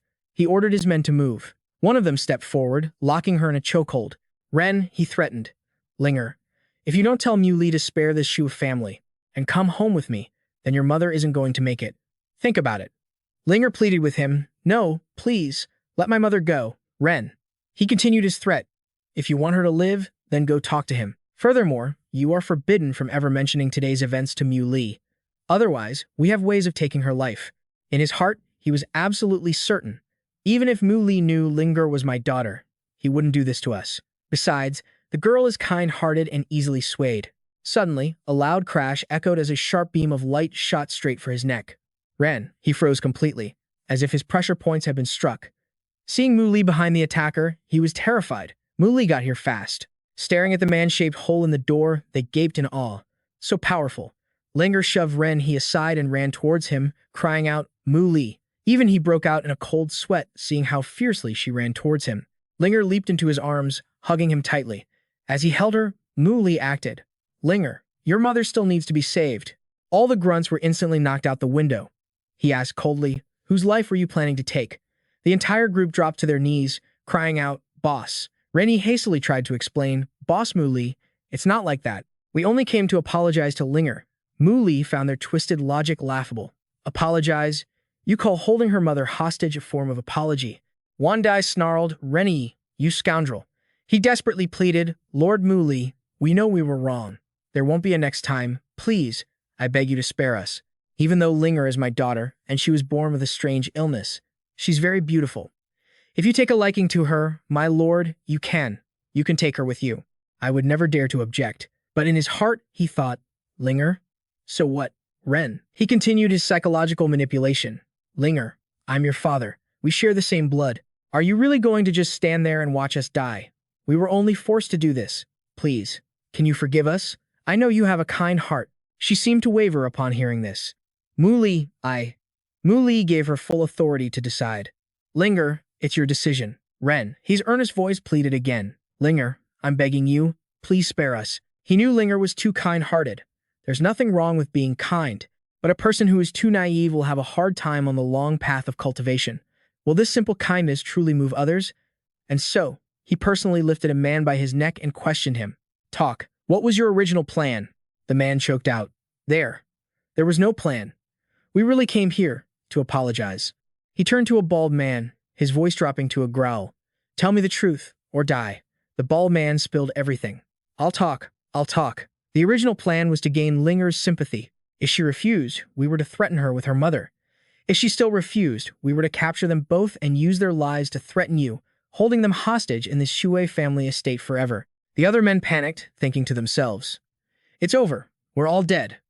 A bone-deep chill ran through Ren, as he prayed that Linger would take pity on them. Linger, what are you waiting for? Hurry and tell him I'm your father. Sobbing, Linger declared. From this day on, I have nothing more to do with the Shui family. Wandi spat on him in disgust. then called out to her daughter, Linger, wait for me. Ren. He was dumbfounded, refusing to accept what happened. How could this be? Was I wrong about Linger all along? Muley fired off several beams of light, instantly pinning Renyi to the wall, blood trickling down his face. He opened the door and walked away, leaving no survivors behind. Outside, people were whispering amongst themselves. Should we call the police? It's a matter for a martial arts clan. It's best if we don't get involved. They're all extraordinary people. Let's see if there's anything valuable inside. It was then that Muley finally understood. Linger had seen the Sui family's true colors long ago. She had seen the cruelty of the world, yet she still chose to be kind. That was the real Linger. He patted her on the shoulder and announced, "We're here." The governor's mansion of Jinling. The three of them stood waiting before the gates. Muley approached the gate of the governor's mansion in Jinling. A voice called from within. "Who's there?" he asked. "Is Steward Yi Quan in?" The person inside opened the door just a crack, wary. "What's your relationship to him? What do you want with him?" he replied. "We're not that close. I'm the new master of the Jingzhou mansion, and I brought some people today to take a look." The person inside roared angrily. "The master of the Jingzhou mansion is our own lord and lady. Who do you think you are, spouting such nonsense? Scram, now. If you offend our master, you won't be able to handle the consequences." Just as the guard went to slam the door shut, Muley's hand shot out and stopped it. He used his spiritual energy to force the door open, then ordered the man, "Go get Yi Quan for me. I have something to ask him." Meng Ding looked at him scornfully. "Someone from the governor's mansion? You think you can see him just because you say so?" He saw the boy as a bad omen. This remark angered Mu Li. He sent the insolent servant flying backward with a single kick. Linger asked worriedly, "Brother Mu Li, are we sure this is the right place?" He confirmed they were. Seeing Mu Li step forward, Meng Ding, now slumped on the ground, couldn't believe it. "What? You insolent brat, you're courting death." He began to gather his spirit energy, wanting to teach the boy a lesson on his own turf. "If you won't leave, then I'll make you stay here permanently." Meng Ding's attack was called the Earth-Shattering Palm. Dense torrents of spirit energy shot straight toward their target, but he angrily countered the insolent strike. In an instant, Muley teleported right in front of him, raising his hand. "Anyone who attacks me will not live." A single slash of power came down, splitting Meng Ding's shoulder in two. The force of the blow sent shockwaves in all directions. After dealing with him, he called Yi Quan. "Butler Liu, this is Mu Li." The man replied, "Lord Prefect Mu, your call must mean you've arrived in Jinling. Where are you, my lord? I'll come pick you up." Mu Li answered coldly, "There's no need. If you're in the estate, come to the gate. There's been a small incident." He then hung up. Yi Quan had a bad feeling. He rushed over as fast as he could, afraid that any delay would lead to a disaster. As soon as he arrived, Yi Quan dropped to his knees, exclaiming, "Lord Prefect." Mu Li said sternly, "Butler Liu, I traveled 1,000 miles to get here, but this man told me the Jingzhou estate already has a master, refused me entry, and tried to drive me away. He was ruthless and couldn't be spared." Yi Quan knew how to weigh the situation. He said softly, "It's for the best that he's dead. But Lord Prefect, please, come inside." Mu Li was determined to get to the bottom of this. "Yi Quan, I haven't asked you yet. Who is this master he was talking about?" He explained that the former head of the prefect's estate was Qin Mu. Lord Qin Mu dedicated his life to the country and its people, and had no wife or children. But 30 years ago, he found an abandoned baby boy and, taking pity on him, brought him back. The Lord initially planned to raise the child for a while before finding a good family to adopt him, but the boy excelled in both his studies and martial arts from a young age. Lord Qin Mu grew incredibly fond of him, and after being together for so long, they developed a strong bond. So, he officially adopted him as his son and named him Ding Guo. Mu Li frowned, annoyed. "An adopted son? No one ever mentioned this to me before." He then asked, "What happened next?" Yi Quan replied, "Ding Guo's talent was terrifying. By 15, he had already broken through to the highest level of martial arts. Coupled with his status as the adopted son of the Jingzhou prefect, countless people flattered him. Unfortunately, he eventually lost himself to all that flattery. He spent his days indulging in women and wine, neglecting his martial training. 2 years ago, he decided to go to the southern border to find his birth parents and return with a girl from there to marry. He focused on the key issue. Was there anything strange about that girl? Yi Quan shared his impression. "The Lord and I both felt there was something very odd about her. The Lord wanted her to leave, but Ding Guo threatened to sever their father-son relationship if she did. The Lord had no choice but to accept it. The Lord was deeply disappointed and, in a fit of anger, left the Jingzhou estate. As for what happened after that, well, you already know, Lord Prefect." Mu Li asked in surprise, When old Qin's death was reported, didn't Ding Guo know? The butler replied, how could he not know? By now, Wan Di and her child had joined Mu Li's side. Yi Quan continued, I rushed to inform them, but the two of them didn't care at all. In fact, they even laughed. He couldn't understand it. Now that old Qin has passed away, according to his last will, didn't you try to evict them? Yi Quan reported, I did inform them at first, but they just shamelessly refused to leave. Out of respect for Lord Qin Mu, I didn't force the issue. Mu Li understood now. I see. Go and bring them here. I will deal with them personally. Yi Quan returned shortly to report. They refused to come. So, Mu Li decided to go to them. In Ding Guo and his wife's quarters, Hui Fangg was lounging leisurely on the veranda, having a servant give her a massage. She coldly demanded a lighter touch. Okay, Ding Guo replied, easing the pressure of his hands. Just then, seeing someone approach, she sighed in annoyance. Not again. Yi Quan reminded him. Ding Guo, I told you both to go see the Lord Prefect, but you completely ignored me. Ding Guo snapped. Keep your voice down. This is a private residence. You can't just barge in here and cause a scene. You'll scare us. Mu Li, following behind, ordered Butler Liu. Enough talk. Ding Guo, you and your wife will pack your things and leave the prefect's estate by the end of the day. Ding Guo begged. Please, Lord Prefect, don't. I've lived in the Jingzhou estate since I was a child. This is my home. Even old Qin tacitly acknowledged that this estate belonged to me. You just arrived and you're already trying to kick me out. A servant came and whispered into Hui Fang's ear, Madam, the old guard at the gate, he killed him. She couldn't accept this, and killing intent secretly gathered in her palm. The servant who followed me from the southern frontier has secretly killed countless people. The matter of seizing the prefect's estate must absolutely not be exposed. Meanwhile, Ding Guo was still trying to negotiate. How about this? My wife and I will take a small loss. Just give us, say, 8 million to buy a house in Jinling. We'll consider that our new Jingzhou estate. What do you say? Hearing this, Yi Quan couldn't stand it anymore. You shameless bastard, Ding Guo. Today, I'll teach you a lesson on behalf of the Lord Prefect. But before he could act, a wave of killing intent shot out. Hui Fang had struck first. The two of them clashed palms. Her power was far superior, and Yi Quan was sent flying backward. It was only then that he realized she used poison. Hui Fang said cruelly, no one has ever been able to cure this poison. But her eyes widened in shock when she saw Mu Li neutralizing the poison on Yi Quan's hand. He asked with disgust, besides poison, what else do you know? Hui Fang was stunned by this ability. You can neutralize my poison? In that case, I'll summon my 5 venoms. Scorpions, poisonous spiders, vipers, come forth. My darlings, a cobra coiled around Hui Fang's ankle. She asked nonchalantly, Lord Prefect, do you like my pets? He casually lifted his foot. With a thunderous stomp, an invisible wave of spirit energy spread out. The darlings that Hui Fang was so proud of were instantly turned to dust. This made her lose all composure and charge forward. I don't believe it. She closed the distance in an instant, but a simple lift of his foot sent a kick straight into the wicked woman's stomach. Hui Fang landed on the ground and swung her arm. She was about to hit him with a palm strike, but he swiftly grabbed the spirit energy emitting from her palm and used it to blast her away. He officially gave Hui Fang a one-way ticket to go cloud-gazing in the sky. Ding Guo charged forward in a rage to avenge his beloved wife. How dare you touch my wife? Mu Li lifted his foot and kicked him. The second one got a ticket to join his wife in the sky. Both of them crashed down into the green canopy of the trees. He slowly walked over, looked down at them, and ordered, now, get the hell out of the Jingzhou estate. Immediately. Hui Fang was speechless with anger. Yi Quan reported, my lord, the couple has left. What do you think should be done next? He ordered. Arrange for 2 servants for me. Mu Li spoke gently to Linger. Let's go. I'll take you 2 to pick out a room.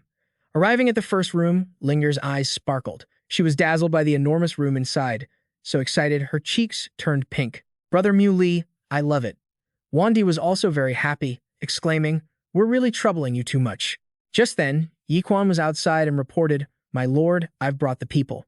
He announced, all right, come on in. 2 maids had been meticulously chosen by Yi Quan. Governor Zhou, these are the servants I prepared for you. They can be responsible for all of your daily needs. He replied, I don't need them. From now on, you 2 will take care of my aunt and Linger. One of the maids didn't seem very convinced, but they reluctantly agreed. Yes, he whispered in Linger's ear, you 2 rest here. I'm going to take a walk around the estate. Mu Li felt that something about this mansion seemed strange everywhere. He released his spiritual energy to probe the low rock formation in front of him and finally identified a problematic location. Mu Li pushed the rock aside, and a door slowly opened, revealing the mystery within. It turned out to be a cellar, filled with all sorts of venomous creatures. That woman actually dared to raise them here. Seeing them about to advance, his hand unleashed a wave of spiritual energy that pushed them back, turning the entire swarm to ash. A croaking sound echoed, catching Muli's attention. What was that sound? At the end of the cave, something strange was glowing. It turned out to be a green toad. It opened its mouth and spat out a poison, a toxic mist that quickly flew towards Muli. He dodged it nimbly, his interest piqued by the creature. An even stronger poison? I have to see what you really are. The green toad immediately leaped out of the water inside the pool. It stepped onto the bank, its front feet slamming down with a heavy thud. It was the sacred beast of the poisonless sect, the green toad. He was surprised. This was a demon beast. The green toad seemed enraged and opened its mouth in a threatening display. He cursed it under his breath. Vicious beast. Its giant tongue lashed out to attack Muli. With a cold expression, he swung his blade down. A loud croak echoed through the cave as the green toad's tongue was severed, and it fell heavily to the ground with a thud. In another villa, a shrill scream rang out. Dinquak asked worriedly, "My lady, what's wrong?" "Ah," she replied, "someone injured this sacred beast that is spiritually linked to me." He was shocked. What? Could it be him? He found that place? Tu Fuong was tense. It was only a matter of time before he found it. I just never expected him to be able to injure my sacred beast. I really can't underestimate him. Inside the cave, the toad's pained and furious cries were ear-splitting. A demon core began to accumulate inside its belly. Muli was surprised. This demon beast is truly formidable. This is a demon core. A demon beast that can condense a demon core could be stronger than a cultivator's nascent core from the mountains. With my current strength, I would definitely be killed by it. No, something's not right. Seeing the way this beast is forcing the demon core out, this core definitely doesn't belong to it. The green toad opened its mouth and unleashed a stream of poison. The toxic stream swirled towards Muli like a tornado. He gathered his spiritual energy, ready to fight back, and a burst of power shot towards the poison, dispersing it. The green toad began to evaporate into wisps of gas as lightning crackled across its body. He gripped the sword tightly, his heart filled with desire, and slashed straight down. This demon core is mine. The green toad was immediately sliced in half. A palm-sized demon core was revealed, which Muli collected. He was thrilled. This is a huge score. With this demon core, I can at least reach the mid-stage of the nascent core realm. Suddenly, Muli was surprised by what he saw before him. This is a revolving door. This door seemed to repel anyone who got close. This symbol is identical to the Golden Continent token. Muli summoned the Golden Continent token, and it floated into his hand. The door emitted a strange aura. He placed the token on the stone set in the gate. With a crackling sound, the heavy door swung open. He entered the secret chamber of the Golden Continent Mu residence. Muli was astonished, looking at the large stones on the pillars inside. These are high-grade soul stones. High-grade soul stones are rare treasures on the Cultivation Mountain, yet there are 4 of them here. These soul stones are about to dissipate. However, for these stones to be effective, a very powerful cultivator from ancient China must have lived here. Looking at the mural on the wall, he immediately recognized the origin of the Golden Continent residence and the history of the 9 provinces. It's just as Old King said, Da Yu stabilized the world and divided it into 9 prefectures. Although I don't know why Earth has become so lifeless now, the mural depicted 2 treasured swords left from ancient times. He walked over to one of the treasured swords. Then he tucked it into his belt. For Muli, this was a real jackpot. Suddenly, a rustling sound made him freeze. The sword turned to dust. He understood the principle. Forget it, getting a demon core is good enough. A person can't be too greedy. Suddenly, his phone rang. It was Jachi, he answered. Hello? The great young miss is calling me personally. How rare. The other end was silent. Muli wondered why she wasn't talking. Jachi finally spoke. I watched the live stream of your match with the Jiang family. I used to think you were just a pretty good martial artist. I never expected. I should have realized it sooner. He prompted her. Realized what? She replied.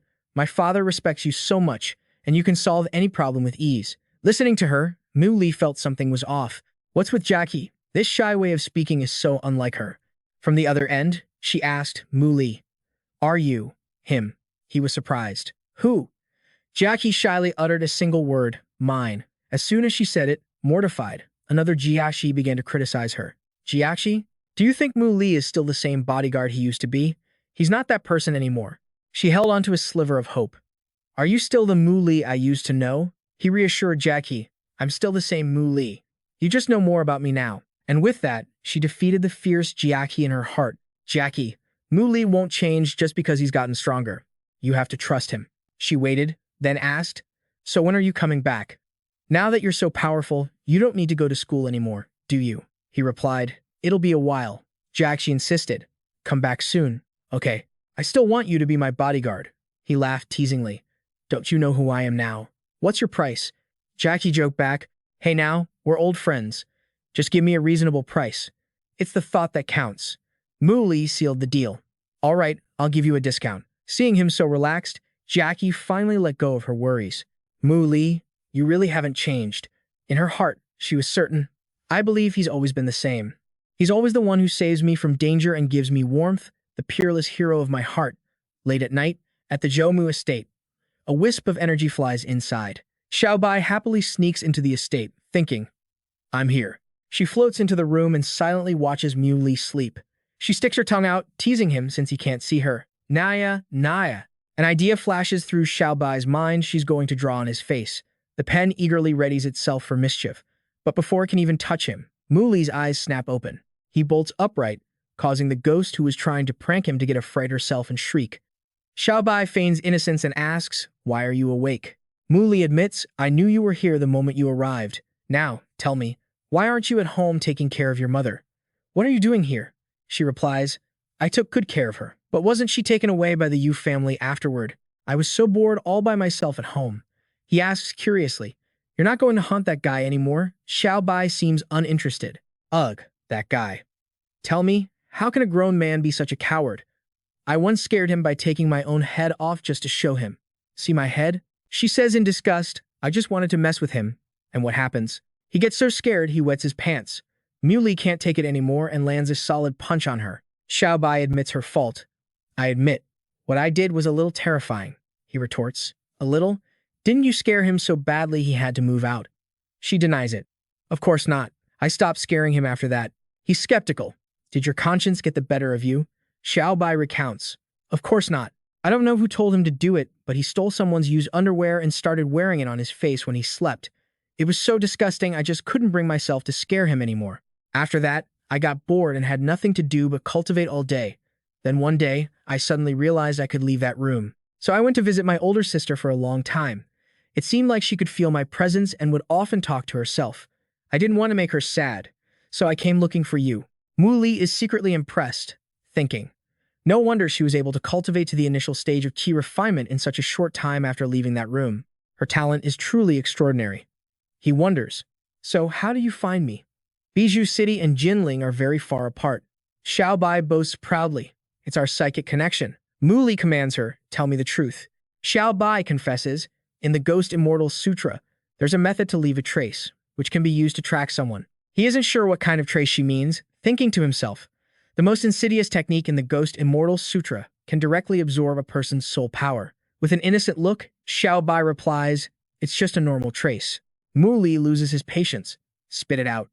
Xiaobai doesn't even dare to look him in the eye and stays silent. Li doesn't press her. He touches her forehead to retrieve the data. "I'll just see for myself." Information from her memories flows into him, and an image of him sleeping appears. In the memory, Xiaobai was puckering her lips, about to do something mischievous to him. Li remembers that night. It was the night before he returned home from his trip down south. A kiss mark was left on his forehead, an imprint that was slowly fading. Xiaobai looks in horror at his glowing hand. He saw it. "I'm so dead. Do I have to take responsibility for him? When should we get married? How many kids should we have?" He prepares to teach her a lesson, delivering a flick to her forehead that echoes throughout the room. Smoke rises from Xiaobai's forehead as she protests indignantly. "Why did you hit me?" He lectures her. "I'm practically your master. You must respect me, understand. You can't just go around doing things like that." Xiaobai vows, "Just wait until I've cultivated a human form. I'll definitely marry you then." Nothing is impossible between a master and a disciple. Wandai, who wasn't asleep yet, hears the noise. She wonders, is it past midnight already? I can still hear voices from Li's room. Linger wakes up and asks, "Mom, what's wrong?" She reassures herself, Li isn't that kind of person. I must have misheard. "It's nothing. Go back to sleep." After saying that, Wandi quickly returns to her room. Meanwhile, Xiaobai sighs. This is so boring. The next day, maids come screaming out of the men's restroom. "Pervert." A male servant retorts, "Hey, who told you to just barge into the men's restroom, scream, and then call me a pervert?" Then he notices, when did the sign on the restroom get changed? The water faucet in his hand suddenly turns on him. Yi Quan stares blankly at the scene, as if the faucet itself could fly. One of the servants gets slapped across the face. The maids don't escape their fate of being slapped either. Yi Quan's expression darkens as he prepares to gather his spirit energy to deal with this mess. How dare these filthy things enter this place? Spirit energy envelops the entire estate. Yi Quan commands, "Demon, reveal yourself." Mu Li arrives, a little curious. "What is Butler Liu doing?" He warns, "Lord Zhou Mu, please step aside for a moment while I eliminate this formless creature." Yi Quan's voice is ice cold as he demands, "Show yourself." Xiao Bai pleads, "Stop shaking everything. I can't take it anymore." Yi Quan immediately locates her on the other side and launches a palm strike at her. A stream of golden spirit energy flies straight ahead, and Mu Li adds a bit of his own power. A ray of red light runs parallel to Yi Quan's spirit energy. Their target is Xiao Bai. There's no way for her to dodge, and she is struck so hard her soul is rattled. Xiao Bai feels her spirit about to dissipate, but Mu Li's spiritual power supports her. He announces to the servants, "All right, I've taken care of the trouble. Everyone, disperse." Mu Li asks coldly, "Are you going to cause any more trouble?" Xiao Bai replies meekly, "No more trouble." He continues to lecture her. "Look at you. You're clearly stronger than Butler Liu, yet you were still defeated by him. You've practiced the Ghost Immortal Sutra for nothing." Xiao Bai begs, "I know I was wrong. Please, teach me some techniques." Mu Li agrees. "All right, since you know you were wrong, I'll teach you the art of ghostly punishment." After 3 hours of arduous training, he gives her an item. "You've consumed too much soul energy today. Just rest for a few days and you'll be fine. I prepared an ancient vase for you." But the freedom-loving, free-spirited Xiao Bai refuses. "No, please. I don't want to live in a vase. No, no." Just then, Linger opens the door and calls out, "Brother Mu Li, it's time for dinner." Seeing the situation inside, she freezes for a moment. "Brother Mu Li, why is there a girl floating over there?" Xiao Bai is surprised. "You can see me?" Mu Li asks a similar question. "You can see her?" She replies, "Yes, and she's a very beautiful girl." Hearing the compliment, Xiao Bai joyfully rushes over to hug Linger. "This little girl is so cute. She's got good taste, and she's so gentle." Xiao Bai feels how soft the other girl is. "Wow, so soft." Linger says, shyly, "Big sister, please don't." Seeing how friendly they are after just meeting, Mu Li wonders, is this how friendships between girls work? Xiao Bai, acting like a big sister, says to her, "Linger, let me tell you something. Don't be fooled by how thin and frail Mu Li looks." But one time, she saw him in the bathroom, and a silent atmosphere filled the room. Mu Li was furious. He was boiling with rage. "Xiao Bai, how dare you say such things?" Xiao Bai finally got scared and shrieked, "I'll stop talking." His anger got a little out of hand, and flames shot up to the bed. He quickly grabbed a fire extinguisher and sprayed it while threatening Xiao Bai, "If you ever dare to be so disrespectful again, I'll teach you a lesson." Just then, Xiao Bai noticed something. She was surprised to see Bu Dian staring right at her. Can this cute little thing see me? So, she happily picked Bu Dian up. "Mu Li, this place is amazing." The servants outside noticed how lively it was in the Alliance leader's room. The next day at the Jingzhou Prefecture, the 4 great families of Jinling came to pay their respects, introducing themselves one by one. First was Liu Su, head of the Liu family, 43 years old and an early-stage martial venerable. The second was Xu Chang, head of the Xu family, 46 years old and an early-stage martial venerable. He was followed by another who said, "I am Xu Ran." The next group was the aides of the Jingzhou Prefecture, who were also early-stage martial venerables. The 2 of them announced their names, "I am Tu Shan. I am Qin Lin." All 4 of them bowed respectfully. "Greetings, Lord Governor." Yi Quan reported, "My lord, there are 5 families who assist the Jingzhou Prefecture, but they aren't in this city, so they couldn't make it today." He was suspicious. But there were only 4 families at old Qin's funeral. He asked Liu Shu, "On your way here, did you see the head of the Liu family?" Liu Shu replied, "We didn't see any sign of Qing Yang. It seems he isn't coming at all." Yi Quan was displeased. "This Liu family is truly lawless. I personally sent someone to notify them, and yet they paid no attention." Mu Li figured something might be delaying them. He ordered his subordinates, "Everyone, please have a seat and rest for a moment." But Yi Quan tried to stop him. "My lord, you can't do that. The Liu family is just a minor clan. It was only through Lord Qin Mu's promotion that they became aides to the Jingzhou Prefecture. And yet, as soon as Lord Qin Mu passed away, they turned their backs on us. They didn't even attend his funeral, and now they're thinking of breaking away from the Jingzhou Prefecture's authority." Mu Li frowned and replied, "It seems they're just like Ding Guo, a bunch of ungrateful traitors. This Lu family is really becoming more and more like him. Suddenly, someone brazenly walked in from outside and asked, "So this is the Lord Governor." Seeing the unfamiliar face, someone spoke up. "Who are you? Are you from the Lu family? Why haven't we seen you before? Probably just a nobody." "Where is the Lu family head, Qing Yang?" The man arrogantly plopped himself right down on a chair. "Lu," his arrogant voice rang out. "The family head is in seclusion, comprehending a profound technique and cannot come out at the moment.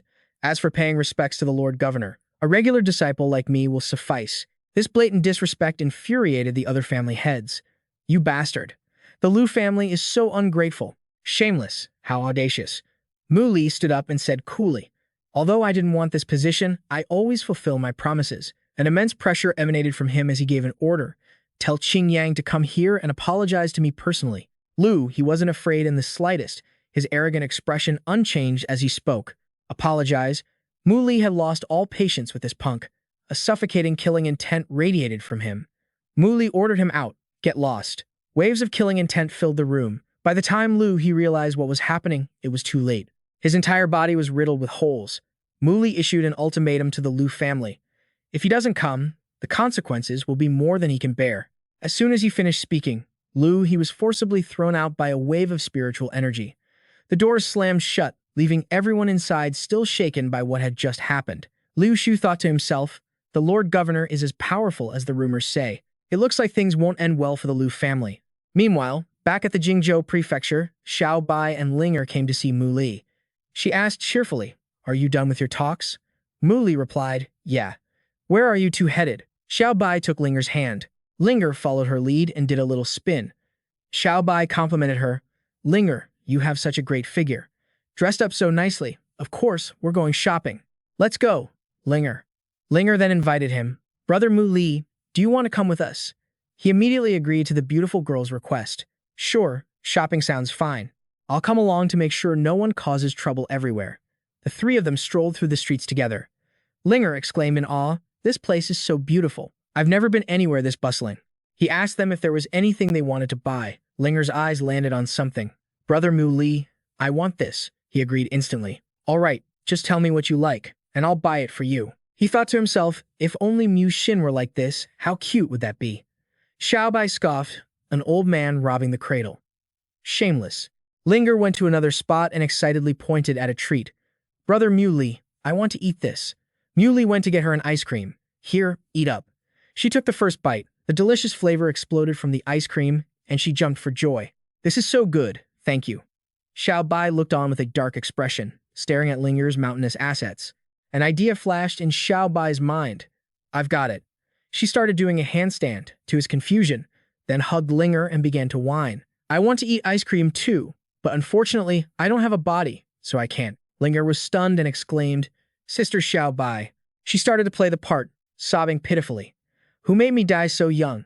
Who turned me into a ghost? I've long forgotten what it feels like to be human." Linger turned to him and asked, "Brother Mu Li, is there any way?" Xiao Bai spoke up earnestly. "Actually, there is a way for me to experience that taste." Linger asked urgently, "What is it?" Xiao Bai said suggestively, "As long as I stay close to you, I can feel what you feel." The naive Linger was fooled. "If that's really possible, then go ahead and do it." Xiao Bai beamed, her scheme a success. "Linger, you're the best.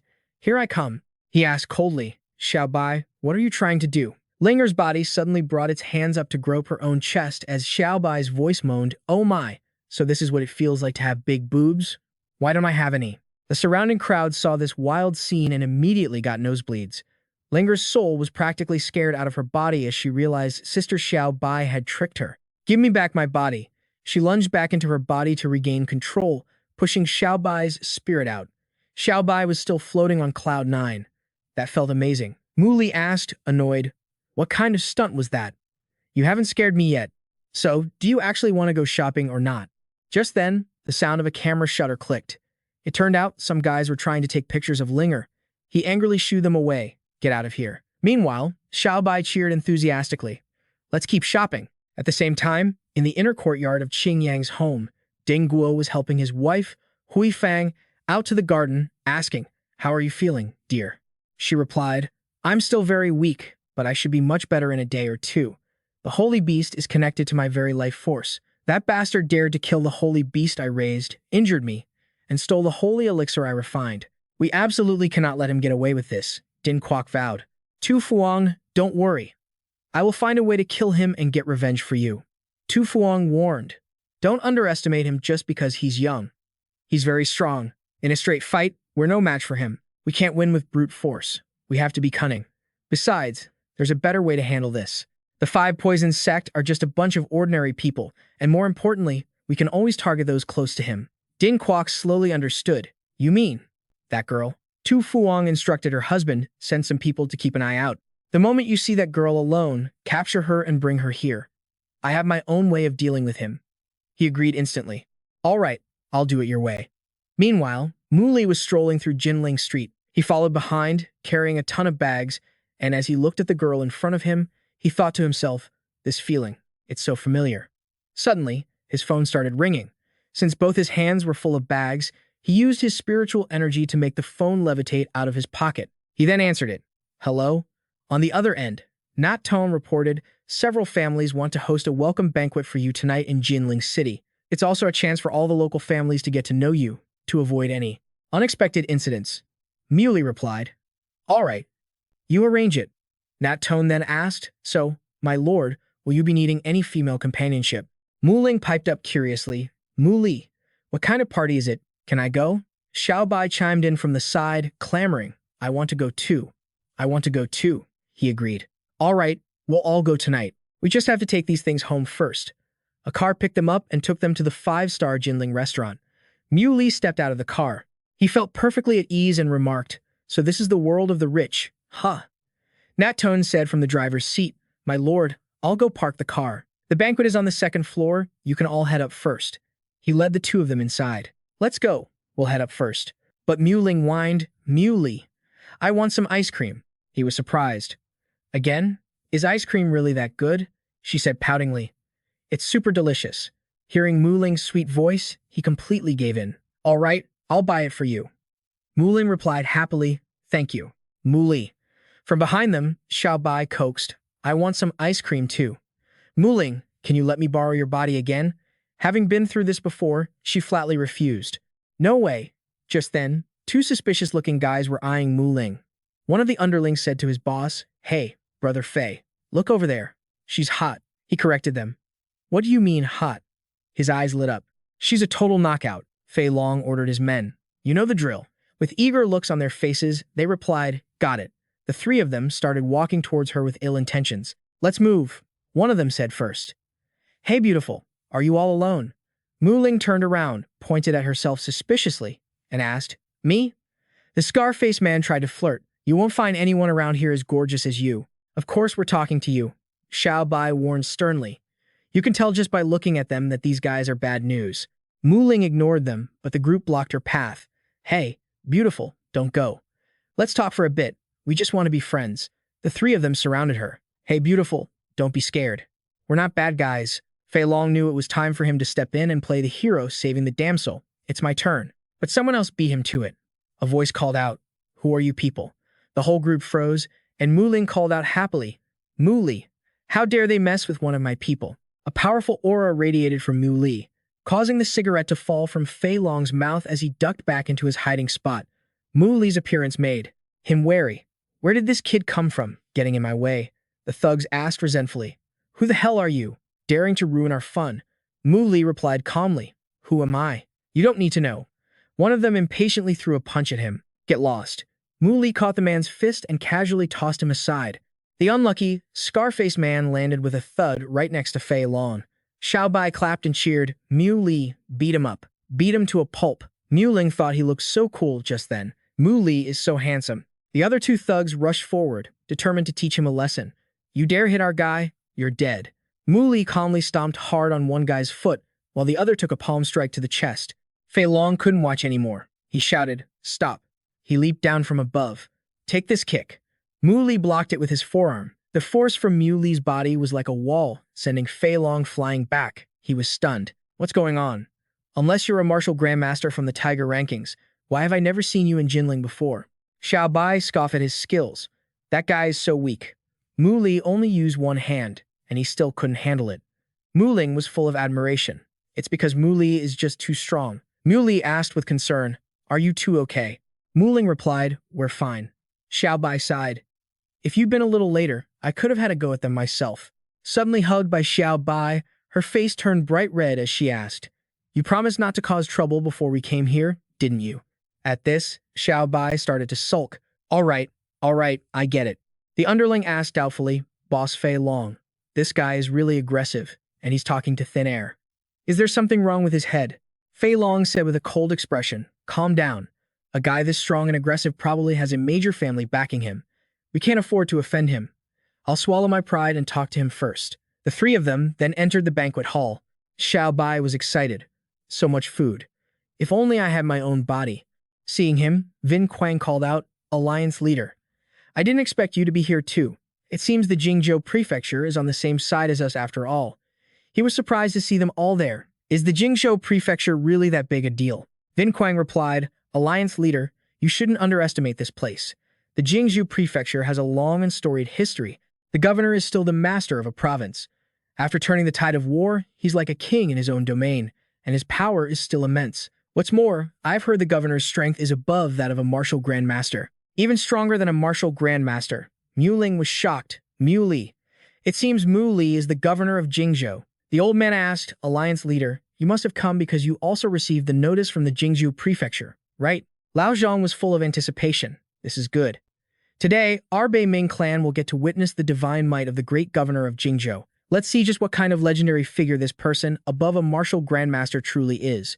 Vin Quang added, "But with our alliance leader, our Bei Ming will surely reach the heights of the Lord of Jingzhou in the future." He cut them off. All right, you all go in first. I'll be in shortly."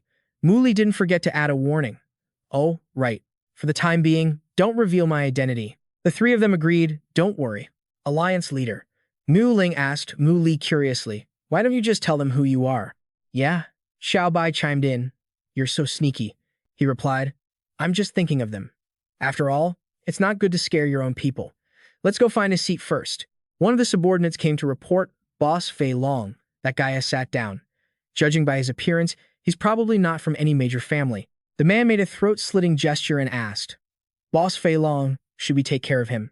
Fei Long asked coldly, "Shouldn't a bad guy be a little smarter than that? I'm going over to the Shu family to ask around for a bit." Fei Long went over to negotiate, calling out with a fawning tone, "Uncle Su." Mr. Su asked, "Is that you, Fei Long?" He started his script right on cue. "I came here specially to thank you, Uncle. Getting the chance to meet so many important figures is a huge benefit for me." Mr. Su praised him. "It's commendable that you're so thoughtful." Fei Long then tried to lead him on. "Uncle Su, I noticed that young man over there looks very unfamiliar, and the people around him don't know him either. I was wondering if you know anything about his background." The old man probed, "Why are you asking about him?" He lied, "Oh, it's probably nothing. A few days ago, some of my friends had a little disagreement with him at a bar, so I just wanted to ask about his background." "Mister," Shu shouted coldly, "You fool." Fei Long was startled. "Uncle Su, did I say something wrong?" The old man reprimanded him sternly. "You kids have some nerve. Everyone here today is from an incredibly powerful family. How dare you act so recklessly? Annoying any one of them would be a mistake, and you still want to go looking for trouble with him." Fei Long was frightened. "Don't tell me. He has a powerful background," the old man replied. "Not just powerful, but astonishingly so. You're lucky you haven't done anything too out of line. If you don't act, I'll personally teach you a lesson and drag you to him to apologize. But if he doesn't pursue the matter, then it's over. You were lucky this time. Next time, remember to keep your eyes wide open and watch who you're dealing with. There are many capable people in this world. You can't just go around offending them." He breathed a sigh of relief, thinking to himself, "Is he really that amazing? Good thing I didn't make a move." The host of the party announced, "Everyone, please give a warm welcome to the main character of our party tonight." The guests began to whisper amongst themselves. The main character must be the master of Jingzhou Prefecture, right? "Oh my god, I heard this person's abilities are profound and extraordinary. It would be amazing if I could be accepted as his disciple. I really want to see what he's like." Xiao Bai, ever the gossip, teased, "If he's handsome, I'm in." Mu Li, "It looks like someone wants to marry you." Someone else chimed in, "Even if the master of Jingzhou is powerful, he's definitely just some old man. In my opinion, Mu Li is the truly strong one. The battle with the Jiang family proves it." Yi Quan continued, "Thank you all for attending this banquet at the prefecture. I'm sure everyone knows the purpose of tonight's event, to welcome the new master of Jingzhou Prefecture. The spotlight shone down on the main character. Xiao Bai got embarrassed. Oh my god, so many people are looking at us.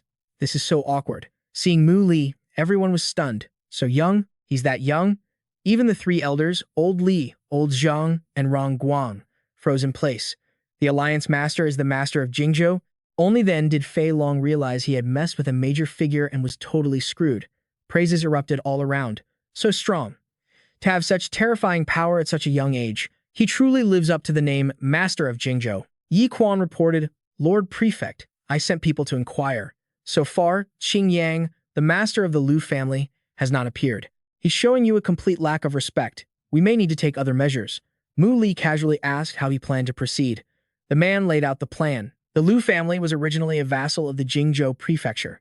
We can directly hold them accountable. I will lead the Liu and Shu families to confront him. If the Liu family remains unrepentant, we will issue a warrant for Qing Yang's arrest, and their family's businesses will also be gradually dismantled. Mu Li approved. You handle it as you see fit. Xu Rong came to report, Steward Liu, Lord Prefect, Qing Yang has appeared. He's arrived at the entrance to the second floor. Yi Quan was annoyed by their tardiness. Showing up only now? Qing Yang is truly arrogant. When the man walked in, everyone was surprised. Who is this? Why is he only arriving now? Someone recognized him as the master of the Liu family, Qing Yang. Yi Quan blocked his path. Qing Yang, halt. Liu Shu sensed his aura. Something's not right. He ordered, Qing Yang, if you don't stop right now, I will deal with you. Yi Quan's group exchanged glances. They all rushed forward to attack in unison. Qing Yang single-handedly subdued two of them. They flew backward, exclaiming warily, a potent poison? Qing Yang's eyes were bloodshot as he pointed directly at Mu Li and said, You are not worthy of being the master of Jingzhou. Do you dare to fight me? This declaration stunned the guests. Qing Yang actually wanted to challenge the master of Jingzhou. Yi Quan roared in anger. Qing Yang, have you lost your mind? How dare you challenge his lordship? What gives you the right to challenge the prefect? If you want to touch him, you'll have to get through me first. Mu Li stopped him. Don't be so angry. He's no longer conscious. He then told Linger, Everyone, wait here for me. Next, he treated the two poisoned men. They realized the poisonous smoke on their hands had vanished. Gratefully, they cupped their hands in thanks. Thank you, your lordship. Yi Quan asked cautiously, My lord, should we send the guests home first? Mu Li gave him full authority. Go ahead and handle it. With regret, he made the announcement. Everyone, something unexpected has happened today, so the banquet will end here for now. For everyone's safety, please leave quickly so we can handle some matters. They responded in unison. Why don't you let us stay and contribute to the Jingzhou prefecture? Yi Quan acknowledged their sentiment. I appreciate the thought. Thank you for your kind intentions, but we have it handled. We'll invite you all over again when we have the time. The guests finally agreed to leave. Only Rong Guang's group of three remained. Xu Rong was surprised. Why haven't you three left yet? Mu Li spoke up. It's all right. I let them stay. The man seemed to faintly realize the answer. Could it be that you, my lord, are? Yi Quan asked nervously. My lord, is that man, Qing Yang, dead? Mu Li denied it. Not yet. His heart is still beating. Seeing Mu Li touch the man's forehead, they grew worried. My lord, be careful. That poison is extremely potent. In contrast, Mu Li remained calm and unaffected. He thought confidently to himself that with his saintly physique, he was immune to all poisons. This poison can't do anything to me.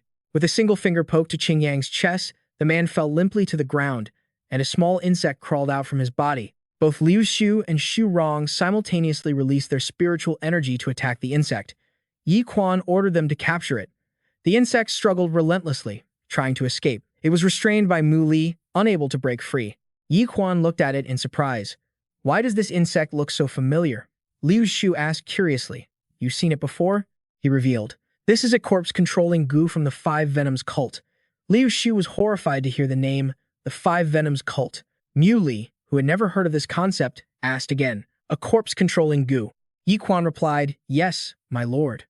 The corpse-controlling goo is the signature treasure of the Five Venoms cult. It can control a person's mind and is an absolutely vile creature. Ever since the two leaders of the former martial alliance led their troops to wipe out the heretical sects, the Five Poisons sect has been in hiding for a very long time. I never expected them to show up here today. He asked in surprise. The Five Poisons sect. He thought to himself, I've already destroyed the Hewan sect, and I've met people from the Corpse School clan before. What purpose could the Five Poisons sect have for appearing here? Thinking of Huey Fang, Mu Li wondered, could it be Miao Jiang, The other man replied, if it's her, then everything we just talked about is ancient history. Could it be that Qing Yang, a respectable martial venerable, is in the same league as that couple? Qing Yang woke up in a daze and exclaimed, what's happening to me? Yi Quan answered, you've been poisoned by an insect from the Five Poisons sect. What happened? Qing Yang scratched his body and replied, I don't know. I just woke up and found myself here. What's going on? Why is my whole body so itchy? His face began to contort, his skin sagging as a rash broke out all over his body. This sent Qing Yang into a panic. What's happening? Watching the insect dissolve, Muley tensed up and realized, this is bad. Right in front of them, Qing Yang exploded. Linger covered her eyes in fear, not daring to look. How cruel! Seeing nothing but smoke and dust ahead, Ding Guo growled in fury. The Five Poisons sect is this insane. Mu Li would show no more mercy. He ordered, investigate for me.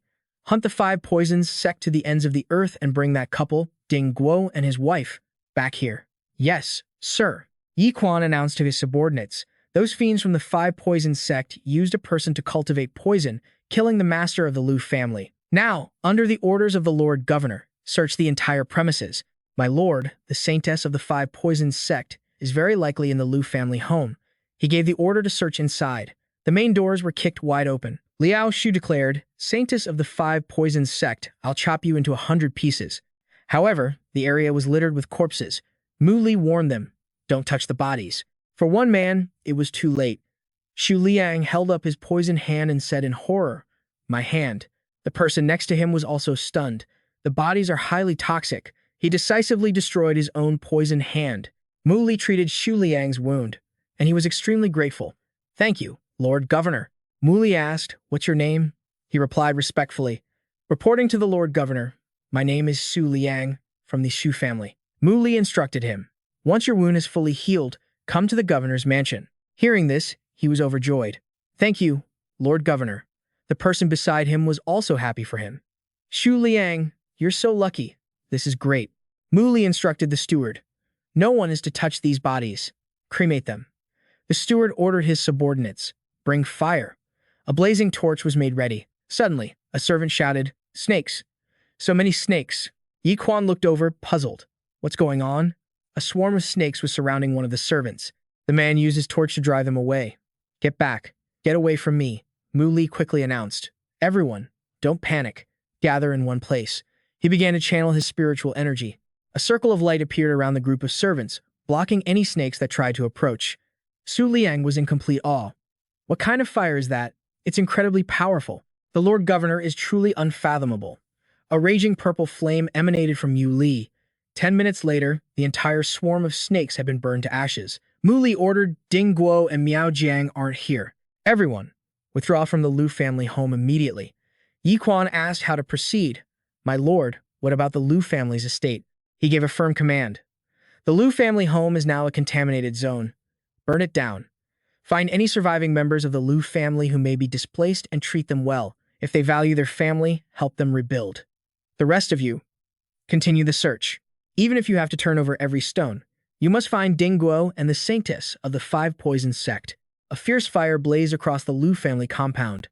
Noticing Xiao Bai seemed downcast, Mu Li asked curiously, why are you so quiet today? Is something wrong? She said worriedly, this morning, Linger and I went out together. The streets were very crowded, and I accidentally lost her. Xiao Bai explained, this morning, Linger told me it's her mom's birthday soon and asked me to go gift shopping with her. She wanted to surprise her mom, but the streets were too crowded and we got separated. Mu Li figured Linger just had a bad sense of direction. He probably flew too fast, and she couldn't keep up.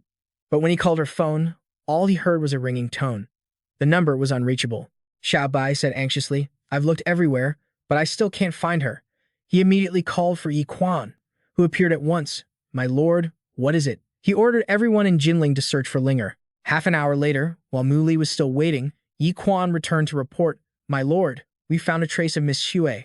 Seeing the name, his expression darkened. Ding Guo. On the phone was camera footage showing him kidnapping Linger and forcing her into a car. Mu Li ordered furiously, keep searching. The search continued late into the night, but the situation wasn't promising. He thought to himself, it's strange. We've looked everywhere but still can't find any trace of Linger. Just then, Yi Quan returned, calling out, my lord. Mu Li asked impatiently, is there news about Linger? He shook his head. We still haven't found Miss Xue. Lord Governor, why don't you go back and rest while you wait for news?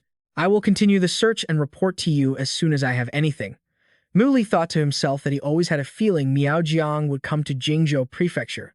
Just then, Xiao Bai tugged on his sleeve and suggested, Muli, how about I go out and look for Linger too?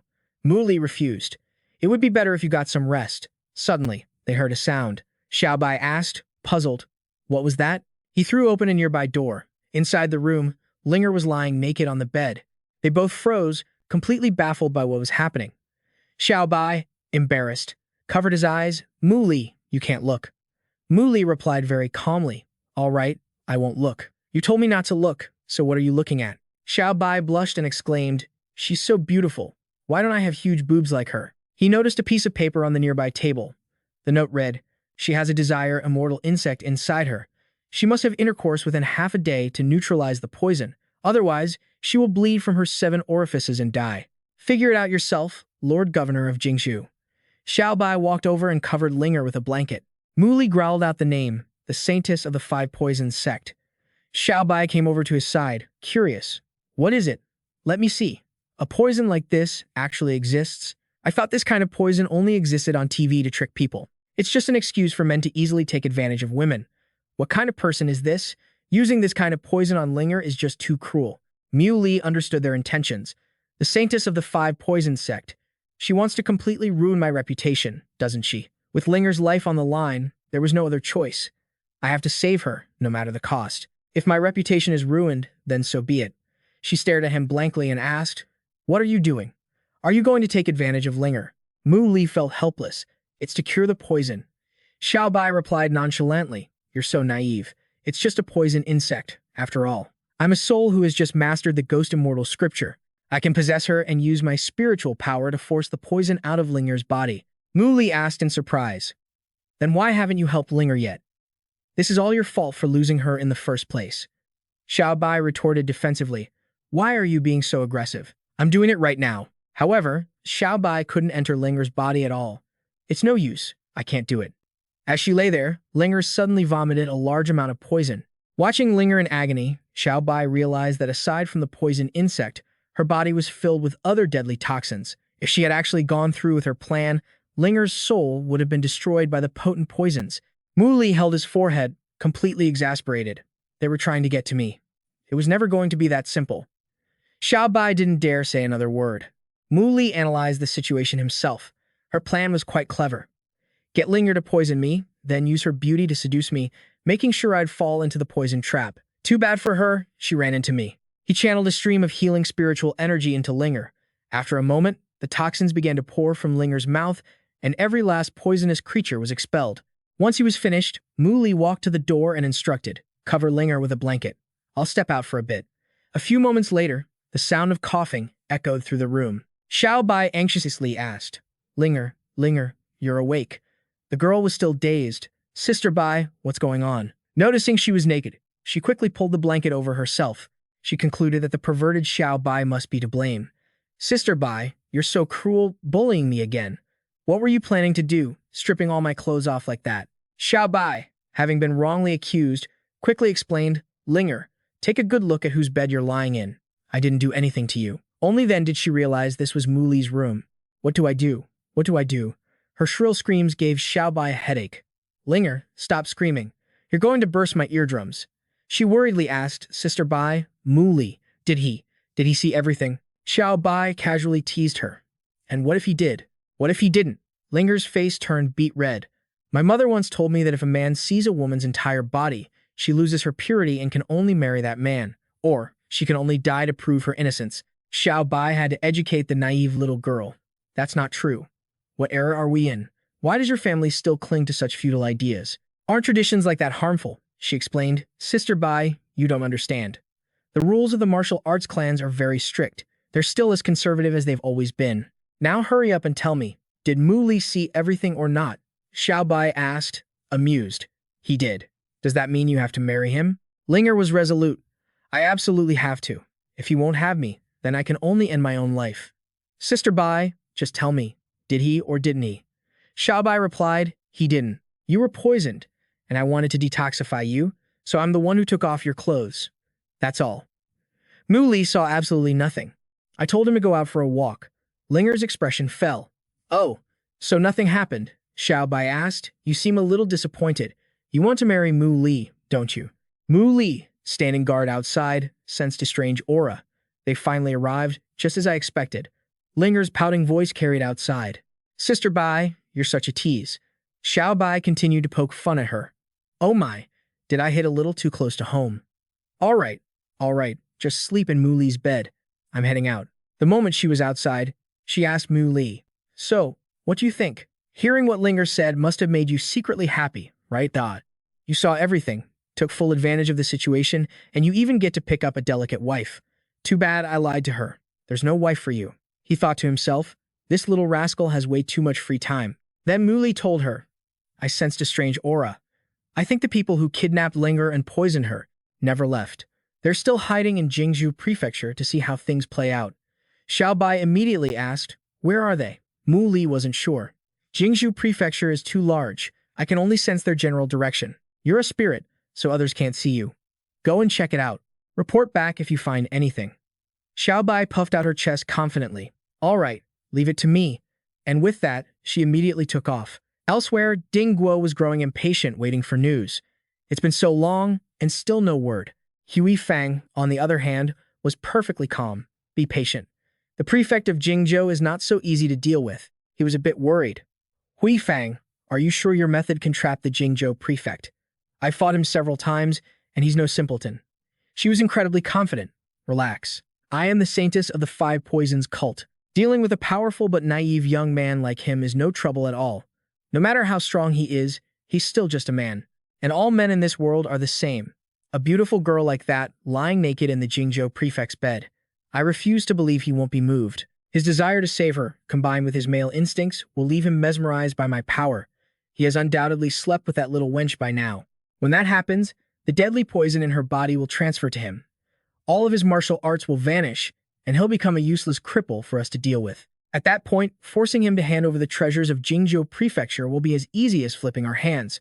Upon hearing this, Dingguo said, I want to be the Jingzhou Prefect. If that old geezer hadn't refused to die, that position would have been mine. Hui Fangg assured him, once we take care of him, you can have whatever you want. It didn't take long for Xiao Bai to find them, so it was you too, you wicked-hearted fiends, a truly fitting pair of adulterous traitors. I have to get back and tell Mu Li. Ding Guo, ever vigilant, sensed something was wrong and looked up at the sky. He asked Hui Fangg, do you feel like there's something strange about the sky here? She was surprised. It seems to be fine now. He remained on guard, looking around. How bizarre. Hui Fangg was finally getting anxious. How can it be this long without any news? Don't tell me he didn't do anything. Let's go see what's going on. You go in and check first. Ding Guo followed behind, asking Hui Fangg, so, how is it? She immediately sensed something was wrong. We need to go now. Suddenly, a loud boom echoed behind them. Mu Li appeared before them and asked, leaving so soon? Shouldn't you at least ask the master of this house for permission first? Saintess of the Five Poisons cult, you have some nerve, delivering yourself right to my doorstep. Your end has come. Seeing they were surrounded by his men, they were shocked. You were waiting for us all along. Yi Quan angrily pointed at him. Ding Guo, you ungrateful traitor. Prefect Qin treated you so well, and what the hell are you doing? Letting yourself be bewitched by this demoness. Wallowing in lust with this demoness from the Five Poisons cult, committing all sorts of evil, inhuman acts. If Prefect Qin knew you had fallen this far, the shock alone would kill him. Hearing this, Ding Guo lost control and roared. Shut up, don't you dare mention that old man. He pointed a shaking finger at Mu Li, who was sitting nonchalantly before him. The Jingzhou Prefecture should have been mine. I should have been the one to take the position of Jingzhou governor. But he showed no personal favoritism, wanting to give everything to an outsider. He's cold and heartless. Don't blame me for turning on you. As he was screaming, a beam of light shot straight through him. Mu Li said with contempt, trash will always be trash. Even if you were sorted, you'd still be hazardous waste. You want to be the Jingzhou governor? If you've got the guts, then come and get it. Tu Fuang asked with a cold, mocking smirk. Hey, you little brat. Just running your mouth won't do you any good. Did you really think I fell for your trick? As he finished speaking, poisonous toads and snakes began to crawl in. The guards still had no idea what was happening. Suddenly, someone screamed when they saw their arm turning black. What's happening to my arm? Nat Tone himself was experiencing the same thing. He looked up at them, stunned, and asked, "You people, when?" Tu Fuang confidently revealed, "I'm still a member of the Five Poisons cult. Naturally, I know how to control poisonous creatures and use them to scout ahead. That's how I discovered you all long ago and knew the positions where you were hiding. By the time you lost consciousness, you had already been poisoned. You just didn't realize it." Nat Toan thought their methods were truly despicable. Din Kwok finally understood. "Tu Fuang, you truly are a master strategist. You even fooled me." Mu Li's expression darkened. "It seems I've underestimated you all." She replied, "You think just because you didn't touch that little girl, you're safe. Her entire body is poisonous. Just a slight touch is enough to poison you. You killed my cult's sacred beast and stole the sacred pill, but I won't hold it against you now. As long as you hand over the sacred pill and the Jingzhou command token, I'll give you a way out and cure your poison." He thought to himself. It seems the Jingzhou command token was her real goal. Holding the token in his hand, Mu Li asked, "You want this?" The expressions on their faces changed drastically. The Jingzhou command token? Ding Kwok immediately rushed forward, demanding, "Give me the Jingzhou command token." In his heart, he was gloating. "What's so great about a genius? You're no better than a worthless loser. Everything I desire is being served up to me on a silver platter." At that exact moment, Mu Li grabbed his hand tightly. Din Kwok was stunned. "How is this possible? Aren't you?" The young man punched him straight in the stomach and replied, "You want something? I'll give it to you." Din Kwok clutched his chest in pain, thinking in terror. One blow, and he destroyed all my meridians. How can this be?" Tu Fuang's eyes widened in disbelief. "How is this possible? Weren't you poisoned?" Mu Li answered coldly, "How could such a pathetic poison possibly harm my body?" He thought to himself, "With the defensive power of a saint's pure body, if even a minor poison could affect me, what kind of heavenly venerable would I be?" She snarled, "Impossible. My poison ranks among the top in the Five Poisons cult. Unless you're not human, there's absolutely no way a human body could withstand it. I bet you're just putting on a brave face." Countless pear blossom storm needles, carrying her rage, shot towards Mu Li. He casually destroyed the cluster of poison needles with one hand. Seeing his true strength, Tu Fuang secretly made a decision. She couldn't let this kid get away. Mu Li took the opportunity to heal his men. Nat Tan coughed up a mouthful of blood. He was finally stable. "Thank you, my lord," Mu Li instructed. "Stand aside and wait." Tu Fuang, watching from the side, felt utterly humiliated. How dare he save someone right in front of her? "So what if you're not poisoned? I don't believe it. You think my precious poisonous pets can't do anything to you?" Mu Li continued healing the second person. At her command, the poisonous creatures immediately charged forward. At that very moment, he struck out with a single palm, blasting them into thin air. Then, he teleported, vanishing from his original position in a flash. Tu Fuang felt a chill run down her spine as she sensed her opponent right behind her. This is bad. Tu Fuang's reaction was incredibly fast, allowing her to just barely dodge the blow. She regained her composure and said, "No matter how strong you are, you have a weakness." Mu Li knew that with his potent poison, the only weak point of the saint's pure body was his eyes. He consecutively launched a second palm strike. Tu Fuang leaned back to dodge it, her heart pounding in shock. He could injure her just with wind. Mu Li also noticed. "She cultivates a movement technique?" she asked arrogantly. "The spirit serpent's coil of the Five Poisons cult. Our reputation is known throughout the world. Haven't you heard?" The young man confirmed, "I really haven't." Tu Fuang stated confidently, "You can't hurt me. I have poisonous smoke protecting my body, so you can't get close to me. Unless you go blind, even if you attack, I can still escape. But no matter what, you can't hurt me." Mu Li asked coldly, "Is that so?" Tu Fuang began to negotiate. "Why don't we stop fighting? You let me go, and I guarantee I'll leave this place and never get involved again. From now on, I won't take a single step into Jinling City." The young man gathered a mass of spirit energy, then asked, "Do you really think I can't do anything to you?" Tu Fuang thought in a panic, "What's going on?" Suddenly, I can't sense a trace of him anymore. Mu Li had vanished from before her eyes. His cold voice rang out from behind her. "I'm back here." A single palm strike hit her squarely in the back, causing her to spit up blood. Mu Li looked down with contempt as she collapsed. "Do you still think you can get away now?" Din Kwok, lying uselessly in a corner, asked worriedly, "Tu Fuang, you bastard, you hurt my wife.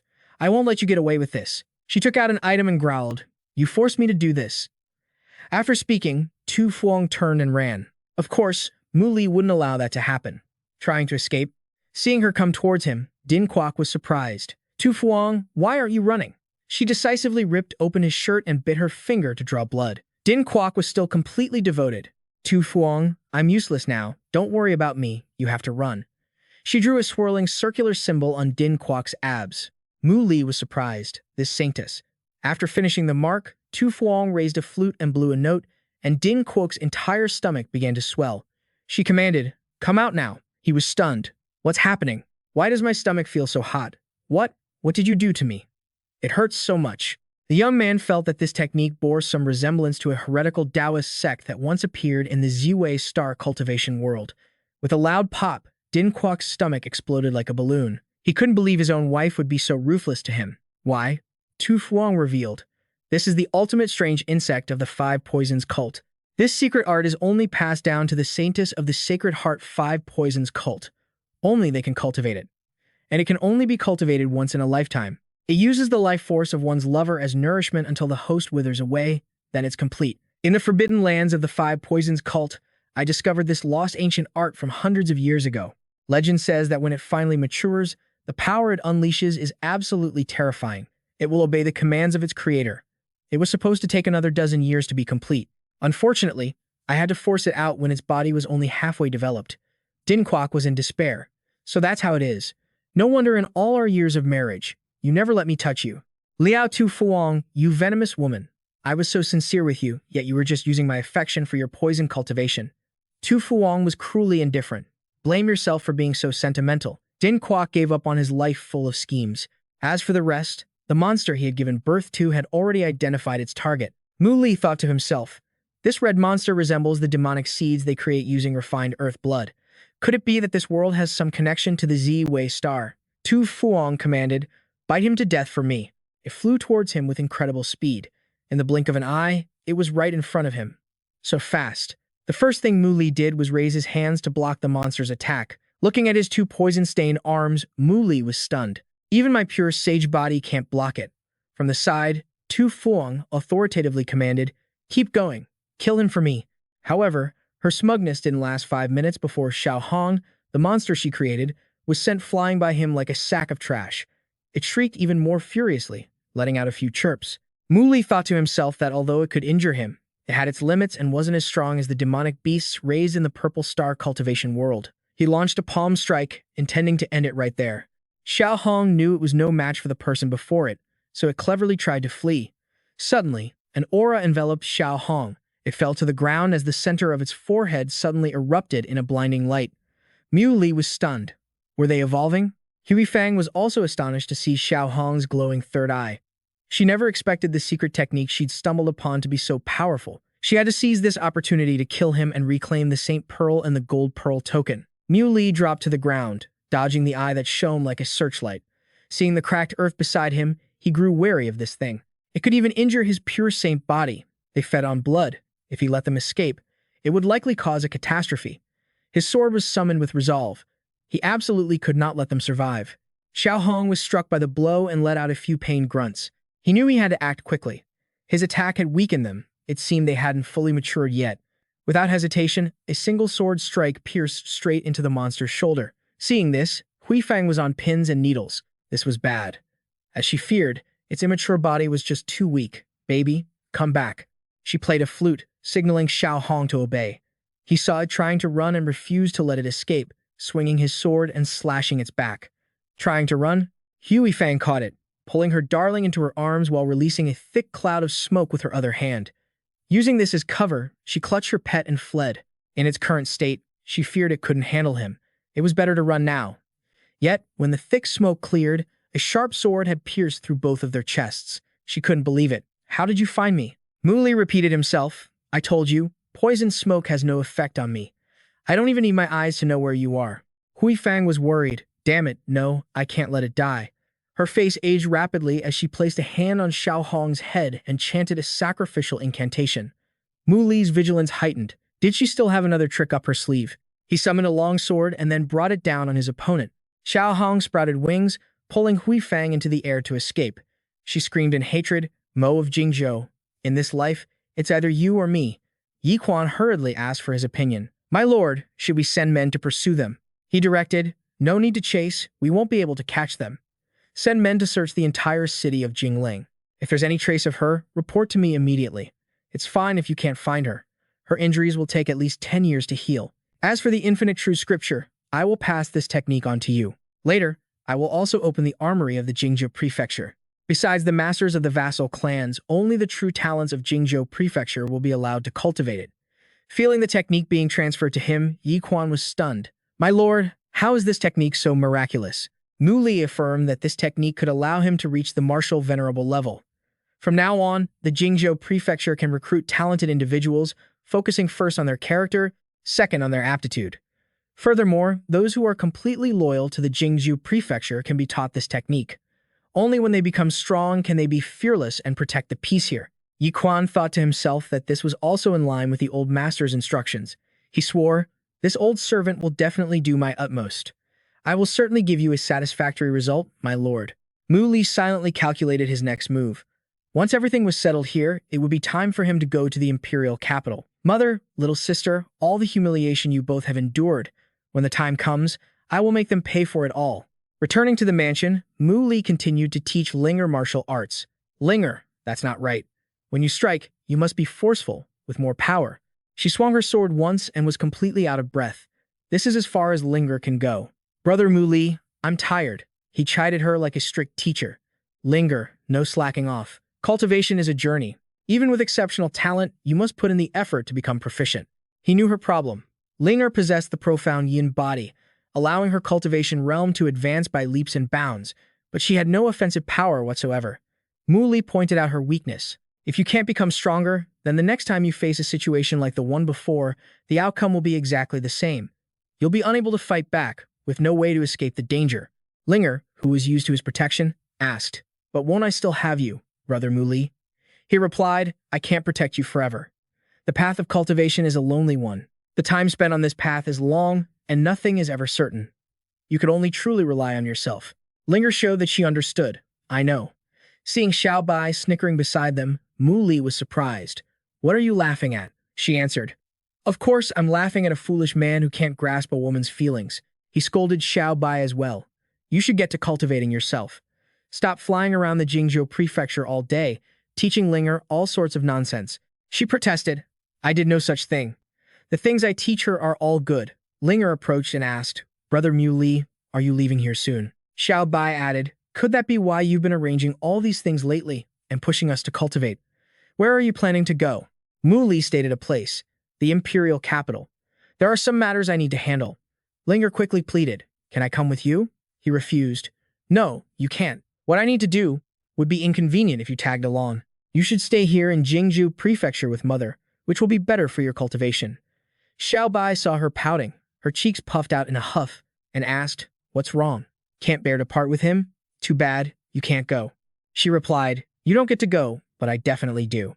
Then Linger asked him, "Brother Mu Li, is Sister Bai going with you?" He confirmed it. This little troublemaker had left her mark on him and was so active, she'd definitely tag along. Linger's heart shattered, silently weeping at the favoritism. Beside them, Xiao Bai gloated, "See, of course, I can go." Yang Yang asked, "Brother Mu Li, on what grounds can she go?" "But I can't, or do you just like Sister Bai more?" Mu Li replied, "Don't be like Xiao Bai. Pouting won't do you any good." Xiao Bai intentionally teased her, "Linger, this is the difference between us. You'll never be the main one." Hearing this, she was fuming. Linger uttered a curse that left Xiao Bai stunned. "I curse you to be forever flat-chested." She was absolutely burning with rage. "You foul-mouthed brat, you dare curse me to be flat-chested? Die." The two of them lunged at each other, starting a chaotic brawl. Mu Li held his forehead, completely helpless. 3 days later, the two of them set off. Xiao Bai uncomfortably waved away the surrounding mist. She'd heard the imperial capital was foggy, and visibility was indeed poor. She blamed Mu Li. "It's all your fault. We could have taken a plane and been in the imperial capital in a few hours, but you insisted on walking for 3 days to get here. Are you an idiot?" "I'm just kidding. I wanted to enjoy our own private world, traveling and enjoying the scenery together. It feels so warm and romantic." After getting a light chop on the head from Mu Li, Xiao Bai dropped her lovey-dovey act. "All right, fine. I'll scout the road for you." Just then, a fight was breaking out up ahead. A whole group of masked men was ganging up on a young man. Cheng Ying took a direct palm strike to the chest, and his attacker arrogantly stomped on his chest. "Cheng Ying, just accept it. You're definitely going to die here today. You'll never make it to the imperial capital. Hiding behind a tree, Xiao Bai called Mu Li over to watch. Cheng Ying retorted defiantly, "Who are you guys? Do you dare take off your masks and show your faces? 5 against 1, you call yourselves men?" The man felt no shame at all. "Save your breath. This world respects the strong. Did you really think someone would stand here and lecture you about honor?" Cheng Ying was filled with resentment. Despicable. Just what I'd expect from the men second uncle sent. Shameless. Just like him. Xiao Bai, who was eavesdropping, also found it unfair. 5 against 1, how shameless. Mu Li urged her, "Let's go. Don't get involved in other people's business." She asked, "Aren't you going to save him? With your power, dealing with those guys would be a piece of cake." He replied, "Why should I save him? I don't know him at all. Is it a good thing or a bad thing to just go around saving people?" Xiao Bai explained sheepishly, "It's not that I want you to be some righteous hero. It's just, you don't know. You look so cool when you fight." Their voices were noticed by the group. "Who's there? Show yourself." Mu Li was exasperated. "You were too loud. But I'm not human. I got so used to talking with you that I forgot we were supposed to be hiding." The leader was wary as he saw him approach. "Who are you?" Mu Li assured him, "I'm just passing through." "Relax, I have no interest in your business." Another man clearly didn't believe him. "Just passing through? How could you end up in the middle of nowhere? Do you take us for idiots?" The others were equally skeptical of his words.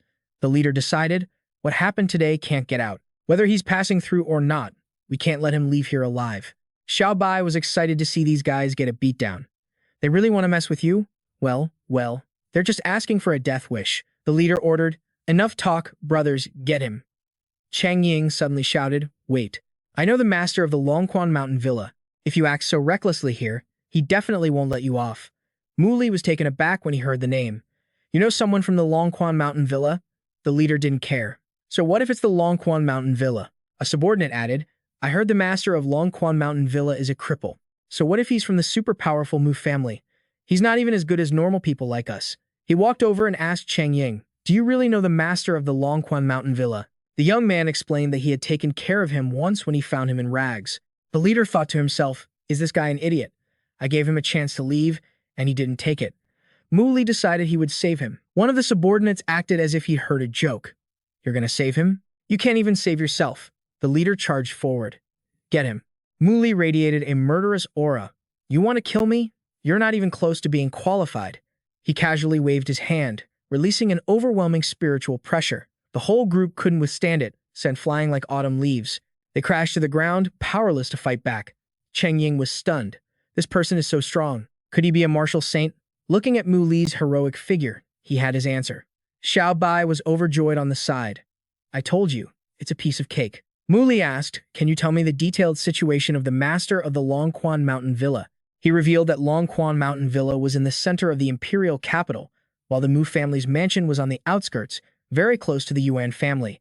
The master moved in 10 years ago. He was a core member of the Mu family, but an accident caused him to lose a leg. Furthermore, he angered a major figure in the Mu family and was exiled to Longquan Mountain Villa. Mu Li realized it was indeed third uncle. Back then, the clan thought I had killed the empress. Only third uncle secretly helped me, and this is how the Mu family treats him, exiling him to the border. They're taking things too far. Xiao Bai could feel his anger. Mu Li's killing intent was terrifying. Mu Li asked Cheng Ying directly, "Betrayed by your own family and pushed this far, do you want revenge?" His hands clenched into fists, hatred surging within him. Cheng Ying thought to himself, he knows the master of Longquan Mountain Villa, and his surname is Mu. It seems the fight for the Yuan family is real. He wondered, "But why would you choose to help me fight for control of the Yuan family?" Mu Li revealed, "Because I also have a little sister." Afterward, Cheng Ying led him back. "Brother Mu, turn left for Longquan Mountain Villa, and turn right for the Yuan family home." He replied, "Let's go to the Yuan family home first." The Yuan family villa appeared before them, lavish and imposing. Cheng Ying opened the gate and called for the butler. The man called out in shock, "Young master," he thought to himself, "isn't he supposed to be dead?" Cheng Ying narrowed his eyes and asked, "I'm not dead. You seem very surprised, don't you?" The butler frantically denied it. "How could that be? I am completely loyal to the Yuan family." Cheng Ying couldn't be bothered to argue with him. "All right, enough talk. Brother Mu, I'll take you inside first." The butler fumed, thinking to himself, "What a bunch of useless fools. They couldn't even handle one person. I have to report this to the second master immediately." 5 minutes later, Cheng Ying stopped at the residence of his parents and sister. He called out, "Yuan, Yuan." Hearing what sounded like her brother's voice, Yuan's eyes welled up with emotion. Big brother. Yuan threw herself into her brother's arms, sobbing. Big brother, you're finally back. Cheng Ying gently comforted his sister. I'm back now. He introduced Mu Li. This is my little sister. Yuan, Mu Li replied politely. That's a very cute name. Cheng Ying then introduced him to his sister. This is brother Mu, the person I asked to help me. Yuan greeted him politely. Hello, sir. Mu Li introduced himself. My name is Mu Li. Just treat me as a peer. Cheng Ying then asked her with suspicion. Yuan, why are you here all alone? Where are mom and dad? How have they been treating you lately? Yuan replied. They've been treating me very well. Just then, Yuan Wen walked out from inside the house, calling out to Cheng Ying. You're back. Why didn't you say anything? Since you're here, go get ready. In 3 days, our clan will participate in the martial arts tournament. You must win the position of family head. He turned to Yuan and said, and you, go change into new clothes and go out with young Master Hai. After all, you'll be marrying him eventually. We're just doing what's best for you. Cheng Ying was stunned. What young Master Hai? What marriage? He turned to ask his sister. Miao Feng cut in, Yuan. When young Master Hai Yai visited our home, he fell for Yuan at first sight. The elders on both sides are very pleased with this marriage and have already arranged an engagement for the two of them.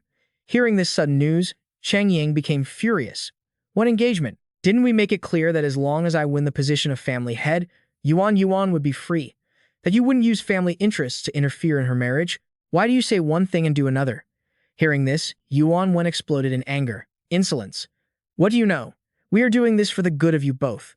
Only you are worthy of being the family head. Besides, Yuan is marrying into the Hai family. She'll be the daughter-in-law of a wealthy and powerful family, something countless people can only dream of. Cheng Ying, disgusted, didn't want to look at them anymore and pulled his sister away to leave. In the end, it's all about benefits. You two don't deserve to be parents at all. Seeing his son's defiance, he began to gather his power, preparing to teach him a lesson. You rebellious son. Cheng Ying was startled as Yuan lunged toward him. He thought, he's attacking with his full strength again. It looks like there's no dodging this one. Behind him, Yuan's face went pale with fear as she cried out for her brother. Mu Li stepped forward, grabbing the man's hand firmly to stop him. Even a vicious tiger doesn't eat its own young. You truly are unworthy of being a father. Yuan trembled with rage. Who are you? How dare you cause a scene in the Yuan family home? Cheng Ying explained, Brother Mu is the assistant I invited. The man replied with contempt, an assistant? Just a kid. What help can he be? Let me introduce you. This is Brother Hai Fu, from the Hai family. It's because young Master Hai Yai thinks highly of Yuan that he had his family send him here to help us. With Hai Fu here, we are certain to be the victors of the tournament tomorrow. Cheng Ying refused. You don't need to worry about my tournament. Brother Mu is my only assistant. I won't accept anyone else. Hai Fu spoke up, clearly displeased. Mr. Yuan, it seems your son doesn't think much of me. Yuan quickly explained. This ignorant, rebellious son is just a worthless brat. Even if he had some skill, how could he possibly compare to you? Mu Li cut in. I think you people have misunderstood a few things. First, I came here willingly. Unless I want to leave, no one has the right to kick me out. Second, you people from the Hai family, go back and tell your young master this. I am personally guaranteeing Yuan's safety. Without her consent, no one is to force her into a marriage. Hai Fu was provoked. He glared at him and asked furiously, Do you know who I am, kid? You dare threaten me? Today, I'm going to teach you a lesson. Seeing his opponent charge, Mu Li's eyes blazed with killing intent as he shouted, Get lost. A wave of pressure crushed down, forcing the man to his knees in utter shock. How is this possible? To be able to inflict damage with just his voice, this guy is incredibly strong. Mu Li repeated in a cold voice, Remember to pass on my words to your young master. Cheng Ying, you and your sister, come with me. Yuan helped the man up, calling out, Brother Hai Fu. Hai Fu seethed with resentment. That bastard. I will definitely tell the young master about this. Cheng Ying couldn't help his curiosity. Brother Mu, what exactly is the level of your strength? Hai Fu is a very strong opponent, he replied. My realm is not something you need to speculate about. All you need to know is that we will definitely win this battle. Behind them, Yuan thought to herself, Brother Mu is so cool. She spoke up, Brother Mu, where are we going now? He gave an address, Dragon Spring Mountain Villa. Yuan then recounted, I've been locked up at home recently. I haven't seen Uncle Mu in a long time, so I don't know how he's been. Mu Li asked, You used to visit him often? She replied, Uncle Mu is very good to me and big brother. Cheng Ying stepped forward and knocked on the gate several times. Why isn't anyone coming to open the door? Muli spoke from behind him. No need to knock. Let's just go in. This way, we can see what third uncle's real situation is. Muli asked where he was. Yuan pointed in a direction based on her memory. I remember, it's over there. Around this time, Uncle Mu is usually sunbathing and feeding the fish. The three of them instantly vanished from the gate and appeared in an area with a fish pond. Yuan called out loudly, Uncle Mu. She ran happily into the pavilion where Uncle Mu was sitting, calling his name repeatedly. He was startled to see her. Yuan said apologetically, I'm sorry, Uncle Mu. Some things happened at home, so I couldn't come visit you. Uncle Mu asked with concern, did they make you suffer again? Is power really that important? Familial bonds are what should be cherished. It's a pity I can't do anything now, or else I could help you kids. Muli addressed the person next to him. Cheng Ying, take your sister and step aside for a moment. I need to speak with him privately. So, Cheng Ying prompted his sister, Yuan, let's go talk over here. The siblings understood and left, giving the two of them some private space. Muli dropped to his knees before Uncle Mu. The man was startled and asked, Who are you, kid? He introduced himself, Third Uncle, I'm Muli. Then he handed the man a token. This is my jade pendant. I originally sent it to my grandfather. Uncle Mu emotionally picked up the item and looked at it. It's been 10 years. Someone has finally returned. The young man said guiltily, I'm sorry, Third Uncle. I've only just now come back to see you. He wasn't angry. It's all right. It's good that you're back. Muli, why did you return alone? Where are your parents? Muli replied sadly, When I was little, my father passed away from an illness. Qingyan was thunderstruck. How could this have happened? Seeing his whole body tremble, Muli quickly tried to console him. Third Uncle, please don't be so heartbroken. Heartbroken? Qingyan asked. Then what about your mother? She went through so much to raise you all by herself. It couldn't have been easy. Muli clenched his fists, trying to suppress the rising hatred. It's true. I made my mother suffer a lot. He knew he used to be a good-for-nothing, always causing trouble for the family, and his mother was the one who suffered the most. Then he continued, but from now on, I'll make sure my mother lives a good life. I won't let her suffer anymore. Moved, Qingnian patted his shoulder. Good. You're a good son. Muli revealed, Third Uncle. I also have a younger sister. Her name is Mohan. One of my father's close friends entrusted her to him before he passed away. She's heard stories about you from my mother and really wants to meet you. Qingyan asked, Do you know your father's close friend's daughter? Is their surname Jiang? Muli thought to himself. If so, then they're no simple folks. Then he said aloud, My mother never mentioned that, and my sister rarely talks about her past. Qingyan hoped she was a good kid. When there's a chance, I'd love to meet her. But Muli, you need to leave the imperial capital quickly. Don't let the Mo family find you. He was curious. Third Uncle, why do you want me to avoid the Mo family? And also, why did the Mo family send you here to Dragon Spring Villa? He slowly began to recount the story. It all started from the time you were born. That year, you and Second Uncle's son were born exactly 1 month apart. Golden Mouth, the divine diviner, read both your fortunes and proclaimed that Second Uncle's son was the dragon son of heaven, while you were the calamitous star, destined to become a disaster for the nation. Not long after the divine diviner's prophecy, the people taking care of you started having one accident after another. On top of that, disasters started striking various regions. They believed that you were the cause of all these calamities. At that time, I was incredibly anxious, so I left the imperial capital to find a master who could prove your innocence. I never expected that shortly after leaving, something would happen, and I would lose a leg. Only later did I learn that this was all a conspiracy. It was that woman from the Yan family scheming behind the scenes. She had connections with Golden Mouth, the divine diviner. The public opinion in the imperial capital and the accidents that befell those around you were all caused by her. Muli was puzzled. Her? I remember she's Second Uncle's wife. How could she have so much power? Qingyan shared his thoughts. I don't know either, but for the Yan family to pull such schemes, ultimately, it's all for power. The Mo family is now under the Yan family's control. Muli, all I want is for you to be safe. Muli reassured him. Third Uncle, if I dared to come here, it's because I'm certain I have the strength to make them pay. Fearing he would do something dangerous, Qingyan quickly interjected, Don't be rash. But his eyes were full of confidence. Third Uncle, watch this. After he spoke, the surface of the lake began to stir. Qingyan was astonished. Muli, look. The lake water started to swirl into a vortex, and fish from below leaped up, thrashing in the water. This level of power. Qingyan was certain this was a martial grandmaster. Yun's jaw dropped in astonishment. Brother Mu Li is a martial grandmaster. That's the highest rank. Mu Li confirmed it. That's right, I am a martial grandmaster. Qingyan was still reeling from the shock. A martial grandmaster this young. And he's my nephew. It feels like I'm dreaming. Mu Li called out, Qingying, Yuan, come over here. The two of them immediately walked over, wondering what he had in mind. Mu Li asked, would the two of you be willing to accept my third uncle as your godfather? Qingyan was hesitant. Mu Li, that's not a good idea. I'm just a cripple. Cheng Ying interrupted him. Uncle Mo, we've always seen you as family. We would be more than happy to have you as our godfather. Yuan knelt beside her brother. I agree too. The two of them immediately kowtowed, paying their respects to their new godfather. He accepted. All right, get up now. The siblings happily thanked their godfather. Cheng Ying said shyly, to be honest, Mr. Mo is so incredible. Becoming his relative is really a great honor for us. Mu Li said casually, you two don't need to call me Mr. Mo. Since you've accepted my third uncle as your godfather, you can just call me brother. He felt a sense of relief. These two are truly kind-hearted. With them here to look after third uncle, I can rest easy. Suddenly, an angry shout came from outside the pavilion. Who are you people?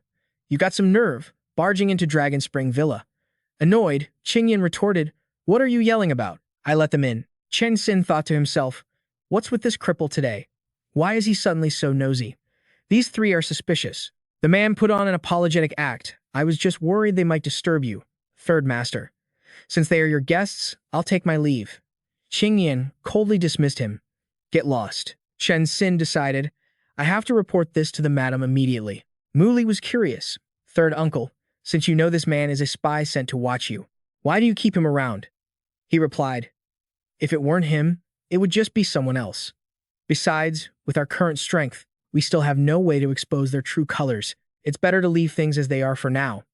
Mu Li sighed, I understand. In the second room of the Yuan family villa, in the living room, Yuan Wu, the second son of the Yuan family, was listening to his butler's report. He was surprised. The helper Cheng Ying found defeated the expert sent by the Hai family. The butler confirmed, Master, this old servant saw it with my own eyes. Cheng Ji, Yuan Wu's son, interjected, Dad, if he's really that powerful, then Cheng Ying is guaranteed to win the martial arts tournament. Yuan Wu stated firmly, don't worry. No one can take the position of family head from you. Isn't he supposed to be very powerful? Then we'll just have to find a way to add a little something to his food. In 3 days, once his dantian is destroyed, let's see how he fights then. 3 days later, at the Yuan family's martial arts tournament, Yuan Wu helped Yuan Hang, the head of the Yuan family, to the main seat. Dad, the drawing for the matches is about to begin. The old man ordered his servant to bring it over. Yuan Wu announced, the drawing will now begin. The first person is Mu Li. Cheng Ying had expected this. Of course it's you. Mu Li replied, I'm afraid your second uncle had this planned all along. Yuan Wu was very confident. He's been poisoned for 3 days now. The moment he circulates his energy today, his dantian will be destroyed. He'll be completely exhausted by then. Mu Li calmly stepped onto the stage. Yuan Hang was surprised. His surname is Mo. That's a very rare name. Yuan Wu whispered a reminder. Dad, you need to draw one more person. As soon as Mu Li got on stage, he commanded, one-on-one is too much of a waste of time. All of you, come at me at once. Angry shouts erupted from all around the arena. What does this kid mean? He's too arrogant. Challenging 3 powerful martial artists by himself, he must have a death wish. Seeing his chance, Yuan Wu spoke up. Dad, this guy isn't following the rules, and on top of that, he's seeking his own death. Yuan Hang asked his eldest son, Yuan Wen, what is Cheng Ying's helper trying to do? He simply went along with Mu Li's wish. Yes, father, that guy, Mu Li, is incredibly arrogant, but of course, he has some skills to back it up. He dared to take on multiple opponents, so we won't object. If he actually gets himself killed, well, he brought it on himself. Yuan Hang advised him sincerely, young man, you should really step down. Taking on multiple opponents isn't a game. Mu Li stated firmly, please, don't worry. If I dared to come up here, I can take full responsibility for the consequences. Whether I live or die, I won't have a single complaint. Yuan Wu persuaded his father, Dad, if he's that determined, there's no harm in letting him try. If he succeeds, we'll celebrate that Cheng Ying found a powerful ally, whom we can then eliminate more easily. The other 3 can just draw lots again to fight each other. Yuan Hang turned to his nephew, Cheng Ying. What do you think? He replied, I trust Brother Mu. Yuan Hang agreed. All right. In that case, let the tournament begin. Yuan Wu ordered his man, "Go on, Tai Ru." Tai Ru said to his comrades, "This guy is way too arrogant. Does he really think the three of us together can't beat him?" Tai Shang felt a little embarrassed. Do we really have to go up there together? Wouldn't that be a huge loss of face? Tai Ru came up with a vicious plan. "I have an idea." The sound of rock, paper, scissors echoed in the Yuan family's arena.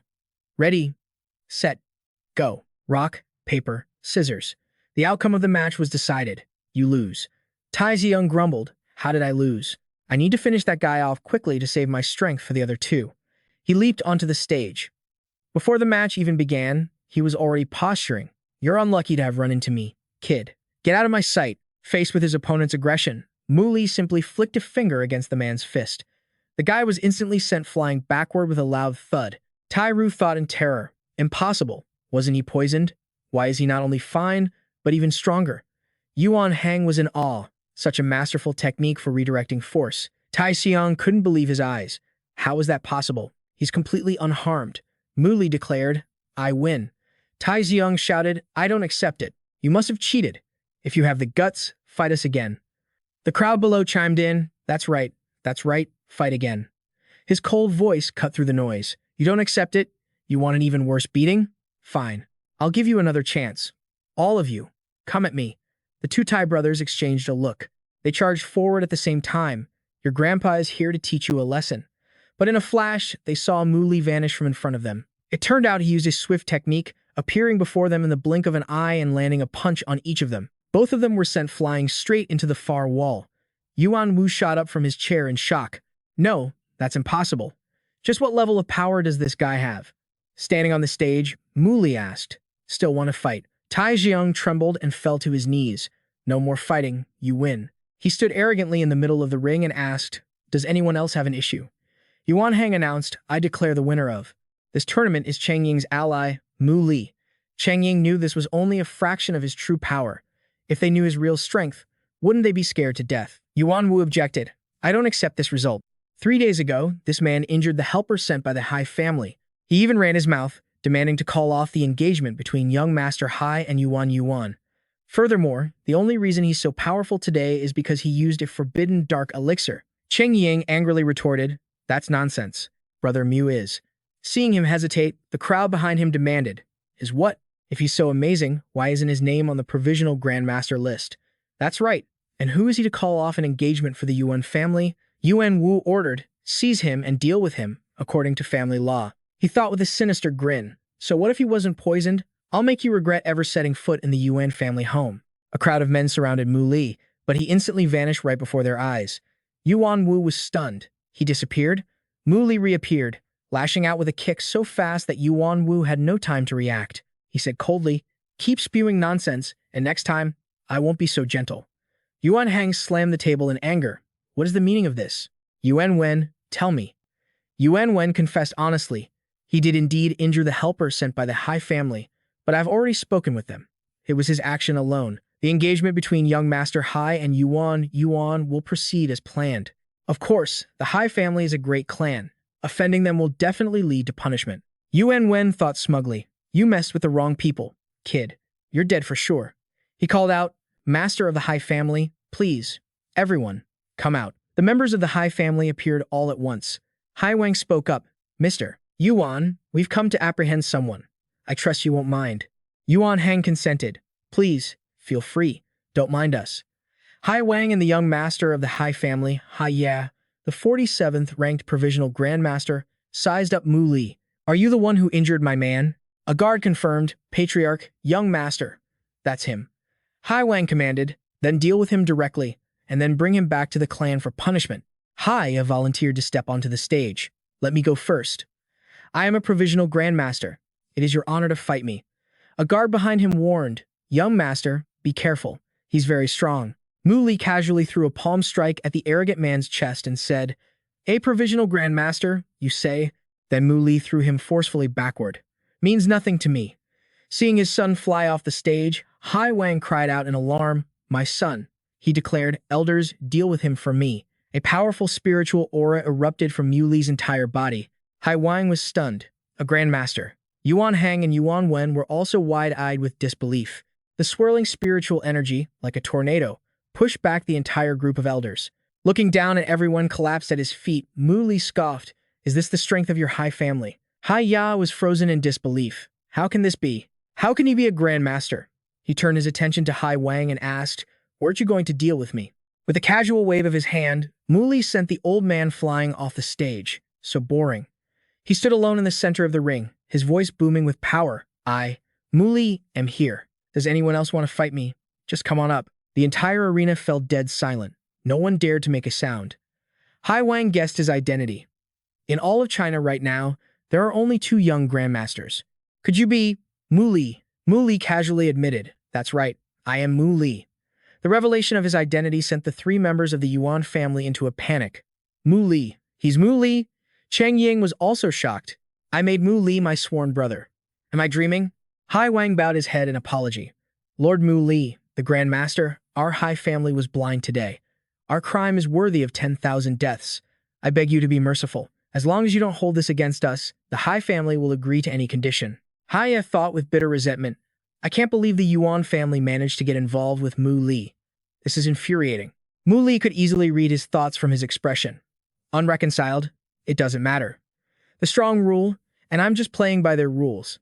He announced, Yuan is my sworn sister. She said she doesn't want to marry into the Hai family." King Hai immediately accepted with a subservient bow. King Hai replied, "Mu Li, our Hai family knows we are not worthy of Miss Yuan. Let's pretend this engagement never happened." Yuan Wu was stunned. Yuan accepted Mu Li as her sworn brother. "No matter what, I'm still Yuan's father. The position of Yuan family head will definitely go to Cheng Ying." Yuan Wen thought. Yuan Hang then announced decisively, "I declare the next heir of the Yuan family is Cheng Ying. Cheng Ying, come up here. Your grandfather is handing over the position of Yuan family head to you. From now on, you will be in charge of the Yuan family." Cheng Ying firmly refused. "The position of Yuan family head? I don't want it." Yuan Wen was the first to shout in anger. "What did you just say? Take back what you just said this instant." He didn't need it. "If it weren't for my sister in the first place, I would never have competed for the position of family head. Instead of staying in this cold-blooded family, I'd rather live with my sworn father." Upon hearing this, Yuan Wen was so angry he was speechless. You. Yuan Hang accepted it. "If that is what you truly think, then I agree. You must take good care of your sworn father. The Yuan family will find a suitable heir on its own." Mu Li noticed that something was amiss at Longquan Mountain Villa. He asked them, "Are you too sure? Do you really want to move to Longquan Mountain Villa?" Yuan said with determination, "Sworn father, we've made our decision." Cheng Ying chimed in, "Sworn father, there's no point in living with that kind of cold-blooded family. It's better to be by your side. Besides, if you hadn't saved Yuan and me back then, we would have died long ago." Qing Ran agreed. "If that's the case, then you two should come. I've always considered you my own children. It's good for you to live here. It'll bring some life to this place." Mu Li took his hand and said, "Third uncle, you've helped my mother and me so much. I have nothing to repay you with. There is a cultivation technique I want to pass on to everyone." The 3 of them turned to look at him, stunned. Qing Ran was skeptical. "A cultivation technique?" Mu Li revealed that the name of this technique was the Infinite True Scripture. An hour later, a stream of spiritual energy flickered around Yuan's body, and she let out a long breath. Feeling the power within her, she happily announced, "I've learned it." Yuan joyfully hugged his arm. "Brother Mu Li, your technique is incredible. I feel so refreshed now." Cheng Ying smiled and asked, "Brother, this technique is so precious. Mu Li cut them off. "No more words are necessary. You just need to practice well and take care of third uncle." Qing Ran replied, "It's good to be young." Mu Li suddenly mentioned, "Third uncle, I can heal your leg." He answered sadly, "But this is the best my leg can get. The doctor said the flesh and blood in my leg are already necrotic. I can only accept this mechanical leg." Mu Li shook his head. "No, what I'm talking about is severed limb regeneration." Cheng Ying was shocked. "Regeneration? Has technology advanced that far?" Qing Ran couldn't believe it. "Mu Li, are you telling the truth? Where did you learn such a miraculous medical skill?" Mu Li revealed it wasn't a medical skill at all. As long as he could find a spirit herb, regenerating a limb was very simple. He thought to himself, "After this, I need to take a trip to the Ziwei Star." Yuan asked curiously, "Brother Mu Li, what does this spirit herb look like?" He asked if they had a pen and paper. Yuan smiled brightly and volunteered, "I'll go get it." With ink and paper ready, he drew a blue flower. Yuan wondered, "Brother Mu Li, what kind of flower is this?" Mu Li answered, It's called the Rebirth flower, she replied. That name is really straightforward and to the point. Qingran took the drawing to examine it. This flower doesn't look like an ordinary one. I'm afraid it will be very difficult to find. How about we go check the undersea abyss? Muli exclaimed in surprise. The undersea abyss? Qingran began to explain. The undersea abyss is located in the eastern sea region of the imperial capital. It was originally a sunken ancient city. Later, a master suddenly appeared in this underground city, and he turned the ancient city into the Black City. Martial artists can go to the abyss to seek all kinds of opportunities, but opportunity comes with danger. Many people have died in the abyss, but there are also some who, thanks to the opportunities in the abyss, have risen to greatness overnight. Muli was determined. If that's the case, I have to go see this underground city. He reminded Cheng Ying, get ready. You're coming with me tomorrow. Qingran asked worriedly, Muli, are you really going? Muli reassured him. Third, uncle, don't worry, nothing will happen. I need to call my mom and tell her this good news. At the Yu family home, in Muxin's room, the phone rang while she was in the shower. Muxin was curious. Whose phone is that? As soon as she picked it up to check, she was overjoyed. It's my brother. Muxin answered the call. Hello? To what do I owe the pleasure of a call? The great young Master Mu. Muley replied, It's been a while. How have you been? Where's Mom? I have good news for her. She pouted. It's been forever since you last called me. You must not care about me at all. I'm a Mu too, you know. You're in big trouble, Muxin reported. Mom went out. Is something wrong? He replied. I've arrived in the capital. I'm with third uncle right now. She was surprised. Third uncle. Is that the third uncle Mom always talks about? How is he? He asked her to pass a message to their mother. Third uncle is doing great now. After I take care of things here, he and I will come home. Muxin sighed in relief. That's great. Mom and I will be waiting for you. The next day, Muli and Cheng Ying arrived at a cave. Looking at the stone gate guarded by two people, Cheng Ying explained, This is the entrance to the underground city. The gatekeeper pulled a lever, opening the gate. Cheng Ying continued, The master of the underground city calls himself Old Man Shizong. His power is said to be extraordinary, bordering on saintly. Anyone who enters the underground city must follow his rules. No one is allowed to cause trouble inside the city. Those who don't comply will be executed by him on the spot. The two walked into a dark, ancient city. The place was crowded, but everyone was silent. This is the safe zone of the city. As long as you're inside, you're guaranteed to be safe. Beyond the safe zone are several dangerous secret realms. Where there's danger, there's also opportunity. Suddenly, a street vendor called out, Come and see. Treasures I risk my life for in a secret realm. Muli picked up an item and asked, How much is this? The vendor, named Tanzi, replied, This is the pride of my collection. The price is firm, 10 million. Or I'll trade for another treasure. Muli thought to himself, daring to ask for 10 million for a piece of fake jade. It seems the waters in this city run deep. Fearing he didn't know, Cheng Ying whispered a reminder. Most of Old Man Tanzi's goods are fake. If you want to buy something, we can check out the trading hall. Muli stood up and ordered, Let's go. To the trading hall. In just a moment, the two arrived at the trading post. Stepping inside and looking at the items in the glass cases, Muli noticed many traces left by cultivators. It seems this underground ancient city truly is a place that preserves relics from the cultivation civilization. Cheng Ying, beside him, handed him an item. Brother, this is the consignment list for rare medicinal herbs. The numbers inside shocked him. 200 million, 70 million, 100 million per piece. With only 50 million to his name, Muli was petrified. Seeing his trembling hand holding the list, Cheng Ying revealed. It says here that if you don't have the herbs, you can only post a bounty mission for them. But the mission's reward has to be over 1 trillion. Otherwise, it'll be hard to attract any attention. An idea struck Muli, and he asked, Can you sell things here? He replied, Of course. Over here, he handed an item to the appraiser. Could you please see how much this jade bracelet can be sold for? She graciously accepted it. Yes, esteemed guest. After a moment of inspection, the staff member reported back that the jade was good quality, but it wouldn't sell for much. Our auction house only sells rare and precious treasures. Sir, you see. Muli revealed its function. This jade bracelet is imbued with power. When worn, it can automatically activate and form a protective layer in times of danger. It can block any attack below that of a martial saint, but it will be destroyed after 10 uses. She hesitated slightly. This effect is indeed miraculous. It could be auctioned for billions.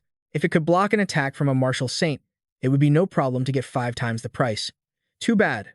Muli continued to pitch. Then how much can a martial saint's cultivation technique sell for? The staff member was stunned. A martial saint's cultivation technique. That is extremely valuable. He impatiently repeated, "How much can it sell for?" She quoted. "At least 7 or 8 billion." Chang Ying felt like he was being crushed by money. A martial saint's technique is worth this much. Then the infinite true scripture that sworn brother taught us, wouldn't that be? The staff member said with a smile. If you truly wish to auction a martial saint's technique, could you wait a few days? Our auction house will spread the news. We will do our utmost to get the highest price for you. Mu Li nodded in agreement. All right. She led the way for him. Esteemed guest, please follow me. Our Grandmaster Appraiser is in the reception room. Entering the room, the staff member introduced an elder from the Black City's trading hall. He is a martial saint. You can give your technique to him for appraisal. Mu Li asked, "Do you have a pen and paper?" 15 minutes later, Lu Kuo finished examining a stack of papers with the technique written on them. This is indeed a martial saint technique, and a top-tier one at that. But this technique seems to be incomplete. There should be a later part, right? He replied, "There isn't.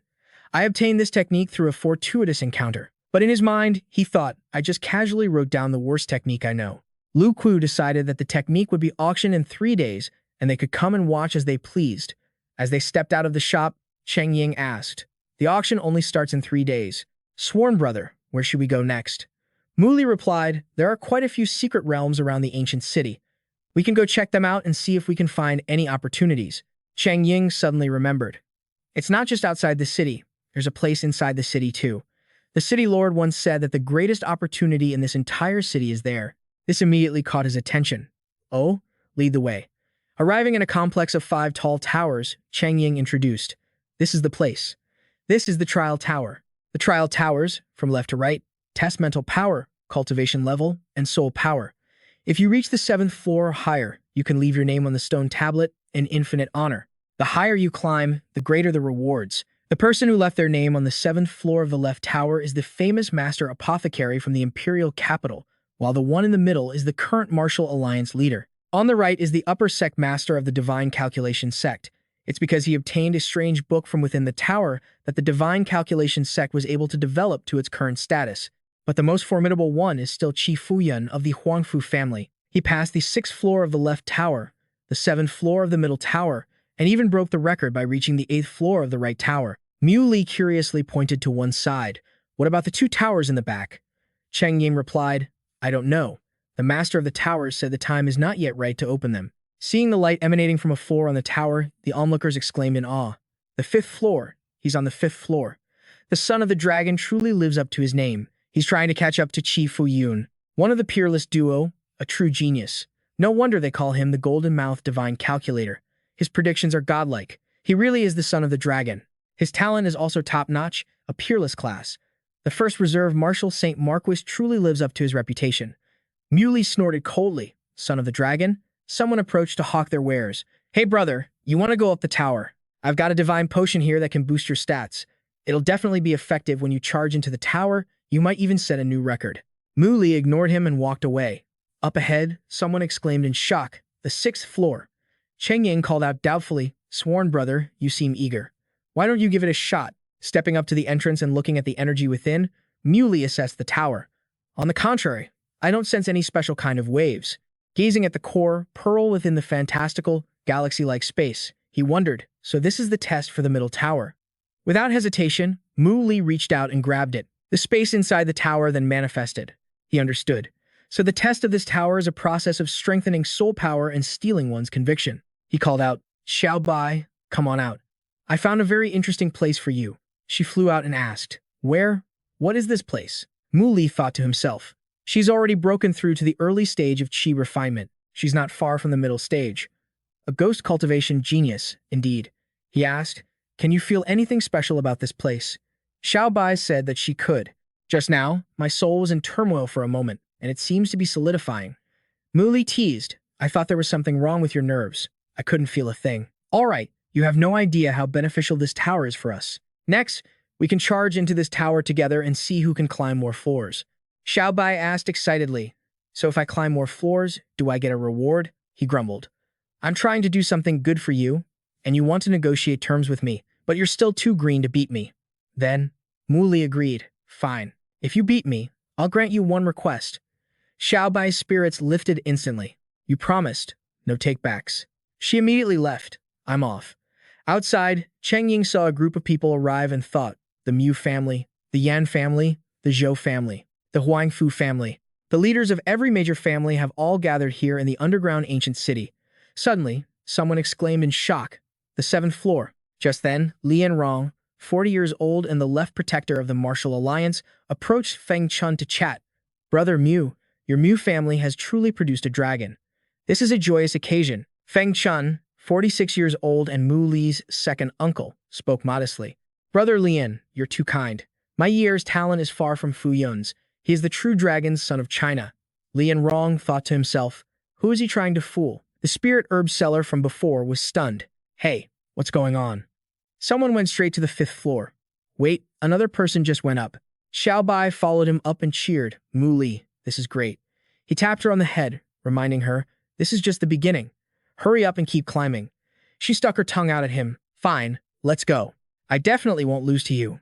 Mu Li was cautious, sensing this tower wasn't simple at all, but clearing it would bring great rewards. Outside the tower, they had no idea what a commotion they were causing. The sixth floor, now the seventh. There are two people on the seventh floor. Lian Rong was overjoyed. "Excellent, excellent. China has two more peerless geniuses. We must report this to headquarters immediately." Cheng Ying was curious. "My sworn brother can definitely do it. But who could the other person be?" Inside the seventh floor of the tower, before a door sealed by a barrier, they broke the formation. Mu Li's group calmly walked in. Seeing another person, Xiao Bai was surprised. "Why is there someone else here?" That person was the true dragon's son, Mu Yi of the Mu family. Mu Li knew this was Mu Yi. He's a high-level martial artist, the true dragon's son. Xiao Bai asked worriedly when she saw his expression change, "Mu Li, what's wrong?" He replied, "It's nothing." Seeing two floating scrolls appear before them, she exclaimed, "Mu Li, the rewards are here." He grabbed one, guessing. This is probably the great deduction art that made the divine calculation sect rich. Xiao Bai opened the scroll, a stunned look in her eyes. "Great deduction art? What is this? I can't understand a single thing." She turned to ask Mu Li, "What does this say?" Mu Li explained, "This is a very simple deduction art. It can also be used to predict the fortunes and misfortunes of ordinary people." After hearing that, Xiao Bai tossed it away like a piece of trash. "What? Why is it so lame? Useless. Useless." She flew behind Mu Li and asked, "Mu Li, do you need me to curse him for a bit?" He replied, "No need. I don't see him as a threat and he's not worthy of it." "Why would you think I want to curse him?" Xiao Bai answered, "Because I can tell you don't like him." He retorted, "What if you misunderstood?" She replied breezily, "I'm on your side anyway. Who cares about right or wrong?" Seeing the eighth floor light up, the crowd outside erupted once more. The eighth floor is lit. Someone made it to the eighth floor. On par with the genius, Fu Yun. Incredible. Who made it to the eighth floor? Who else could it be? It must be the true dragon's son of the Mu family. Lian Rong clasped his hands and congratulated Feng Chun, assuming the person was Mu Yi. "Congratulations. The Mu family has a peerless genius." He replied politely, "Thank you, thank you." Inside the seventh floor, Mu Yi had reached his limit. "Oh no, I can't hold on any longer." Lian Rong noticed someone had been sent down. "What a pity," Feng Chun assessed. Ultimately, his talent was just a little lacking, but reaching the seventh floor is still considered a genius. Seeing the person who walked out, he froze. "It's Mu Yi?" Someone asked. "Why is it him?" Feng Chun still hadn't recovered. Mu Yi thought nervously. "Why are they all looking at me like that? Could it be that they're stunned by my achievement? That makes sense. Even though I didn't reach the eighth floor, besides Fu Yun, the previous master of the divine calculation sect, I'm the only one who has reached the seventh floor. These mortals must all be admiring me." He approached the two elders and greeted them with clasped hands. "Second uncle, Lord Lian." Feng Chun quickly prompted, "Mu Yi, look at the eighth floor." Looking at the light on the tower, Mu Yi was dumbfounded. "The eighth floor? How is that possible?" Feng Chun exclaimed, "Everyone thought you were the one on the eighth floor." Murmurs erupted around him. The Mu family's true dragon's son stopped at the seventh floor. So who are the two people up there? They must be extraordinary. Mu Yi thought to himself, who is it? Who on earth has brought this humiliation upon me? Lian Rong was shocked to see a new floor light up. "Hey, the ninth floor." Shi Zhang stared at the distant tower, stunned. The ninth floor. His eyes welled up with emotion, and in the next instant, he vanished from his seat to check on the situation at the tower. Inside the ninth floor, Mu Li asked with concern, "Xiao Bai, how are you doing?" She was panting heavily from exhaustion. However, trying to save face, Xiao Bai acted like she was fine, patting her chest and assuring him, "It's nothing. I wouldn't be afraid even if we had to climb dozens more floors." He teased her. Stop patting your chest. It's already flat. If you keep hitting it, there'll be nothing left. Xiaobai was dumbfounded when she heard this. What did you say? She shouted furiously. Mu Li. He calmly replied, all right, let's keep going. Maybe the cultivation technique you meet is up ahead. Xiaobai was trembling with anger, unable to swallow her indignation. She quietly pulled at her shirt, looking down to see if she was really that flat. Seeing him walk ahead, Xiaobai quickly chased after him. Mu Li, you're not tricking me, are you? Does that kind of technique really exist? He replied. It's a big world. All sorts of strange things exist. Who knows? Outside the tower, Li and Rong cried out in shock. The 10th floor. Can someone really reach the 10th floor? Seeing Shi Zhang on the roof of the tower, they were surprised. It's the master of the ancient city. He came too. Inside the tower, Xiaobai pouted, thinking, there's nothing good on this floor either. He encouraged her. There's more. Let's keep climbing. Just then, seeing an old man in front of them, Mu Li asked cautiously, who are you? The old man introduced himself. I am the master of this underground ancient city. My name is Shi Zhang. Rest assured, I have no ill intentions. I just wanted to see the people who passed the 10th floor for myself. Xiaobai sensed something. Mu Li, the aura on this old man. It feels very familiar to me. Shi Zhang instructed them, write both of your names here. Everyone who passes the 7th floor and above has their record inscribed on this stele. Your official achievement will stop at the 10th floor. From now on, I will conceal your progress. This secular world is too weak. It can't handle news of an even higher achievement. He stepped forward and did as the old man said. He wants to help us conceal our progress. It wouldn't be a good thing for people to know that someone has surpassed this life's martial arts limit. Words appeared on the stele. It's done, Mu Li thought, as Xiaobai was writing on the tablet with a brush. Shi Zhang guided them. You two can continue to challenge the tower. The higher you climb, the greater the rewards. Xiaobai whispered to him. That old man keeps staring at me. It's giving me goosebumps all over.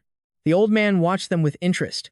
An immortal cultivator and a ghost cultivator. How interesting. 10 minutes later, on the 12th floor, Mu Li was surprised to find the difficulty increasing exponentially. Suddenly, a stream of true scripture wrapped around Mu Li like a silk ribbon. He knew that each strand was being absorbed directly into his mind. It was a soul cultivation technique. Looking at the spiral staircase before him, Mu Li was filled with anticipation. The 12th floor is a soul cultivation technique. What's even further up? What could it be? So, he resolutely took step after step on the path to conquer this tower. Xiaobai was so tired she collapsed onto the ground, sighing in relief. We finally made it. She was stunned when she saw the old man. What do you want? Shi Zhang bent down to observe her, commenting, not bad, not bad. Xiaobai thought to herself in annoyance. Do you think you're choosing pork at the market? What do you mean, not bad? She hurriedly chased after the person walking ahead. Damn you, Mu Li. You useless piece of trash, Mu Li. Why would you leave me behind? That old man is terrifying. Mu Li was on guard against what lay ahead. What's going on? Xiaobai was also puzzled. Why can't we move forward? The darkness in front of them was suddenly illuminated by the appearance of Shi Zhang. All right, the 13th floor is your final destination. The entire room lit up. The two of them had arrived at the 13th floor. The old man didn't hold back his praise. Your cultivation time is very short. To be able to achieve this is already quite impressive. Xiaobai asked suspiciously. Old man, what is it you really want? Shi Zhang said mysteriously. I want. In the Soul Tower, on the 15th floor, he thought to himself. It seems for now, the 15th floor is as high as I can go. This tower is not simple. Xiaobai, from behind, leaped onto him, calling out, Mu Li. She hid fearfully behind Mu Li. That old man, he said he wants to accept me as his disciple. Shi Zhang said slowly, in all my years, I have never met someone like her. She is a perfect fit for my requirements, so I wish to take her as my disciple. He replied, Senior, you should take a closer look. She's just a spirit. Xiaobai chimed in. That's right, that's right. A ghost is a ghost. The old man then released a few streams of aura. See for yourselves. Mu Li recognized this aura. You're a ghoul? Shi Zhang admitted it. That's right, young lady. Are you willing to accept me as your master? Xiaobai shook her head, refusing. No, no. I want to stay with Mu Li. I don't want any master. Wanting what was best for her, Mu Li advised, you should think it over. This senior follows the same path as you and can teach you many things. You'll go much further if you follow him. Xiaobai refused. I don't want to. Do you think I'm a nuisance? I promise I'll be good from now on and won't cause trouble anymore. Just don't send me away. Mu Li soothed her. All right. I won't send you away." Then he turned to the old man and said, "Senior, as you can see, she doesn't agree." The old man didn't force the issue. "Very well, I'll see you two out. Young lady, come find me whenever you need anything." Xiaobai grinned from ear to ear as if she just escaped a disaster, and quickly refused. "No way, no way." Outside, Li Yanrong exclaimed in awe, "I can't believe that after all these years, I get to see someone reach the 15th floor." Mu Yi was indignant. "On what grounds? How could this happen? All of this was clearly meant for me. I can't just sit back and wait for my own demise." He reported to Feng Chun, second uncle, elders. "I want to challenge the left tower." He agreed. "All right. Climbing high in this tower only proves that a person has talent in one specific area. Only by reaching the highest floors can one prove their true genius. Go on." Li Yanrong sighed. "I can smell the jealousy from here. It's so sour." His actions attracted the attention of many people. The true dragon's son has entered the left tower. The left stele has appeared. Looking at the floating monument, they were shocked to see the names Mu Li and Zhang Xiaobai. The Li surname. Which family is that from? These are two geniuses with the same surname. Could they be from the same family? Quick, look. The true dragon's son has already reached the 5th floor. Feng Chun praised him. "Not bad. Not bad at all." Li Yanrong said with anticipation, "The left tower is difficult to challenge. If he can reach the 7th floor, he might just win the acknowledgement of the great medicine master and become the second person to leave their name on the right stele. I suppose those two geniuses are about to come out, right?" Mu Li then steadily walked out. Feng Chun was surprised. "Why is there only one person? May I ask your name, my young friend?" Li Yanrong cut in to ask, "Why are you alone? Where's the other person?" He answered, "My name is Mu Li. My younger sister, Zhang Xiaobai, wasn't feeling well, so she was taken away by the master of the ancient city." Feng Chun was stunned. "They're really siblings." He turned to the person beside him. "Brother Lian, does this remind you of anything?" The man mumbled. "The great master of the divine calculation sect, surnamed Li, named Li Feng. The golden-mouthed divine calculator, also surnamed Li." Feng Chun retorted, "Could they be?" "No, that's not right. I've never heard the divine calculation sect mention these two before." Li Yanrong speculated. "Perhaps some great figure adopted them. Who knows?" He decided to wait for Mu Yi to come out before asking the golden-mouthed divine calculator if it was true. The light on the 6th floor lit up, followed by the cheers of the viewing crowd. The true dragon's son is on the 6th floor. That was so fast.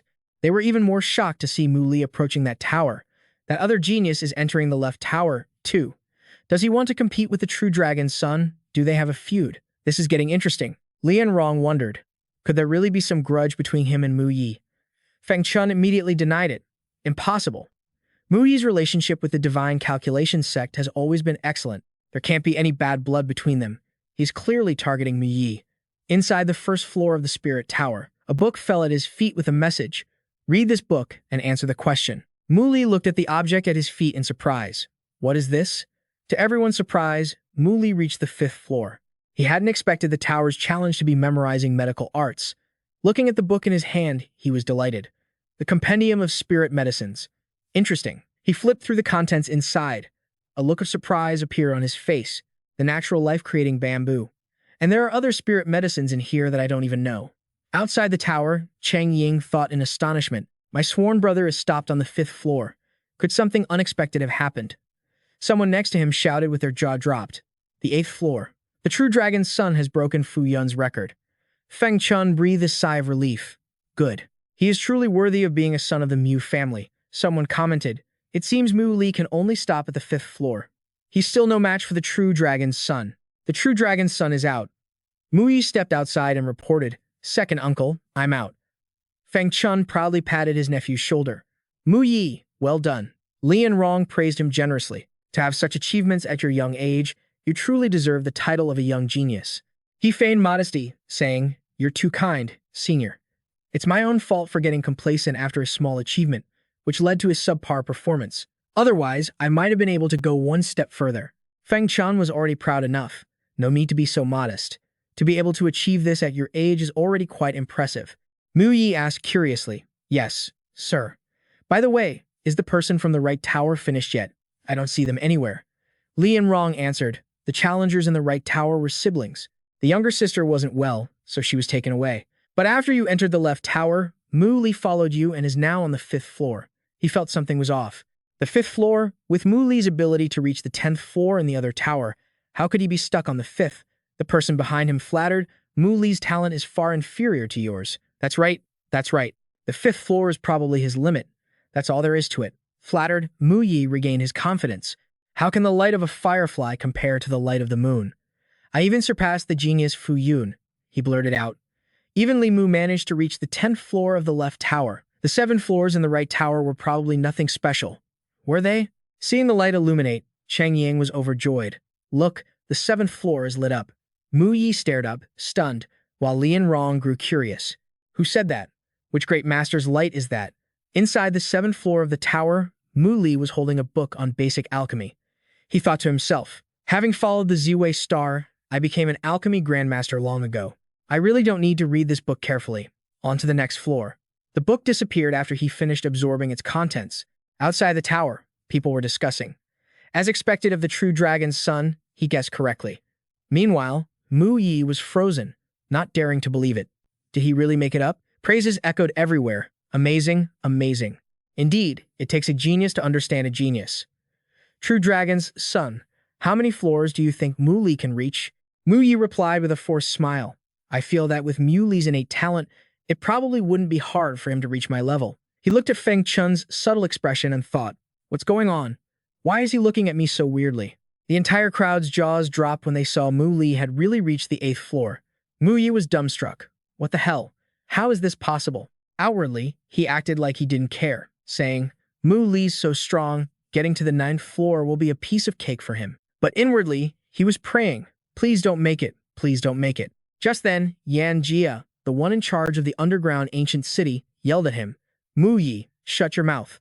Someone gasped, he's already on the 9th floor. The son of the true dragon's prediction was spot on. Lian Rong, ever the gossip, asked, so who is this grandmaster anyway? Mu Yi was so furious he could spit blood. He decided he had to see this through to the end. I have to get into the middle tower. I absolutely have to surpass him. Meanwhile, on the 13th floor of the left tower, Mu Li felt that the difficulty of the left and right towers was pretty much the same, but he couldn't get past the 13th floor. The tower has 20 floors in total, and Xi Zhang had once said that anyone under 30 should be able to clear it. I can always come back again after I level up. His name and mark were carved onto the stone stele. Mu Li, 13th floor. Seeing Mu Li emerge, the crowd murmured in awe. He's out. He cleared 10 floors. Another 10 floors. The moment he stepped out, he asked, the Mu family's son of the true dragon. He went into the middle tower, right? Someone reported back. He's in. He's already on the 4th floor. Mu Li replied. Thanks. His target this time was the middle tower. Yan Jia realized this guy was intentionally putting pressure on Mu Yi. Inside the tower, Mu Li saw an illusion radiating an oppressive spiritual energy. It was at the peak of the great martial saint realm. The test in the middle tower was purely about combat power. The ancient tower would automatically generate an illusion of a corresponding realm based on the challenger's own abilities. Defeat the illusion, and you pass the level. Mu Li understood. So, the ancient city has judged my level to be that of a great martial saint, and right now, I'm at the peak of the mid-stage chi refining realm. On the surface, there isn't much difference between me and a great martial saint. First, I need to test this illusion's true strength. He threw a palm strike, and a loud boom echoed. Mu Li realized. It seems its strength is mechanically set according to its realm. It won't change erratically. Getting through this will be easy. I can pick up the pace now. 2 minutes later, he was still making short work of the illusions. Mu Li had already reached the 4th floor. Just then, a voice rang out, No, I can't let him surpass me. Mu Yi realized Mu Li was ascending to a new floor. He couldn't accept it. How is this possible? Even Fu Yun struggled to ascend through the levels. How could he be climbing so fast? It's impossible. There's no way he's stronger than me. I will definitely defeat them. I have to get to the 7th floor. I'm the #1 genius. Outside, Lian Rong mused curiously. Someone's reached the 6th floor. I wonder if it's Mu Yi or Mu Li. Yan Jia guessed that with Mu Yi's talent, the 6th floor shouldn't be difficult. Suddenly, there was an announcement that someone was coming out. Xi Zhang appeared, dragging Mu Yi out by the scruff of his neck. This one only made it to the 4th floor. His mind was unstable, and he suffered from chi deviation. A failure. Mu Yi screamed maniacally, I'm the #1 genius. Mu Li. Feng Chun's face darkened as he called out, Year. Li and Rong realized that Mu Yi's mentality had been so thoroughly crushed by Mu Li that he become unstable and lost his reason. Just then, the next floor of the tower lit up. Feng Chun seethed. Who on earth is this Mu Li? Inside the tower, Mu Li stood before two scrolls. One was titled Body Tempering Divine Art, a technique for cultivating the inner body. The author was the peerless master god. Mu Li picked it up and let out a small O. Calls himself a master god, huh? Interesting. He quickly began to read the contents. Seeing a few lines filled with exclamation points, he felt it didn't seem very reliable at all. There were also footnotes inside. Mu Li found it quite amusing. The person who wrote this book and the person who wrote the notes are both pretty interesting. Whatever, I'll just keep going. Outside the tower, Cheng Ying said confidently, "The 7th floor. My sworn brother can definitely do it." When the next floor lit up, they cheered. The 8th floor. As expected of Mu Li, Li and Rong said expectantly, he might be the first person in history to clear 10 floors in all 3 towers. Mu Li had now reached the 10th floor. He shattered the illusions before him. From the 10th floor onward, not only did the number of illusory puppets increase on each level, but their strength did as well. By the 15th floor, there were not only 21 illusory puppets, but they also coordinated with each other, their combined power surpassing even the mid-stage Qi refining realm. He was being sworn by the illusions. He knew he couldn't beat them. So, Mu Li conceded, "I admit defeat." Shi Zhang appeared, speaking kindly. "Well done, young man, very well done. If one day you can clear all 3 towers completely, this underground ancient city will belong to you." Mu Li cupped his hands and replied, "Thank you, senior." The stone stele now displayed Mu Li's achievement. Cheng Ying saw this and was filled with admiration. "Sworn brother Mu Li, you're amazing." Li and Rong and the others outside greeted him as he walked out. "Mu Li, I am the person in charge of the martial alliance in the underground ancient city. Right protector of the martial alliance, Li and Rong. I'm the one in charge of the Huangfu family here. Hello, my name is." Feng Chun thought furiously. "I never expected this. No, this guy cannot be allowed to live." Li and Rong asked for his esteemed name. "I wonder which power was able to nurture such a world-shaking genius like you. Of course, if you don't wish to say, I won't press the matter. There's nothing that can't be said." Mu Li announced, "I belong to no sect or school. I'm just a rogue cultivator." His words left everyone present completely stunned. To reach such a level through self-cultivation, his willpower is extraordinary. Someone from the Ning family called out, "My Ning family still has a vacant position for a high-ranking guest elder. I wonder if you'd be interested. We can offer you a share of the family's stipend."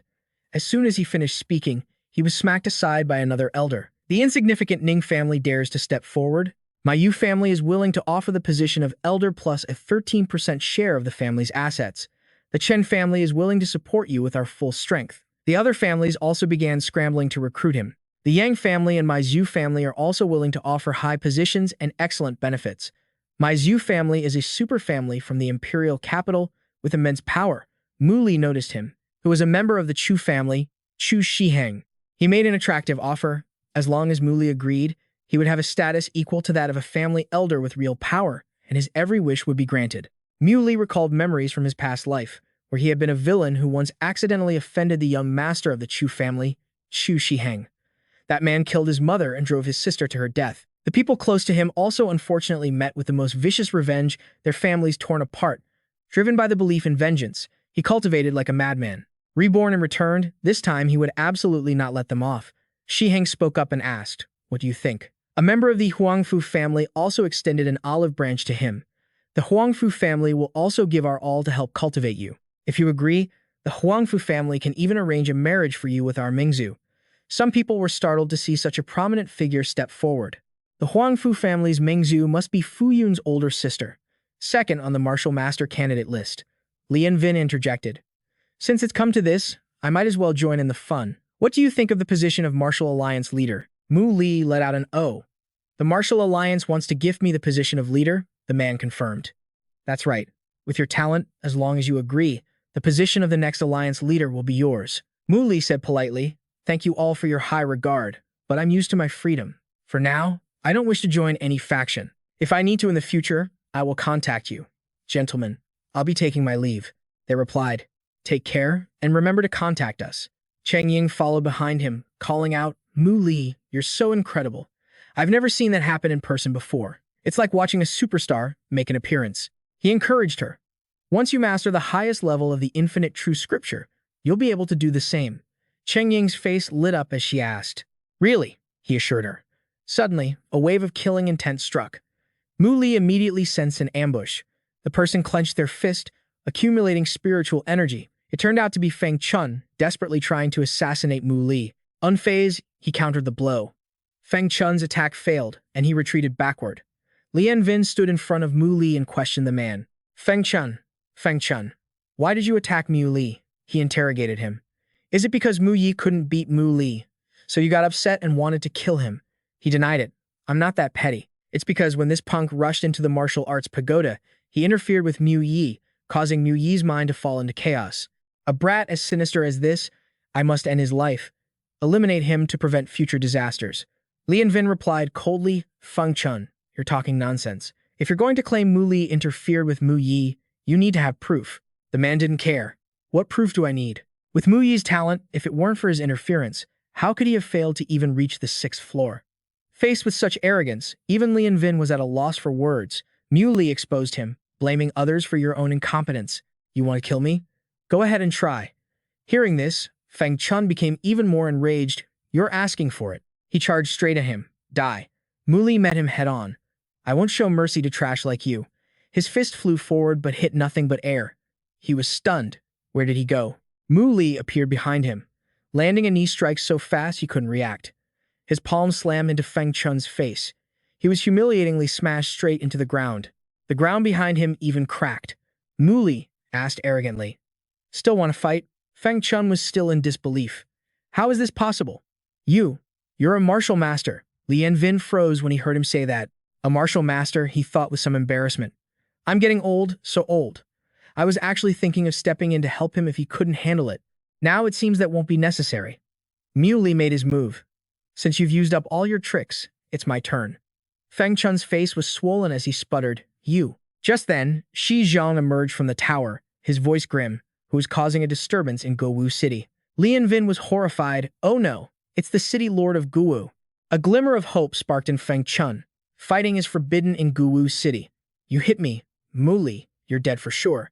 The old man walked over and asked, What happened here? Mu Li stated calmly, This person attacked me, so I hit him. Lian Vin was stunned to hear that.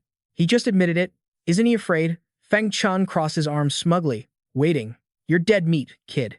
Contrary to his expectations, Shi Zhang simply said, Next time you hit someone, be a little more careful. Don't let Guwu City be stained with blood. Both Lian Vin and Fang Chun were flabbergasted. What? The old man instructed him. Oh, right. Remember to stop by the city lord's mansion later and hand over a treasure as compensation. Fang Chun replied submissively. Yes. Everyone bowed respectfully. We respectfully see off the city lord. Mu Li tapped Cheng Ying's shoulder, signaling that it was time to go. She quickly called out, Sworn brother, Mu Li, wait for me. Cheng Ying was curious. Sworn brother, I wanted to ask, what is the relationship between you and the city lord of Guwu? Mu Li replied, Don't overthink it. There's no relationship between him and me. He noticed the shops nearby and asked, Whose shops are these? Cheng Ying revealed, These are the shops of the Huangfu family.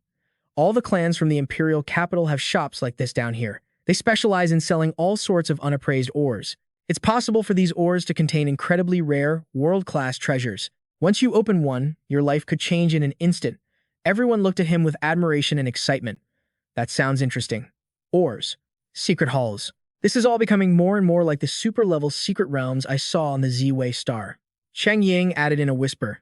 It sounds fun, but it's also dangerous. The major families have already had people look them over. Any stone with a high probability of containing a rare treasure has already been opened by them during the mining process. The ones being put out here now are just the leftovers from what they've already picked through. He understood. Isn't this just gambling, then? And gambling means massive profits. She replied, Yeah. It would be great if we had a shop like this too. Mu Li asked, Do you know what conditions are needed to open a shop? Cheng Ying's eyes lit up. Based on what you said, requesting to open a shop probably won't be a problem at all. Let's go now. As they walked, she explained that there are 2 ways to get property in Guwu City. The first is to offer up a treasure. The better the treasure, the better the property you get. The second is to clear all 7 floors of the martial arts pagoda. The Martial Alliance and the Huangfu family got their shops through that method. Stopping in front of a large storefront, Cheng Ying announced, We're here. With your achievement of clearing all 7 floors of the martial arts pagoda, getting a shop is a matter of course. The two of them entered the city lord's mansion agency. Bai He, the agent, came out to greet them warmly. Muli, hello. Chang Ying was suspicious. This old man is usually so cold. Why is he smiling like a fresh flower today? Muli got straight to the point. I'd like to apply to open a shop in Guwu City. The man took an item from his sleeve and said, the city lord has already prepared it. This golden key is for shop number 1 on Qingyun Street. The other key is for the East City residents in Pingju. The city lord has given instructions that these things belong to you. He continued, asking if he needed to hand over treasures in exchange. The other person kindly replied, that won't be necessary. Cheng Ying's jaw dropped in disbelief as he thought, it's free. He then exclaimed excitedly, sworn brother, you struck it rich. Mu Li didn't quite understand what he meant at first. Cheng Ying's demeanor became emotional as he explained that houses in the ancient city cost a fortune. To this day, only Master Yao Ji has managed to buy a regular house here, and that was with the wealth he accumulated from over 10 years of selling medicine. Calming down, he sighed and said, but the effects were obvious.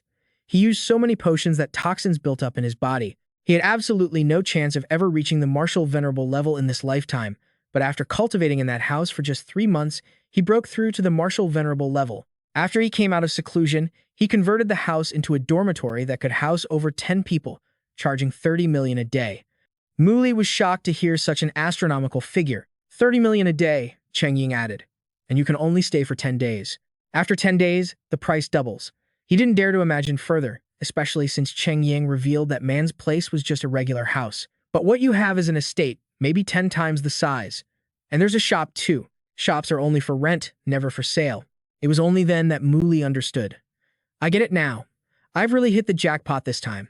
He then suggested, all right, let's head over there first. I'll call a few more people to come with us. At the Dragon Spring Mountain Manor, the afternoon sun illuminated an entire estate halfway up the mountain. The two of them teleported onto the grounds. Cheng Ying saw his younger sister carrying a plate of food and asked, Yuan, what are you doing? Hearing his voice, she turned around. Brother Mu Li, you're back. There's a guest from Beiming in the house who wants to see Brother Mu Li. Dad is entertaining them inside. In the pavilion, Qingren was hosting the guest. Mu Li called out to him, third uncle. Yuan also stepped in to announce, Dad, Brother Mu Li and my older brother are back. As he walked in, he immediately recognized his uncle's guest as Liu Wusheng. The man stood up to greet him. Liu Wusheng pays his respects to the alliance leader.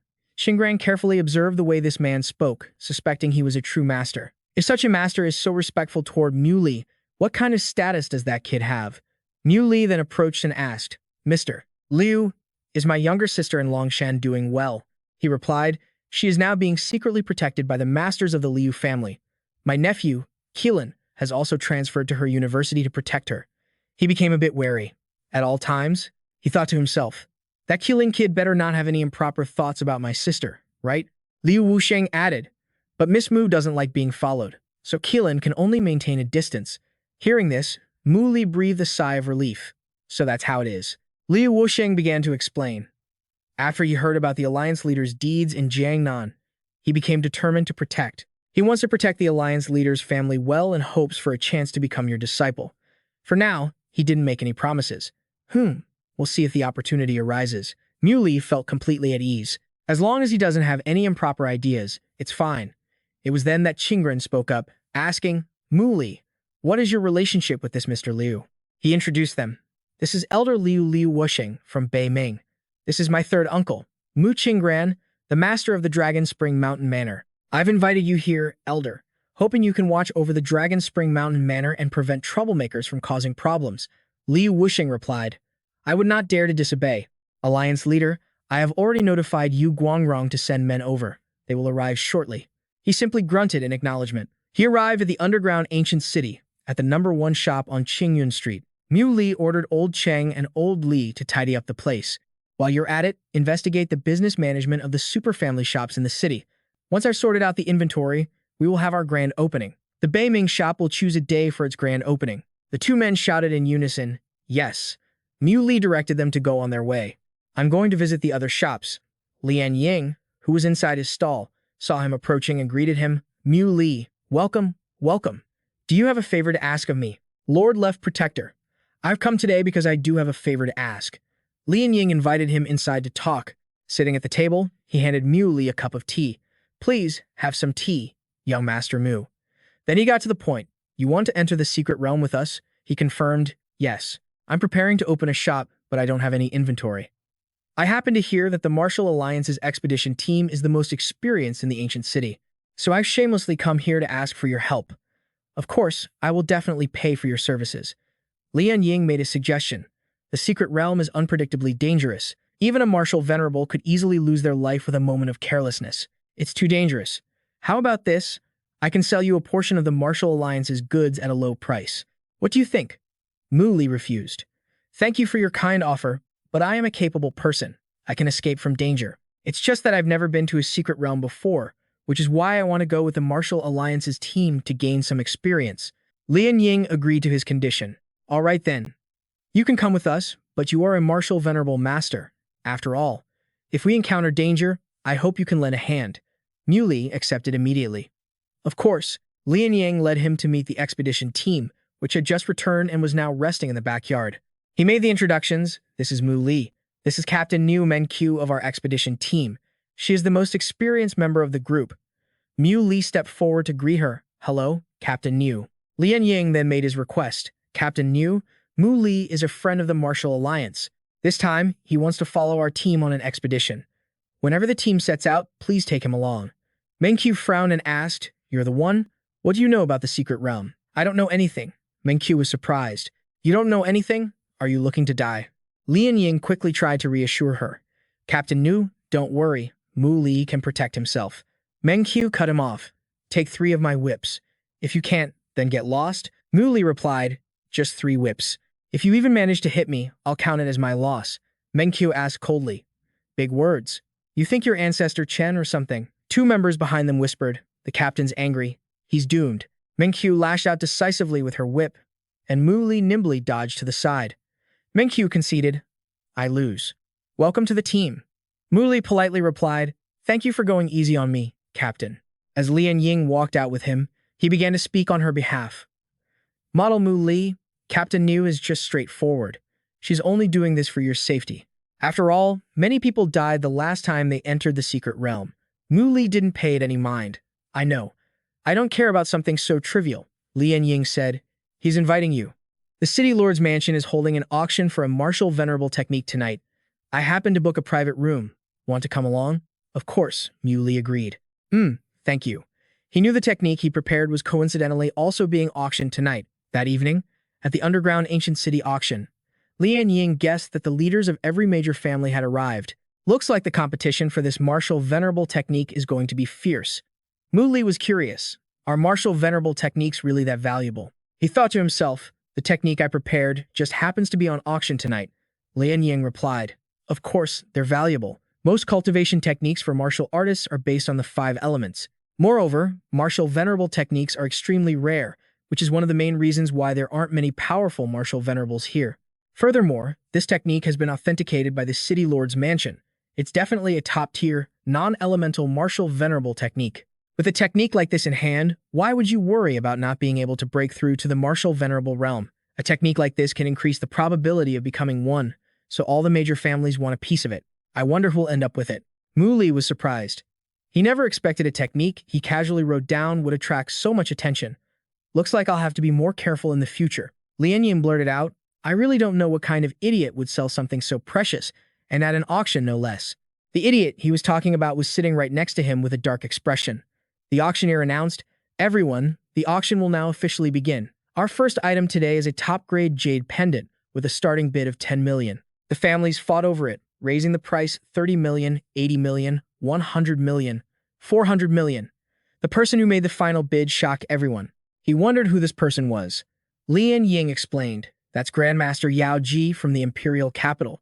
He's also the only person who owns property down here. Mu Li replied with a calm expression, So it's him. The auctioneer brought out the second treasure. The next item up for auction is ore. These ores all have a very high chance of containing treasures.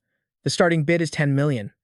Lian Ying asked him, Mu Li, see anything you like? Mu Li replied, looking thoughtful, Let's just watch for now. The auctioneer excitedly announced the most captivating item of the day. Finally, we've reached the highlight of today's auction. The next item is the penultimate treasure of today's auction, a top-tier martial venerable technique. This technique has been authenticated by our own Grandmaster. The specific details were also made very clear during the promotional period. Let the bidding begin. The starting price is 5 billion. As soon as the price was announced, the major families scrambled to drive the price up. 5 billion, 7 billion, 8 billion. Yao Ji placed a bid of 10 billion. Lian Ying raised his paddle. All the big families have made their moves. I have to make my move too. 6 spirit stones. Mu Li was completely shaken. Spirit stones? Spirit stones exist on Earth? Lian Ying explained. The energy in these spirit stones is all mined from secret realms. Spirit stones are divided into low-grade, mid-grade, and high-grade, which are extremely rare. A single spirit stone is worth at least 2 billion, but very few people trade them, so the actual value is likely even higher. I don't have that much cash, so I can only use these to bid. He was resolute in his thinking. If spirit stones can be used for bidding, they must not be that scarce. It seems I absolutely have to make a trip to the secret realm. The price had now been pushed past 15 billion. Are there any higher bids? The Grand Master from the imperial capital, Yao Ji, finalized the price at 20 billion. The auctioneer raised his gavel, announcing 20 billion. Is anyone else going to bid? Going once for 20 billion. Going twice. The gavel slammed down on the table. Sold. Everyone was in awe. A single technique manual worth 20 billion. If only I had a martial venerable technique too. Keep dreaming. Want me to slap you awake? The auctioneer went inside to give the money to Mu Li. Honored guest, here are the proceeds from the auction of your technique. The processing fee is 5%, so the remaining amount is 18 billion. Mu Li took the card and replied politely, "Thank you." The staff member replied, "Please come to us again if you need anything in the future." He waved goodbye, thinking, "We'll see about that," already planning how to use this cash flow. This much money can help them set up the shop properly. Next, I should head into the secret realm and see if I can find anything good. The next day at the ancient city gate, a member asked Fangg Xi, "Captain, when are we going in?" She was concerned about one person. "Has Mu Li arrived yet?" A member reported. "Captain, he's here." Seeing him still in his everyday clothes, she wondered why he wasn't wearing any gear. Mu Li said casually, "I don't need equipment. This is fine." Fangg Xi, filled with worried anger, yelled, "You idiot. You want to go into the secret realm with no equipment? Are you trying to get yourself killed?" An exploration team member added, "The captain is just worried about you. The secret realm is truly dangerous." Someone else chimed in, "Brother, the secret realm is full of dangers. It's very likely you could lose your life, so it's better to have some gear." He replied, "Yeah, I know, but I don't have any." Jimmy was bewildered. "Huh. Are there people really that poor?" She ordered, "Meng Nan, get him a set." Meng Nan brought the gear over and asked the newcomer, "What's your name?" Mu Li put on the gear and stated his name. Mu Li, the man introduced himself. "My name is Meng Ran, but everyone calls me Meng Nan. That beautiful girl over there is Jimmy, and we also have Wu Kaming and Lin Bei. Don't mind the captain's attitude. She's just brutally honest and doesn't want you to die after entering the secret realm. Last time, a rookie with not enough experience went into the secret realm, died, and we couldn't even bring his body back." Mu Li wondered, "Then why do you do this job?" Meng Nan looked sad. "Me? The truth is, everyone who does this job has their own reasons." Fangg Xi asked him, "Are you done changing?" Mu Li replied, "I'm done." She continued, "If you're done, then." Just then, someone called out from behind, "Captain Niu, what a coincidence." Another exploration team came over to talk. The beautiful Miss Jimmy, long time no see. Jimmy couldn't even be bothered to glance at them. Meng Nan explained to him, "This is the Allied Forces Secret Realm Exploration Team. Their methods are shady. They like to take advantage of chaotic situations. No one on our team pays them any mind." Zhang Bang, that team's captain, spoke up, addressing the beauty. "I just said a few words to that dead guy. Why are you still so mad? Unless you've got a thing for your captain?" Zimi was furious when she heard that. Meng Xiu cut him off. "Zhang Bang, shut your filthy mouth." Jimmy frowned and warned, "Captain, you said we shouldn't start a fight before entering the secret realm."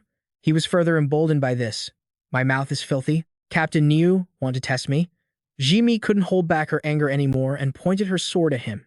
"You bastard, take this." Zhang Bang provoked them. Come on, come on. If you don't make a move, you're a dog. This is outrageous bullying." Mu Li interjected, "Everyone, don't get agitated. He's deliberately trying to provoke you." Zhang Bang angrily pointed right in his face and yelled, You're a newbie?" He calmly asked, "So what if I'm a newbie?" That man sneered. "The mortality rate for newbies in the Wuming expedition team is pretty high, you know. Aren't you scared?" Mu Li replied, "That depends on who you're following." Sensing the jab, Zhang Bang was speechless. Meng Nan gloated and praised Mu Li. "Nice one. Ji joined in, mocking, well said. It's better to follow a dog than a guy like him. Fangg Xi paid them no mind. Stop wasting your breath on them. Let's enter the secret realm first. A member of Zhang Bang's group cursed at him. A newbie with a mouth like that. He better just die in there. Mang Nan snorted coldly and followed his team into the secret realm's gate. Zhang Bang had his own plans. Inside the secret realm, what's more obvious? One person dying or the whole team. A member understood his meaning. Boss, you mean he plans to follow them? Let's go. We'll take gate number 1 as well. He swore to himself that those 2 girls who dared to treat him like that, he'd make them get on their knees and beg for their lives. In the secret realm beneath the ancient city, Meng Qiu led the group, giving instructions. This place smells of man-eating plants. Don't wander off. Mu Li, you need to stick close to us. Since we're guiding a newbie this time, we won't be doing any exploring. We'll stick to the old path to minimize the danger. Both Mang Nan and Ji spoke up at the same time. Mu Li will protect you, so don't refuse. It's no trouble. He acted like a senior, patting Mu Li on the shoulder. Don't worry, I'm here. You can relax. Seeing how calm he was, Mang Nan asked, You don't seem to believe how dangerous this secret realm is, do you? He pointed in one direction. Look over there. Below that branch, those predatory flowers are waiting for the snake in the tree. The snake was instantly pulled down by the flower for a taste. Mang Nan lectured, See that? Don't touch any of the plants or animals in the secret realm, and don't eat anything strange. He replied, I know. Lin Bei saw a glow up ahead and asked, Captain, what's that over there? After checking, Meng Qiu said, Let's go take a look. It's Wuqing grass. Everyone, don't let it go to waste. Pick all of it for me. All the members took out their supply containers to gather the grass. Ji asked in surprise, Why aren't you picking any? Mu Li replied, You guys go ahead. It's my first time here, so I just want to follow and observe. You don't need to share anything with me. Ji was stunned. What? Wuqing grass is a luxury item for martial artists in the ancient city. She put a box of the grass into Mu Li's backpack, instructing him to dry it and burn it. It can be used to aid in cultivation. Go on, hurry and pick some. A single stalk is worth tens of thousands. From up ahead, Meng Qiu called out, Stop arguing. There's still plenty on the ground. Hurry up and pick it. Mu Li sighed and thought to himself, Can I just tell them I really don't think this stuff is anything special? 2 minutes later, the members announced, Captain, we've picked it all. Let's keep moving. Suddenly, Mu Li noticed something. Wait, she asked. What is it? Mu Li pointed in a direction and said, Have you all seen that type of plant before? Its flowers are very good. It's called Liu Duo Mu. There's just enough for each of us to have a stalk. If you take it back and sell it, it's worth several tens of millions. Meng Qiu was worried. There are no records of this type of plant in the Secret Realm's logbook. We don't know if it's poisonous. It's best not to touch it. Mang Nan's eyes lit up. Tens of millions? Are you serious? This thing is worth that much? If I knew the expedition team picked things this valuable. He urged the captain. Should we pick it? If he's telling the truth, then we'll make a fortune. She was suspicious. I've really never seen this plant before. But how does he know about it? Meng Qiu asked decisively. There are no records of this plant in the Secret Realm's logbook. How do you know? What's your proof? Are you sure that someone like you, who has never been to a secret realm, knows more than the expedition team's logbook? He stated firmly. I can't tell you my source, but I can guarantee that what I'm saying is true. If you're worried about safety, I'll pick it first. If you take it outside later and no one buys it, you can all come find me. 3,000 yuan a stalk. Mang Nan trusted him completely. Brother, I believe you. Ji was surprised by his knowledge. Mu Li, I didn't expect you to know so much. She went to pick a few flowers. Captain, don't worry. He definitely has some skills. He might even be a specialist in identifying plants. Otherwise, Mr. Lian wouldn't have trusted us to bring him along. Meng Qiu took the flower from Ji her eyes meeting Mu Li's in stunned silence. Slightly embarrassed, she ordered, Hurry and pick them. After we're done, we'll get back on the road. She thought to herself, I thought he was just a newbie. I didn't expect him to have this kind of ability. Mei Nan felt, Brother, I have a feeling that with you on this trip, our haul is going to be huge. Ji attitude showed 100% trust. Brother Mu Li, we'll be relying on you from now on. He replied, We're teammates now. I'll point out any good things I find. The group reached a rocky mountain when Mu Li signaled, Stop. Ji wondered, Brother Mu Li, did you find something again? He introduced. At that opening over there is Su Ling grass. Eating it raw can cure 100 ailments, even terminal cancer. Mang Nan was stunned by its miraculous effects. Really? Meng Qiu decided, All right, you stay here. We'll go up and pick it, she said casually. Don't worry. You'll definitely get your share of whatever you discover. He hesitated. That's not what I meant. You all need to be careful. This herb has a fierce beast guarding it. As she started climbing, Jimmy called back, got it. They tried throwing a rock up as bait. The whole team hung from the cliff face, waiting motionlessly. A giant python rushed out of the cave with a rumble. From below, Mang Nan directed, everyone, on my command, lure it out of the cave. He grew tense when he saw it. It spotted us. Scatter immediately. Before the python could pounce, Mang Nan nimbly swung away on a rope. Jimmy clung to the cliff face. Now it's my turn. She got close to the suling grass and exclaimed, I got it. Just then, Jimmy froze, sensing danger. From inside the cave, another python charged out. There's a second one. Jimmy reacted quickly, dodging its bite. However, her rope had snapped, and she struggled to hold onto the cliff.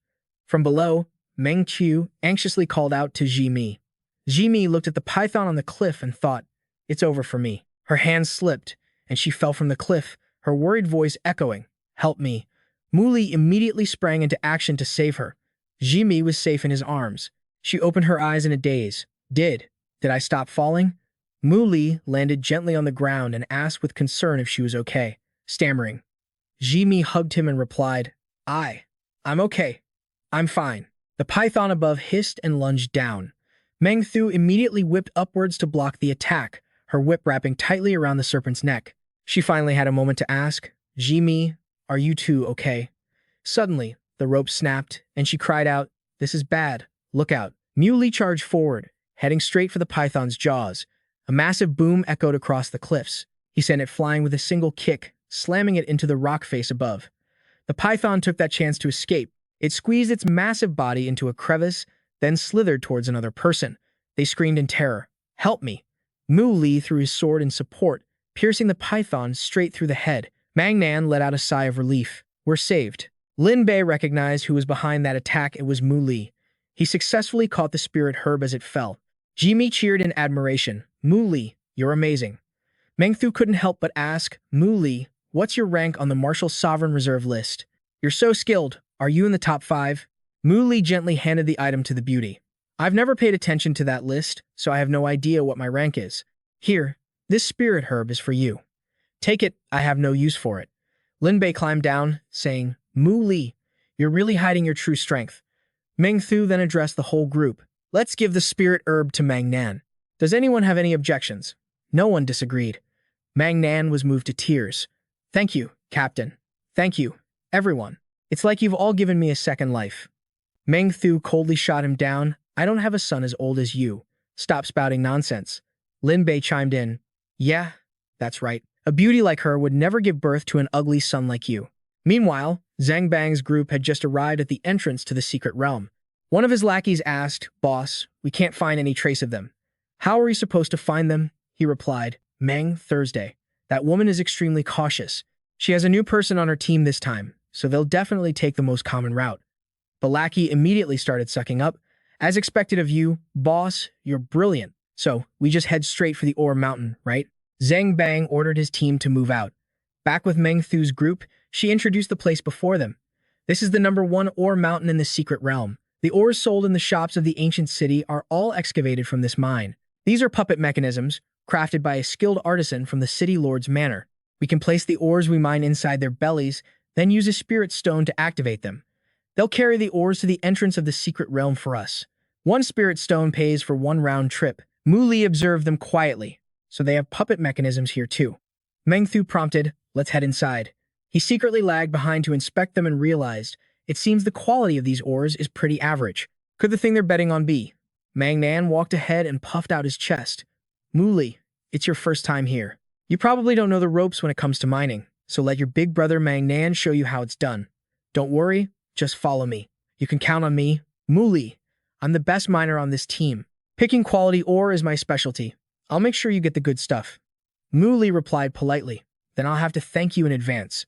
Mang Nan waved it off. We're brothers, no need for thanks. Suddenly, his eyes lit up as he spotted something. Mang Nan's joyful voice rang out.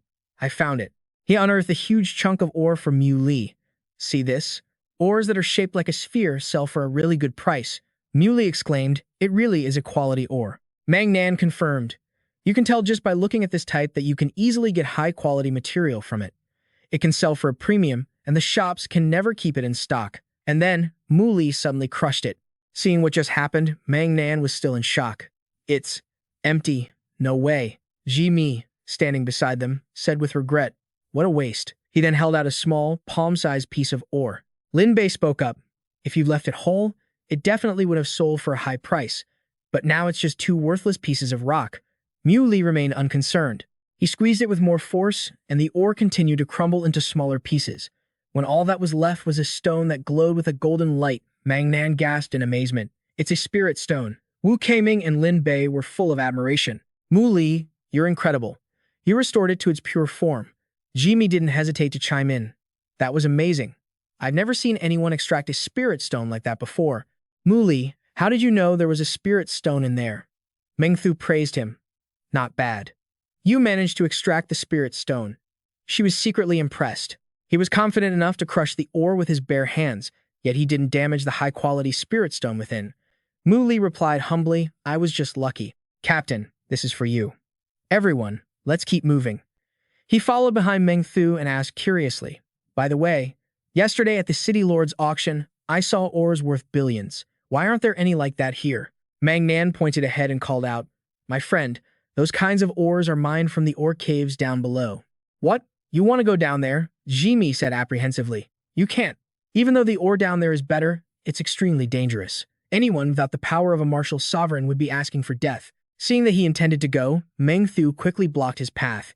He said, "Everyone, I'm just going to take a look, don't worry." Only then did Meng Thu step aside. "I trust that you know your limits and won't be reckless. Be careful." Jimmy said worriedly, "Captain, what if something happens?" Meng Thu cut her off. "Jimmy, he's not like Xiao Wu." Jimmy relented. "All right then." She hoped he would be extremely careful. Mu Li immediately checked and found that the spirit stones down here were indeed much more plentiful than above. The Star Ascension art isn't primarily for soul cultivation, so it's still weak for prospecting ores. If I rely on it here, my success rate will be too low. He might as well call out Xiao Bai. "Come on out, this place is interesting." A sleepy Xiao Bai emerged, stretching. "What did you call me for? It's not another terrifying old man, is it?" Mu Li denied it. "There's no old man. I called you out to scout ahead." Xiao Bai looked around fearfully. "It's too dark. I'm scared." He saw that she was about to bolt. He decisively grabbed her by the head. "You're a ghost, and you're afraid of the dark? Come on, use your technique and help me see if there are any treasures around here." Xiao Bai was skeptical. "Treasures? It's pitch black all around. What am I supposed to see?" He replied, "This is just the entrance to the cave. It's normal for there to be nothing here. Let's go. We'll head in a little deeper." Xiao Bai asked, "Mu Li, where are we?" He explained, "This is the secret realm of the underground ancient city. We're inside an ore cave." Xiao Bai made a discovery. "Wait, Mu Li, there's a light coming from here." She pointed to the wall in front of them. "Right here, just behind this." Mu Li phased his hand straight through the wall to investigate. He then continued his journey, digging for spirit stones in that spot. It wasn't until he saw a spirit stone glowing with a purple light that he stopped to examine it. This spirit stone is huge. If you converted it to cash, it'd be worth hundreds of billions. Xiao Bai proudly exclaimed, "So, I'm pretty useful, right?" He replied, "I guess so. At least you're not completely useless." Xiao Bai wasn't having it. "What do you mean, I guess so? Would it kill you to praise me just once? Don't think I don't know what you're up to. You womanizer. The moment I was stuck in the jade pendant, you went and seduced two beautiful girls." Just then, a loud thud echoed as a beast with blood-red eyes began observing them. Mu Li explained, "Womanizer? What are you talking about? It was just a coincidence that I joined their team to explore this secret realm together, that's all." Xiao Bai refused to believe him. How could it be such a coincidence? Those two girls are gorgeous. It was only then that he noticed the creature's presence. Wait, there's something there. The moment he spoke, it charged straight at him with enough force to slam him into the wall. Xiao Bai watched the cloud of dust rise and anxiously called out, "Mu Li, are you okay?" Pinning the beast with one hand, Mu Li replied, "I'm fine." "How does this thing have so much power?" The beast thrashed wildly, as if trying to break free from his grasp. Xiao Bai was so scared she could only stand there frozen, her mouth agape. The beast was held so tightly by him that it could barely breathe, its soul nearly squeezed from its body. From the entrance above, Jimmy asked Mu Li, "What's going on?" "Are you okay?" Mu Li advised, "Xiao Bai, go back to the jade pendant for now." She took offense. "What? You cast me aside after you're done using me." He thoughtfully observed the beast. "This might be useful." Never mind, I'll take it with me. Not hearing a reply from Mu Li, Ji, who was standing above, grew a little worried. Why is it so quiet? Could something have happened to him? Just then, he shot upwards, the gust of wind so strong it knocked her backward. Mu Li announced, I'm back. Jimmy stared in disbelief at the thing in his hand. Meng Nan recognized it as a sky-rending vulture. Mu Li, how did you catch it? He simply said, I strangled it. His words made Meng Nan tremble in shock. Impossible. The legends say only a great martial grandmaster can kill one. How could you possibly kill it? Could you be a great martial grandmaster? Mu Li had to lie to get through this. Of course not, I was just kidding. I heard a loud noise in the cave, went to check it out, and just happened to pick this up. Inside, Xiaobai sarcastically called Mu Li a liar. Everyone was discussing the sky-rending vulture he was holding. I had my doubts. How could you possibly have killed it? So you didn't commit a heaven-defying act after all. There are many creatures with terrifying strength in the mines. The sky-rending vulture probably ran into something stronger that killed it. Meng Qiu revealed, that's lucky. At the City Lord's mansion, I saw an exchange price list. One sky-rending vulture can be traded for a high clan-level shop. Meng Nan gasped in admiration. Brother, you struck it rich. She urged them, don't just stand there in amazement. Let's hurry and get the ore, then we'll head back. Wu Kaiming, you go out and control the puppet first. We'll be right there. A minute later, the group was out of the cave entrance. Meng Qiu summarized briefly. This was a pretty good haul. Everyone worked hard. Mu Li spoke up. Captain Meng, I have a question. Are other secret realms similar to this one? Meng Qiu denied it, not at all. The ancient underground city has a total of 12 secret realms, and each one is unique. The more resources available, the higher the danger level. Before the 6th level secret realm, the danger level is the same, but from level 6 onwards, the danger increases significantly. The Huangfu family once organized a team of 7 martial grandmasters. The pioneering expedition combined 21 high-level martial grandmasters, but they only made it to the 9th level secret realm before suffering a crushing defeat and being forced to return. After that, all the major powers of the ancient underground city joined forces to explore it once. After they came out, they sent out a notice telling everyone that from that day on, no one was to enter the 9th level secret realm. From then on, all expedition teams operated entirely in secret realms from level 6 and below. It's extremely rare for a team to even enter a level 7 secret realm. Mu Li noted that if the later secret realms were that dangerous, the items inside must be incredibly valuable. She confirmed. Of course, the Huangfu family's most prized treasure was retrieved from the 8th level secret realm. He silently calculated, it seems I should also set aside some time to stroll through the later secret realms and find some items for the shop. It was only then that Jimmy noticed, where is Wu Kaiming? Why don't I see him anywhere? Meng Qiu also looked around, searching. He was just here a moment ago. He couldn't have gone far. Suddenly, something to her side made her gasp in horror. Wu Kaiming was lying unconscious on the ground, spitting up blood. Meng Qiu roared in anger. Who did this? From the distant trees, a voice rang out. Since you asked so sincerely, I will graciously tell you. Zhang Bang stepped out and shamelessly admitted. I did it. Jimmy immediately reached for the sword on her back, ready to fight. He approached and asked, Beautiful Ms. Ji, we meet again. I wonder if you like this little welcome gift? Seeing his shameless attitude, Meng Nan exploded with rage. I'm going to kill you. Suddenly, a torrent of fire washed over his feet, engulfing him in raging flames. Meng Nan realized it was fire poison. Zhang Bang threatened, This is fire poison used in a 3rd level secret realm. It's made from the fat of a fire-poisoned beast. Once you touch it, you'll be burned to ashes. If you know what's good for you, you'll listen to me obediently. Maybe then I'll leave you a path to survive. Jimmy cursed furiously. You despicable bastard. Meng Qiu connected the events and asked, The small groups that mysteriously disappeared in the secret realms before, that was your doing? At this point, Zhang Bang didn't bother to deny it. That's right, it was us. You two want to mess with me? I'll make sure you die a little later. Jimmy replied with contempt, You vile scum. Dream on. I would rather die. Hearing this, he showed no more mercy. You refused the easy way, so now you'll get the hard way. Open fire. Kill all the men. Keep the women. The sound of gunshots echoed through the forest. They fired relentlessly at Meng Qiu's group, but their figures stood tall and unshaken. Zhang Bang suddenly interrupted. Stop. He was stunned. What's going on? Why haven't they fallen? One of the men shouted, B-boss, he's here. Seeing Mu Li step out of the fire poison, he was dumbfounded. Seeing the bullets in Mu Li's palm, he was even more horrified. He can catch bullets? The bullets rained down from his palm onto the ground. A cold voice came from Mu Li. Nothing is impossible. Zhang Bang hastily gave the order. Fire, keep firing at him. I refuse to believe he can't be killed. Jimmy was enraged by their actions. These bastards. Meng Nan realized Mu Li was being careful. He's using his spiritual energy to control the bullets, stopping them in midair. He had just finished his sentence when he said, "A release of external qi." Jimmy, at his side, continued, "Is he a martial grandmaster?" Mu Li returned all the bullets to their original owners, and the fire was extinguished. Screams of agony erupted from the other side. "My leg." Jimmy exclaimed joyfully, "Captain, we're saved," she said. "Now it's our turn." The whip in Meng Qiu's hand cracked as her voice turned sharp. "Teach these scumbags a lesson. Avenge Wu Kaiming. Make them pay with their lives." At this point, only the desperate pleas of the once arrogant group could be heard. "Don't kill me. I don't want to die."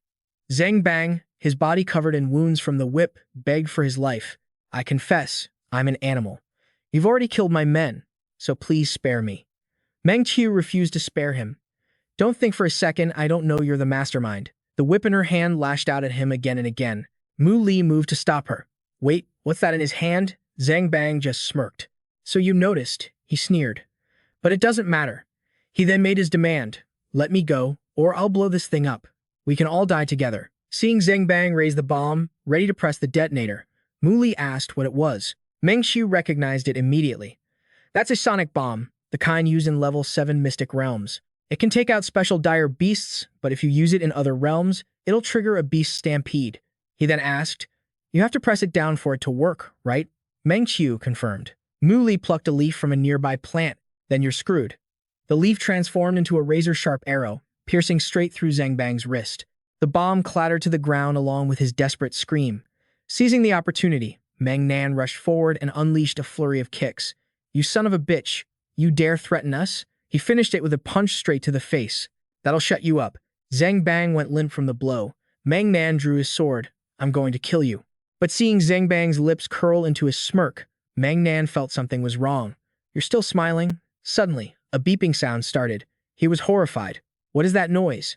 Zhang Bang's face was filled with smug satisfaction. Jimmy realized it instantly. He has another one." Zhang Bang gloated. "Let's all die together." Meng Qiu's whip cracked against him. "Shut your mouth," she commanded the others. "The bomb is armed. Don't worry about anything else now. Run for the exit with everything you've got. I'll cover the rear." Jimmy said worriedly, "No way. We can't lose you. Besides, we'll never make it." The beasts snarled as they charged toward them. Meng Qiu quickly made a decision. "Mu Li, you're the strongest one here. We have to get you out, even if the rest of us die." Meng Nan agreed. "She's right. Mu Li, you're a martial grandmaster. You have the best chance of getting out of here, even if our entire team is wiped out. If you make it out, can you please take these medicinal herbs to my family for me? With our level of strength, there's no way we can escape this. Please, take them." Jimmy also started to say her last words. "I also want to ask you to send a message to my father," but Mu Li cut her off. "What's the use of being so pessimistic? Who said you're all going to die?" He then created a protective barrier, enclosing them within it. "None of you need to lift a finger. Just stay inside the barrier." Zhang Bang couldn't believe his ears. "You idiot. Stop struggling. Just die with the rest of them." The pack of dire beasts was closing in. As they got a clear look at them, the team panicked. "This is bad. They're the demon wolves of this realm." Meng Qiu pleaded, "Mu Li, you have to run. You're no match for them." Zhang Bang gloated as he watched them. "None of you are getting out of here today." But Mu Li just gathered his spiritual energy, ready to fight to the death. "If I can't run, then I'll just have to kill them all." Zhang Bang thought he misheard him. What? Kill them all? Who do you think you are? A god?" All by himself, Mu Li charged straight into the pack of demon wolves. With every blast of spiritual energy he unleashed, demon wolves fell, unable to survive the blow. The remaining wolves howled wildly, watching him with extreme caution. As they growled and crept forward, he thought to himself, "They're strong, I guess, but still far too weak. Looks like there's no need to hold back." Ribbons of spiritual energy, sharp as blades, sliced through the entire demon wolf pack. In the blink of an eye, the whole pack was annihilated. Zimi was more certain than ever. "Brother Mu Li, are you sure you're just a martial grandmaster?" Meng Nan gasped in shock. "That's terrifying. He's too strong." Suddenly, from a high perch, the alpha wolf let out a howl. Meng Qiu called out to Mu Li, "Look over there. The pack is following the alpha's command to attack. You just have to kill the alpha, and the pack will scatter." He casually dispatched a few wolves near him. "It's nothing worth talking about." Meng Qiu didn't understand why he was ignoring the alpha. What was he trying to do? The other wolves charged down the mountain, only to be cut down one after another. The alpha wolf was momentarily stunned. Jimmy exclaimed, "Only the alpha is left." She thought to herself, "I doubt even it is a match for this monster." But Zhang Bang was still in disbelief. How? How is this possible? This is the demon wolf realm. A blast of spiritual energy flared up like a searchlight. A huge hole was blown straight through the alpha wolf's chest. Jimmy's eyes were filled with admiration. He's so cool. But Zhang Bang was still clinging to hope. Don't get cocky. This was just the first wave. There are much stronger things on the way. A thundering beast tide began to move in. It was the most powerful group of demon beasts in the entire realm. He paid them no mind. A large number of them doesn't change the fact that they're just ordinary beasts. A rumbling sound echoed from the edge of the forest as the pack slowly came into view. Meng Nan was terrified. How are there so many? Can he really handle all of them? Meanwhile, Muley just felt encumbered. This gear is getting in the way. He decisively stripped off his armor. A colossal elephant raised its foot, planning to crush him like an ant. With a massive boom, the elephant's foot slammed down, cracking the very earth. Jimmy cried out Muley's name in shock. Meng Nan was just as stunned, only able to yell, "Brother Muley." The elephant froze for a moment when it saw something emerge from the dust. It was Muley, holding tightly onto its trunk. With sheer human strength, he grabbed the trunk and swung the massive elephant. The elephant was instantly hurled into the pack of dire beasts, plowing a long line through them as it was flung into the distance. The team was dumbfounded. Is he even human? He's like a demon god. Wave after wave of dire beasts came thundering in. It really wasn't over. The entire horde swarmed Muley. Dust and smoke filled the air. They were sent flying into the sky by his punches. Muley was taking them all on by himself. A single one of his punches was more than enough to send these demon beasts back to the earth. Meng Nan's jaw dropped in amazement. He's just too strong.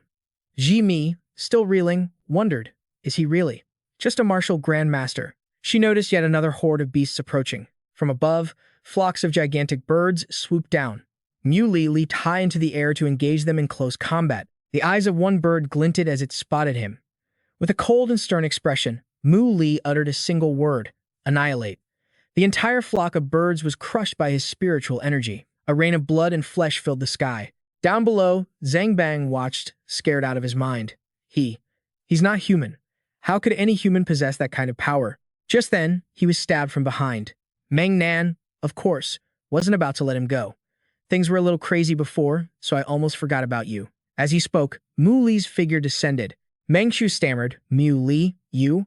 Muley cut her off. Shouldn't you be tending to your fallen comrades first? This isn't the time for questions. We can talk after we get out of here, he replied.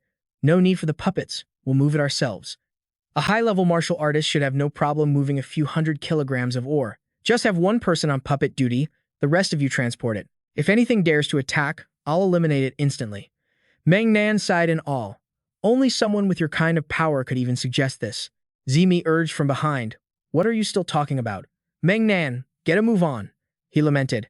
If only we could follow him every time we enter a secret realm. Jimmy was also hopeful. Who knows, maybe we can. Looking at their bulging storage bags, Meng Q was satisfied. This has been a massive haul. She held a grudge, thinking, I'm not just going to let what happened to Lin Bei go. I will definitely report this to the Martial Alliance so the clan coalition can hold them accountable. Muley, we need to get this ore back, so we'll be on our way. As for his ore, he replied, don't worry, I have my own way of dealing with it. Meng Xiu turned to her members. All right, everyone, pack up. We're heading back. Muley sized them up. Though this team isn't very strong, they're principled. They might be worth recruiting. Just then, his men arrived from behind, greeting him. Guild leader. Muley gave his command. Move the ore from the back to our shop. He was suddenly taken aback when he saw their gear. Both of them were wearing masks. They explained, Guild leader, we're new here. If we operate openly under the North Deep Guild's name, we'll be easily overthrown and won't be able to do business. The two of us have been seen before at the Jiang family's estate in Jiangjing. It's the only way to keep from being recognized. He questioned them, what's the big deal about using the North Deep Guild's name? If you don't, you'll just get pushed around anyway. Old Lee removed his mask and said, Guild leader, we can move the dozens of tons of ore into the shop today. We're ready for the grand opening whenever you are. Muley replied, no rush. Wait a few more days. You two head back to the shop and await my orders. I'm going to go generate some hype for our store. Old Lee was baffled. Generate some hype? He wondered. The guild leader's plans are always so hard to predict. In the commercial district of the underground ancient city, someone saw Mu Li walk into a shop. Isn't that Mu Li, the one who set the record in the ancient tower? He's a true generational talent. The shopkeeper greeted him. Welcome, young man. How can I help you? Whatever you need, we can provide. Mu Li simply said, stone gambling. The shopkeeper showed him the way in. Inside, the shopkeeper was thinking, hey, I didn't even have to look for trouble with you, and you just walked right through my door. Kid. Mu Li picked out a few stones in succession. This one, and this one. Hey, get someone over here to cut these open for me. A man from the crowd came forward in surprise. Huh? Is someone actually playing with waste stones? He leaned in and asked, hey brother, you new to this? Instead of answering, Mu Li asked directly, where is the stonecutter? When Mu Li turned around, the man realized who he was. The entire shop gasped in shock. Mu Li? Why is he here? Isn't he supposed to be with the Mu family for the New Year festival? Why would he come to a stone gambling den? Mu Li ordered, stonecutter. Cut these stones for me, now. The shopkeeper cut him off. Wait a moment. Young Master Mu Li. These black waste stones are only good for decorative gravel. You must know that, right? He thought with disdain. And here I thought he was some kind of master. Turns out he's just an arrogant kid making a lot of noise. The other customers erupted in laughter. To think the great genius would make such a public fool of himself, Mu Li paid them no mind. I want these. Name your price. This sent a ripple of murmurs through the crowd. What is he thinking? A peerless genius wouldn't be this dumb, would he? Did he leave his brain at home? What a gambling fool, the shopkeeper said. Young Master Mu Li, these black waste stones are genuinely worthless.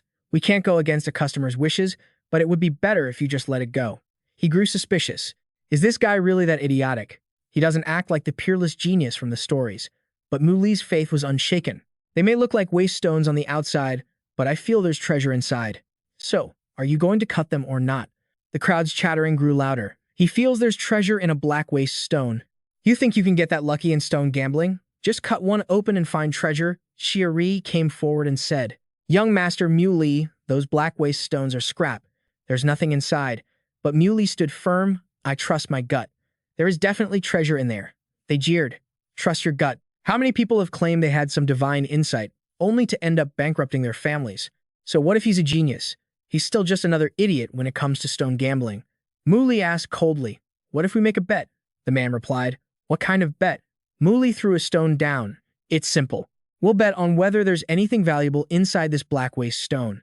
The man answered confidently, oh, there are lots of things in black waste stones. Sand, weeds, all kinds of vegetation. Doesn't that mean you've already lost? Mu Li clarified. I bet that whatever is inside this stone is worth 1,000 times its purchase price. Xi scoffed. The cheapest gambling stone costs 6 figures. Are you telling me you expect to find something worth billions or even tens of billions in that piece of junk? Who's the idiot here, me or you? What are the stakes? Mu Li replied, the loser has to streak down Qingyun Street. Now, cut the stone. The shopkeeper began to calculate the price, 200,000 for one piece. That's 1 million for 5 pieces. I'm still not buying your act, kid. Go on, keep up the defiance. You want to get naked? This will be interesting. He ordered the 5 black waste stones to be moved to the center of the courtyard. The stonecutter asked, how do you want me to cut it? Mu Li directed him, start from the middle. The man sharpened his blade with a loud shing, getting ready to strike. One swing of the axe split the stone in half. There was nothing inside. The crowd murmured, not even a weed, and he really thought he'd get something. Mu Li ordered, keep cutting. The stonecutter tried to reason with him. With all my years of experience, I can tell you there's no treasure in any of these stones. He thought regretfully. The kid's reputation is about to be destroyed. Xiaori reminded him, hey, genius, don't forget about our bet. Mu Li insisted. No, you can cut it more. The stonecutter decided to try again. Fine, I'll give it another cut for you. He looked on, anticipating how this would turn out for the boy. The crowd stared in astonishment at the tiny shards of rock. They'd already cut the waste stone into 40 pieces, an impossible feat in itself. Mu Li ordered him to cut again. The stonecutter heard this and was aghast. What? Are you crazy? We've gone through 40 pieces and found nothing. These are just normal black waste stones. They can't be cut any smaller. The shopkeeper chimed in to persuade him. Young Master Mu Li, there's really no point in continuing. How about you just call it quits? Xiaori sneered. What's left to cut? Any more, and you'll just have a pile of gravel. Why are you making it so hard on the stonecutter? Others chimed in. Yeah, you're the famous genius of the ancient city, for crying out loud. Don't go too far. Otherwise, people will look down on you. 1 million isn't that much. Just buy a training course and stop messing around. He decided to do it himself. A stonecutter's greatest sense of accomplishment comes from that single downward chop, the sound of the stone shattering. The stone splitter was stunned. From a worthless stone comes a treasure that others covet. The spirit stones flew into the air, and he collected them all. It's a shame you didn't seize the opportunity. Looking at what was in the young man's palm, they gasped. Low-grade spirit stones, and 2 of them. The shop owner was dumbfounded. What the hell? Muli pointed to the large stone next to you. What are you still standing there for? I want this stone slab, too. Name your price. The others heard the unusual tone in his voice. The shop owner explained, Young man, that's just an ordinary rock. It was already here when we rented this shop.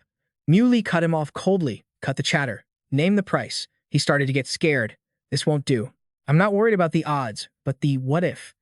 I have to keep this slab in the shop. The owner refused. Young Master Muli, this slab isn't classified as a stone material. It doesn't even have a valuation. We really can't sell it to you. Someone else interjected. Not a stone material and has no valuation, you say? So those 5 black waste stones from earlier also cost him $1 million. The crowd angrily accused the shop owner, saying he was afraid Muli would succeed and was trying to take it for himself. They're the prestigious Mu family. How could they be so shameless? It's just a stone tablet. What's the big deal giving it to Mr. Muli? If someone wants it, just follow the rules. You can't just bully customers because you're a big shop. Doesn't everyone agree? Xiaori thought he needed to make a big scene so Mr. Muli wouldn't notice their bet. Otherwise, I'll have to run naked for a lap on Qingyun Street. If you don't sell it, we'll report you to the Lord of the Ancient City and have your shop shut down. The shop owner finally gave in. I'll sell it. Fine. He named a sky-high price, Mr. Muli. This tablet isn't worth much. Just give me 10 million and we'll call it even. Someone cried out for him. 10 million? Why don't you just rob him instead? Muli wasn't bothered. All right then. Just like before, charge it. I'll open this one myself. He knew where the secret lay. Cutting stones is a technical skill, not as easy as killing a martial monarch. His jade cotton palm struck the stone tablet directly. The stone tablet began to crackle and split, with fissures appearing one after another. Someone caught a whiff of the air. This smells amazing. He's definitely about to open a masterpiece. Seeing the strangely shaped object in Muli's hand, everyone was stunned. What is that thing? It looks like some kind of fruit. He was surprised too. A life-extending fruit.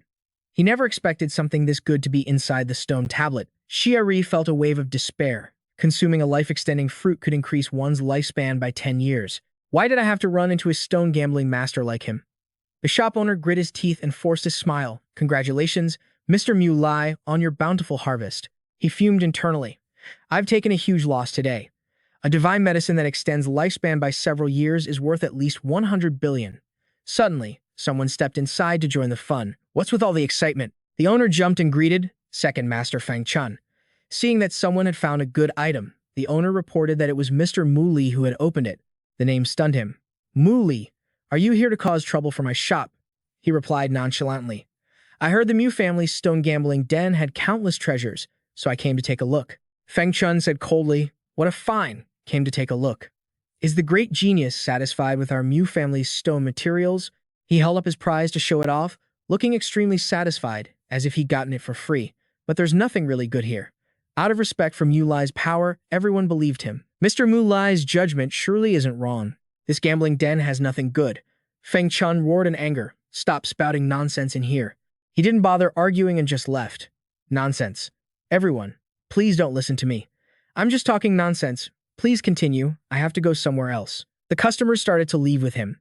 Could the words of a stone gambling master be fake? Let's go too. Fangg Xi called after Muli through clenched teeth. The shop owner behind him quickly advised. Second master, please, don't be rash. He slapped the owner in anger. Rash my ass. It's not like I can beat him. A bunch of useless fools. Hurry up and cut open every single decorative black waste stone for me. Over at Muli's shop on Qingyun Street, Mengnan and Zimi were marveling at his fortune. I can't believe Muli was hiding his skills so well. This is huge. Old Li came out to greet them. Everyone, please follow me. The alliance leader is in the backyard stone gambling area. Meng Qi wondered why they weren't selling anything here. He replied, It's not that we're not selling, it's that we've already sold out. Meng Qi was shocked. Sold out? The last batch was restocked at noon and was completely cleared out in less than 2 hours. She asked again, Then why are there still so many customers in the shop? Meng Nan knew exactly why. It's the stone gambling. Muli called them over. Has the matter of the Allied Protector Squad been explained to everyone? Meng Qiu confirmed that it had. The Alliance leader himself has instructed that from now on, our squad will serve only the Mu Li shop. He laid out the benefits and requirements. The annual salary is 50 million. Each person will be equipped with a protective artifact I crafted that can block an attack from a martial monarch. Every time you set out, I will map out a safe route. Any herbs you gather belong to you. But the Limu shop has the first right of purchase. Besides these terms, do any of you have other conditions? You can bring them up now. She silently assessed him. The person the Alliance leader approved of is indeed generous. The three of them, Lin Bei, Meng Nan, and Ji Mi, all stared blankly at Mu Li. He had to snap them back to reality. Why are you looking at me? Are the benefits not good enough? Ji Mi thought to herself, who could have ever imagined this? When we came out of the secret realm, I thought he was a newbie, but it turns out he's someone we can depend on. Thankfully, he's still Mu Lai. They quickly replied, it's enough. Working for Mr. Mu Lai, we'll be set for life. From now on, we'll just follow Boss Mu Lai and get rich. A large crowd of people arrived in front of Mu Lai's shop. Meng Qiu recognized many people from the Zhu family and even the Yan family. Among them, Zhu Li spoke up. We're here to talk to Mu Lai. What right do cripples like you have to interfere? Shu Liang immediately shot back at him. Mr. Mu Lai is the person I respect the most. I won't allow you to insult him. Mu Lai recognized him. It's him, Shu Liang of the Shu family. Why is he here? Zhu Li sneered at Shu Liang. You should worry about yourself first. Did a one-armed cripple come here looking to die? Jimmy exclaimed angrily. You've gone too far. Mu Li held her back. Don't be hasty. He won't lose, trust me, he noted with interest. It's been a while. Shu Liang has gotten much stronger. Shu Liang drew his sword. I'll return those words to you. Worry about yourself first. Seeing him charge forward, the other man was still in a daze. What? A slash came down in an instant, followed by a second that put his opponent in a difficult position. Zhu Li's entire body slammed to the ground in pain. Meanwhile, Shu Liang stood firm and steady on the opposite side. He thought to himself, his blade is so fast. Zhu Li accused, you sneak attacked me. You call yourself a hero? Shu Liang retorted, who said I was giving you the first move. He felt humiliated and was left speechless. Shu Liang's blade slashed forward. Less talk. The two of them clashed, their swords locked in a struggle. The sharp clang of blades echoed through the street. Shu Liang was still full of fighting spirit. Even with only one arm, he was more than a match for his opponent. A sword slashed past Zhu Li's body. He growled, I'm going to kill you. He immediately raised his sword, but Shu Liang still managed to parry it. He could even casually dodge his opponent's next strike. Shu Liang's mocking tone rang out. Too slow. Zhu Li suddenly felt a sharp pain. One of his slashes had landed on the man's arm. Zhu Li screamed in agony, my arm. Seeing this, the onlookers were horrified. He crippled Zhu Li's arm. Brothers, let's rush him and teach him a lesson. Let's go. Mu Lai stepped out to help at just the right moment. You dare to make a move in front of my shop? Do you think I'm a nobody? Shu Liang came to my side. Hearing me say his name, Shu Liang was touched. Lord Mu Li, you still remember me. Mu Li replied, I taught you my blade techniques. Of course, I remember your name. This man is my subordinate. Who among you dares to touch him? Zhu Li thought resentfully. This piece of trash is actually his subordinate. Looks like I can't get my revenge. Just then, a third party interjected with a serious face. The great genius, Mu Li. What a grand display. Everyone here just wants some justice, yet you directly ordered your subordinate to attack. Someone in the crowd asked in surprise, why are you here? Mu Li's expression darkened. Her? I am from the Mu family. My name is Yan Mo. Mu Li, naturally not knowing her, asked who she was. She introduced herself. My surname is Yan, and my name is Mo. The surrounding crowd murmured in awe. So that's the wife of the Mu family's second master. She's beautiful. He politely said he'd heard of her, but inwardly, he knew this woman held all the power in the Mu family. What a phony. She feigned humility. Sir Mu Li, you know of a mere wife like myself? Mu Li maintained his polite facade. Your reputation precedes you. I've heard of you for a long time. It's said that the men of the Mu family are all useless, and everything is controlled by a woman from an outside clan. But Yan Mo continued her act as a weak woman, saying, You flatter me, Sir Mu Li. I am merely a weak woman doing my small part for the family. He answered bluntly, Is that so? Allow me to be direct. My business is a major affair, not something a woman can handle. She replied sorrowfully, Why must you be so threatening? I only came here to resolve the conflict, yet you take all your anger out on me. That's a bit ungentlemanly. The gossiping crowd was completely moved. So beautiful, so heart-wrenching. Jimmy watched, disgusted. She really knows how to play the victim. Most men can't resist that kind of woman. Muli asked curiously, then how do you propose we resolve this? Yanmo reminded him. Your shop is thriving, and I sincerely congratulate you. But before this, you used stone gambling to destroy the reputations of several other shops. That was going a bit too far. Now, the shops of the three great families have been forced to close. Hundreds of employees now have no way to feed themselves. Shouts rose from the crowd. That's right. He's gone too far. Does he expect anyone else to make a living? Yanmo concluded, I don't believe you wanted things to turn out this way. I think there must be some misunderstanding, right? Meng Qiu was impressed. In just a few sentences, she shifted all the blame onto Mu Li. This woman is truly no simpleton. Zhu Li interjected. Isn't this exactly what he wanted? That's why he had his subordinate cripple my hand. Sister Yanmo, you can't sympathize with this tyrant. Jimmy shouted angrily. Have you no shame? You were the one who insulted Zhu Liang first. Xu Liang added, insulting me is one thing, but you cannot speak ill of Lord Mu Li. He asserted, everything I said is the truth. He plotted his stone gambles, tricked everyone into calling him the stone gambling saint, and claimed my shop had no good stones. Also, his own shop could profit from the chaos. Mu Li spoke up. That's enough? Zhu Li sneered. What's wrong? Did I strike a nerve?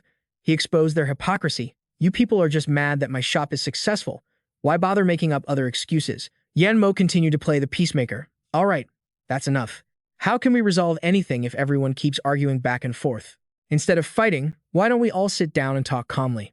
How about this? I will mediate, and I hope everyone present can resolve this matter completely. Sir Muli, what do you think?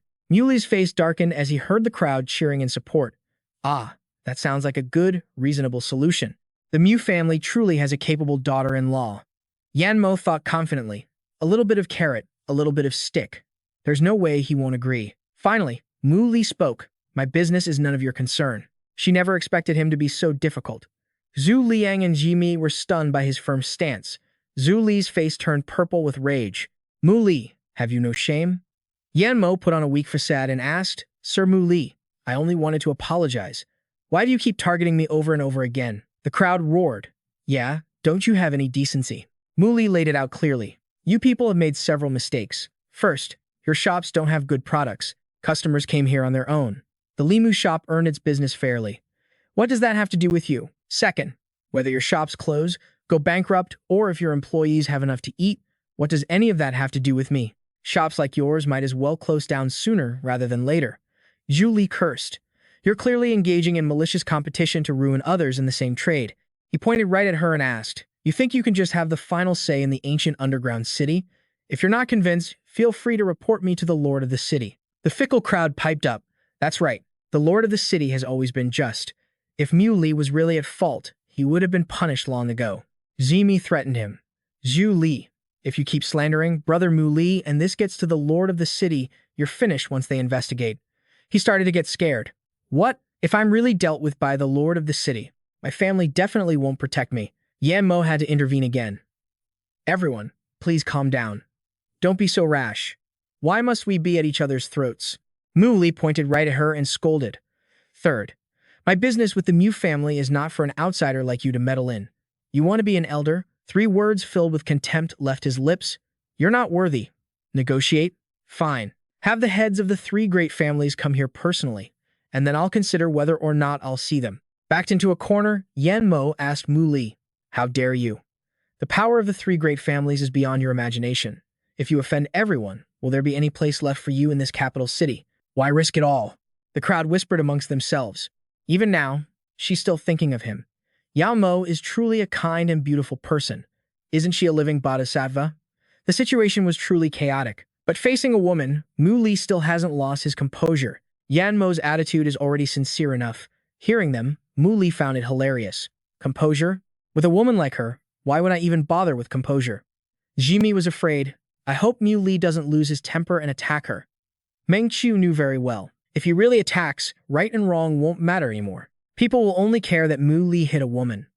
Yanmo called out, Sir Mu Li. She herself was waiting for it. Go on, hit me. Then the 3 great families will have a legitimate reason to mobilize. Seeing Mu Li step forward, she feigned fear and asked, Sir Mu Li, what are you doing? Inwardly, she was anticipating his strike to complete her act and launch another powerful attack. I'm not so weak that I can't take one hit. As long as I can dodge it, I'll be safe. Mu Li's eyes were sharp and cold as he asked, "Are you threatening me?" Yan Mo's expression changed drastically, and her whole body began to tremble as she realized she couldn't move. He whispered softly in her ear, "The Yan family, the Mu family. Now that I'm making my move, who can protect you? Your little act has no effect on me, so don't waste your energy." Yan Mo thought to herself, "You? Just who are you?" Her legs went weak, and she collapsed to the ground. He then announced that in 4 days, the Mu Li shop would hold its first auction. In addition to the previously rumored life extension pill, there will also be a realm-breaking pill at the auction. If there's nothing else, you're all dismissed. His words sparked a wave of excited chatter. The news about the life extension pill is true. It's a spirit medicine that can directly extend one's life by 15 years. It seems the rumors were true. The Mu Li shop really has a legendary pill master. Someone boldly asked, "Excuse me, Mr. Mu Li, what exactly is a realm-breaking pill?" Mu Li replied, "Oh, it's nothing major. It just allows the user to directly break through to the next major realm, including advancing from a high-level realm to martial venerable." Jimmy asked, "Sister Meng Q, have you ever seen a pill like this before?" She replied that she'd never even heard of it. The crowd was still buzzing. A single realm-breaking pill can really let you ascend directly to martial venerable. Does such a miraculous spirit pill really exist in this world? With this, the Mu Li shop was on its way to becoming the top store in the ancient city of Chuyu. Jolie couldn't help but ask, "Mu Li, what did you do to Sister Yan?" She warily ordered, "Don't say another word. Let's just go back." Mu Li swore that this was only the beginning. Sooner or later, he would personally crush the Mu family. When the two of them were alone, Mu Li finally asked Shu Liang, "Why did you come to the underground ancient city?" He handed a letter to Mu Li. "Lord Mu Li, Miss Linger asked me to deliver this letter to you." Linger had poured her heart out into a long letter for him. After reading it, Mu Li praised him. "Good, you came at the right time. At the very least, you can protect yourself now." Shu Liang confessed honestly, "Actually, I came for my own selfish reasons too. You understand what I mean about your blade technique, don't you? When you attacked earlier, your tyrannical blade arts had already reached the minor success stage. How long have you been stuck at this level?" Shu Liang admitted, "Yes, and it's not just my blade technique, but my martial arts realm as well." He demonstrated, unleashing a surge of spirit energy that swirled around him in a fiery aura. Meng Qiu and her friends stared wide-eyed, sensing the immense power of his energy flow. "A half-step martial venerable. Bro, that guy's a beast. Being a half-step martial venerable already makes him a genius. So many people get stuck at the high-level martial artist stage their entire lives. Any progress beyond that is incredible. How can someone just break through whenever they want?" Mu Li revealed. "For others, it might be harder than ascending to the heavens, but for him, all he needs is the right opportunity. What he lacks is experience. The tyrannical blade arts are primarily for killing, focusing on fueling battle with more battle. From now on, Shu Liang, you will follow Captain Meng Qiu to explore the secret realms." Shu Liang went to greet her. "Captain Meng Qiu," she politely said, "let's work well together." The brawny guy happily slung an arm around his new teammate. "This is great. We have another strong person to rely on," he said humbly. "Not at all, not at all. I hope to learn a lot from everyone." In the blink of an eye, the day of the shop's grand opening arrived. Old Li, wearing a mask, stood in the middle of the stage and announced, "Thank you all for taking time out of your busy schedules to attend the first auction of the Mu Li shop." An attendee compared, "The auctioneers at other shops are always beautiful young women. The Mu Li shop is the opposite. Not only is he an old man, but he's also covering his face. Who's going to get excited over some old guy? But we have no choice. They're the only ones with the good stuff. The Mu Li shop is really putting on airs now." Old Zhang reported to the young master, "The underground ancient city has never been this lively. The realm-breaking pill has driven the martial arts world of the imperial capital into a frenzy." He replied nonchalantly, "That's normal. Throughout history, countless peak martial artists have been stuck at the final step. A martial venerable cultivation technique can sell for an astronomical price, so a realm-breaking pill is even more desirable." Old Zhang added, "The heads of the Yan and Zhou families are also here. They said they'd like to pay you a visit after the auction." Yan Mo was there too. He was surprised by her nerve. "She still dares to show her face?" Old Zhang revealed, "It's also for the realm-breaking pill. I heard Yan Mo sold off many of the Mu family's assets." Mu Li sneered, thinking to himself, pinning her hopes of ascending to martial venerable on an external object. Is this really the so-called true dragon's heir of the Mu family? He began to plot against them. "Such tasty bait has been delivered right to my doorstep. It would be a shame not to kill her. I'll find a chance to make her disappear." Up on the stage, Old Li presented the first item. We won't waste any more time. The main event of the night, the life extension pill, capable of increasing one's lifespan by 15 years. The starting price is 2 billion. The price was continuously driven up. 2.5 billion. All bid 3.5 billion. 4 billion. 5.5 billion. A major figure finalized the price at 7 billion. Seeing who had just placed the bid, no one else dared to follow. We give up. Muli was curious why no one else was bidding. The price of the life extension pill shouldn't stop there. Old Zhang explained the person's identity. Young master, that's the representative of the Huangfu family. Even though the life extension pill is very expensive, if the Huangfu family wants it, no one dares to disrespect them. Old Li's gavel came down with an announcement. Sold. He then unveiled the next item. And now, we finally reached the main event of today's auction, the realm-breaking pill. There is only one available. The starting price is 6 billion, and each bid must increase by no less than 5 billion. Everyone clamored to bid. 8 billion. 9.5 billion. I bid 10 billion. Yan Mo raised the price to 15 billion, but Lian Rong went even bigger. 18 billion. Yan Mo was determined not to lose. Wu Ming is here too. I must get this realm-breaking pill. Mu Li knew his chance had come. He ordered old Zhang, go and tell Mr. Lian something for me. He obeyed. Yes, young master. Yan Mo gritted her teeth and raised the price to 19.5 billion. Lian Rong, refusing to back down, immediately countered 20.1 billion. Old Zhang peeked out from behind and called, Lord Lian, wait a moment. He was surprised. Elder Zhang, is there something I can help you with? He replied, the young master asked me to pass a message to you. Old Zhang whispered the plan to Lian Rong, who indicated that he understood. Lian Rong agreed to follow the plan. That's perfect. I will definitely do as you say. He marveled. Is Mu Li really that certain? Old Zhang replied, of course. I've witnessed my master's godlike foresight with my own eyes. Yan Mo raised the price to 20.5 billion. She was annoyed. So, Mr. Lian wants to compete with me. How irritating. Lian Rong pushed the price to a staggering 24.5 billion. Old Li announced, is there anyone with a higher bid? Yan Mo's face turned pale with fear. What? It's already almost 30 billion. This is far beyond my predictions. Old Li announced, 24.5 billion, going once. She considered how last time, when Year tried to seize the tower, he was humiliated by Mu Li and suffered a cultivation deviation, making it impossible for him to break through to Martial Venerable. Right now, only the realm-breaking pill can help me break through to the Martial Venerable realm. The announcement rang out, 24.5 billion, going twice. Lian Rong was waiting. Bid more. Bid more. Mu Li had told him, as long as we trap her, I'll get a realm-breaking pill for free. But was Mu Li really so sure that Yan Mo would keep bidding? Even though the realm-breaking pill was good, it didn't seem to be worth that price. Old Li announced, 24.5 billion, last call. Is there anyone else? Furious, Yan Mo raised the price to 25 billion. Lian Rong's face lit up as he thought, she really did it. She grit her teeth and placed the final bid. I'll pay 25 billion. Old Li was shocked. Someone was actually offering 25 billion? He'd struck it rich this time. Gasps of amazement echoed throughout the room. As expected of the Mu family, they're truly powerful and so generous with their bids. Old Li slammed the gavel, 25 billion, sold. Congratulations to Miss Yan Mo on acquiring the realm-breaking pill. Today's auction is now concluded. I hope everyone will visit our shop often in the future. We have tons of treasures and tons of deals at the Mu Li shop. Seeing Old Li try to act all cutesy made the guests want to puke. Can you please stop acting like that? After the auction, everyone was buzzing about how generous Yan Mo was. They all admired Mu Yi for having such a great mother.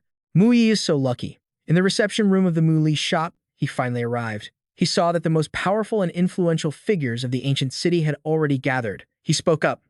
Sorry to have kept you all waiting. I wonder, what was so urgent that you all wanted to see me? Yan Mo said irritably, you finally decided to show up. Wei Bin and Yan Meng sneered. What a thick-skinned, peerless genius. Even the leader of the martial alliance isn't this arrogant. Yan Mo wondered just how long he could hold out. Mu Li sat down in the head seat and explained simply, the shop has been busy, so I'm not as free as all of you. I hope you can understand. This remark enraged Yan Meng. You bastard, have you no shame? He replied calmly. From the looks of it, you all don't seem to welcome me very much. If you're not comfortable, you can all just leave. Wei Bin questioned him. You keep targeting our three families. Don't you want to stay in the imperial capital anymore? Our friend from the Zhu family has never offended you, so why do you insist on picking a fight? Yan Mo feigned a placating tone. Brother Zhu, calm down. It might be because the Yan family's shops are too close together, So Mr. Muley was just being careless and thoughtless. That's all. But Yan Meng didn't buy it. Thoughtless? Is your Zhu family so easily bullied? Muley replied calmly, no. I did it completely on purpose. In his heart, he scorned her for her dirty little schemes, trying to make peace and sow discord at the same time. You're really busy, aren't you? Yan Mo grew restless and spoke up. You did it on purpose. You should know that if our three families form an alliance, it'll cause a huge shockwave. It has nothing to do with you offending us. If we weren't in the underground ancient city, who knows how many times you would have died by now? Wei Bin added, continuing the threat. You should be glad this is the underground ancient city. Otherwise, you wouldn't even be qualified to speak with me. A cold aura emanated from Muley as he said, You all are so scary. He first picked up his teacup, then continued, I'm so scared that I've decided that as long as your shops are open, I'll come and smash your doors in every single day. This drove them mad with rage. What? Are you serious? Mu Li confirmed. Of course, I'm serious. Wei Bin resorted to threatening his relatives. Right, you're not afraid here in the ancient city, but you have family in China, don't you? Mu Li was so angry he crushed the teacup in his hand. What do you mean by that? Mu Li slammed his hand on the table and demanded, Are you threatening me? Wei Bin tacitly confirmed it. You can interpret it that way. Aren't you afraid to touch my family and friends? So, you've chosen death. If that's the case, then you all can forget about doing business in the underground ancient city ever again. Wei Bin used his spiritual energy to lift a teacup, saying, You're quite a ruthless person. The old man launched the teacup at Mu Li. Let's see if you're as tough as you act. He calmly watched the teacup fly towards him. Mu Li blocked it with ease. Then, he ordered Shu Liang to pour a cup of tea for the head of the Yan family. A fresh cup was filled to the brim. He lifted the teacup for show. You'd better catch this. The entire cup of tea, laced with killing intent, shot straight towards its target. Vortexes of water burst from the cup, carrying a sharp, cutting force. Wei Bin blocked it with his fan, but shards from the teacup embedded themselves right in Yan Meng's face. He screamed, It's hot, so hot. In his heart, he realized that what Yan Mo had said was true. His endurance is impressive. I must end this fight quickly. Yan Mo stood up to mediate. All right, everyone, calm down. In this world, profit comes first. Is there anything we can't discuss? Wei Bin had his own plan. He couldn't be forceful. He had to take advantage of the chaotic situation. She began to negotiate. Mr. Mu Li, let's let bygones be bygones. Can we talk things over now? What will it take for you to stop? He replied. That depends on whether you all know how to behave. Wei Bin offered a price, 1 billion. Each of our families will give you 1 billion, and in return, you have to stop. How about it? Mu Li asked coldly. Is this how the great families of the imperial capital bully people? You think money can solve everything? Yan Mo raised the price. If we're going to negotiate, we should show some sincerity. 3 billion from each of us. What do you think, Mr. Mu Li? Mu Li scoffed. Weren't you so generous when you bought the realm-breaking pill? This paltry sum isn't even what my shop makes in a few days. If you're not going to be sincere, then please leave. My time is limited. Wei Bin had no choice but to agree. Fine, you name your price. He didn't hesitate to set the price. 30 billion from each of you. Anything lower than that, and there's nothing to discuss. Hearing this, they were stunned as if struck by lightning. What? Yan Meng was the first to object. That's impossible. The teacup on the table shattered, just like their relationship at that moment. He accused. Are you a robber or something? Have you gone mad for money? Mu Li pointed right at him. And you 30 billion and 100,000 yuan. Yan Meng's jaw dropped. You want 100,000 yuan for this cheap teapot? Yan Mo felt embarrassed, thinking, Big brother, that's not the point. Mu Li gestured to show them the door. If there's nothing to discuss, then please leave. Shu Liang, see our guests out. Wei Bin grit his teeth and gave in. Wait, we agree. But with that much money, we can't prepare it immediately. Can we make a written commitment first? Mu Li agreed. Shu Liang, bring out a pen and paper. Yes, sir. He acted immediately. As for Wei Bin, the old man seized his chance. This was the moment. The old man intended to launch a surprise attack, but Mu Li was already on guard. His cold eyes watched every single move of the three family heads present. No one would be allowed to pull any tricks. The atmosphere in the reception room suddenly became extremely tense. Shu Liang quickly brought the pen and paper, placing them on the table in front of the family heads for them to sign the commitment agreement. He smiled knowingly. This is the price for your arrogance. I hope that after this, you'll be a little smarter when confronting the Mu Li shop. The fan in Wei Bin's hand was radiating killing intent as he prepared to launch a hidden weapon to assassinate him. Mu Li threatened, You dare to make a move here? Aren't you afraid of the city lord? Wei Bin casually replied, By the time he gets here, all he'll find is your corpse. He then threw the fan, which was lined with sharp blades. Mu Li deftly dodged it, while Yan Meng watched confidently. With two martial venerables joining forces, you can't escape, even if you're a genius who could sprout wings. As he spoke, he launched a kick. Mu Li leaned to the side, causing the kick to hit nothing but air. Wei Bin coordinated his attack and rushed forward, swinging the fan at him. A fine to the city lord is a small price to pay for your life. Mu Li continuously dodged his killing blows as Yan Meng attacked with another kick. He remained perfectly unharmed. In front of their very eyes, Mu Li vanished. Seeing him fly backward, Wei Bin ordered, "Don't let him escape." Yan Meng's spiritual energy materialized into a dragon's claw, while Wei Bin's fan produced a sharp blade, ready to strike. The two sharp weapons shot towards Mu Li simultaneously. "You bastard, don't even think about escaping. Where do you think you're going?" Mu Li calmly gathered his spiritual energy and replied, "Escape. You're the ones who should be running." The two powerful attacks were both blocked by Mu Li's protective shield. They realized he had a protective technique. "Now it's my turn. You dared to threaten my friends and family, so you'll reap what you sow." The legendary three great super clans are just like a bunch of sewer rats who've never seen the sun. A powerful aura enveloped Mu Li's entire body. They gasped in fear, such powerful energy. Without a moment's hesitation, he swung his fist toward the two arrogant men. A single diamond body punch landed squarely on Wei Bin. Naturally, the next one was for Yan Meng. He beat them both to a pulp. The two were sent flying into the wall, creating two deep craters before falling to the ground. Wei Bin was so severely injured that he vomited blood. Even at this point, he was still talking tough. "Mu Li, if you kill us, the three great families won't let you get away with it." Mu Li sneered, "Threats? Can't you come up with something new?" But Yan Mo tried to sue for peace, advising, "Mu Li, don't be rash. The power of the three great families is not as simple as you think. You have no idea how terrifying a superclan can be." He didn't even spare her a glance. "The family heads are talking. What right do you have to butt in?" I said, "Have the head of the Mu family come see me." A strike he launched was intercepted by a third party. "Stop." It turned out to be Shi Zhang, who blocked him, stating, "Private duels are strictly forbidden in the ancient city." Seeing him, the bloodied Yan Meng looked as if he'd seen his savior. "City Lord, save us." Wei Bin was stunned to see who had arrived. City Lord Shi Zhang reprimanded them. "Have you forgotten the rules of this ancient city?" Mu Li explained, "Senior, they broke their word and attacked first. I was only acting in self-defense." Yan Meng shifted the blame. "You're lying through your teeth." Yan Mo feigned composure. "Big brother, the city lord will surely handle this fairly. Don't be agitated." Mu Li laid it all out, fairly. "You people would rather kill me to silence me than pay your debt. Where's the fairness in that?" At his call, Xu Liang brought out the contract they had just signed in black and white. Seeing their three thumbprints on it, they were left speechless. Wei Bin vehemently denied it. "It's a fake. That paper is a fake." Shi Zhang took it and examined it. "The fingerprints are indeed yours." He hastily pleaded, "City Lord, we absolutely did not sign any IOU. You must investigate this matter." Shi Zhang didn't let him say another word and slapped Wei Bin across the face. He declared, "It has your signatures. If it's not an IOU, then what is it?" Yan Mo exclaimed in shock. City Lord, today was all a misunderstanding. We will definitely pay back the full amount within 3 days." Only then did he relent.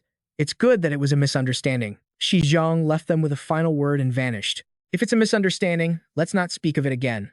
Don't damage the harmony." Wei Bin thought to himself, he's not even going to mention how ruthless Mu Li was. Is the city lord also on his side? Yan Mo scolded him. "Wei Bin, you're such a fool." Mu Li spoke up. "It's just a small amount of money. Surely the three great families of the imperial capital can afford it, right?" Wei Bin left in a rage. "Well played with that IOU. And you peerless genius. Mu Li, the Zhu family will not let you off. Just you wait." Yan Mo maintained a calm expression. "Mu Li, the days ahead are long." He thought to himself, "The days are long and you're still not leaving? I'm afraid you all don't have much time left." Then Mu Li ordered the person hiding outside, "Come on in. Aren't you tired of hiding for so long?" Only then did Mu Li reveal himself, saying, "Kicking the three great families of the imperial capital out the door. You're the first to do that. I came here today because the alliance leader invited you to discuss the martial venerable cultivation technique, but a plague has broken out in Miaojiang, suspected to be the work of some poisoned sect.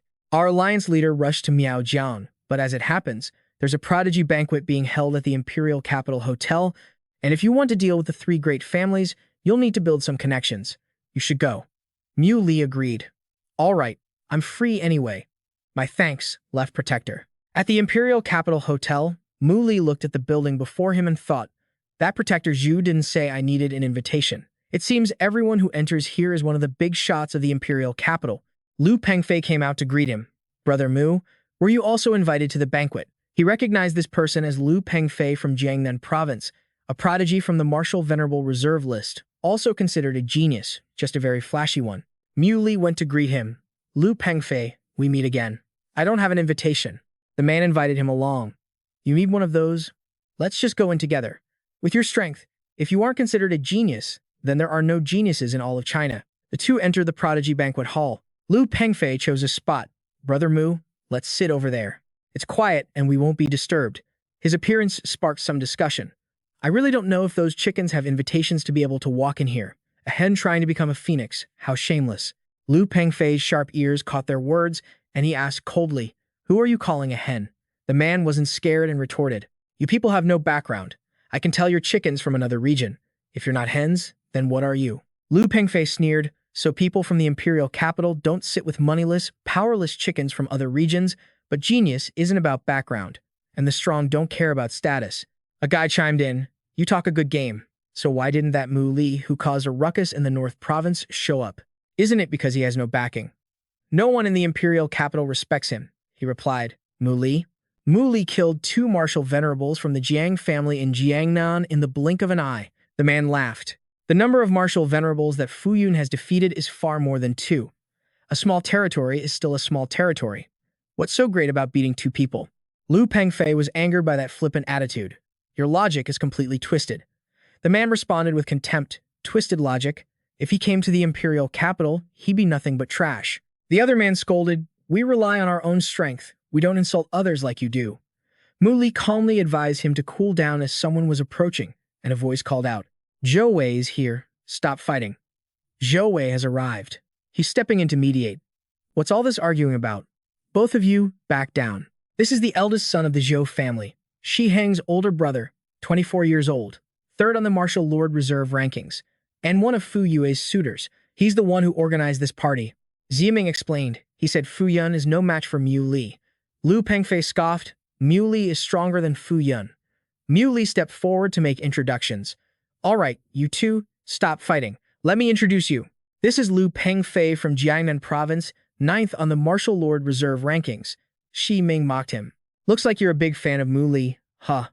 How about you fight me, number 7 on the Martial Lord Reserve rankings, and let everyone see how a chicken tries to become a phoenix. Lu Pengfei wasn't afraid of anyone. I'm not scared of you. Whoever loses is the chicken. Mu Li cut in. Wait a minute. Why don't you let an unknown like me give it a try instead? He thought to himself, Lu Pengfei really can't beat this guy, but I don't want to be the chicken. The guy rolled up his sleeves, ready to take them both on. And who are you? Both of you can come at me at once. I'll take you both on at the same time and show you what a true genius from the imperial capital looks like. Mu Li, on the other hand, calmly awaited the attack. When geniuses fight, they should still give it their all. Shi Ming charged forward with full force. You're dead. Lu Pengfei covered his face with his fan, unable to watch. This guy is screwed. Just as he predicted, Mu Li slapped him right across the face, sending his cheeks swelling. The slap sent Xie Ming flying backward. Everyone stared in disbelief as the arrogant guy spun like a top in mid-air before crashing headfirst into the ground. The force was so strong it cracked the floor. Zhou Wei asked cautiously, Who are you? There's no one like you on the reserve list. Mu Li introduced himself as a nobody with no family and no backing. I come from a remote mountain in Beizhou. Hearing his words, the surrounding people were shocked. Zhou Wei guessed. Are you from Beiming? He exclaimed. I can't believe Beiming was hiding such talent, cultivating a prodigy at the level of the top 3 on the Martial Lord Reserve rankings. Someone in the back gasped, top 3 level? So cool. Is he really that strong? Zhou Wei, not wanting to waste any more time, gave an order. All right, let's consider that the warm-up act. I hope everyone will please take their seats. The party is about to begin. Lu Pengfei asked curiously, Brother Mu, you're so skilled. Why aren't you on the Martial Lord Reserve list? Mu Li nonchalantly poured a glass of wine and said, Because I'm humble. Hearing that, he broke into a cold sweat and thought nervously, Huh? Sending someone flying with a single slap is what you call humble. Suddenly, a murmur went through the crowd.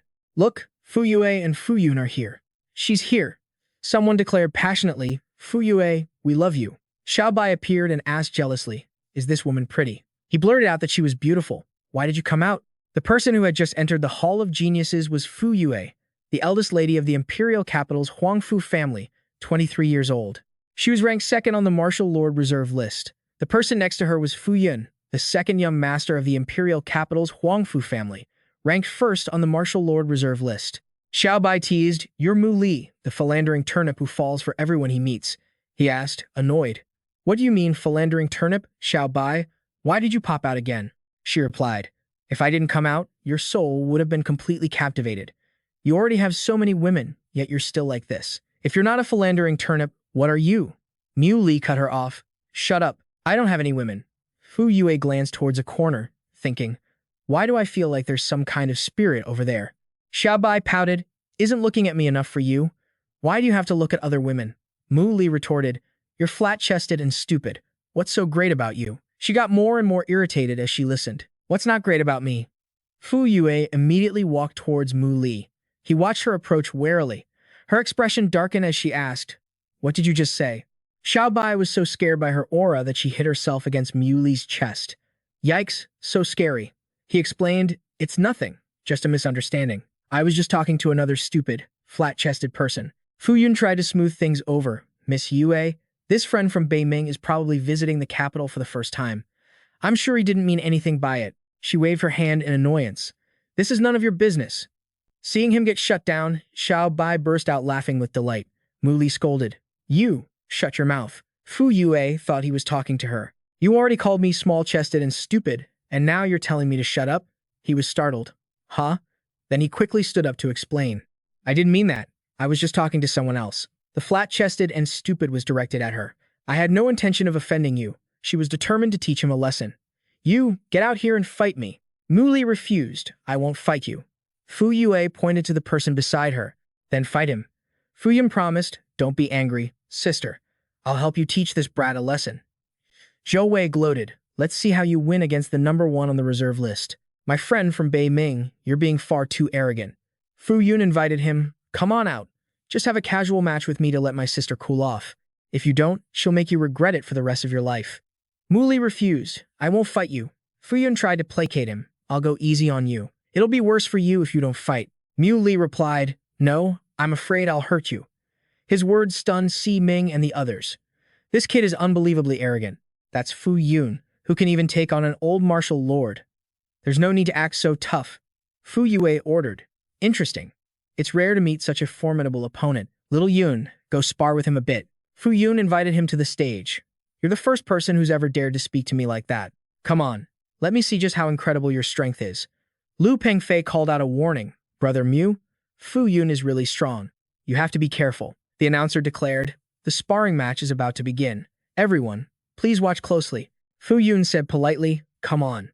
I'll give you a 3-move handicap. You can strike first." Without a word, Mu Li casually released a burst of sword chi. Fu Yun summoned his protective technique, and a shield quickly materialized.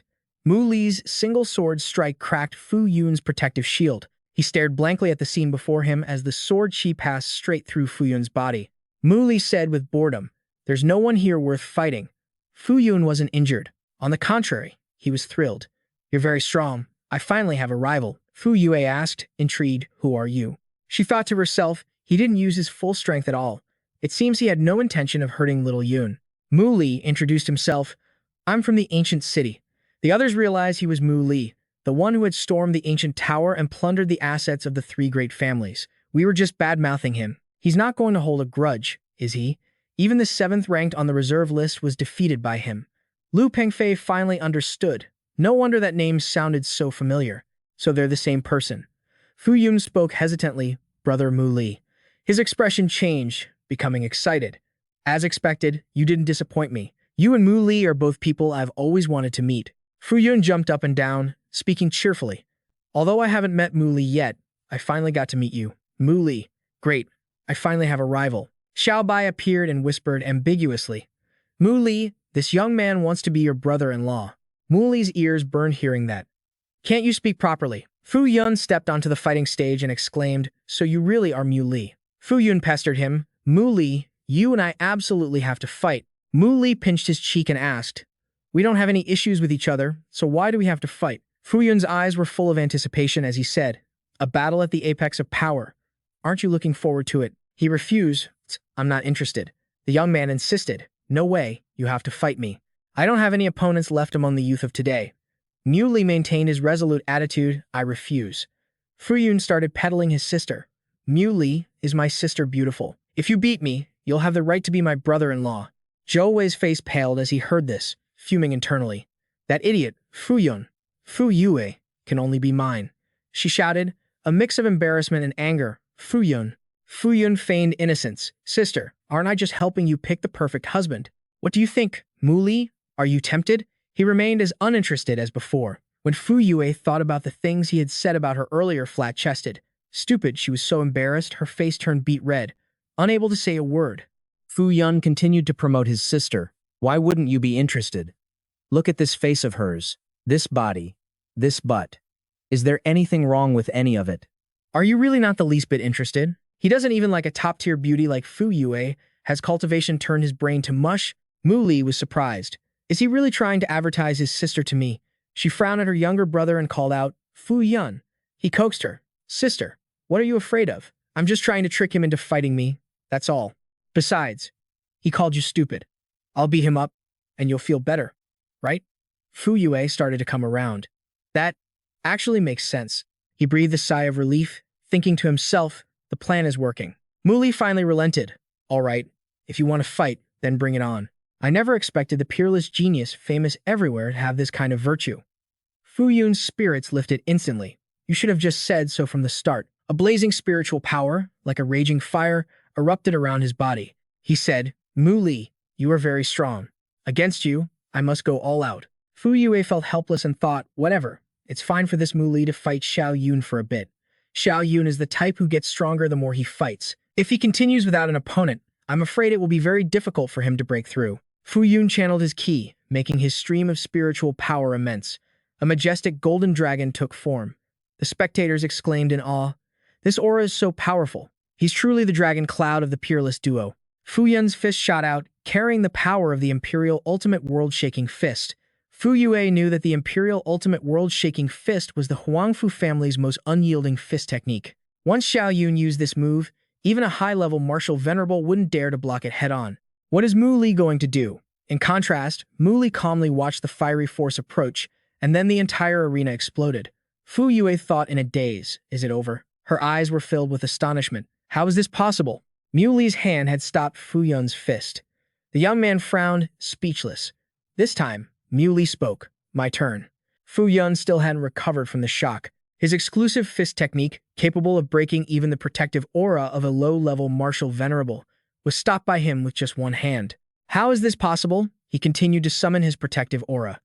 Fu Yun could sense that from the moment he appeared, there was always a spiritual power enveloping him. Looking at his opponent's fist, he thought in fear. This is bad. Is he planning to attack with his full power? Mu Li's punch pierced through his opponent's protective barrier, leaving a hole in the wall behind them. Fu Yun was sent flying through the blow, landing out in the garden. The others were terrified. Holy crap, Fu Yun got blown away. That punch was insane. Fu Yun wondered, just how strong is this Mu Li? Lu Pengfei was so scared his legs gave out and he collapsed to the ground. How did Brother Mu improve so quickly? No, he must have been hiding his true strength from the very beginning. The others peeked through the hole in the wall, checking the situation outside. Look, Fu Yun is okay. Although Fu Yun's hair was a bit of a mess, he was still trying to look cool, holding a rose in his mouth as he called out to Mu Li. He tried to act like he was fine, still calling that name, Mu Li. Fu Yun leaped back into the hall. Well done, Mu Li. You really didn't disappoint me. Although my strength isn't equal to yours right now, you couldn't even injure me. I've finally met someone who can defeat me. That felt great. Mu Li, my Imperial Ultimate World-Shaking Fist is about to break through to the 5th level. When that time comes, you definitely won't be my opponent. Mu Li thought to himself, I wonder how you'd feel if you knew I only used 70% of my strength in that last punch. He meant well in his advice. I trust you, but don't push them too far. These super powerful families have been around for hundreds of years, so they have some amazing techniques. The relics from previous generations are probably even more powerful than martial arts masters or perhaps incredibly terrifying artifacts. Mu Li thought to himself, I'm becoming more and more interested in the amazing techniques and artifacts of those young masters. Fu Yun asked, I heard you have many martial saint techniques. Are there any gentle ones suitable for a woman to practice? Our Huangfu family is willing to pay a high price for it. My sister has a special constitution and has been unable to break through. The Huangfu family's techniques are too aggressive. They're not suitable for her. Muli admitted that he did have a technique that could help someone break through to the martial saint realm at any moment. This left Fu Yue astonished. That Muli could diagnose her condition with just a single glance. Fu Yun excitedly slung an arm around his shoulder. Muli, you really have one. Sell it to us. Consider the Huangfu family in your debt. Who knows? My sister might get so worked up she'll offer herself to you in return. Fu Yue was furious at her brother's teasing. Xiao Yun. Muli refused. That won't be necessary. If you have a rebirth flower, we can trade. Fu Yun replied.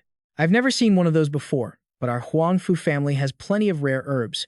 Why don't you come back to our estate with us and take a look? He agreed. All right, but this banquet. Fu Yun cut him off. Forget the banquet. Let them eat by themselves. Fu Yue informed Zhu Wei that the Huangfu family would cover all expenses for the banquet. We have to leave first. Zhu Wei couldn't possibly accept.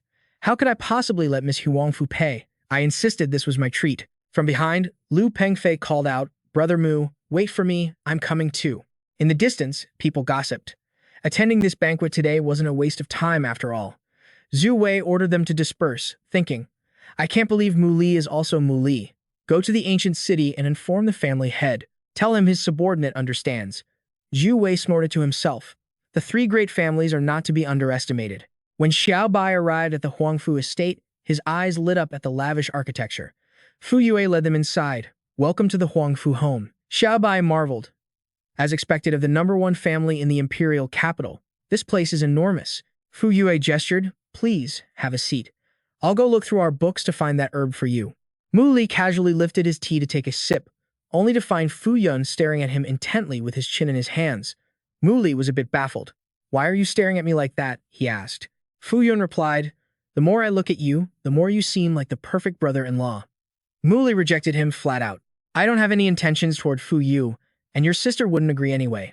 Yet, Fu Yun started giving him advice as if they were co-conspirators. It's simple. If you cook the rice, she'll have to marry you, even if she doesn't want to. Mu Li asked bluntly, Are you serious? What is it you want from me? He explained, You're the only guy I approve of, not like those ugly bastards in the capital. Plus, you're incredibly strong. Where else could I find a catch like you? Mu Li replied, Those are just baseless rumors from the outside. I don't have that many treasures. Yi Hang overheard from behind. So, the Mu Li from Ancient City is the same one from Beiming? Mu Li politely stood up and greeted him. Fu Yun exclaimed, Second uncle. This was Huangfu Yi Hang, the younger brother of Huangfu Chenglong, who was in charge of the Huangfu family's operations in Ancient City. He spoke, I heard you defeated Fu Yun. You are very strong indeed. Yi Hang added with satisfaction, I wholeheartedly approve of you becoming the son-in-law of the Huangfu family. Mu Li was dumbfounded. Since when had he become their son-in-law? Other family members began to crowd in, scrambling to get a look at the prospective nephew-in-law. Wu Ming, trying to appear calm, asked, So this is Mu Li? He and Wu Xiang stepped forward to look him over from head to toe. Not bad. Yes, not bad. I don't object. Seeing Mu Li's dumbfounded expression, Xiao Bai howled with laughter. Mu Li, you look like a complete idiot. Huangfu Wu Ming was the old head of the Huangfu family. He pulled Yi Hang aside. This won't do. Let's go discuss this in the back for a moment. The three of them arrived and left like a gust of wind, leaving Mu Li behind. Xiao Bai sensed something was off. One look and you can tell those old guys are up to no good. I'll go follow them and check it out. Mu Li thought to himself. Fu Yun, are all the elders in your family this eccentric? Xiao Bai came back and reported, Mu Li, they're scheming against you. He decided to check it out. In the back, the three old men were scheming. This Mu Li kid isn't just wealthy, he can also concoct pills. That life-extending pill we bought before, it was from him.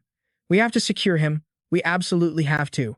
Wu Ming schemed. He's the perfect son-in-law. If this marriage is successful, our Huangfu family stands to gain a huge fortune. Huangfu Chenglong, the father of Fu Yue and Fu Yun, interjected. I'm afraid it won't be that easy. If that little girl Fu Yue finds out we decided on her marriage, who knows what kind of hell she'll put us through. Second, Uncle Huangfu Wu Xiang reassured him, Don't worry, I've just perfected a new love potion. Chenglong protested. Second, Uncle, we are the #1 family in the imperial capital. How can we stoop to such a shameless act? Wu Xiang coaxed. As long as we can get Yue married. Chenglong put on a grave expression. One dose won't be enough. We'll need at least 2. The shameless old men burst out laughing. You, little rascal, you think of everything. Suddenly, a cough came from behind. Yihang froze. Xiao Yun, young friend Mu Li, why are you two here? Fu Yun reminded them, you were all talking way too loud. Mu Li was speechless. They'd actually come up with a ridiculous plan like drugging him. Cheng Long coughed awkwardly and immediately tried to shift the blame to the other two. My uncles here have had too much to drink and are spouting nonsense. Such disgraceful old men. Hurry up and go to sleep. Wu Xiang and Wu Ming played dumb. Oh, we were just sleepwalking. Cheng Long reminded him, young friend Mu Li, an opportunity like this won't come again. Fu Yun was also embarrassed. Brother Mu, please pay them no mind. Just then, Fu Yue stepped out to call for Mu Li about the herb. Noticing her brother's strange expression, she asked, what's going on with you all? He confessed, Dad and our uncles were planning to drug you and Brother Mu. Upon hearing this, Fu Yue's anger flared. They have gone way too far. Fu Yun pitied the fate of the family elders. From the distance, he could hear pleas, Fu Yue, I'm your father. Oh, put the knife down. Yue, I'm your second grand uncle. Let go of my beard. Hearing this, Mu Li sighed. He was curious. Your sister is such a good catch. Isn't the line of men waiting to marry her long enough to reach the Americas? Why are you still worried she won't get married? Fu Yun sighed, we have to be. It's all because of that prophecy. The divine predictor said that if my sister doesn't get married, she won't live past the age of 24. She's already past 23 now, so we can't just pick some good-for-nothing guy for her, right? Mu Li was confused. Fate is unpredictable. Who can possibly know the will of the heavens? Why would you believe in something like that? Fu Yun replied, Brother Mu, the reason the divine prediction sect is so miraculous is because their old sect master learned the art of deduction from the ancient tower in the ancient city. Mu Li retorted, didn't you also storm the 7th floor of the ancient tower and see the art of deduction for yourself? He looked clueless. Yeah, but I couldn't understand any of it. Mu Li's face grew serious as he thought to himself, the divine prediction sect again. Fu Yue returned after finishing her business. I'm back. Wu Xiang, looking embarrassed, explained, little friend Mu Li, that was just a joke earlier. How could we, the people of the Huangfu family, ever do something like that? Mu Li replied, not taking it to heart, it's fine. Yi Hang spoke up, Huangfu Yue, I'm sorry. All right then, we'll be leaving now. She reminded them, don't do that again next time, okay? Yi Hang was still fixated on the idea. Second uncle, are we still going to use that drug? Wu Xiang was still full of enthusiasm. Use it? Of course, we're going to use it. How can we let such a perfect blue-chip son-in-law get away? From behind, Fu Yue asked, second uncle, second great-uncle, what are you all talking about? The two of them acted clueless. No, nothing. The weather's great today. The whole group took off running for their lives. Run! Fu Yue let out a sigh of relief. Whew, finally, it's quiet. Mu Li asked, amused. Your family's elders are pretty interesting, huh? Fu Yun revealed. The sweeter my sister's smile gets, the more miserable those uncles are going to be. She then remembered. Oh, right. Mu Li, I couldn't find that herb you needed. Is there any way we could agree to different terms? He replied, but there's nothing else I need at the moment. But in his heart, there was only one thing Mu Li wanted. Without the rebirth flower, his third uncle's illness couldn't be cured. Fu Yun suggested, how about this? Tomorrow, Master Yao Ji will be coming to our house. We can ask if he has any news about it. Mu Li was surprised. Master Yao Ji? Fu Yun explained. Chen He, Master Chen. Everyone in the imperial capital calls him Master Yao Ji. Mu Li recognized the name. The man had made his fortune in Gucheng and was considered quite a talent. Mu Li spoke up. In that case, I'll come back tomorrow. Fu Yun stopped him. No, you can't go. Why would he dare stay in a den of wolves? I'm honestly afraid your elders will try to drug me. Fu Yue said coldly. They wouldn't dare. Just then, someone appeared, calling out, Huangfu Yue, Fu Yun, are you two back? They both shouted in unison. Elder Gu. Fu Yun asked, Elder Gu, why are you out here all by yourself? Mu Li could sense that this frail old man was, in fact, a martial saint. Feng Ming asked, this young man looks unfamiliar. Is he a friend of yours? Mu Li politely introduced himself. This junior is Mu Li. It's an honor to meet you, senior. Fu Yue added, Elder Gu, this is Mu Li. The old man was surprised. So this is the boy Huangfu Yue brought home to be our Huangfu family's son-in-law. Fu Yue was embarrassed. Elder Gu, don't you start too. The old man replied, Huangfu Yue. I already heard about it from your father and the uncles. He's the only one who fits your criteria. Fu Yue was not pleased. What are you talking about? Everyone's acting like I have no choice but to marry him. Mu Li interjected. Senior, you've been poisoned before, haven't you? Feng Ming acknowledged it. You have sharp eyes, young friend. It's true, I was poisoned many years ago. Fu Yun recounted the story on Elder Gu's behalf, during a time of war, in a battle in Miaojiang. Elder Gu was injured by the leader of the Five Poisoned sect, who used a Mu Men poison on him. His vision is blurred, and he's paralyzed from the waist down. He's nothing but a useless invalid, just eating and waiting to die. Fu Yue tried to console him. Elder Gu, don't talk like that. Master Chen comes every day to prepare your medicine. You'll definitely recover. The old man patted her hand and praised her. This little girl sure knows how to make an old man happy. Feng Ming continued, it's a shame there's only a 30% chance. It's extremely difficult. You know that a medicinal concoction is far less effective than a pill. A 30% chance is already a rarity. The old man then extended an invitation. But let's not dwell on that. Young friend Mu Li, you should stay here for the night. Since the Huangfu family is asking for your help, we must treat you with the utmost hospitality. Mu Li no longer had a reason to refuse. In that case, this junior will respectfully accept your offer.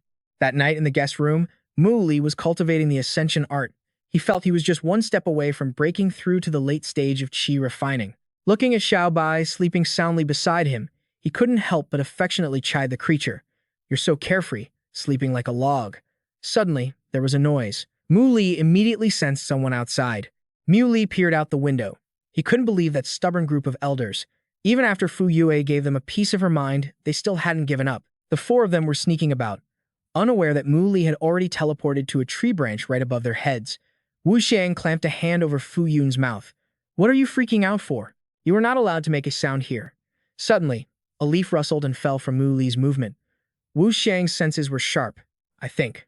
I felt someone's presence just now. Fu Yun retorted sarcastically. Probably just your guilty conscience. The old man whacked him one. What kind of way is that to talk, you punk? This is about your sister's future happiness. Fu Yun clutched his head in misery. You said this medicine has side effects, and now you won't even let me speak. Wu Xiang gestured dismissively. It's just a tiny side effect. The worst that could happen is he turns into an idiot. It's totally normal, nothing to worry about. Up in the tree, Mu Li thought to himself, turning into an idiot is considered normal? Cheng Long chimed in, but wouldn't that mean you, heir, will become an idiot too? The old man puffed out his chest, guaranteeing, I'll make sure Yu heir only takes a small dose, so she won't turn into an idiot. As for Mu Li, it's even better if he becomes one. Wu Ming instructed, no matter what, we can't let anything happen to Yu heir. Let's stick to the plan. Get ready to move. The four of them tiptoed inside. Wu Xiang directed, this medicine works best if he drinks it straight. We need to figure out a way to knock Mu Li out. Wu Ming already had a plan. Simple. In a minute, you guys hold him, and I'll take my club and give him a few good whacks. Once he's out cold, we'll figure it out from there. Fu Yue suddenly appeared behind them. Dad, what are all of you doing here? Cheng Long blurted out. Drugging Mu Li, of course, so we can make him the Huangfu family's son-in-law. Then, realizing who was behind him, the hair on his neck stood up. It was Fu Yue. She was furious. Wow, you all are really something else. Trying to drug a young man who could be your own grandson. Have you no shame? Wu Xiang cowered behind the others, exclaiming, what's happening? Didn't we tell Yi Hang to keep an eye on her? Fu Yue replied, I'm guessing second uncle is probably having a nice, sound sleep out on the main road right about now. Fu Yun was trying to become invisible, chanting, you can't see me, you can't see me. Cheng Long started to play dumb. Ahem, we are assassins, sent here on a mission to burn down the Huangfu estate. Fu Yue sighed, Dad, stop pretending. And Fu Yun, did you really think I wouldn't recognize you just because you covered your face? He turned pale with fright. She knew it was him before he'd even said a word. This is it, I'm a dead man. She held up the pouch of powder and asked, Second uncle, are you really proud of this little concoction you developed? Don't bother. I already swapped it out for flour. Wu Ming hid behind them in fear. That little brat has really grown up. When did she become so difficult to handle? She slowly unwrapped the drug. I heard that anyone who takes this powder will obey any command. So, let me help you. Uncle, too. Test if this drug really works. All four of them cried out in terror. This is bad, Wu Xiang protested. Fu Yue, you're so cruel. How could you do this to us? Cheng Long sulked. You'd even turn on your own father. Are you even human? Fu Yun, being the smart one, begged for mercy. Sis, I was forced into it. Fu Yue dusted off her hands and ordered, all of you, stand at attention. All three elders, plus one younger brother, stood frozen, not daring to move an inch. She put on some music, then ordered, "Now, you're all going to dance to this for me." The four of them danced stiffly to the rhythm, completely unable to find any grace in their movements. Mu Li watched this whole scene, completely dumbfounded. These old guys were something else, but Fu Yue was on another level entirely. You just couldn't mess with her. The song was still playing, something about being a drunken butterfly. Fu Yue had a wicked look on her face. "I've recorded everything for everyone. I'll play it for all to see at the next family gathering. The shame would kill them." He jumped down beside her and urged Fu Yue, "Let it go." She refused. "No way. They have to be taught a lesson. If they ever try anything funny again, I'll release the video." 2 hours later, all four of them collapsed onto the ground, exhausted. Mu Li spoke up. "Looks like the effect has worn off." Wu Ming burst into tears of shame. "I've been a respected man my whole life. I can never show my face in public again." "Fu Yue, you're vicious. You just wait." Fu Yue's expression was cold. "It's still early. Go back to sleep." Mu Li replied, "Forget it. I'm afraid they'll wake up and try to drug us again." She blushed and suggested, "Then, why don't you sleep in my room?" In Fu Yue's room, she handed him a blanket. "Here's a blanket. There's a wool rug on the floor, so it won't be cold." Mu Li said hesitantly, "I want." Seeing him reach into her closet, Fu Yue was stunned. "What are you looking at?" She misunderstood and slapped him. "What are you looking at? Huh? Mu Li, you pervert." Mu Li fell helplessly against the closet. "You didn't give me a pillow." Fu Yue froze, standing in a corner, staring at her underwear now draped over Mu Li's head. "My bad." A few minutes later, she said awkwardly, "Sorry, I didn't mean to," he replied, holding an ice pack to his swollen cheek. "It's fine." Fu Yue sat up and asked, "Are you going to sleep soon?" Looking at his swollen cheek, she was stunned herself. "Your face." He replied, "It'll be fine by morning. Don't worry, I won't make things awkward for you. Go to sleep." She pulled the covers over her head in embarrassment, but there was no way she could sleep. "Do I really have to marry someone else? I can't accept this." Suddenly, she heard Mu Li muttering, "Upper body light, lower body heavy, sink your chi to the dantian, clear your mind." Fu Yue was curious. "What are you saying? Are you talking in your sleep?" He kept muttering, "Upper body light, lower body heavy, sink your chi to the dantian." She realized it was a martial sovereign cultivation technique. Mu Li thought to himself, "This female cultivation technique should suit her. Whether she can learn it or not depends on her own comprehension." She immediately wrote down these precious words. "Clear your mind, interlace the Ru and Yi stances. Bring the upper and lower palms together." How do you write Yi again? Whatever, I'll just write a word that sounds the same. Hearing this, Mu Li felt helpless. She's just like Musin, hiding all her thoughts deep inside. The next morning, the early light shining into the room woke her up. Fu Yue saw the neatly folded blanket and pillow on the floor and thought, he's gone. Suddenly, she noticed something. A letter on the table. She recognized Mu Li's handwriting. Fu Yue said to herself, I will remember this. At Feng Ming's residence, Fu Yun asked, Brother Mu, did you sleep well last night? You didn't see anything. Did you? He replied, It was fine. I slept straight through till morning.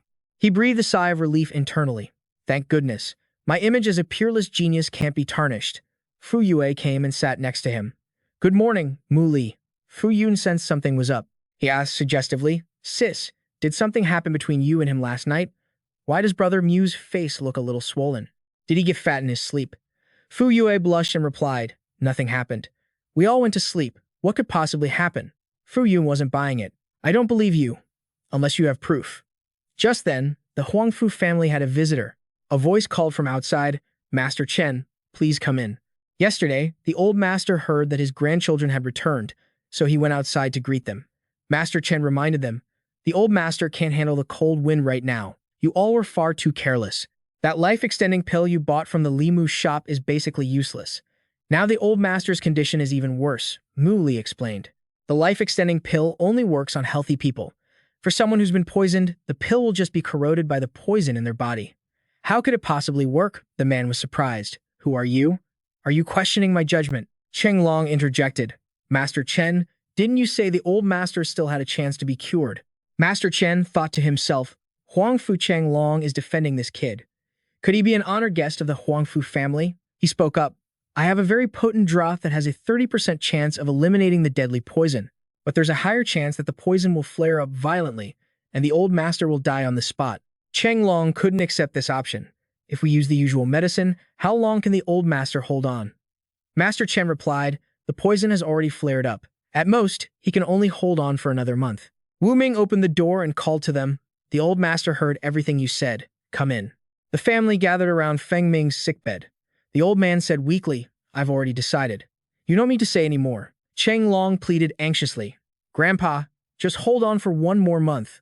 We'll definitely find a way. Fu Yue called out sadly, great-grandfather. The old man reassured her, Huang Fu Yue, what storm hasn't your great-grandfather weathered before? There's nothing to be afraid of. Wu Ming made the decision. Let's do as the old master wishes.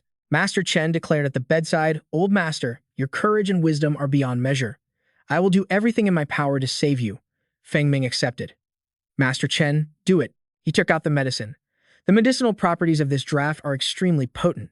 You will see its effects immediately after taking it. The old man downed the medicine without hesitation, and his spiritual energy flared up in an instant. Wu Ming felt the powerful fluctuation of spiritual energy.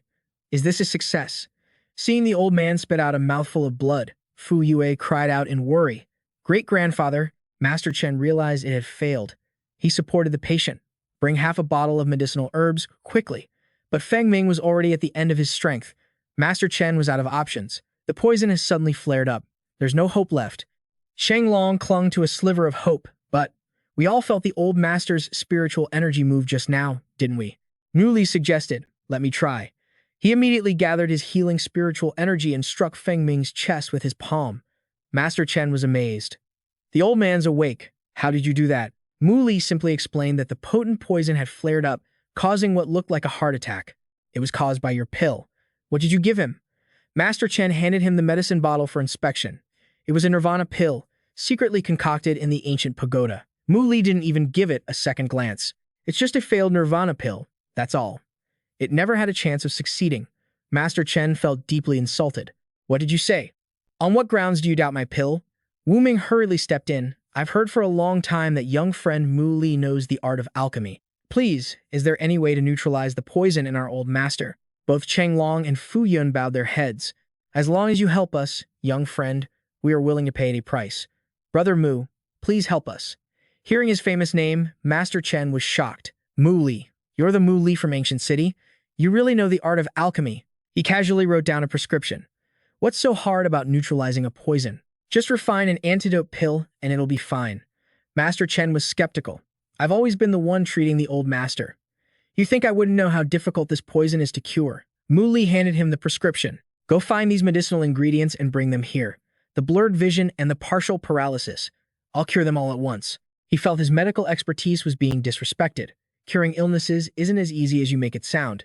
Mu Li cut him off. I don't know medicine, but I know alchemy. A moment later, Wu Ming brought out everything he needed and laid it on the table. Young friend Mu Li, all the ingredients you need are right here. Mu Li began the alchemy process. With a shout of rise, the medicinal ingredients flew into the air. They all merged together in the flame on Mu Li's hand. Wu Ming smelled a strong medicinal aroma. Master Chen was stunned. Is this really alchemy? In just a moment, he presented them with a gleaming golden pill. It's done. Give it to the old master. Wang Fu Yue immediately gave the medicine to the old man. Great-grandfather, please take this. He then instructed, Senior, please circulate your energy immediately to clear the blocked meridians. Feng Ming followed Mu Li's instructions. 20 minutes later, his entire body felt refreshed and much more relaxed. Cheng Long was shocked. Is the old master really better? Huang Fu Yue was also moved to tears. Great-grandfather. The old man exclaimed joyfully, Huang Fu Yue, I'm all right now. Seeing the clarity in the old man's eyes, Fu Yu knew. Great-grandfather, you can see now, can't you? Feng Ming replied, yes. Thank you, young friend Mu Li, for neutralizing my poison, and for also curing my eyes and my partial paralysis. Fu Yun threw his arms around him, exclaiming, Brother Mu, you're the best. I could just die for you. He got goosebumps.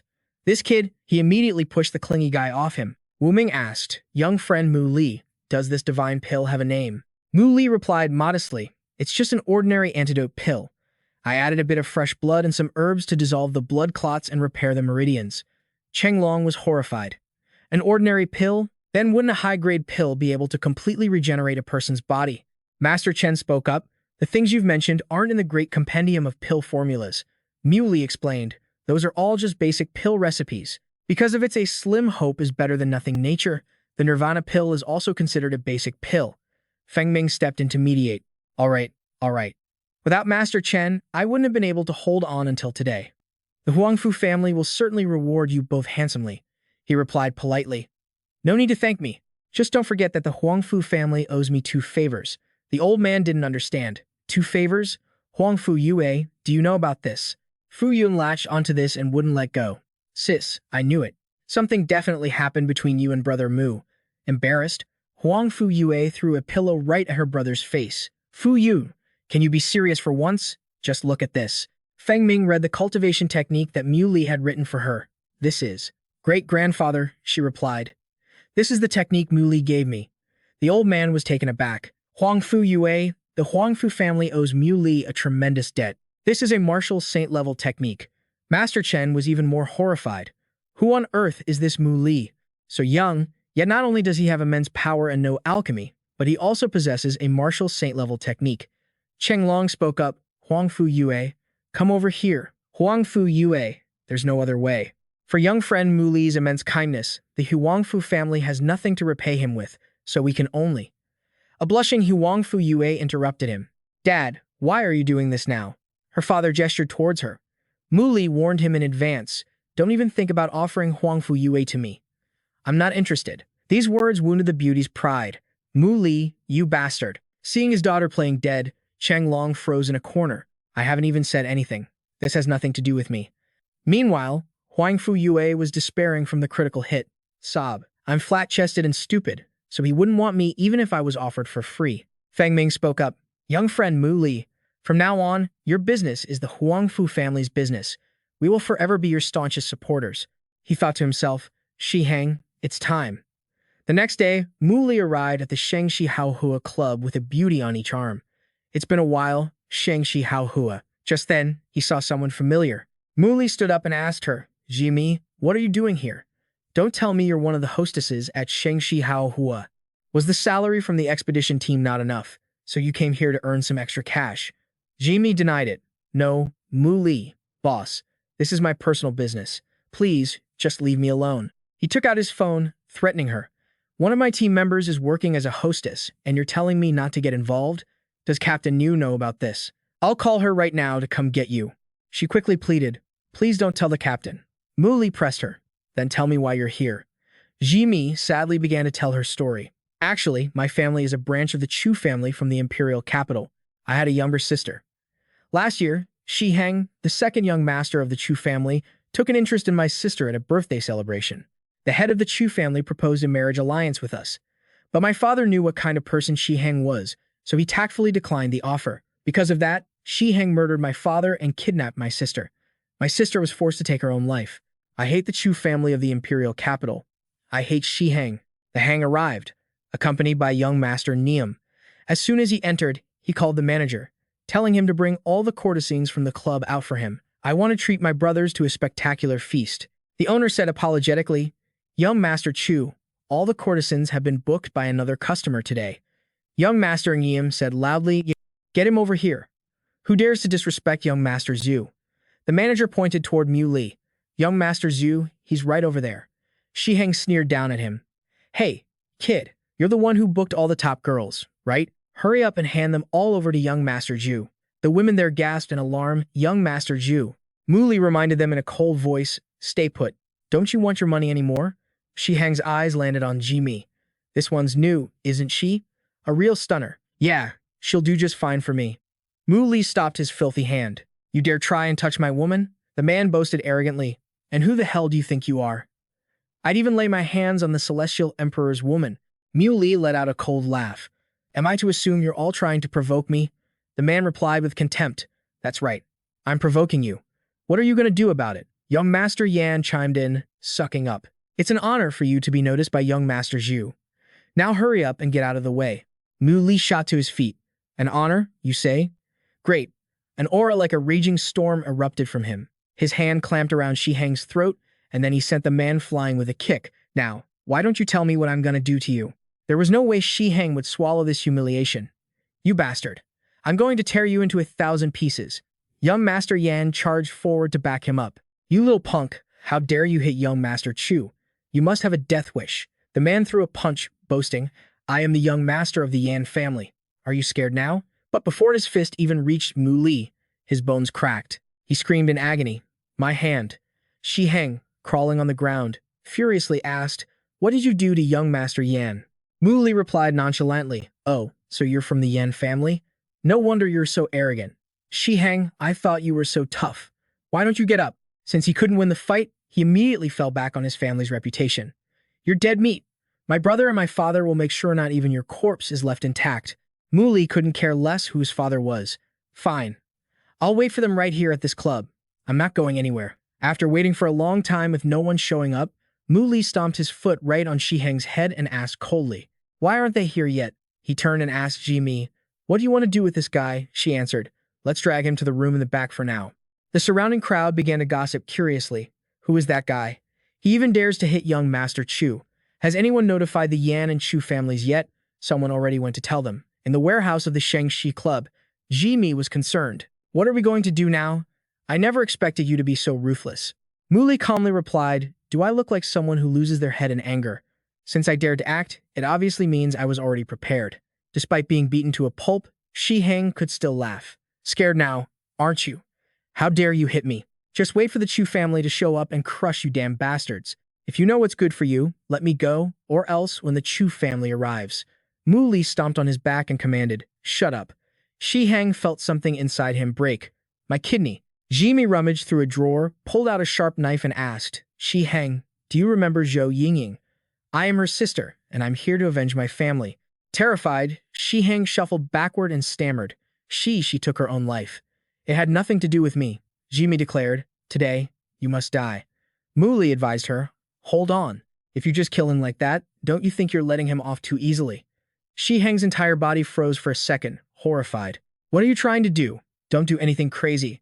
Or when my dad gets here, he'll kill your entire family. Hearing the word family was like touching a raw nerve for Ji Mi. I haven't had a family for a long time. A knife plunged down, and Shi Heng let out a blood-curdling scream. You won't get a peaceful death. I'm going to kill both of you despicable bastards. Just then, the large doors were kicked open. Chu Wei barged in, demanding, Who's the one who hurt my little brother? Mu Li admitted, I did. What about it? The man was stunned. Mu Li. From a corner, Shi Heng cried for help. Brother, save me. Before Chu Wei could finish his sentence, Mu Li, you're tired of living. He saw Mu Li's figure disappear. A kick was already rushing straight for his face. Chu Wei stuttered, Mu Li, why are you? Mu Li cut him off. Shut up, you fool. Shi Heng peeked through his eyelids. This wasn't a dream. Already, Chu Wei was threatening him with his family name. Brother, where are you? Mu Li, our Chu family isn't someone you can afford to provoke. You're going to regret this. Mu Li wasn't afraid. Fine. I'll be waiting with bated breath for you to make me regret this. Chu Wei then saw Shi Heng writhing and clutching his groin, and asked, Little bro, why do you look like you're in so much agony? Shi Heng was in too much pain to form a complete sentence. Brother, that witch did this to me. A third person who walked in recognized Mu Li. That's Mu Li, the one who swept through the three great families. To beat young Master Chu to this state, are you declaring war on the Chu family? Wei Bin had just entered and was already shouting, Which blind fool thinks they can walk all over the Chu family? Chu Wei recognized Mu Li. With tears welling in his eyes, Shi Heng pleaded, Dad, get revenge for me. My little bird has stopped singing. Hearing this, Wei Bin's fury erupted. Young Mu Li, you are truly lawless. From behind, the young master of the Yan family urged his father, Dad, crush him. Yan Meng shouted loudly, Mu Li, are you thinking you can declare war on us just because you have Bei Ming backing you? Mu Li, who from the very beginning couldn't be bothered to care which father and son was which, answered, And so what? Go complain to the authorities if you have a problem. Wei Bin ordered his men forward. Excellent, Mu Li. Since you've served yourself up on a silver platter today, don't expect to leave this place. The few grunts who charged forward were defeated in an instant. Mu Li asked in a cold voice, Who gave you permission to make a move? Wei Bin joined the fight personally. Mu Li, you have a death wish. Watching the old man rush toward him, Mu Li muttered, I truly don't understand. He landed a punch square on the man's face before continuing. Where do all of you get this confidence? Wei Bin flew backwards, luckily caught by his bodyguards. Yan Meng signaled for the others to charge forward with him. All the masters attacked simultaneously. Wei Bin gloated, Mu Li, back in the ancient city, we couldn't touch you. Let's see who can possibly come to save you today. Ji Mi warned, Boss, be careful. Some onlookers thought Mu Li was done for. The people from the Chu and Yan families are all martial venerable experts. Mu Li sighed, channeling his spiritual energy to summon the dragon's roar. Streaks of light shot past his opponents. They were sent reeling in utter astonishment. What kind of technique is that? Wei Bin rallied the troops. Hang in there. Mu Li absolutely must die here today. The old master is almost here. Yan Meng was waiting expectantly. Once he arrived, the two great martial venerables would join forces, and that punk would be dead for sure. Mu Li asked scornfully, "Is this all the Chu and Yan families have to offer?" The onlookers were in awe. He sent a martial venerable flying. "He's so strong, that's just insane." Two martial venerables launched a sneak attack from behind. "You insolent whelp." Mu Li let out an amused "Oh." "Beat the young ones and the old ones come out to play." The two elders of the Chu and Yan families spoke in unison. "Brat, you truly don't know your place. You dare to be so arrogant just because you have a bit of talent and power. There's no need for more words. He injured my grandson, so first, we'll cripple him. We'll make an example of him with death by 1,000 cuts." Mu Li retorted sarcastically. "And you plan to do that with just the two of you so-called great martial venerables?" Yan Jun resolved to teach him an unforgettable lesson. "You will not be impertinent. Today, I shall teach you how to be a proper human being." Just then, Fu Yun cut in. "Hold on. Hey there, Brother Mo." Yan Jun was taken aback. "Fu Yun, what are you doing here?" He casually slung an arm over Mu Li's shoulders. "Not much, just came to let you all know that our Huangfu family is protecting this man." Yan Jun scoffed. "Can you represent the entire Huangfu family? How dare you stand here and make such a claim?" A dignified voice rang out. "Little Yun is correct." The arrival of three great elders from the Huangfu family, Wu Ming, Wu Xiang, and Cheng Long, left everyone speechless. Just who in the world is this Mu Li? All the major figures of the Huangfu family have appeared, and two of them are great martial venerables. Cheng Long stood firm as Mu Li's support. "Mu Li, with the Huangfu family here, you're safe." Yan Jun threatened. "Does the Huangfu family really intend to make enemies of two other superclass families for the sake of a mere brat?" Cheng Long stated bluntly, "For his sake, we are willing to become enemies with any other power at any time." He then added grimly, "Even if you are the #1 family, don't think that gives you the right to do whatever you want." Cheng Long brought some news, so let me share some good news with you all. My father has recovered. This left the old man stunned. "Wasn't that old geezer Fang Ming at death's door?" Yan Jun complained indignantly. "That brat hurt my grandson for no reason. The Yan family will not let him get away with this." Cheng Long tilted his head up defiantly. "Then go ahead and try." Zhu Mi decided to back down. "You little brat, I'll remember this. I'll let you off the hook for today." Unwilling to accept it, Shi Hang pleaded with his grandfather, "Get revenge for me." He desperately tugged on the hem of his grandfather's clothes. Fu Yun sneered, "You're really just going to leave like that? Cowards." Mu Li finally had a chance to ask, "Why is everyone here?" Cheng Long explained, "We heard news about the Rebirth flower, so Xiao Yun rushed over to find you. I can't believe the Zhu and Yan families are so shameless." Wu Ming kindly advised, "But Mu Li, I must give you some sincere advice." He was ready to listen. The old man patted his shoulder, advising, "Even though you've become a martial saint, you still can't just do whatever you want in this world. Because these super clans have hidden ultimate techniques that no one knows about." Cheng Long agreed. "That's right. Many peerless masters are still alive, and there are also powers that don't meddle in worldly affairs." Mu Li replied, "Thank you. I'll be more careful. What's this news you all have about the Rebirth flower?" Fu Yun revealed, "I heard that on the outskirts of the imperial capital, a flower called the Blue Spirit just bloomed. From the outside, it looks very similar to the Rebirth flower you mentioned." He knew the Rebirth flower had another name, the Blue Spirit. Mu Li turned to the person behind him and instructed, "Ji Mi, don't worry. Shi Hang will certainly die. Go back to Gucheng City and don't let everyone worry." She asked worriedly, "Boss, what about you?" He replied, "I'm making a trip to the outskirts of the imperial capital." Inwardly, Mu Li was thrilled. With the Rebirth flower, third uncle's leg can grow back. Cheng Long then ordered, "Xiao Yun, the Withered Glory Villa is right on the outskirts of the imperial capital. Why don't you go with Mu Li?" The name Xiao he came to his mind. Because of this, Fu Yun shook his head. "No, I need to prepare a little and I'll go later." Meanwhile, in the Zhu family's living room in the imperial capital, Yan Meng began to recount. "I never expected the Huangfu family to help that brat Mu Li. We've underestimated him." Wei Bin then asked for an opinion. "Yan Mo, you're the cunning and resourceful one. Think of a way to get rid of Mu Li, and I'm willing to give you 30% of the Zhu family's assets. I already have an idea. If Mu Li has the Huangfu family's backing, we'll turn their own plan against them and make them enemies." Wei Bin slapped his forehead in realization. You mean the incident on the outskirts of the imperial capital? That's a brilliant plan. Yan Mo confirmed. That's right. I heard that as soon as Mu Li left the Sheng Shihao Hua, he headed straight for the outskirts of the imperial capital, and right now, Mu Li was on the outskirts of the imperial capital. Seeing his silence, Xiao Bai asked, Mu Li, are you still thinking about Fu Yue and Ji Mi? Why won't you say anything to me? He reminded her coldly, my patience has its limits. Xiao Bai pictured him with an arm around each girl and replied, it must be. All men are trash. Mu Li asked sternly, Xiao Bai, if you have so much free time, why don't you go cultivate? But she refused to leave his side. Who knows what you're doing sneakily behind my back? I have to keep an eye on you. Just then, a wave of killing intent ambushed them from a distance. Xiao Bai was stunned. What's happening? Two blasts of killing intent closed in on him from the left and right. A merciless voice rang out, Die, Mu Li, you brat. The two elders from the Yan and Zhu families watched the flames erupt in front of them and presumed, with our combined strength, that brat must be dead, right? Let's go check. Seeing a figure emerge imposingly from the blast, they were shocked. How is this possible? Mu Li sneered, you two are like lingering ghosts. You didn't make a move in the imperial capital, but followed me all the way out here. Zhu Mi threatened, Mu Li, you're outside the imperial capital now. Let's see who can protect you, he asked calmly. Are you two really determined to see me dead? Yan Jun threatened, if the Huangfu family hadn't been protecting you earlier, I would have ripped out your tendons long ago.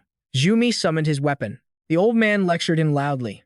You brat, the super clans of the imperial capital are not powers you can afford to provoke. Mu Li probed.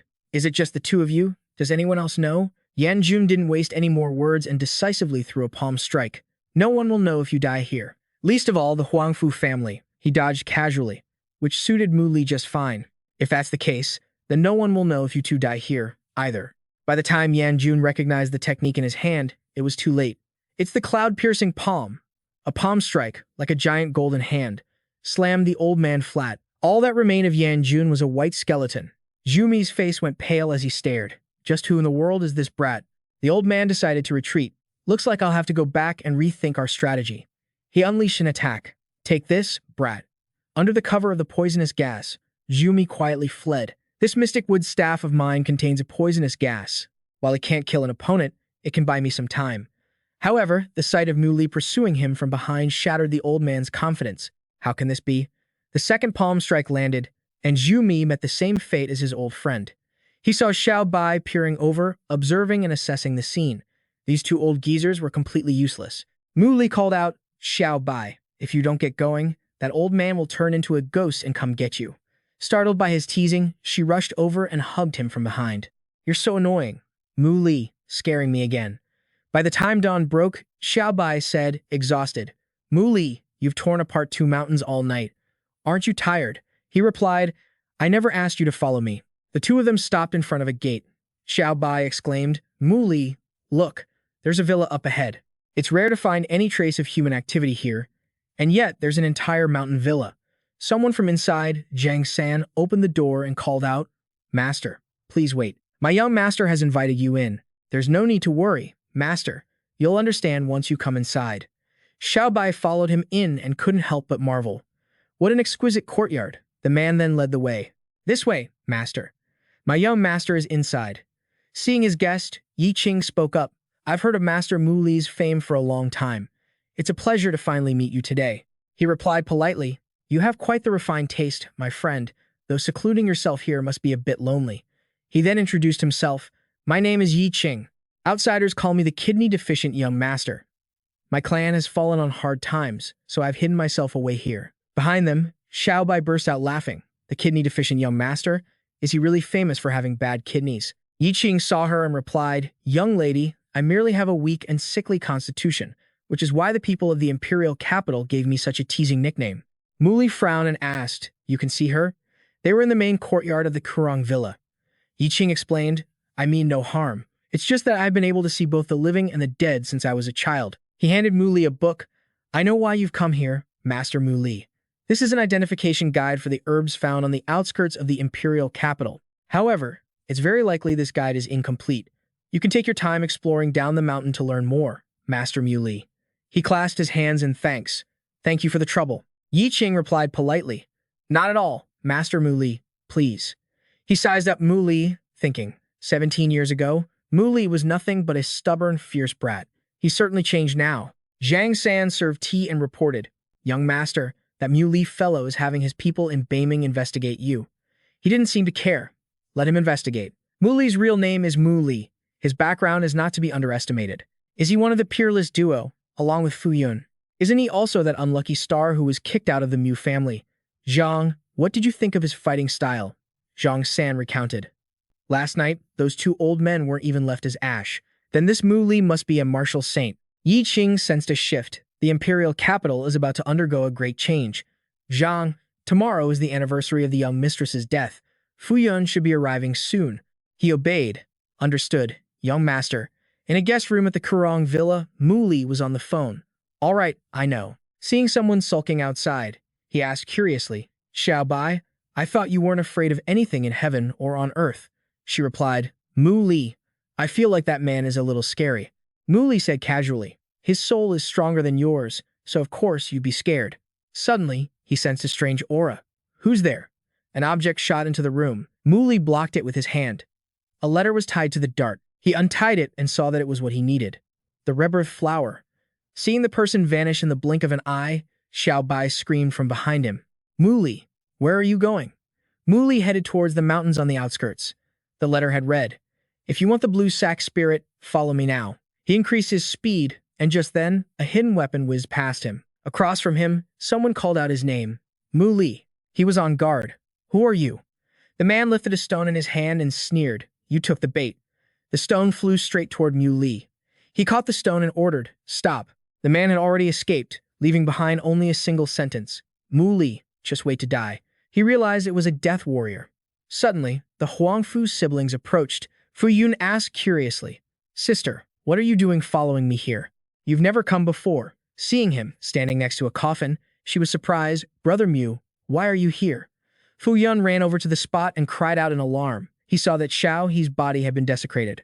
He was horrified. How could this be? Fu Yun accused him. Mu Li, did you do this?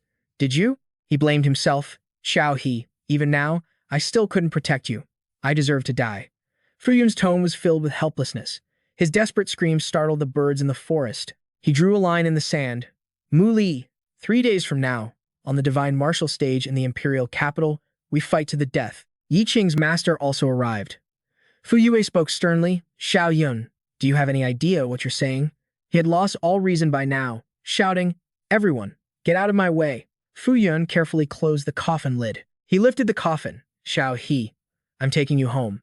Zhang San glanced at her for guidance. Young mistress. Fu Yun continued to cast blame. Yi Qing, if you hadn't insisted on burying Xiao He here, this would never have happened. Yi Qing silently accepted the blame. Fu Yun left with the coffin, leaving behind only one sentence.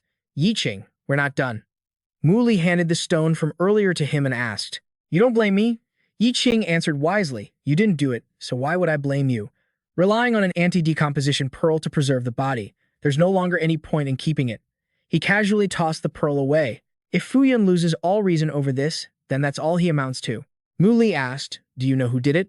Yi Qing named 3 names, the Mu family, the Yan family, and the Zhu family.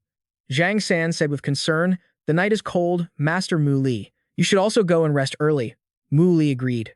Yi Qing then instructed him, Zhang, when Mu Li takes revenge on those 3 great families, I want you to give him your full support. Zhang San replied, Yes, young master. He said coldly, They think they can bully my Zhang family as if we have no one. I'll make sure they have no place left to hide in all of Huaxia. Only Mu Li remained. He curiously asked the woman beside him, Why haven't you left yet? She pleaded with Mu Li. Can you not go to the divine martial stage? Mu Li replied distantly, I'll go easy on him. Fu Yue threw her arms around him, professing, But I don't want to see either of you get hurt. I can. His attitude was resolute. The matter between Fu Yun and I doesn't require your sacrifice, she said worriedly. But a duel on the divine martial stage will. Before she could finish, Mu Li chopped the back of Fu Yue's neck. Mu Li caught the unconscious woman. Meanwhile, at the Zhu family's manor, Wei Bin laughed triumphantly. Yanmo, your calculations are simply divine. Yan Meng gloated. We originally only planned to make the Huangfu family and Mu Li turn on each other, but I never expected Fu Yun to be so hot-headed. The tournament board displayed the showdown between Mu Li and Fu Yun. He was thrilled. Excellent. When these two fight, one is bound to die and the other will be seriously injured. It'd be even better if Mu Li dies. Everything had exceeded her expectations, which pleased Yan Mo. A duel on the divine martial stage to determine victory and decide life and death. I never expected such an outcome. Yan Meng was satisfied. Who cares? Trading one death warrior for Mu Li's life is a total bargain. Wei Bin spared no praise. Sister Yan Mo, you are as brilliant as you are beautiful. To have the peerless duo wrapped around your little finger. I'm impressed. She feigned shyness. Brother Zhu, you're making fun of me. Seeing Mu Li carry Fu Yue to bed, Xiao Bai said sarcastically, Well done, Mu Li. I knew you could never forget Fu Yue. He replied coldly, Xiao Bai, if you keep this up, I'll lock you back in the jade pendant. She screamed in anguish, Mu Li, you're despicable. Fu Yue was worried about you too even as she was passing out. Mu Li. Xiao Yun. The next morning, Zhang San asked his young master, Fu Yun and Mu Li are dueling at the Divine Martial Arena today.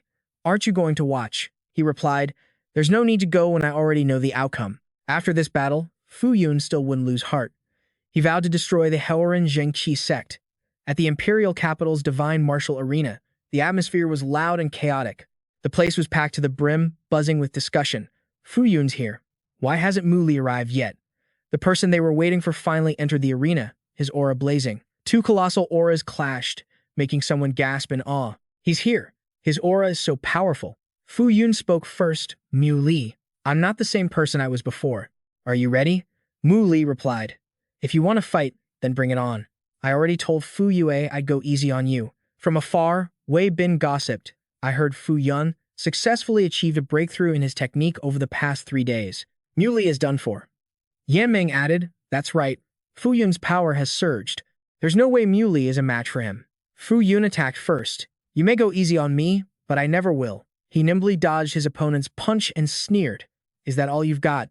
Determined, Fu Yun threw another punch, shouting, Is that all? He roared, pouring all his spiritual energy into his fist. An aura as hot as a roaring flame shot straight towards Mu Li. All the pillars around them lit up, and the spectators marveled. Look, the pillars on the stage are lit. The stronger the power, the more pillars light up.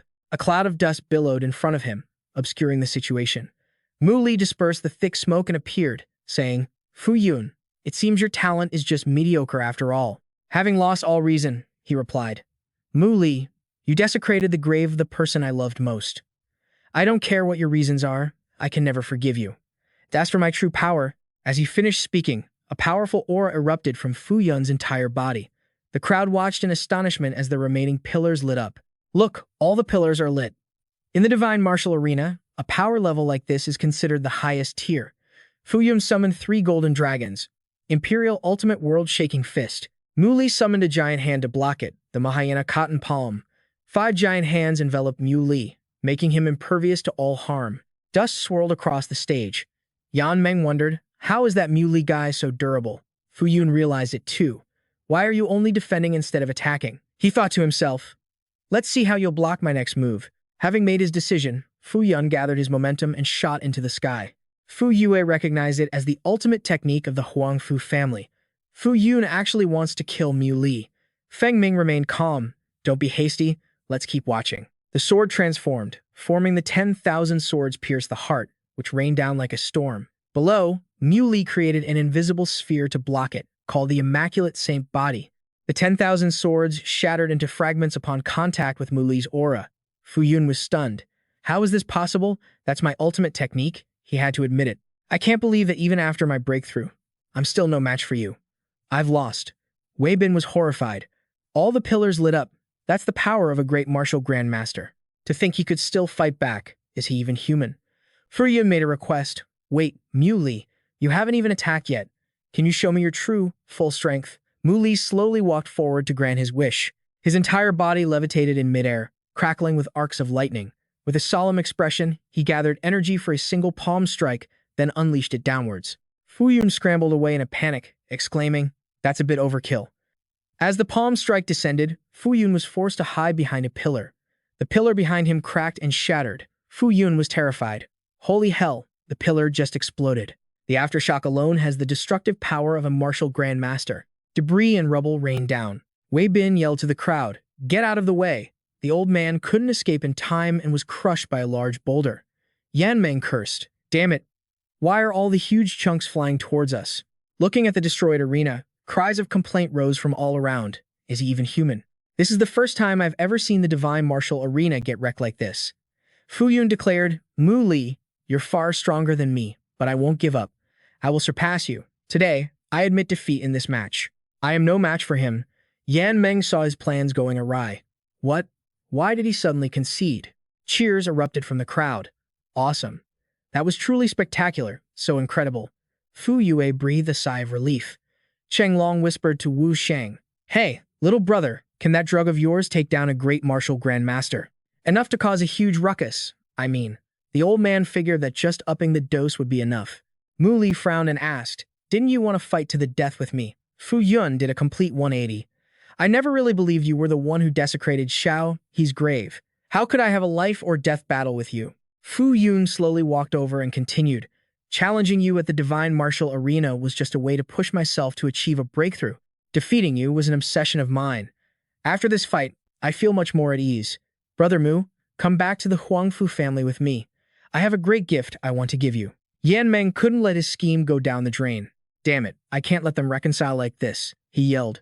Wait, Fu Yun asked, Patriarch Yan, is there something you wish to instruct? Yan Meng accused them. The divine martial arena was built by the Martial Alliance many years ago. Let's see which one of you dares to take responsibility for this. On the divine martial arena, a stage meant for life and death battles, your fooling around is a desecration of the rules of the Martial Alliance and its ancestors. He retorted, Who told you that getting on the divine martial arena means you absolutely have to fight to the death? Wei Bin interjected, It's been an unwritten rule since ancient times. Everyone knows that. Mu Li called out, Lord Right Protector, does your Martial Alliance actually have such a rule? Lian Rong immediately denied it. This is the first I've ever heard of such a thing. Wei Bin's expression darkened. Lian Rong, you've been in the Martial Alliance for many years. How can you not know the unwritten rules of the divine martial arena? Ping Tian suddenly appeared and joined the conversation. Our Martial Alliance has no such unwritten rule. Lian Rong bowed respectfully. Alliance Master. The old man was shocked. Why is the Martial Alliance Master here too? Yan Meng was also surprised. Didn't he already leave for the southern borderlands? Ping Tian spoke. From the day the Divine Martial Arena was established by the seniors of the Martial Alliance, its only purpose has been to resolve grudges between martial artists. Other than that, there are no life or death rules. The outcome between these two young men is clear, and they have reconciled of their own free will.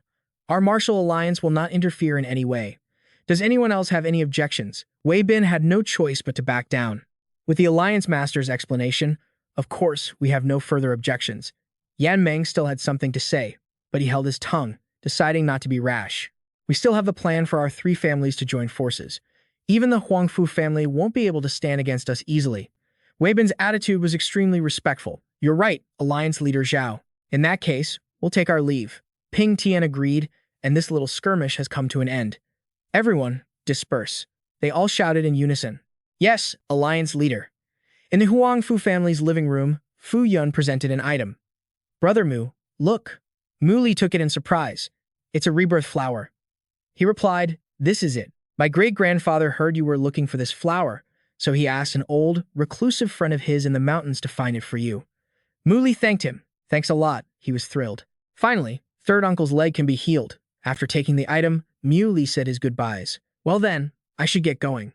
Fu Yun wished him well. Take care, Brother Mu. Feng Ming stopped him. Young friend, please wait. Looking at his grandson's bruised face, the old man asked with concern, Little Yun, did you get into another scuffle with young friend Mu Li? He denied it. This was from my sister. She thought I was actually in a life-or-death fight with Brother Mu. It scared her half to death. Fu Yun leaned in close to him and asked, Brother Mu, look at my face. It's so swollen I can't even face anyone. Don't you feel bad for me? Mu Li replied.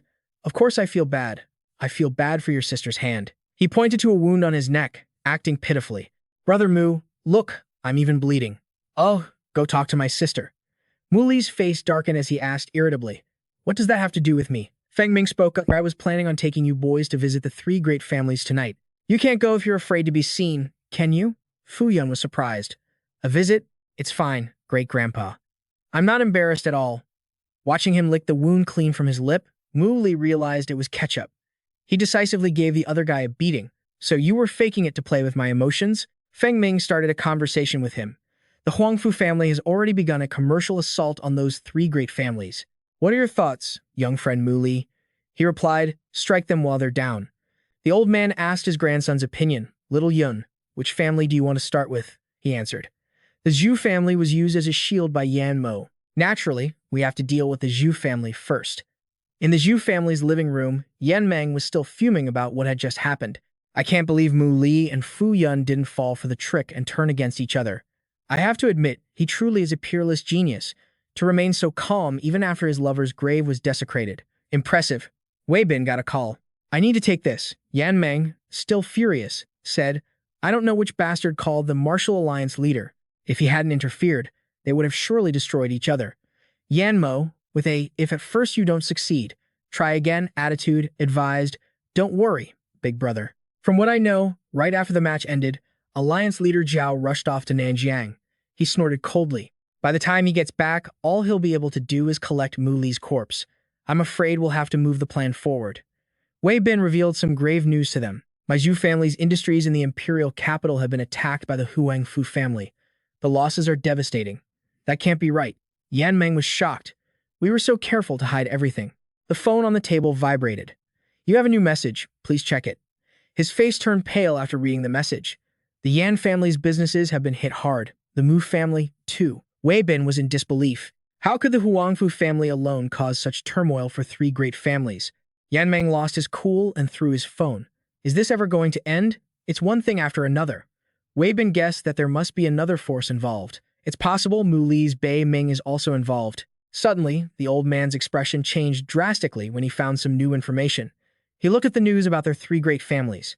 Zhu and Mu were in the headlines, which read, their economic sectors in the imperial capital have been continuously impacted, with losses reaching tens of billions.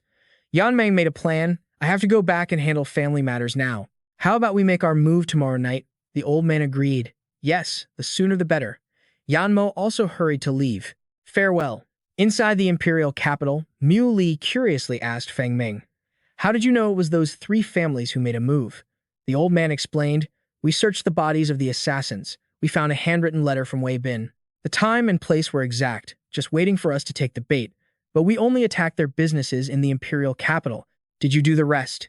He replied, I could only handle what was within Bei Ming's sphere of influence. Feng Ming understood immediately. So that means someone else is helping us. Young friend, Mu Li, we're here. Fu Yun looked curiously at the pitch-black building in front of them. Why is it so dark? They're about to go bankrupt, and they can still sleep soundly? Feng Ming ordered his grandson, Little Yun, you knock on the door. He knocked with a soul-shattering punch that terrified the people inside. Who's there? Is that the imperial ultimate world-shaking fist? The gate shattered into pieces. Fu Yun led the way in and announced to the servants, tell your family head to get his ass out here. He ordered, quick, go get the family head. Inside, Wei Bin was still in a meeting with his men.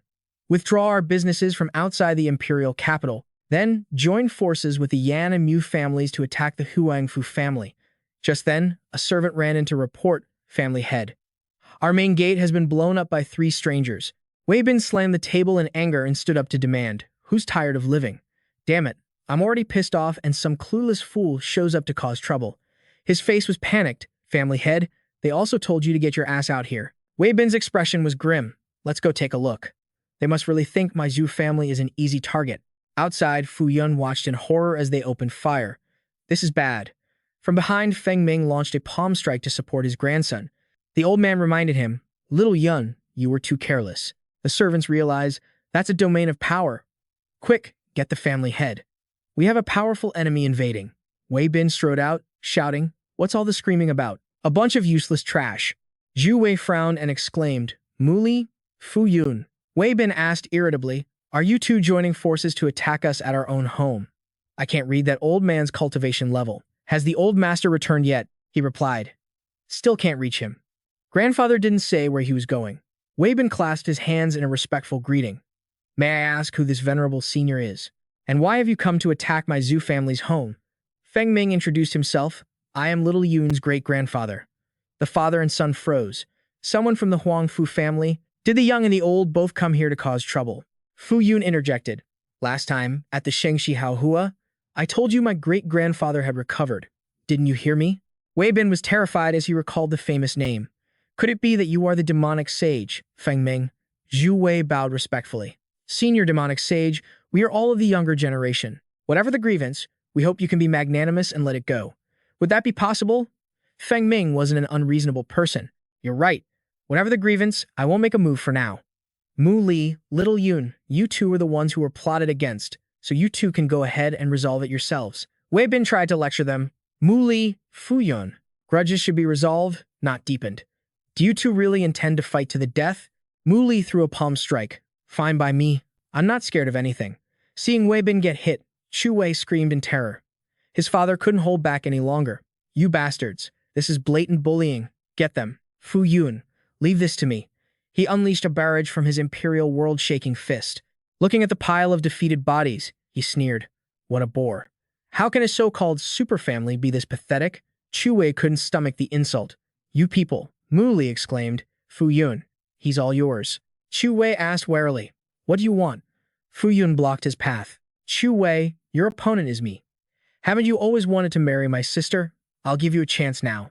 I'll even go easy on you. If you can land a single hit on me, I'll give you a chance to pursue my sister. How about it? Chu Wei felt humiliated.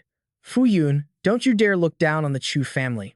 He casually dodged, making the punch hit nothing but air. A guy who's only third on the reserve list wants to marry my sister? Is that all you've got? With his hands still in his pockets, Fu Yun lifted his leg and kicked the useless punk. Are you even worthy? Just then, Mu Li dragged Shi Hang out from inside. The guy wailed, Let me go. Brother, save me. Chu Wei insulted him. Mu Li, my brother isn't a martial artist. Do you have any honor bullying him like this? As Mu Li threw him, Shi Hang was terrified. What are you doing? Dad, save me. As he fell, he was met with a knee strike from Mu Li, who then leaped into the air and kicked the good-for-nothing again. He crashed into Wei Bin, who was lying on the ground. The old man anxiously held his son, calling out, Little Hang, my son. Pushed to the brink, Wei Bin took out a Li Mu artifact. You bastard. You think the Huangfu family is the only one with a martial saint? He crushed the token and yelled, The Chu family faces annihilation. Ancestor, save us. Feng Ming stepped forward to protect them. Get behind me. This jade token holds the aura of a martial saint. A powerful aura billowed across the courtyard. The Chu family's ancestor, Fangg Xi, appeared with an imposing air and demanded, Who wants to destroy my Chu family? What arrogance. He was Fangg Xi, the Chu family's ancestor, a martial saint. Chu Wei's face lit up. It's the ancestor. Dad finally summoned the ancestor. Mu Li frowned and asked, A martial saint? Feng Ming confirmed. That's right. I'll go deal with him now. You two be careful not to get hurt. Wei Bin pleaded, Ancestor, please help me kill this man. Fangg Xi sized up the man before him. Feng Ming, an old fossil like you with one foot in the grave, has actually recovered. Feng Ming replied, Fangg Xi, aren't you an old fossil who isn't dead yet either? The old man shot back. So, you brought people here to wipe out my Chu family? Feng Ming bluntly exposed him. It was your Chu family that plotted against our Huangfu family first. I just brought the kids here to demand justice. I never said I wanted to destroy your Chu family.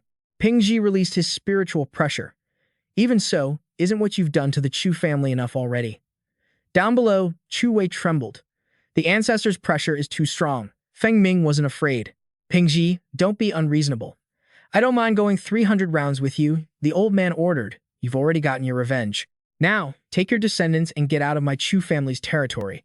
Otherwise, we go to war. Wei Bin was not satisfied with this outcome. Ancestor, you can't let him go. He has a personal grudge against the Chu family, and now he's a grand martial master. Letting him go will bring endless disaster. Fangg Xi pointed at Mu Li and said, Feng Ming, he's not one of your Huangfu family, is he? Leave him behind, and the rest of you can go. Feng Ming was offended. Do you really think you're the king of the world? You think I'll leave just because you tell me to? If you want to touch him, you'll have to get through me first. The old man was determined to take Mu Li's life today. I will kill this brat today, no matter what. The two powerhouses clashed. Feng Ming ordered the two, Little Yun, Mu Li, get back. Fu Yun knew his place and called out, Mu Li, let's run. Fangg Xi provoked his opponent. Feng Ming, if you have the guts, come up here and fight me. The old man flew straight up. As if I'm afraid of you. A strike from the authentic imperial world-shaking fist of the Huangfu family shot out. Fangg Xi struggled to block the attack, and an explosion lit up the entire night sky. Fangg Xi was slightly overwhelmed and cursed. Damn it. Feng Ming pursued his opponent relentlessly. Where do you think you're going? The two of them battled across the sky. Take my chain punch combo. Let's see you run now. In your dreams. Watch this. Wei Bin spoke as if he already knew Mu Li's fate. Mu Li, you're scared now, aren't you? You're the one who forced our Chu family's ancestor, who's been in seclusion for years, to come out. You're dead for sure. Fu Yun was confident. My great-grandfather is here. Your Chu family's martial saint won't succeed. The old man replied, can a martial saint protect him for his entire life? Not unless he hides in the Huangfu family manor like a coward forever. Mu Li assured him, don't worry, I'm not going to run. Hearing this, Wei Bin gloated. Then you just wait to die. Do you really think a martial saint and a martial master are the same? I can't understand what gives you the right to be so arrogant. Mu Li kindly reminded him. Right now, your Chu family's martial saint isn't here either. The old man finally knew what fear was. What are you trying to do? Don't come near me. Knowing he was no match for Mu Li, Wei Bin cried out, Ancestor, save me. Spiritual energy gathered in Mu Li's palm. He thought to himself, in my past life, Shi Heng killed my mother and drove my sister to her death. Gui Zhao, who once saved me, also ended up with her family destroyed, dying with regrets. A summoned sword was ready to strike. Chu Wei was sweating bullets. What do you think you're doing? If you dare kill me and my father, the Chu family's ancestor will never forgive you. Wei Bin felt a wave of relief. The ancestor is back. However, the ancestor they were waiting for was being chased down by Fangg Ming. Ping Xi, you can't escape, the old man replied. Fangg Ming, wait until I've killed that brat, then I'll come back and defeat you. Fangg Ming cursed at him. Ping Xi, you despicable old man. Wei Bin was overjoyed. The Huangfu family's martial saint is now trapped in my Chu family ancestors' formation. Let's see who can protect you now. Ping Xi unleashed a divine palm strike. Bing Qi was enraged. You brat, hand them over. You dare to toy with an old man like this? I'll come and steal them. The old man retorted, I'm a martial saint. Surely I can teach you two little brats a lesson. Mu Li calmly watched his opponent in the air, ready to charge forward and teach him a lesson. Mu Li clenched his fists, waiting for his prey. You're relying on him, he thought, as he threw a punch straight into Ping Xi's stomach. The old man was stunned. You brat, you must be tired of living. But that one blow was enough to seriously injure the old man. Mu Li stood firm and steady in the courtyard. Fu Yun couldn't believe his eyes. How is this martial saint so weak? Ping Xi tried to save a little face. A martial saint is not someone a grand martial master can compare to. I was just careless a moment ago. Mu Li asked in a cold voice. Just careless, you say? Fu Yun saw him toss off his jacket and asked curiously, Brother Mo, what are you planning to do? Don't be reckless. He's still a martial saint, after all. When he saw that Mu Li had vanished before his eyes, he was startled. Where did he go? Why can't I see him anymore? Just then, Ping Xi nimbly dodged a kick from Mu Li. You ignorant fool. If you want to die, then I'll grant your wish. The old man countered with a punch, but Mu Li grabbed his opponent's fist and reminded him with contempt. You talk too much. Mu Li threw Ping Xi straight to the ground. Get down. The old man screamed in humiliation. You little whelp, don't you go too far. That throw sent the so-called martial saint sprawling flat on the ground. The ground beneath him cracked open. Fu Yun was terrified. What kind of cultivation technique does Brother Mo practice to be able to fight even a martial saint? Mu Li brought down a devastating kick, as if to completely cut off Ping Xi's escape. At that moment, Fangg Ming was still unaware of what was happening outside. Little Yun, Mu Li, just hold on. I'm about to break out. Wait for me. Fu Yun didn't know what to say. Actually, it's fine if you don't get out right away. Ping Xi, having tasted enough bitter pain in that crater, screamed, enough. He summoned his sword. You think you're so great just because you have a little strength? The sword swung with a surging wave of killing intent. Die. Fu Yun worriedly shouted, Brother Mo, be careful. Wei Bin predicted, the Chu family's patriarch is truly furious now. Mu Li won't survive this. Not even Martial Saint Chu Ma could save him now. Chu Wei gloated. Fu Yun, if you had stayed away from Mu Li earlier, we might have let you go. But now, it's too late. Wei Bin held up his phone to show off. I've already notified the Yan and Mo families. They'll be here soon. With 3 great families joining forces, none of you will escape. Finding the man too long-winded, Fu Yun landed a kick to shut him up. Over in Mu Li's fight, Ping Xi couldn't see him and launched into the air for a better view. Hiding, let's see where you can run. The entire estate below was now just a pile of ruins. The old patriarch swung his sword wildly from below. Weren't you so powerful? Keep fighting then. Heaven-cleaving, earth-splitting slash. From beneath a barrier, Mu Li uttered. Very well. He executed the Immaculate Saint Body technique, charging straight towards Ping Xi in the sky. He scoffed. You call that a heaven-cleaving, earth-splitting attack? After taking a miserable punch, the old man was horrified. So fast. Mu Li launched a second kick. Fangg Xi fell silent, lying paralyzed in the rubble below, wondering, who on earth is this brat? He's definitely not just a Grand Martial Master. The spectator, Fu Yun's perception of reality was practically collapsing. Since when can a Grand Martial Master completely dominate a martial saint? Fangg Xi stood up, preparing to unleash a new technique he was proud of. You brat, you're forcing me to use my ultimate move. Mu Li asked nonchalantly. You still have an ultimate move? Fangg Xi roared with great momentum. Fire Dragon Fist, emerge. A fiery tornado swirled as if to sweep everything away. Shu Wei said smugly. Before a martial saint, a Grand Martial Master is nothing but a pipsqueak. Fu Yun was worried. This is bad. The Chu family's martial saint has gone all out. If great-grandpa Feng Ming can't get out, Brother Mo and I are both going to die here. A purple light flashed in Mu Li's eyes as he said, unrealistic. With a single palm strike towards the old man, he asked contemptuously. Already running away? The Chu father and son's laughter had barely faded before they were slapped with humiliation. The patriarch ran away. Fu Yun was stunned. This is his ultimate move. Mu Li walked up to the father and son and asked, does the Chu family's martial saint not care about the Chu family anymore? Does he have any other tricks up his sleeve?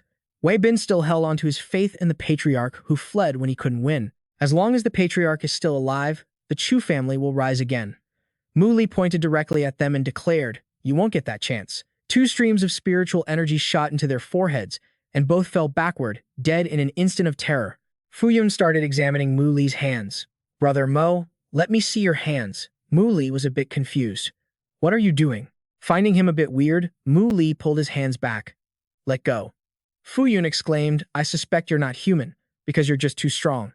Mu Li replied, Fu Yun, have you ever considered that somewhere out there, people like you are countless, and even people like me are not that rare? He misunderstood, thinking of something else. There's a place like that on Earth? Are you talking about the hidden sect? Mu Li couldn't be bothered to explain.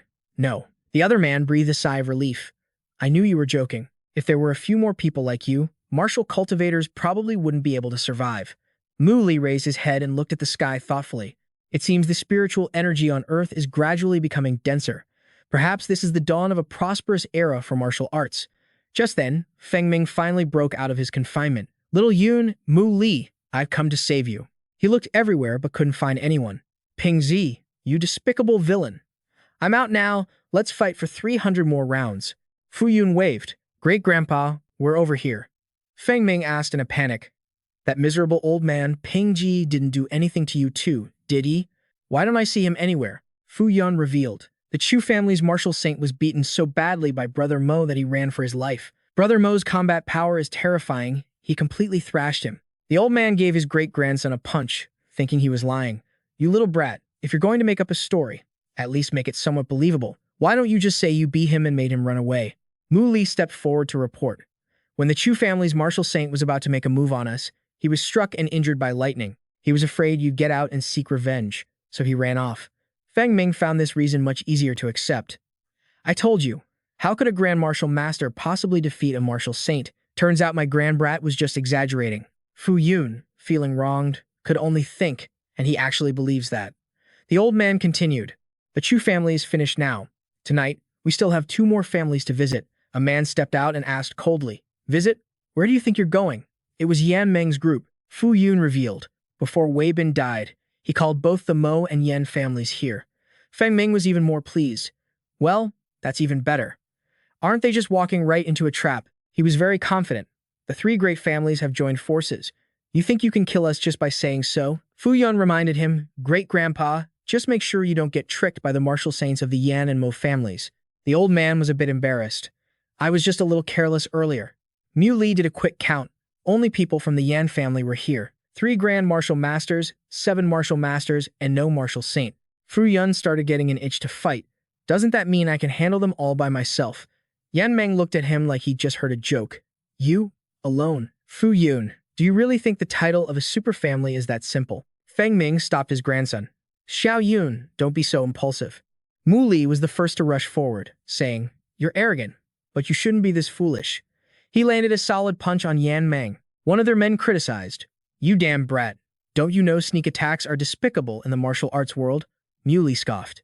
Despicable? I didn't say that when your old family head launched a sneak attack. Lei Xiu asked in a low voice.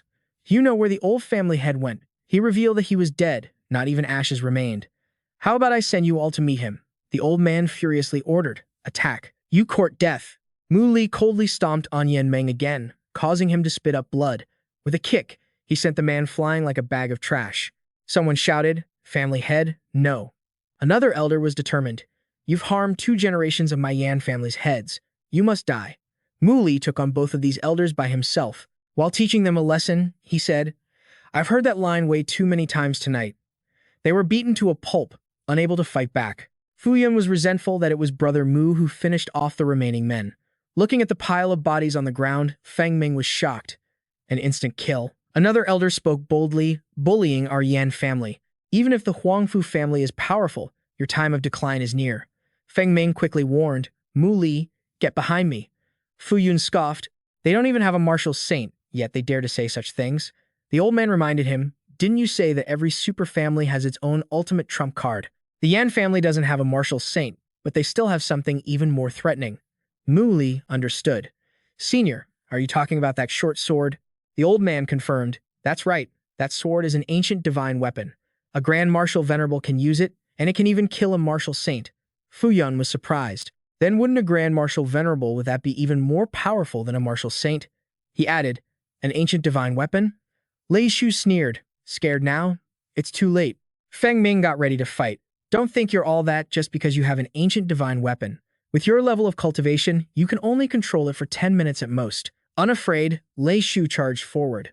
The old man tried to block him. Xiaoyun, Mu Li, get back. He unleashed an imperial ultimate world-shaking fist, but his opponent had already swung the sword down. The man spoke, Feng Ming, even your domain she can't withstand my Yan family's ancient divine weapon.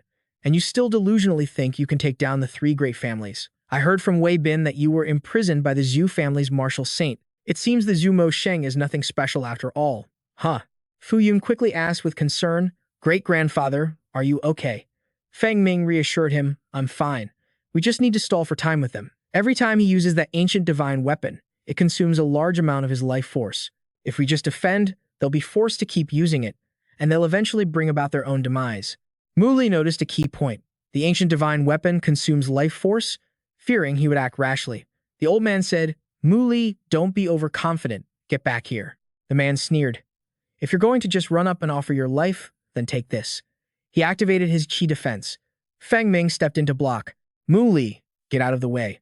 The old man thought in frustration, damn it, that last sword strike destabilized my ki and blood. I can't use my full strength. The clash of their 2 attacks exploded, making both the grandfather and grandson unsteady. Mu Li mocked, is that all you've got? Lei Shu froze in disbelief. How is this possible? Who in the world are you? How can a mere human withstand an ancient divine weapon? Fu Yun's understanding of the world was shattered. Holy crap, he can even block an ancient divine weapon? You've got to be kidding me. Lei Shu spoke up. I don't care who you are. Let's see how many times you can block this today. He swung down for a second strike. Die. He was eager to test it. My Immaculate Saint body has reached a certain level of mastery. This is a good chance to see how strong it is. The old man's sword strike was unable to break through Mu Li's Immaculate Saint body. The force of the impact caused an explosion. Mu Li remained completely unharmed. The power of the ancient divine weapon was comparable to a high-level martial saint, and the Immaculate Saint body could barely withstand it. Seeing him unharmed, Lei Shu was fuming. What? This time, he used his own flesh and blood to block the ancient divine weapon's attack. The old man exclaimed in disbelief, Didn't my sword hit you? How are you still perfectly fine? Suddenly, he saw that no one was in front of him, and his heart tensed. He vanished. This is bad. Mu Li suddenly appeared behind him with a killing blow. Chaos erupted everywhere. Big brother, run. Everyone run, quick. He threw a palm strike to deal with them one by one. Trying to run? Too late. Streams of spirit energy rained down like meteorites, causing the entire courtyard to explode. Fu Yun was scared out of his wits. Oh my god, that was dangerous. Feng Ming was stunned as he witnessed his power. This Mu Li instantly killed more than 10 people and can even withstand an ancient divine weapon. Could it be true that he's the one who made Fangg Xi run for his life? He took the sword and could feel that it was indeed a relic from the cultivation world of Earth's ancient civilization. On the Z-Way star, basically no one would even glance at something like this. Feng Ming spoke up to congratulate him. Mu Li, congratulations on obtaining an ancient divine weapon. In your hands, it will surely be able to unleash its full power. Mu Li was curious. Are ancient divine weapons that tough? The old man confirmed. Of course, even a martial saint going all out against it wouldn't come out unscathed. Even advanced science and technology can't do anything to it. He decided, what a coincidence. I still have a steel shard from the sword that turned to dust at the Zhou Mu Manor. I'll use it to test this weapon's durability. Across from him, Fu Yun was curious. What is that? He took the fragment and scraped it against the sword's blade, explaining, this is a broken sword shard I found. Besides being a little sharp, there's nothing special about it. The blade immediately broke. Mu Li thought to himself, looks like my guess was right. This iron sword shard is a much higher grade treasure than this short sword. Fu Yun was horrified. Holy crap, it even broke an ancient divine weapon. And you say it's just a little sharp. This ancient divine weapon is useless. Wait a minute, everyone from the Yan family died here, so why haven't the people from the Mu family shown up yet? Mu Li replied calmly, if they won't come to us, we'll just go find them. Feng Ming instructed, when we get to the Mu family, Xiao Yun and I will follow your lead. Mu Li understood his meaning and asked, you two already know? The old man explained, after the battle at the Imperial Capital Hotel, the Huangfu family investigated your identity. The Mu family and Yan Meng probably found out too. That's why they've been targeting you. He replied, it's fine. Let's go meet the masters of the Mu family. The three of them headed to the Mu family's main house. Fu Yun knocked on the door, more politely than last time. Open up. A servant stepped out and asked, may I have your names? Who are you here to see, so I can announce you? Fu Yun ordered, get all the masters of your Mu family out here. Just tell them someone is here to cause trouble.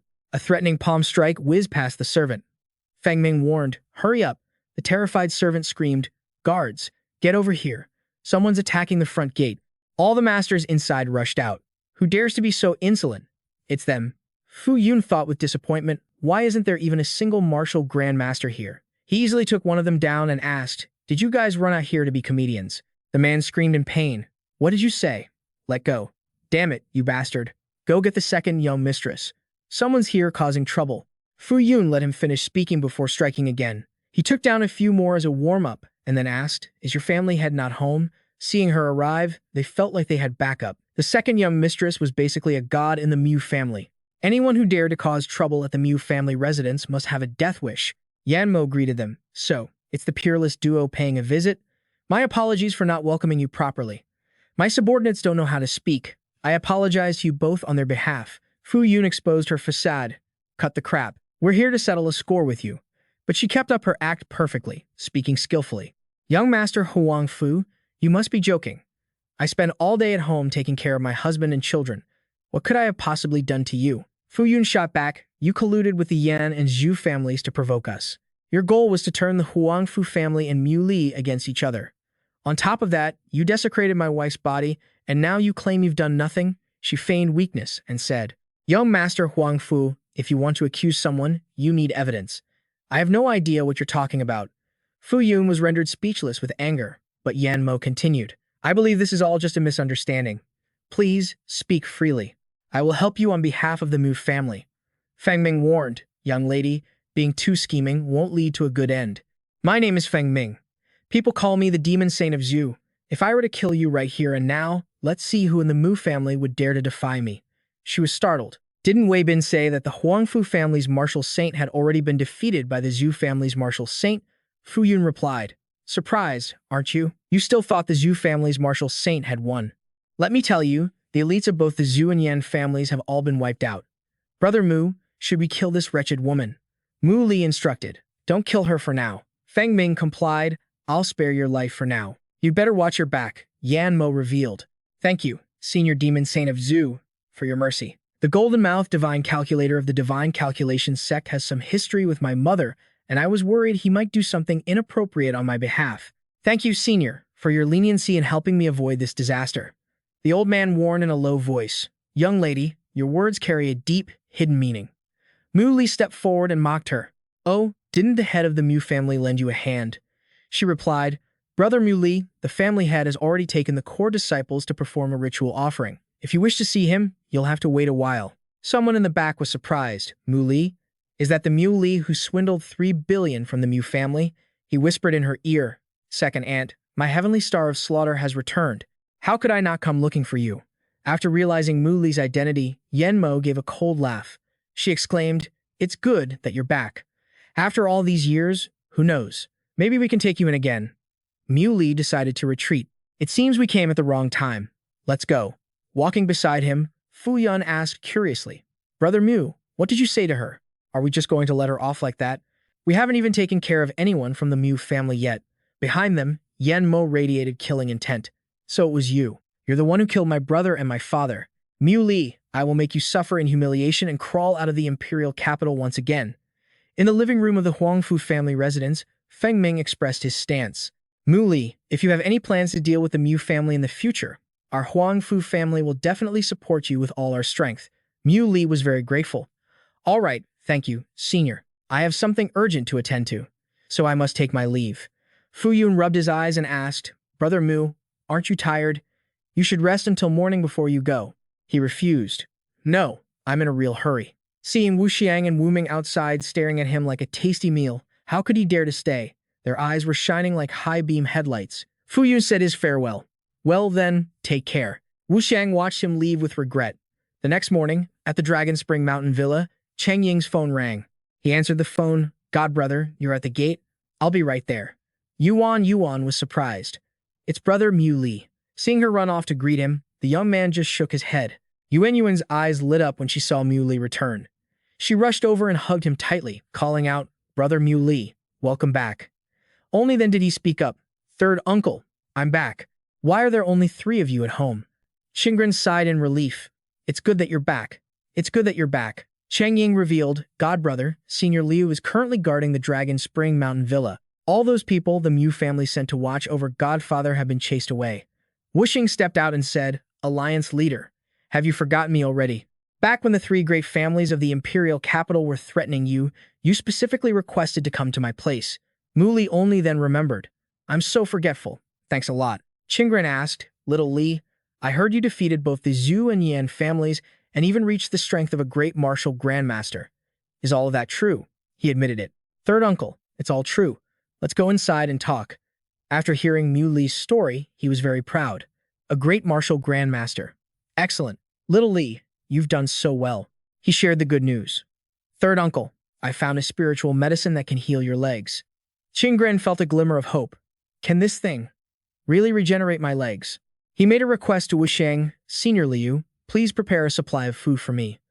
For the next 5 days, no one is allowed to disturb my third uncle and me. He obeyed. Yes, Alliance leader. Mu Li assured his uncle. Third uncle, just trust me. Suddenly, there was a knock at the door. Sheng Ying went to the gate curiously. Who is it? Old man, are you here looking for someone, or are you lost? There are only a few houses around Dragon Spring Mountain Villa. I've never seen a stranger here before. The old man introduced himself. Young man, my surname is Mu, and my name is Muja Pingqian. I'm here to visit Qinggren. It turned out he was the former head of the Mu family, Fang Chun's older brother. Cheng Ying thought the name sounded familiar. His surname is Mu. He must be a relative of my godfather, but I've never seen him before. Besides, my godbrother instructed that no one was to be disturbed. His intuition told him this old man didn't seem like a bad person.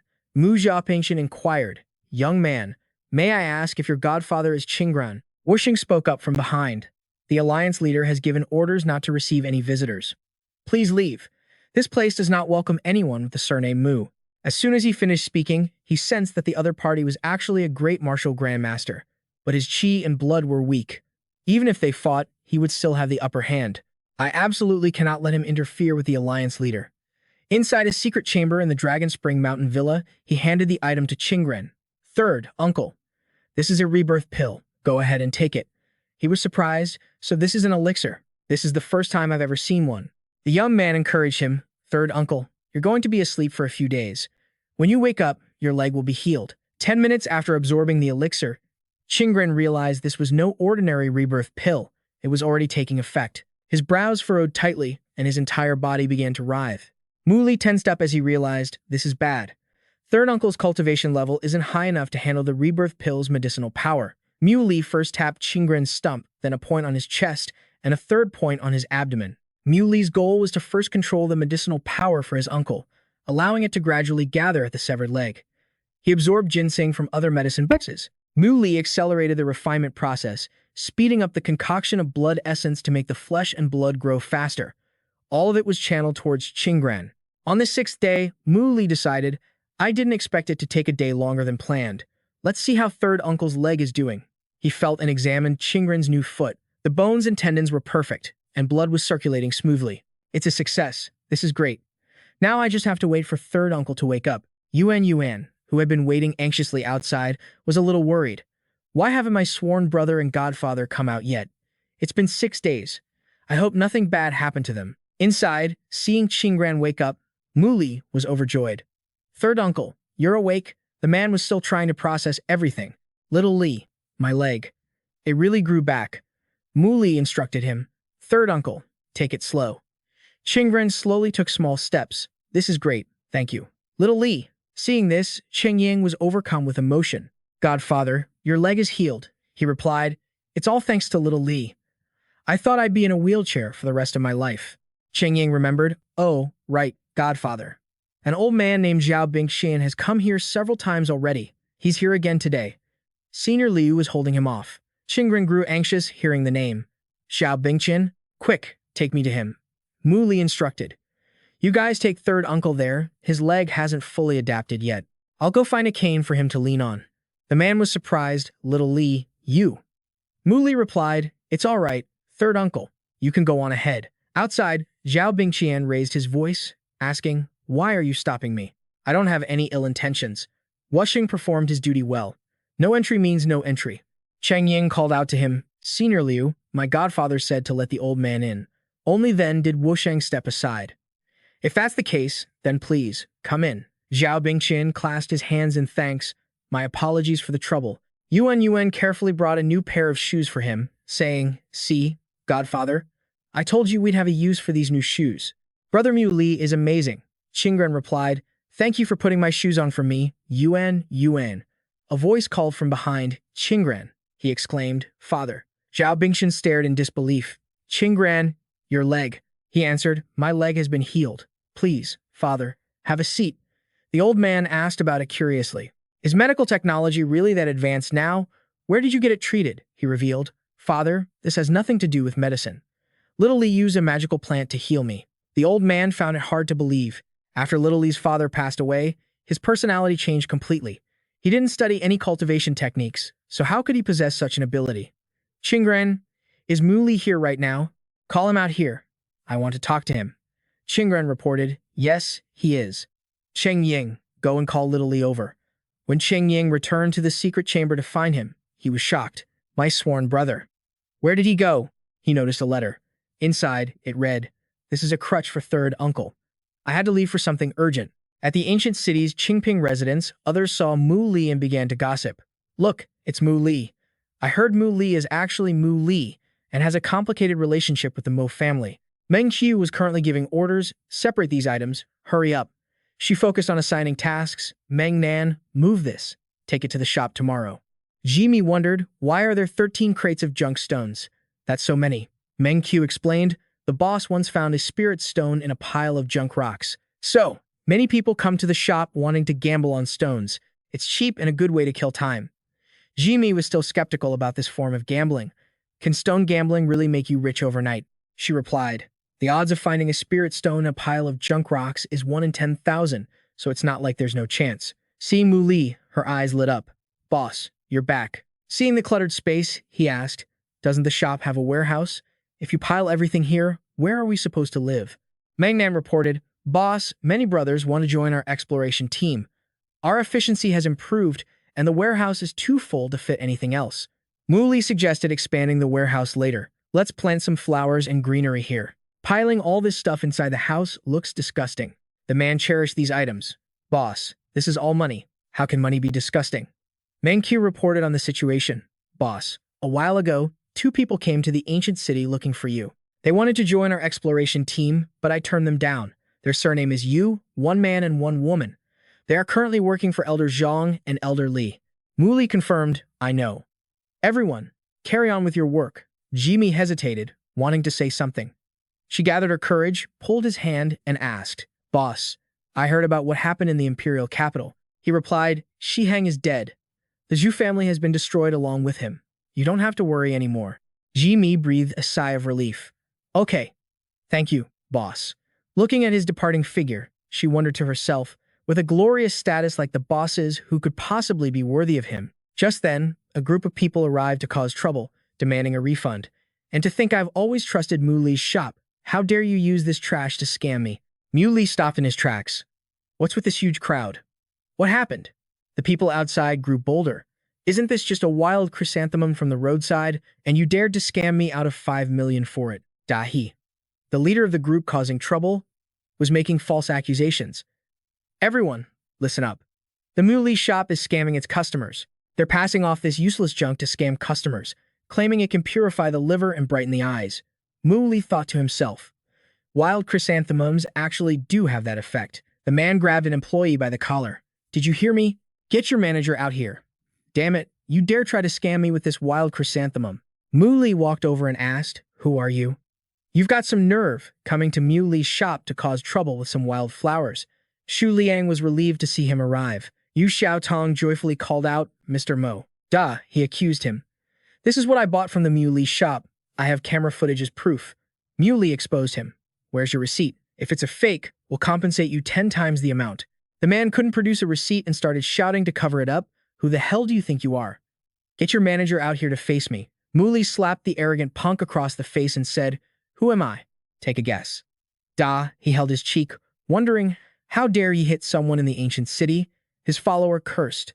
Son of a bitch, you dare hit my brother? My boss in the ancient city will kill you, you bastard. Mu Li kicked the guy again.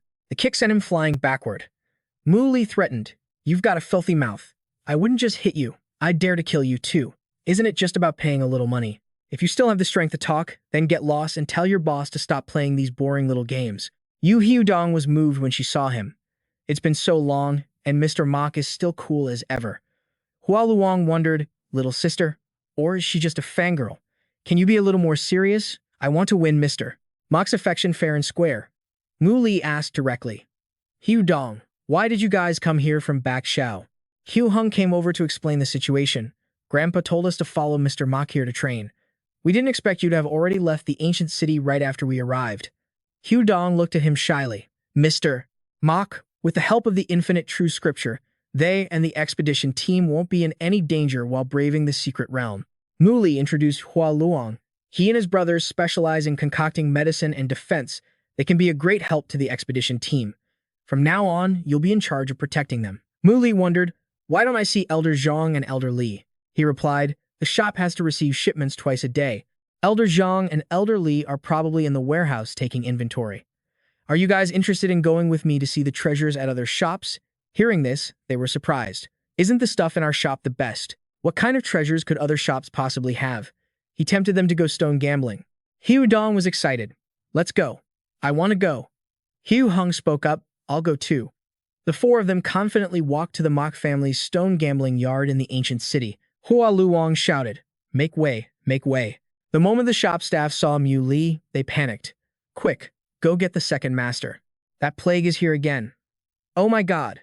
If Mu Li is here to gamble on stones, what treasures will be left? He picked out a huge pile. All right, I'll just take these. The stonecutter was momentarily stunned. He urged, what's wrong? Pack them up. Hurry and get your manager out here to speed things up. I have other things to do.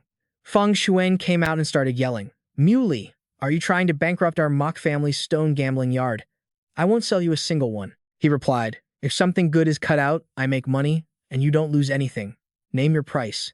His attitude was firm. I already said, I'm not selling. There must be something good in these stones. I absolutely cannot sell them to you. Mu Li said sarcastically. Don't tell me the great Mok family can't afford to play. Huh. The Mok family won't sell me the raw stones, which means the Mok family wants to monopolize the stones I've picked. Everyone, tell me, who does business like this? The others chimed in. That's right. Didn't they sell raw stones to Mu Li for 200,000 apiece last time? Yeah, and that stone tablet too. He made quite a bit from it. Feng Xuan named a price. Low-grade raw stones are 20 million per piece. High-grade are 200 million per piece. Do you still want to buy? Mu Li refused. You're charging an astronomical price for a few useless rocks. Let's go. The man gloatingly started to cut the stones he had chosen. There's definitely something good inside. The employee agreed. Yes, second master. When the entire pile of stones had been cut to bits, they were all stunned. Second master. There's really nothing this time. How can there be nothing? Surely not all of these stones are worthless, right? Even the stones Mu Li had picked had nothing in them. Fangg Xi realized he'd been set up and angrily slammed the table, ordering the customers out. Get out, all of you, get out. The others sneered. Their shop sells low-grade raw stones for 200,000 apiece. What a scam. Mu Li is a stone gambling master. Let's go somewhere else. The man was trembling with rage. Well played, Mu Li.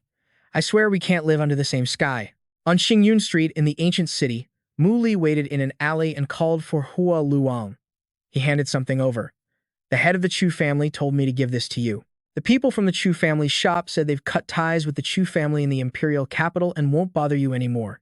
And they're also giving you 50% of their annual profits. Mu Li was satisfied. They know how to behave. Just then, Hu Dong arrived and called out, Mr. Mok. Mu Li asked for an update. Hu Dong, Hu Hung, do you two have any news? She reported, Mr. Mok, we just passed by and saw the Ingim family's shop kicking all its customers out. They also closed the doors and posted a notice. Mu Li was curious. What does the notice say? Hu Dong reported, the Ingim family's private shop is temporarily closed for business. Mr. Mok, they're afraid you'll come to their shop. Hu Hung recognized their tactic. Killing the chicken to scare the monkey. Brilliant. Truly brilliant. Mu Li knew right away that the only one left who could be in charge was Ni Mat. She chose to avoid a direct confrontation with me, simply trying her best to minimize her losses. Suddenly, his phone rang. Mu Li answered. Hello, third uncle. Is something wrong? He called for him to come back. Little lie, come back for a bit. Your grandfather wants to see you. Mu Li assigned them a task. Hua Luang, I have to go somewhere. I'm leaving these two in your care. He thought to himself, third uncle has helped my family so much. No matter what, I can't let him down. Returning to the Dragon Spring Mountain Villa, Vo Sin handed him a letter. Alliance leader, this was delivered by someone sent by a man named Young Master Shen Hu. The letter's message was, the tree that stands out in the forest will be destroyed by the wind. Someone from the four sects is watching you. Mu Li wondered, the four great hidden sects? Vo Sin suggested, Alliance leader, perhaps you should return to Backmin. Backmin can protect you with all its might. He refused. There's no need. We'll deal with problems as they come. Seeing two suitcases outside, he grew curious. Did someone arrive? Why is the luggage outside? Someone inside heard him. That must be Little Lai. As he stepped inside, Mu Li was surprised. Mom, Little Han.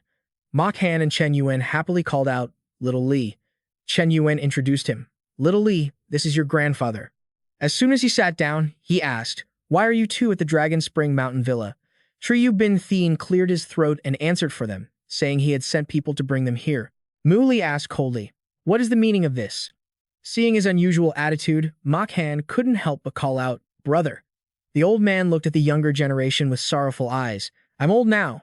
I don't have much time left. I only have two wishes. First, I hope that young man's leg would recover. And now that's come true thanks to Little Lai healing him. Second, I want you all to return to the Mok family in the imperial capital. It was my incompetence that made you suffer for over 10 years. During this ancestral worship, the Mok family provoked an extremely terrifying young man named Mu Li. I'm hoping it's our Little Lai, since the name is similar. Mu Li frowned. I can't believe Ni and Matt didn't tell anyone my identity. Zhao Bingqian made up his mind. He would use this chance, while he still had some life left in him, to try and rebuild the Mu family. Tomorrow night is our family banquet, which is also when we'll welcome the children home. Qingren asked hesitantly, Father, this is so sudden. What about the others? The old man replied firmly, my mind is made up. No one can change it. I still have some things to arrange tonight. Tomorrow, I'll send someone to pick you all up. Qingren blurted out, let me see you out, father. Chen Yuen asked him, Little Li, I heard from your third uncle that you still hold a grudge against your grandfather. Is that right? I'm not trying to lecture you, but I hope you can see things clearly. The Mu family has both good and bad people. Mu Jin asked with concern, brother, are you okay? He replied, I'm fine. He knew perfectly well that Zhao Bingqian was severely poisoned. Just as the old man had said, he didn't have much time left. Mu Li asked the two of them, have you and Mom been well lately? We've been well enough, she replied sadly, but we didn't have any news about you at all. You had Mom and me worried sick. He pulled his sister into a hug to comfort her. But aren't I alive and well? Don't worry. He swore to himself that in this life, he would protect them with everything he had. No one would ever be allowed to make them suffer or feel wronged. The next day, at the Mu family's restaurant in the imperial capital, Zhao Bingqian stood up to make an announcement. Today, I want to introduce everyone to a few new members of our clan. Everyone was curious. New members? Yanmo coaxed her child. Hurry up and eat, don't be stubborn. The little boy pushed it away. I don't want to eat this. Someone looked in surprise at the newcomers. Qingren, Chen Yuan, why are they here? And these two young people, are they from the Mu family too? Feng Chun recognized an acquaintance, Mu Li. He asked Zhao Bingxian, eldest brother, what is the meaning of this? Why are you calling that bastard a member of the Mu family? The old man answered, those two are the son and daughter of Mu Qingfeng. Mu Yi was shocked. Mu Li is also part of the Mu family, and he's my cousin. So Mu Li is that Mu Li. The bad omen from all those years ago? Zhao Bingxian cut him off in a cold voice. Shut your mouth. That was just slander from outsiders. Today, they are officially returning to the clan. If anyone has an objection, step forward and say it directly to me, the family head. Mu Li first helped Chen Yuan. Mom, sit down first, someone muttered. But if we welcome them back, the other families in the imperial capital won't let the Mu family off the hook. Qinglian, Zhao Bingqian's second son, spoke up. If we abandon our own clansmen just because of pressure from outsiders, the Mu family will be wiped out sooner or later. Feng Chun was furious. Damn it, what's wrong with making a small sacrifice for the future of the Mu family? Qinglian retorted, then why don't you go and make the sacrifice? He jumped up, agitated. I am a high-ranking member of the Mu family. Zhao Bingqian put an end to the discussion. That's enough. I will not change my mind. For now, let's eat. I have another announcement to make later. Feng Chun couldn't wait. Just say it now, we can eat after. The old man replied, after I'm done, none of you will have the appetite to eat. Yanmo was carefully tending to her child. Linger, drink slowly. Be careful not to choke. The boy took one sip and immediately spat it all out, spraying it directly onto Chen Yuan's clothes. Her dirty little scheme had succeeded, and she was gloating inwardly. Then, she played the innocent, saying, sister-in-law, I'm so sorry. How embarrassing. He's just a child and doesn't know any better. Please don't take it to heart. Mu Li asked with a cold expression. A child? Linger hid fearfully in her arms. Mommy, I'm scared. He's so fierce. Zhao Bingqian snapped in annoyance. What kind of parenting is this? Feng Chun tried to downplay it. Eldest brother, why bother with him? It's just some dirty clothes, isn't it? Chen Yuan didn't make a fuss either. Father, let it go. I'm fine. Little Li, don't be rash. Wait for your grandfather to handle it. Yanmo continued to put food on Linger's plate. There's a good boy. Eat a little more. She froze when she saw his action. Mu Li was holding a plate of food and dumped it straight down. Yanmo screamed, you bastard, what are you doing? She was covered in filth, but her only concern was for Linger. Are you all right? Chen Yuan was surprised by her son's decisive action. Little Li, you? Mu Li acted cute with her. Mom, I'm just a child too. Her heart softened. In her eyes, little Li would always be a good boy. Zhao Bingxian went along with it. All right, it's just children playing around. Now, let's start the meeting. Yanmo stood up and asked for permission. Father, I'm just going to go change my clothes. Feng Chun agreed. Go on, get cleaned up. Don't embarrass the Mu family. He sneered at Mu Li. What kind of child is that big? Yanmo left, annoyed. Mu Li, let's see how you save this situation later. Qinglian raised his glass to him. Nephew Mu Li, you are indeed, just as the rumors say, smart and sensible. He didn't know this man and asked who he was. Chen Yuan whispered an explanation. That's your second uncle. Qinglian, he replied coolly. It seems second uncle knows quite a bit. Mu Li immediately realized this must be Yanmo's husband. Qinglian replied helplessly, it's all for the sake of the Mu family's strength. At that moment, Yanmo came in from outside, leading someone with her. Father, I have a friend who came to visit. He's been waiting for a long time. Why don't we have him join us? Zhao Bingqian disagreed. This is a Mu family banquet. Why would an outsider attend? Mu Li acted as if it had nothing to do with him. He put some food on Chen Yuan's plate. Mom, eat up. He wondered to himself, could it be that Mu Qinglian has some kind of conflict with this person? Feng Chun stood up to welcome the guest. Please, have a seat. The golden-mouthed divine predictor is no outsider. Besides, isn't there still an empty seat right here? He took note of the name. The golden-mouthed divine predictor? His name was Li Xuan, once a direct disciple of the divine prediction sect. He spoke up and asked, have you heard of me before? I am Li Xuan, the golden-mouthed divine predictor. Feng Chun prompted the old man. All right, eldest brother, if you have something to say, say it. The old man stood up and announced, if everyone is ready, then I will speak now. The reason I've called everyone here today is very simple. I want to divide the family assets. After hearing this, Feng Chun froze. Divide the assets? Even Qinglian was surprised. Divide the assets? Feng Chun questioned him angrily. Zhao Bingchen, what are you talking about? The old man replied calmly. For the past few years, the Mu family's power has been in decline. In truth, the family has been beyond saving for a long time. He wasn't convinced. The position of Mu family head will eventually belong to Mu Yi. How can you call it a decline? Qing Lian said sarcastically. Can the son of the true dragon, Mu Yi, even compare to Mu Li? Zhao Bingchen concluded, each of our houses will take 50%, but Yan Mo should get 90%. Those words nearly made Zhao Bingchen spit blood. Qing Lian grew worried. This was bad, the poison was acting up. But seeing him stand up, Yan Mo just sneered. Oh, little nephew, planning to use force?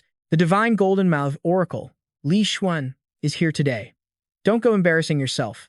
Unfazed, Mu Li slapped him right across the face. Embarrass myself? Li Xuan clutched his cheek in disbelief. How dare you? Mu Li challenged. Is there anything I, Mu Li, wouldn't dare to do? Zhao Bingxian was stunned to hear that name. What? You're Mu Li? Then the person the Mu family offended. He pointed right at the man and said, my grandfather said if the assets are to be divided, they will be. We get 90%, you get 10%. He frowned. You jinx. You really look down on me, don't you? If it weren't for Yan Mo, the Mu family wouldn't be where it is today.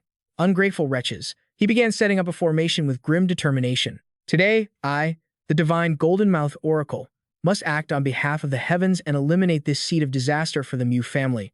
Mu Li remained calm. Fine. Then we'll take everything and you all can get lost. Li Xuan charged forward. The ones who need to get lost are you. Two Qiankun seals shot straight toward Mu Li. He blocked it, gathering spiritual energy in one hand. A single strike from him instantly shattered the technique Li Xuan was so proud of. He sneered. The renowned divine golden mouth oracle of the divine oracle sect can't even withstand a single blow. Unable to win, Li Xuan resorted to threats of karma. Mu Li, aren't you afraid of retribution? Zhao Bingchen reminded little Li, he's from the 4 great hidden sects. Don't take this too far. Leave yourself a way out. But he listed the man's crimes one by one, falsely accusing me of being a calamitous jinx, bullying my entire family. What way out is there left to keep? Li Xuan was still defiant. What are you going to do? Opposing the hidden sects won't end well for you. Mu Li's eyes were sharp and filled with ridicule. The hidden sects, I despise them. He threw a punch straight at Li Xuan's face. Yan Mo rushed forward anxiously, wanting to save him. Li Xuan was as arrogant as ever. Calamitous jinx? Go on, be arrogant. In the eyes of the hidden sects, you're nothing but an ant. Mu Li understood and said, so that means the hidden sects have many experts. He replied, of course. You couldn't even take one palm strike from a powerhouse there, he retorted. Then why are you so weak? He stammered, I'm still just a disciple. Mu Li was unimpressed. Just a disciple, and you dare to threaten me. Do you really think I wouldn't dare to kill you people? Just as he was about to strike, Mu Yi rushed in front of Yan Mo. Don't you hurt my mother? He asked in a cold voice. You dare stop me? Seeing him tremble, Mu Li sneered. It seems your son of the true dragon is nothing special. I haven't even made a move and he's already shaking like a leaf. He casually slapped out and Mu Yi went flying. You use a realm-breaking pill to reach Martial Venerable, yet you can't even block one of my moves. You're completely useless. Li Xuan couldn't watch any longer. You dare touch them? I'll see to it that your family is destroyed. Mu Li jeered. You're awfully protective of them. Is Mu Yi your son? Those words were like touching a raw nerve. What did you say? Qing Lian stood up and admitted. It's true. Mu Yi isn't a blood relative of the Mu family at all. Zhao Bingxian froze. What? Mu Li prepared to strike. Is the Mu family still going to stop me now? With a flick of his finger, Li Xuan was sent flying backward. The man was still defiant. Calamitous jinx, I have to kill you. Mu Li reminded him, second uncle. Your woman needs to be taught a lesson. Seeing Qing Lian approach, Yan Mo began to plead. Qing Lian slapped her hard across the face, then announced, You wench. From this day forward, I am divorcing you.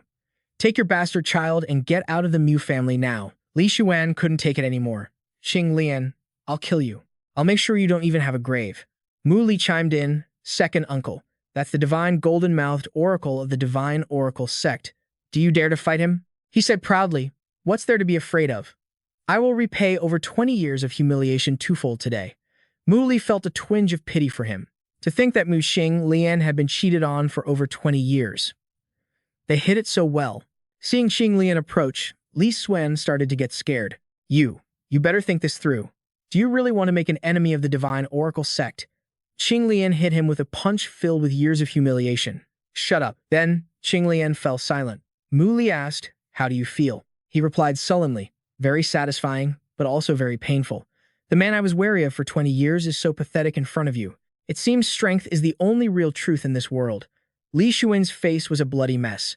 Mu Li held Qing Lian in high regard. To endure for so long and still remain this calm, he was a man capable of great things. Seeing Mu Yi hiding under a nearby table, he asked, "Second uncle, what about this boy?" He replied, "He's not mine." "Throw him out." He asked curiously, "Second uncle, you and Yan Mo were married for so many years. How come you never had a child of your own?" Qing Lian said coldly, "I found her filthy, so I never touched her again." Zhao Bingqian announced, "That's enough of this. Guards, throw them all out." Li Xuan screamed as he was dragged away. "Damn you, old man Zhao Bingqian. Just wait until you're dead. The Mu family will still be ours." The old man spoke up. "Feng Chun, I was going to leave you 30% of the family fortune to start over, but not anymore. A person like you is a frog in a well. So arrogant and overbearing, yet you helped an outsider push the Mu family to a dead end. And that damn business in Gucheng, did you think I knew nothing?" Feng Chun cursed. "Zhao Bingqian, you are heartless. Just you wait. The Mu family will be wiped out." Qing Lian, the profits from the Mu family's shops in Gucheng have been plummeting. "Father knew everything. I just didn't know that Mu Li was my nephew." Thrown outside, Li Xuan roared in fury. "Calamitous jinx. You just wait. I'll destroy your reputation and chop you into 10,000 pieces." Inside, Qing Lian was still worried. "But if we don't kill them, I fear there will be endless trouble." Mu Li said nonchalantly, "I'm the calamitous jinx. If I don't beat them black and blue first, how could I bring myself to use a killing blow?" Zhao Bingqian gave an order. "While you are here, little Li, you should focus on secluded cultivation. As long as you can temper your character, you will surely surpass those experts from the hidden sects in the future." Mu Li said bluntly, "Why should we be afraid of them? Our Mu family can definitely grow to be as powerful as the hidden sects." Qing Lian understood this logic. "That's true. I heard Mu Li is a living treasure trove of cultivation techniques and even knows alchemy," he said. "Of course, I'll pass on the techniques. I can even help you all break through to a realm higher than a martial saint." Qing Lian was shocked. Higher than a martial saint? Zhao Bingqian was overjoyed. "Excellent. The heavens are truly helping our Mu family. Perhaps in 100 years, the Mu family will truly be as strong as the hidden sects." He refuted. 100 years is too long. With enough ingredients, just with pills alone, I can create what the world considers a supreme expert. The old man thought of this and grew sad. "I see. I'm afraid this old man won't live to see the day the Mu family prospers," Mu Li declared. "Don't you worry, Grandpa. I'll cure everyone's poison, and then I'll refine a few more realm-breaking pills to help everyone become a top-tier master." Chen Yuan was so proud of him. "I don't understand what you and the others are talking about, but Xiao Li, I'm so proud of you." Mu Li acted immediately, as there was no time to waste. "Grandpa's poison will act up tonight, so I'll go prepare the antidote now." He knew that the Mo family had no hope of winning against the divine mathematician sect right now, so he had to strengthen the Mo family quickly. Besides the divine mathematician sect, there were still other hidden sects he didn't know about. He had to develop the strength of both Baiming and Jingzhou. In Longshan City, inside Jachi's room, she was waiting anxiously. Why isn't he back yet? Suddenly, her phone buzzed with a message. Mu Xin had sent a message with just 3 words. "I met him." Jachi quickly replied. "How's your brother? Got any pictures? Has he lost weight? When is he coming back to Longshan City?" Mu Xin replied, "Call and ask him yourself." She felt embarrassed. How could I shamelessly call Mu Li? At the Mo family residence in the imperial capital, Mu Xin called out, "Bro, your young miss asked me to send her regards. She also wants to know if you're ever coming back to Longshan." Mu Li was surprised. "Young miss?" Mu Xin reminded him, "It's Jachi. She's always asking me about you. Don't you two have each other's numbers? Why don't you just ask her directly?" Mu Li wondered. "It really has been a while since we talked. I wonder if she's asleep. Should I call?" He thought to himself that the poison affecting his grandfather was corroding his lungs and needed to be detoxified slowly. It couldn't be rushed. Mu Xin informed him that Jachi was still awake. Mu Li was taken aback. "How do you know? Why is he unhappy again?" In the main hall of the Yan family in the imperial capital, Feng Chun was still furious. "That bastard old man, Zhao Bingqian, how dare he?" Someone immediately asked, "Second Grandmaster, what should we do now?" Suddenly, a servant came in from outside to report. "Second Grandmaster, this was delivered by the Mo family." He asked irritably, "What kind of trick is that old man playing now?" The letter read, "For old time's sake, I will give the Fangg Xi family 10% of the family assets. Below is the list of assets. Please come to the Mo family residence in a few days to sign the agreement. The other two were unconvinced. 10% of the assets. How are we supposed to split that? 10% isn't nearly enough for the dozen of us. Fangg Xi tried to calm them down. Everyone, calm down. What's the meaning of all this shouting? Someone spoke up indignantly. Fangg Xi, it looks to me like you're trying to take it all for yourself. The letter was snatched away by that person. Fangg Xi was annoyed. What are you doing? The man demanded. Give it here. These assets are mine. I'm the one who contributed the most to the Mo family. The whole clan descended into chaos, fighting over it. Give me that notice, it's mine. They all trampled over each other for that 10%. Stop. Stop him. Fangg Xi, being trampled on the ground, cursed in anger. You bastards. At the Mo family residence in the imperial capital, Jachi was happily chatting with him. We have a deal, okay? You have to personally teach me martial arts. I'm going to bed now. Good night. Mu Li was helpless against her energy. She's so lively. Just then, a subordinate came to report. Young Master Mu Li, just as you predicted, those people are already fighting over the 10% of assets. But Mo Yi never showed up. He already knew the Golden Mouth Diviner and Mo Yi were seriously injured, so she wouldn't have time to deal with those scumbags. Zhao Bingqian walked over and asked, What about Fangg Xi? The servant respectfully reported to the family head. The second Grand Master was so furious he coughed up blood and collapsed. The old man didn't care anymore. Forget it. He reaped what he sowed. You may leave. Mu Li could feel it. Grandpa. Second uncle, your poisons have been completely cured. Zhao Bingqian admitted. That's right. Xiao Li. Grandpa is old now and wants to pass on the position of family head. We just discussed it, and we've all decided to pass the position on to you. Mu Li refused. That won't be necessary. Even in Beiming, I'm just a figurehead leader. It would be better for second uncle to take the position. Qinglian was surprised. Me? Mu Li replied, Yes. Second uncle is rational and calm, very suitable to be the family head. The man cautiously accepted the responsibility. If that's the case, I will do my best for the family. Zhao Bingqian was satisfied and praised him repeatedly. Good, very good, the old man instructed. Tomorrow, we will arrange the inauguration ceremony for the new family head. Qinglian was a bit worried. But will the Yan family and the Golden Mouth Diviner send people to cause trouble? Mu Li predicted. They won't dare. Everyone, rest assured. In the next few days, I will help Grandpa break through to Martial Saint, and second and third uncle will both break through to Martial Venerable. Zhao Bingqian was stunned. In such a short amount of time, he could help them break through to Martial Saint and Martial Venerable. In Mu Li's room at the Mo family residence, the news was reporting.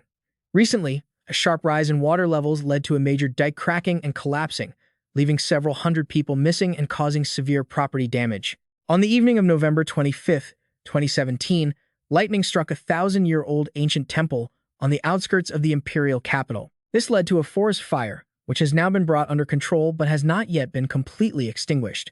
Xiao Bai asked curiously, Mu Li, why have there been so many strange incidents lately? Mu Li calmly sipped his tea. Just keep watching and you'll find out, won't you? The news report continued steadily. We have connected with an expert to understand the cause of the strange phenomena that have occurred over the past half-month. According to the calculations of the Golden Mouth Diviner, have determined that these natural disasters were caused by an evil entity.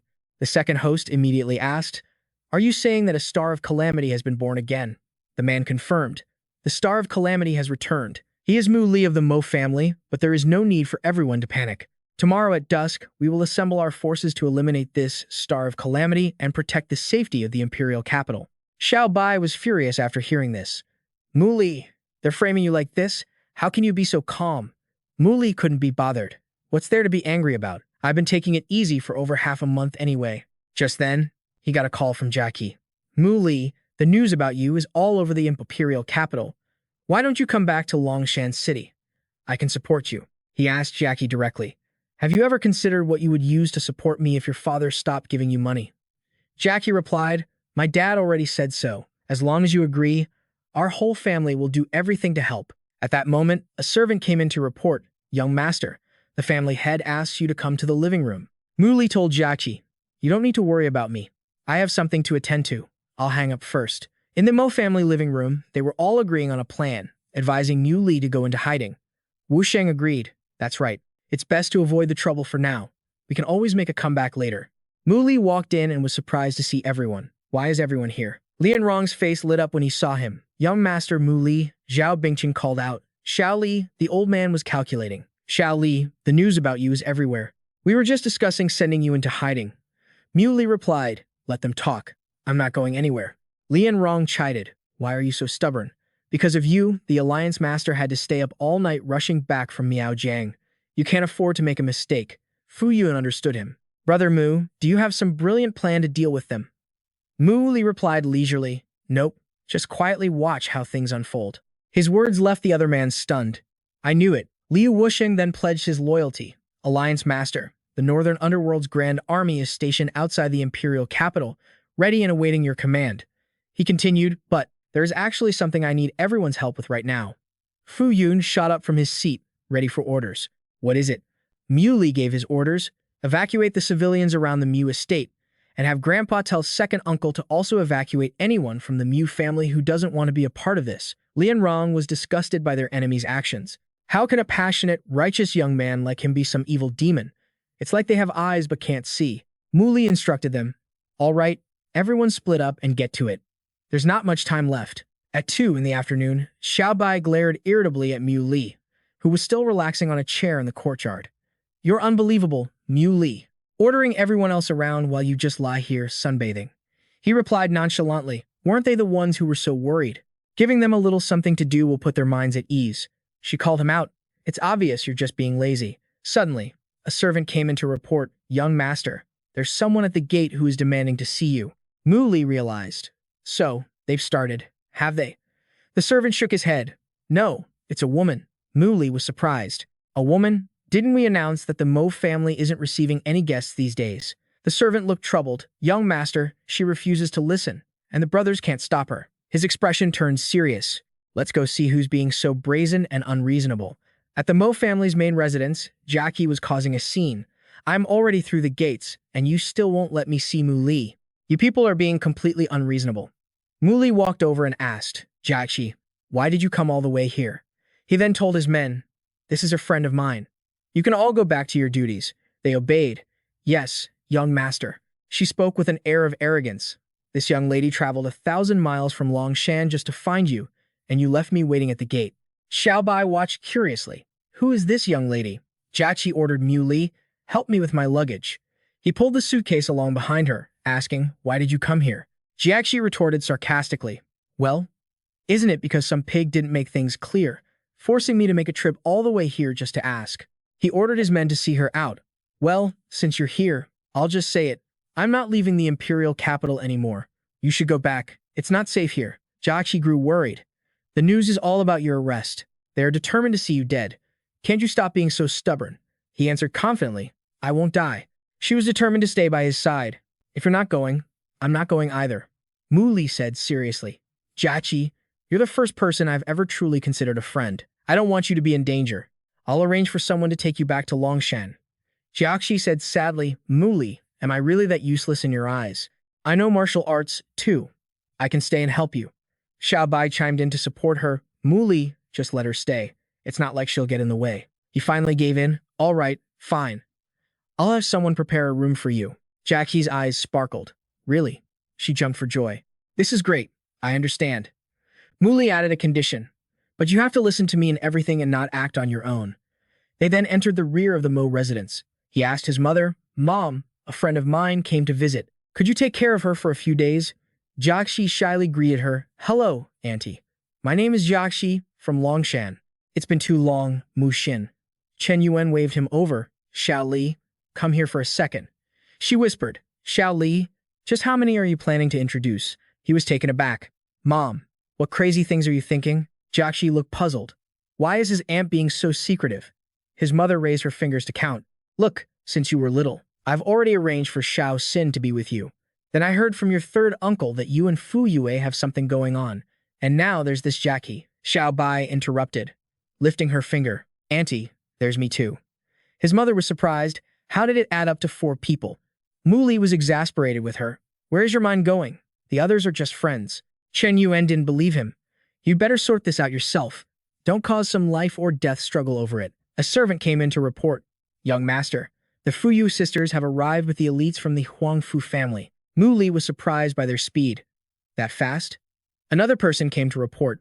Right Protector Lian Rong of the Martial Alliance and Liu Wusheng of the Northern Underworld also arrived. The old master is waiting for you in the main house, Chen Yuan suggested worriedly. Xiao Li, actually, Xiao Xin and I can leave the imperial capital.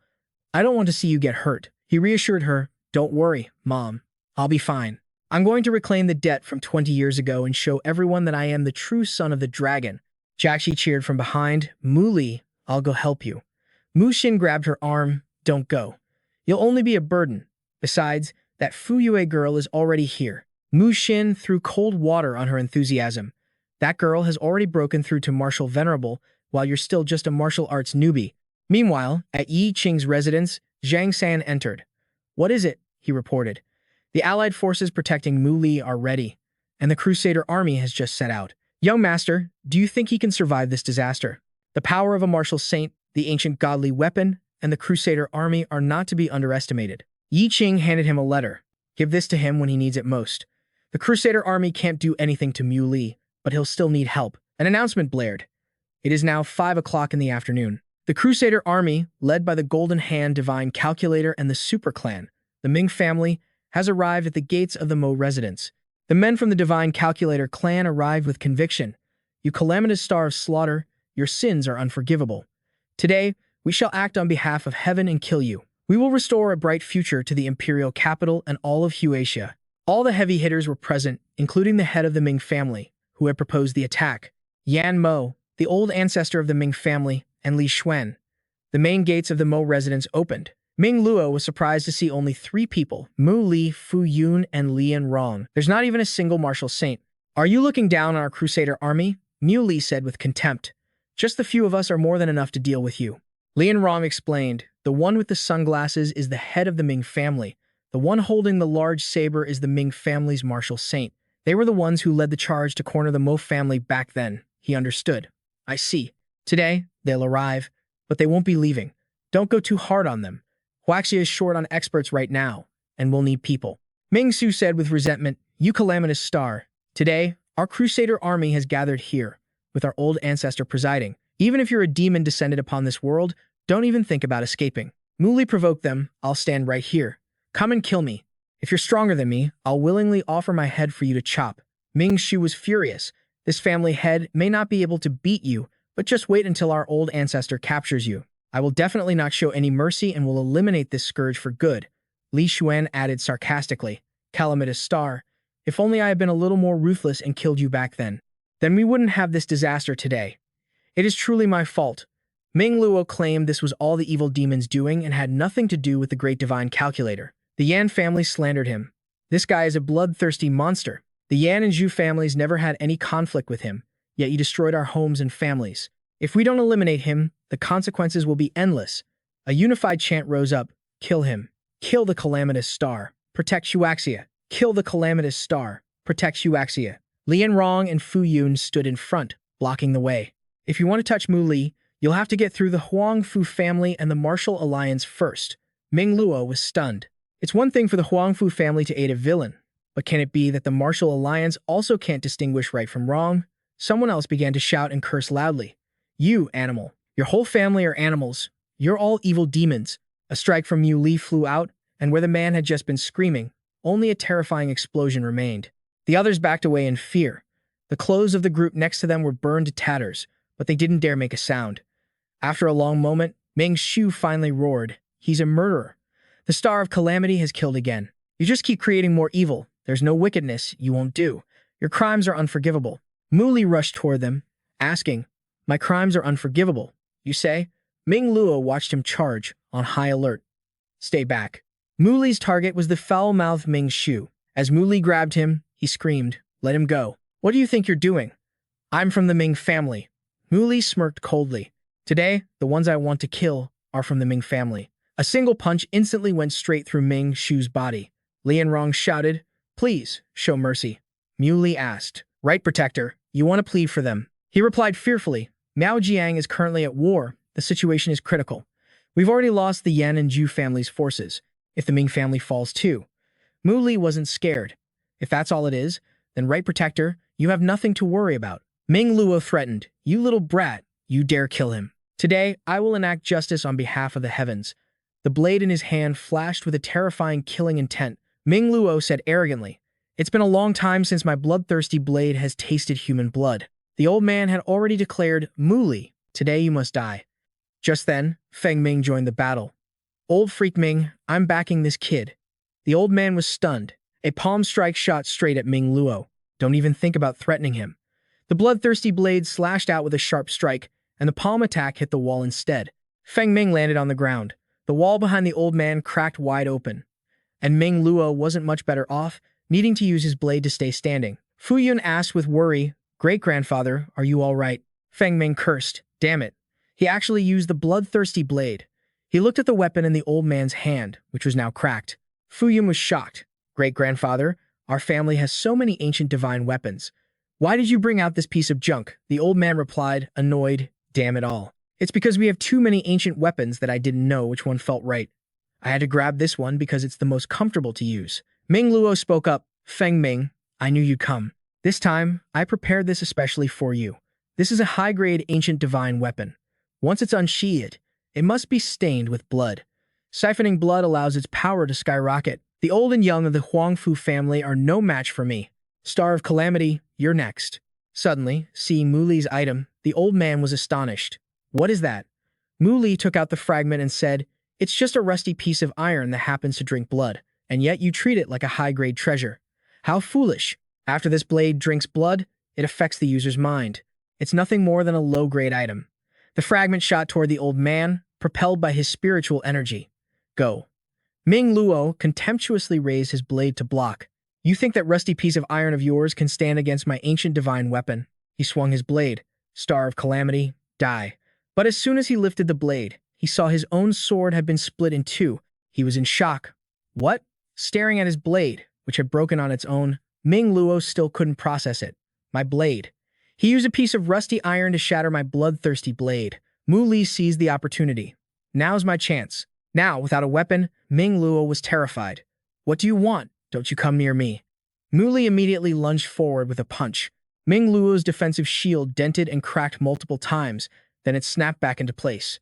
The old man said arrogantly, "You little brat, what I cultivate is a defensive technique. Do you really think a Grand Martial Honor's strength can break it?" Mu Li scoffed, "Is that so? Then open your eyes and watch how I shatter your little turtle shell." Ming Luo was stunned. He's not a Grand Martial Honor. Looking at Mu Li's fist, he knew the aura gathering in his left fist was, in an instant, stronger than his own. Mu Li's punch slammed directly into the shield. Ming Luo's eyes widened in pain, never expecting that his life as a martial saint would. Unwilling to accept it, he asked, "Just what in the hell are you?" Mu Li said sarcastically, "Didn't you all call me the Star of Calamity, an evil demon?" This was the only reason the old man could accept. "That's right. Because you're a demon, you have such terrifying power. But don't get too complacent. There are many in Haoxia stronger than me, sooner or later." Before he could finish, Mu Li crushed him to death. The people behind them were horrified. The Ming family's ancestor had his neck snapped. "He can even kill a martial saint?" Li and Rong asked in a panic. "Mu Li, why did you?" "The Alliance Master has already found evidence proving your innocence and is on his way here. Now you've killed a martial saint." Li Xuan spoke self-righteously.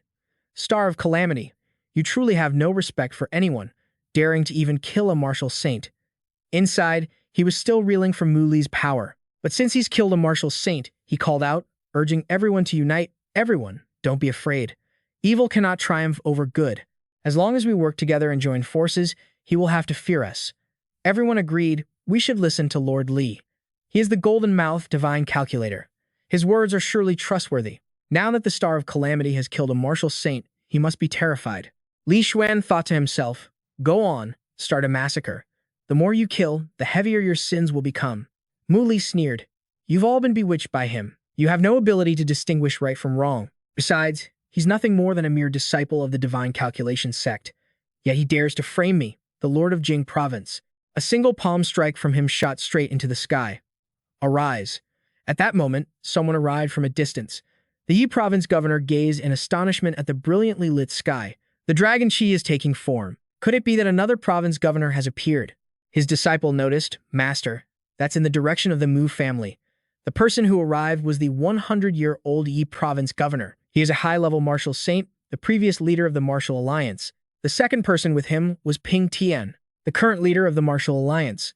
The old man was curious which province governor had arrived. We must speed up, in case something happens. Ping Tian left immediately. Yes, master. Mu Li's manifested dragon Qi churned in the sky. Below, Huang Fuyun and his grandfather marveled. Such powerful pressure. I never expected Mu Li to have this kind of status. No wonder he wasn't afraid of the golden-mouthed divine diviner at all. Li Xuan reassured the crowd. That's just an illusion. It's just something created by that heavenly killing disaster star. What is everyone so afraid of? But the others were trembling in fear. He's a province governor. He held up his token to prove his identity. As a disciple of the hidden sect, you dare to say the divine dragon of Huaxia is an illusion I created. Yan Mo, confused, asked Li Xuan, what exactly is a province governor? He tried to brush it off. It's all just that, heavenly killing disaster, star playing tricks and acting mysterious. Ping Tian and his master appeared, shouting, nonsense. Mu Li was surprised. Alliance leader Zhao, why is he here? And who is this old man? He introduced him. That is the previous alliance leader, also known as Lord Yi Province Governor. He knelt down to pay his respects to Mu Li. Ping Tian, the 15th leader of the Huaxia Martial Alliance, pays his respects to Lord Jing, Province Governor. He replied politely, please rise, Alliance Leader Zhao. The others were terrified. Alliance Leader Zhao, Lord Jing Province Governor, we know our mistake now. We were deceived by a wandering charlatan. Huang Fuyun was still confused. Grandpa Gu, what on earth is a province governor? The old man explained that since ancient times, province governors are the ones who slay demons, eliminate evil, and protect Huaxia. They are beings of the highest, supreme existence. They are a power that can rival the hidden sect. Ping Tian shouted, the province governor is a sage who inherits the fate of the nation. How could he possibly be an evil demon? Ridiculous. If you continue to fight, the martial alliance will declare all-out war. The group quickly followed suit, blaming Li Xuan. You damn golden-mouthed divine diviner, you offended a province governor. You are the greatest sinner of all time. Yan Mo threatened them. Li Xuan is a direct disciple of the divine divination sect. He is the designated future sect master. Aren't you afraid of retribution? The Yi province governor wasn't afraid. What designated sect master? He's nothing but a disciple who was cast out by the divine divination sect. Yan Mo warned, Senior, it's not wise for you to slander the divine divination sect like this. The old man took out a token as proof. I am the Yi province governor. I have visited the divine divination sect and learned the truth. 10 years ago, Li Xuan was expelled from the divine divination sect for the crime of harassing the sect master's daughter. Yan Mo asked Li Xuan in surprise, is what he's saying true? Wusheng handed a letter to him. My lord, someone just delivered this. He said he's from the Withered Glory Villa. He glanced at the letter and said, this Yi Qing is truly resourceful. Alliance leader Zhao, please read this for everyone. Ping Tian read aloud. On the night of November 25th, Li Xuan sabotaged the lightning protection equipment at the ancient temple. This led to the temple being struck by lightning, which started a mountain fire. Li Xuan protested, even if my reputation is ruined, it's all your fault. Ping Tian ignored him and continued reading the letter. On November 29th, Li Xuan sent men to infiltrate the main dam. He had them shut down the water pumps and simultaneously applied chemical agents to the base of the dam, causing the reservoir dam to collapse. The other natural disasters from that same period were also caused by Li Xuan. Everyone can go online to verify this. This truth completely infuriated the crowd. Bastards, you despicable couple. Slaughtering innocent people. Go to hell. Get lost. Countless hidden weapons flew towards Li Xuan. He activated a grand formation and then declared, Mu Li, I admit you're skilled. I've lost, but don't think you'll get to live in peace. I will use my entire remaining lifespan to cast a secret art and change your fate. You will be helpless for the rest of your life. Mu Li said scornfully, I'll stand right here. If you can actually change my fate, then I'll let you leave safely. How dare a mere mortal tamper with the fate of the infinite heavenly venerate? Li Xuan activated the secret technique. Mu Li, let me see what kind of fortune made you so powerful. The people outside the formation fled in a panic. Streams of energy rose around the formation. Li Xuan stared at the scene before him in shock. Where is this? The Western Miao border guard force was attacked by the evil sect, and the battle was extremely tense, with super powerful experts involved. His expression was grave. What's the situation?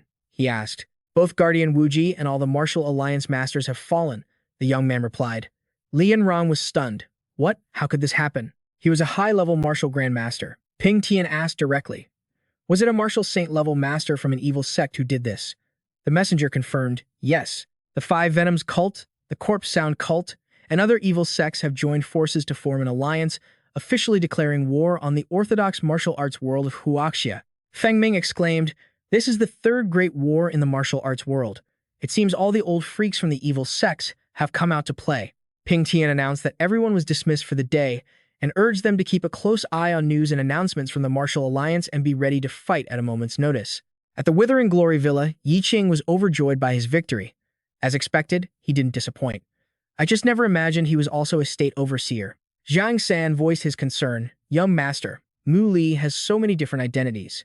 Is it really safe for us to rely on him?" He replied that he trusted him and that they were like-minded individuals. Both the state overseers and the hidden sects have appeared. A great era for martial arts has arrived. Jiang, with this war breaking out in the martial world, the hidden sects will definitely make a move. "Keep an eye out." He obeyed. "I understand." At a high-end tea house in the imperial capital, the state overseer of Yi invited him for tea. Mu Li politely accepted. "Thank you." The old man began. "The former state overseer of Jing and I were somewhat acquainted. How is Qin Mu?" Mu Li regretfully had to deliver some bad news. "Senior Qin Mu and I encountered a flying zombie when it emerged, and he sacrificed himself." The state overseer of Yi mourned. He dedicated his whole life to the country and its people. He was humble and simple. A truly respectable man. Finding a successor like you must have been a great comfort to him. "A hero truly is born from the young." He replied humbly, "You flatter me. Is it really that hard to find a successor for a state overseer?" The old man answered, "You just need a righteous heart and the strength of a martial saint or higher. But people like that are exceedingly rare in this era." Mu Li asked curiously, "Senior state overseer of Yi, what kind of sect are the hidden sects? Which is stronger, the state overseers or the hidden sects?" The state overseer of Yi explained that the four great hidden sects of ancient times were actually just four very small cultivation sects. After the spiritual energy of the world dissipated, only their cultivation techniques were passed down through generations. They reside on mountains rich with this energy. Naturally, they look down on the secular martial arts world. But the state overseers are the orthodox successors of the martial emperor. The state overseer's command token is a magic treasure that can activate dragon chi. When comparing them to the hidden sects, it's hard to say which is stronger or weaker. Mu Li asked further, "So if we were to face the hidden sects, would we have a chance of winning?" The old man replied, "If this is about Golden Mouth, the divine calculator, you don't need to worry about the divine calculation sect seeking revenge on you. He brought that upon himself. The hidden sects in Huaxia once had an agreement to mind their own business. As long as you don't actively provoke them, they can't touch you either." He thought to himself, "According to Yi Qing's information, someone from the hidden sects is secretly watching me and with malicious intent. Looks like this agreement is about to be broken." The state overseer of Yi suddenly remembered. "Oh, right. I heard you fought with a few members of the evil sects before, haven't you?" He recalled each one, then listed them. "I've had run-ins with the Harmonious Union sect, the Corpse Ghost sect, and the Five Venoms cult." The old man kindly advised, "Don't leave the imperial capital for the next few days. News about joining the war should arrive soon. Besides powerful young men like you, we also need people with your kind of experience." He agreed, "I understand. Without a country, there is no home. I will not fail my mission." Mu Li then returned to the Mu family's training room. During his cultivation, he realized that breaking through to the late stage of chi refinement was indeed very difficult. The spiritual energy was just too scarce. "Although I can currently fight high-level martial saints, I'm afraid if I don't break through soon, my strength won't be enough to deal with even higher-level masters." "Miao Lord, there's news from Miao Jiang." Liu Wusheng entered and reported. "The leader of the martial alliance has been injured and has retreated to a valley to defend. Several martial arts families near Miao Jiang have been completely wiped out." He was surprised. Alliance leader Zhao is a peak great martial grandmaster. Even he couldn't retreat unscathed. Mu Li instructed, "How is the mobilization of manpower from Beiming, the Jing prefecture, and the ancient city coming along?" The man handed him something.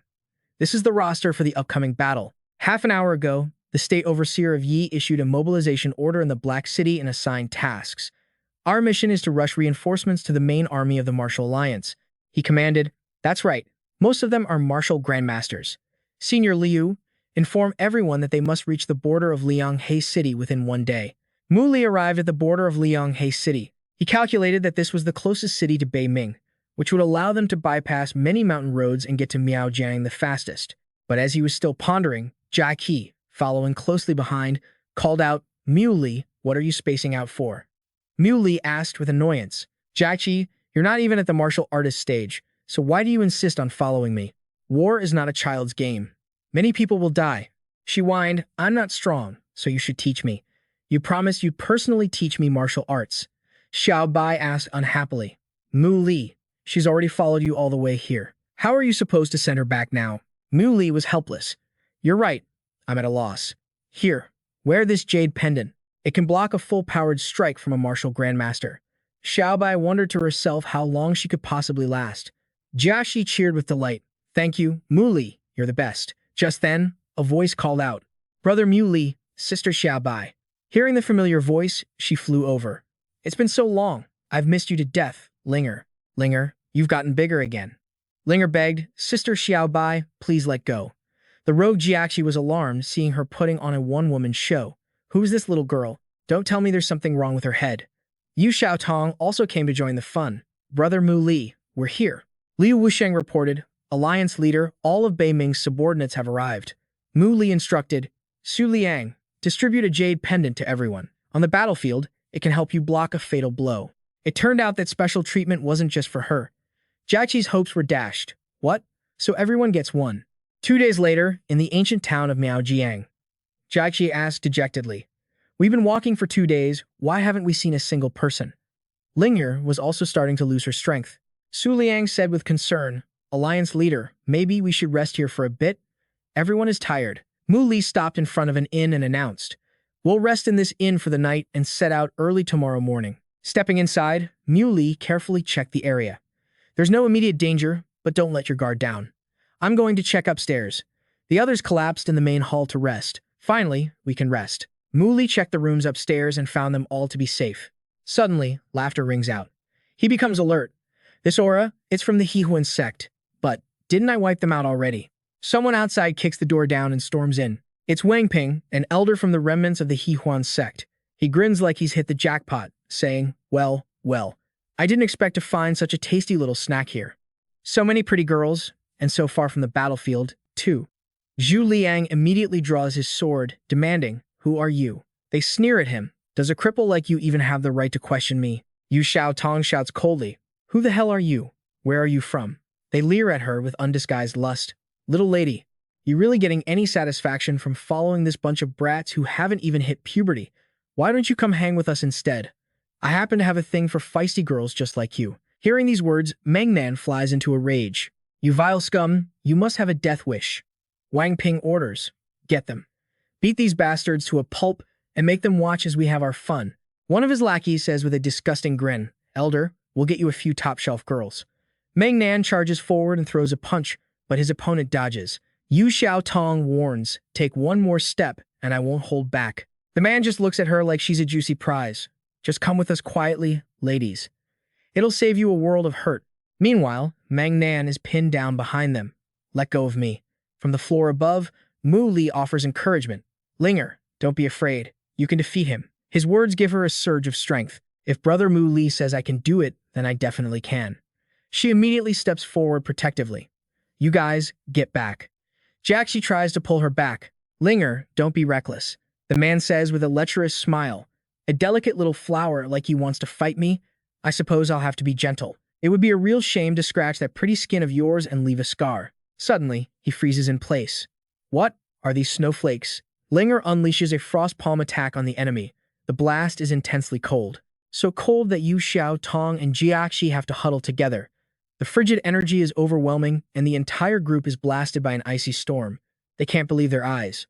Holy crap, how is she that powerful? How is this girl so strong? Wang Ping screams and curses. You worthless pieces of trash. Get up right now. He was well aware of his own capabilities. Elder, they're all at the supplementary martial saint level. We're no match for them. Su Liang asks with a sneer. Well, had enough yet? The elder retorts. Had enough? Even if you brats are geniuses, you're no match for a true martial saint like myself. Wang Ping then flies directly at Mu Li. Looks like the brat on the second floor is their leader, and the rest are just small fry.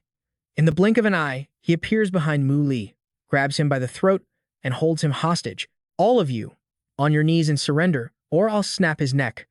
The expressions on Su Liang and Meng Nan's faces grow taut. Yu Xiaotong and Jiaqi cry out in worry. Brother Mu Li. Yu Xiaotong thinks in shock, is this old man insane? He bellows, Are you all deaf? Get on your knees, now. Don't even think about resisting, or I'll kill him on the spot. In his mind, he thinks, this brat is far too dangerous. I can't spare him. Acting on the thought, Wang Ping tightens his grip. Brat, go to hell. Mu Li just smirks coldly, his neck as hard as steel. Wang Ping is shocked. Why can't I crush it? Now it's Mu Li's turn. He grabs the elder by his hair. With a single slam, he breaks the entire hallway in two. A fierce explosion of power blows a corner of the building apart. The lackey from before, his face drained of all color, cries out, Elder.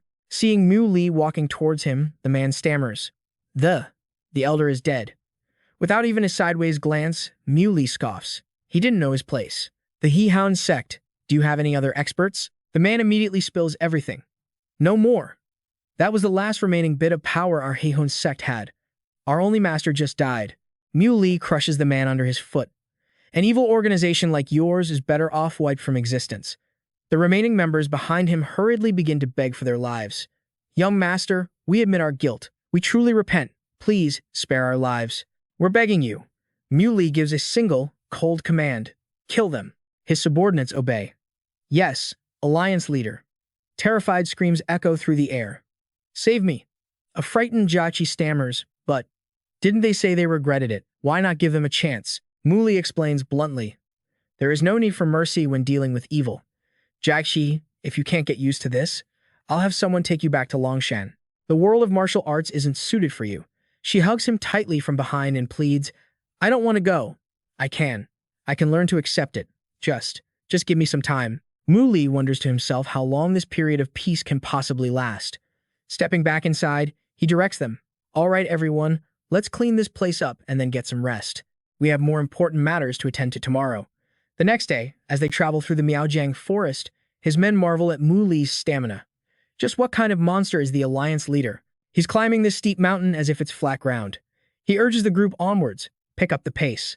Yu Xiao Tong mutters jealously. I wish Mr. Mu Li would carry me, too. Meanwhile, in another location, some people are talking. They're so young, yet they've already dared to form their own little group and wander the world. Aren't they afraid of running into the evil sect and being devoured, bones and all? I thought these were supposed to be the children of prestigious martial arts families. They're just ordinary mortals. Utterly and pathetically weak. Linger spots them. Brother Mu Li, those people are talking about us. He points straight at them and yells, What was that you just said?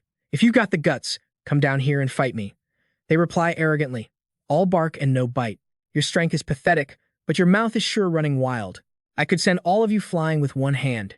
Judging by their auras, Mu Li guesses they're from the hidden sect. Both of them are at the peak mid-level martial saint realm. They're actually pretty strong. Eager for a challenge, Meng Nan charges forward. Let me see just how powerful you really are. His punch is easily blocked, and the man scoffs. You clearly overestimate yourself. As he's thrown back to his starting position, Meng Nan realizes his opponent is a martial saint.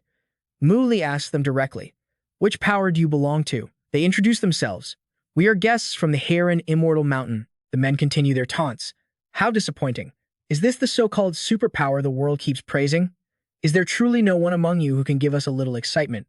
Mu Li gives a command. Shu Liang, go and learn a thing or two. Shu Liang replies, yes, Alliance leader. Hao Ren thinks to himself, it seems the cultivation technique this kid practices is quite powerful. Another one of their group sneers. A cripple thinks he's worthy of learning from us. Since you're so eager, then allow me to be your teacher. The words have barely left his mouth when Shu Liang attacks with a slash of his sword, shocking him. What? I never thought I'd find someone my own age this powerful among these worldly people. He's actually holding his own against me. Shu Liang calls out to his opponent, who is cowering behind a protective barrier. No need to be so nervous. He then brings his sword down for a second strike. He stands firm. I will say it again, we cannot lose to you. Horan realizes it's time to stop the fight. That's enough. He then asks amicably, young friend, may I ask your name? Model, what sect is he from? He registered as Shu Liang, no sect affiliation. Hao Ran extended an invitation. Excellent. I am a core elder of the Hao Ran righteous sect. Are you willing to accept me as your master and join my sect? Shu Liang refused. My apologies. I already have someone I'm loyal to, and I will never leave their side. Hearing this, Hao Ran was greatly surprised. Are you from a hidden sect? Shu Liang denied it. The old man kept trying to persuade him. Then it must be a power from the mortal world. That's fine. As long as you follow me, you'll have a much brighter future. Mu Li coldly cut in. Are you trying to steal my guy? That's a pretty low move, isn't it? Xu Liang, stay out of this. Hao Ran's attitude was dripping with contempt. Your guy? He's nothing more than some rich kid. How could you possibly have the resources to cultivate a genius like him? Having him follow you is a complete waste of his talent. It's a real shame. The old man then ordered, seize him for me. His disciples responded, yes, sir. Mu Li unleashed a divine palm, determined to teach them a lesson. You arrogant old thief. The pressure from his attack was too much for the two disciples. They collapsed to the ground, crying out for their elder. The old man declared, fine, I'll deal with you myself. When it's over, don't you dare say I'm bullying a junior. Two powerful streams of spiritual energy clashed. At this moment, Mu Li realized the old man was a peak-level, high-grade martial saint. Hao Ran asked coldly, you're no match for me. Do you still intend to stand in my way? Mu Li took out a command token and showed it to him. Hao Ran froze as he read the characters engraved on it. Knowing he couldn't afford to offend his state overseer, he angrily withdrew his people. We're leaving. The trio came and went like the wind. This battle had strengthened Xu Liang's resolve. It seemed he had to break through to the late Qi refinement stage as soon as possible. Once things settled down, Mu Li led the way. Let's get moving. The Martial Alliance's military camp is just on the other side of this Taiping mountain. They had barely enjoyed a moment of peace before a volley of arrows rained down on them. Mu Li instantly created a protective barrier. Everyone, be careful. The rain of arrows was relentless. When the barrage finally stopped, three figures appeared ahead and approached them. Well, I didn't expect to see such a powerful young man in the martial arts world. Mu Li asked warily, who are you people? The first man introduced himself as part of the 3,000 arrogant Asuras. Fangg Xi, high-grade martial venerable, he announced arrogantly. We are the 3,000 arrogant Asuras, a name that strikes fear into the hearts of all who hear it. Just another bunch of snot-nosed kids trying to save the Martial Alliance army. It's a real fool's errand. Mu Li had lost his patience. He rushed forward and decked the loudmouth. They just keep coming, one after another. The guy had barely finished his taunt before he was flat on the ground. Fangg Xi gave an order. I was planning on playing with you guys for a bit, but I've changed my mind. Fire. Each arrow launched was tipped with an explosive charge. He and his accomplices charged forward together. You're too strong, which means you have to die. Mu Li's true chi was as sharp as a blade, slicing his opponent's arrows in two. He arrogantly planted his foot on the man's chest and asked, how much further to the Martial Alliance's camp? Even then, Fangg Xi remained defiant. You really think you can save them? The main army of the Evil Alliance is already ambushing the mountain pass.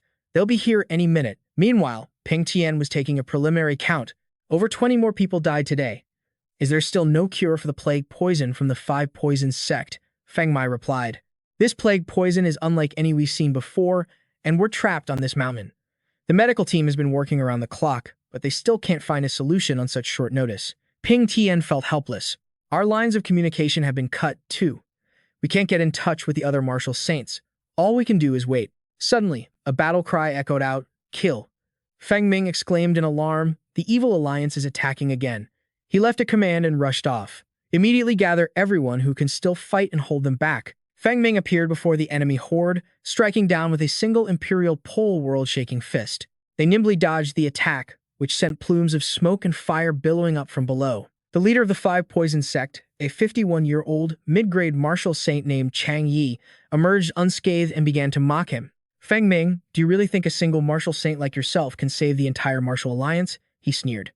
The elder retorted, so the Evil Alliance thinks it can annihilate our Martial Alliance. You're delusional. Chang Yi summoned a massive python to battle. Let's see if you have what it takes. With a move called Jade Serpent Constriction, the python lunged forward, its jaws wide open as if to swallow him whole. Feng Ming managed to escape just in time. The men below cried out in worry. Lord Demon St. Zhou. Their morale plummeted. Even Lord Demon St. Zhou has fallen. Don't tell me we're all going to die here. They rushed forward to check on him. Lord Demon St. Zhou. Lord Demon St. Zhou, are you all right? Feng Ming reassured them. I'm fine. It'll take more than that to kill me. He then gave an order, Alliance Master Zhao, find a weak point and lead some men to break through their encirclement. He's their only martial saint. Even if I can't beat him, I can at least fight him to a standstill. But Chang Yi summoned a 2-headed giant python and said arrogantly, thinking of running? It's not that easy. His prized python lunged straight for the 3 men below. However, a powerful blast of fire suddenly blocked its path. Chang Yi coldly demanded, who's there? There was Mu Li, standing majestically atop the head of a manifested true dragon. To the beleaguered men, it was as if their savior had appeared. The state overseer of Jing province is here. The state overseer of Jing province? Chang Yi was taken aback. So you're the state overseer? Did you not run into any of our evil alliance's martial saints on your way here? Mu Li replied nonchalantly. Oh, I ran into them, and I killed them. With that, he immediately launched an attack to show them what he was made of. The enemy couldn't believe it. Damn you. How dare some worthless martial alliance grunt kill a member of our evil alliance?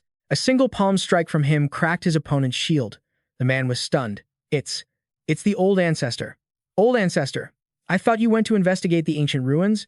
Old Freak Xia, the old ancestor of the Five Poisons sect, had appeared just in time, erecting a shield that saved Chang Yi's life. If this old man hadn't shown up, he said, I'm afraid you'd be meeting your maker by now. Chang Yi explained, Old ancestor, victory was already in our grasp, but then a martial saint from the alliance suddenly appeared. And he's a state overseer, no less. I am no match for him at all. Old Freak Xia decided to eliminate this future threat. A state overseer, you say? I see. In that case, this old man will kill him now to prevent any trouble down the road. Seeing the destructive power of his opponent's attack, Mu Li grew tense. He's truly a peak high-grade martial saint. And that's no ordinary ancient divine weapon he's holding. I don't know if my flawless saintly body can withstand that. Just then, the state overseer of Yi province stepped in to block the attack. Old Freak Xia, don't get ahead of yourself. The old freak thought in annoyance, blocked. So it's the state overseer of Yi province. Perfect timing. Old Master Fan retorted, if my timing wasn't perfect, you would have killed our peerless young genius, wouldn't you? This is the young man who will one day be able to kill you all with a single flick of his wrist. I can't possibly let anything happen to him. Old Freak Xia prepared to retreat. This is where it ends today. Next time, I'll be sure to take all of your pathetic lives. Let's go. After they had gone, the state overseer of Yi province gave some parting words. Mu Li, you've caught the attention of a master from the Nether sect. You need to be extremely careful. It's best if you don't stray too far from me. Mu Li expresses his thanks. Thank you, senior. But on my way here, I ran into people from the hidden sect. What side are they on, exactly? The governor of Yi is surprised. The hidden sect. They claim they've come down from the mountain for experience, but in this prosperous age of martial arts, who knows what other motives they might have? Let's clean up this mess first. With me stationed here, the Nether sect won't be coming around for a while, he thinks to himself. That guy just mentioned ancient ruins. Could the hidden sect's goal be the ancient ruins on Mount Taping? Back at Mu Li's camp, he takes out the demon core and begins to cultivate. This is the demon core from the beast raised by the sanctus of the Five Poisons sect in Jing province. Besides, the spiritual energy on Mount Taiping is so abundant, breaking through to the late stage of chi refinement shouldn't be a problem. Streams of demonic power are absorbed into Mu Li's body. The result satisfies him. Late stage of chi refinement. My immaculate saintly body has also improved a bit. If I run into masters from the hidden sect or the Nether sect again, I'll be able to hold my own against them. In the guest hall of the Five Poisons sect, Zhang Yi harbors a grudge against Mu Li. This governor of Jing, so young, yet his cultivation is already so high. Letting him live will only cause more trouble. The scene shifts to a few hours later as Hu Fang enters and pays her respects. Father, you summon me? Greetings, father, ancestor, and elders. Old Freak Xia asked for her opinion. Hui Fang, you've fought him before. What's your take? She recounts. That man is unfathomably deep. Even our sect's saint might not be able to defeat him. Furthermore, last night, I sensed that the demon core of our sect's sacred beast has vanished. I'm afraid he's the one who took it and used it. Zhang Yi is irritated. Damn it. It's a shame the governors of the 9 provinces haven't all arrived yet. We can't act rashly and alert the enemy yet. Hui Fang volunteers for a mission. Don't worry, father. I'll go and see him first. Old Freak Xia brings up another matter. Hui Fang, you are the sect's master of poisons. I've heard that the governor of Jing can neutralize your poisons. She, on the other hand, is very confident. Don't worry, ancestor. He may be able to cure one of my poisons, but I still have hundreds of thousands of plague poisons waiting for him, enough to last until the day he dies. She silently vows, Governor of Jing, I will make you suffer 100,000 times more than all the pain I have endured. Over at the medical camp, Ping Tian is speaking with the governor of Yi. Master, you've examined the infected patients. Is there anything you can do? The old man is also helpless. This is the first time I've ever seen this kind of plague poison. For now, there's no cure. We can only wait for the other governors to arrive. I heard this plague was released by a junior from the Five Poisons sect. Ping Tian confirms, that's right. It's this generation's saintess of the Five Poisons sect. They say she's a genius who has devoted her life to studying poisons. I was just about to send an assassination squad to eliminate her. Mu Li joins the conversation, asking, "Is something wrong? You too?" Ping Tian greets him politely. "Lord Governor of Jing." He reports, "Lord Governor, it's a plague poison from the sancties of the Five Poison sect. Our allied forces have suffered heavy losses. We were just discussing how to handle it." The governor of Yi adds, "Yes. People are dying from the infection every day. I'm afraid we might have to withdraw from Mount Taiping." Mu Li is surprised. "Why didn't you tell me about this yesterday? We can't delay any longer. I'll cure the poison now." He sears a name into his mind. Hui Fang, saintess of the Five Poison sect. The governor of Yao asks, doubtfully, "Governor of Jing, you haven't even seen what kind of poison it is." He takes out a medicinal pill and replies, "It's fine. Just take this detoxification pill. No matter the poison, it can be cured." Ping Tian suddenly remembers. That's right. When Saint Chu Mo was suffering from a 30-year poison, the Lord Governor of Jing cured him with a divine pill. Mu Li instructs them to dissolve this detoxification pill in 5 bowls of water and give it to the sick, and it will take effect within half an hour. Looking at the alchemy furnace before him, he orders, "Prepare the ingredients for me immediately. I need to refine a large batch of detoxification pills." Inside Mu Li's tent, aboard Xiao Bai asks, "Mu Li, you've been refining pills all day. Can't you talk to me? I'm so bored." She rolls around, pleading, "Mu Li, play with me." Suddenly, a fragrance wafts in, catching Xiao Bai's attention. It smells so good. Fu Yue enters and greets him. "Mu Li, we meet again." Mu Li is astonished. "Fu Yue, what are you doing here?" Xiao Bai is stunned, thinking, something feels off about this lady. The veiled Fu Yue presses herself against him. Her attitude is completely different from usual as she says suggestively, "How boring. I was hoping to tease you while your guard was down.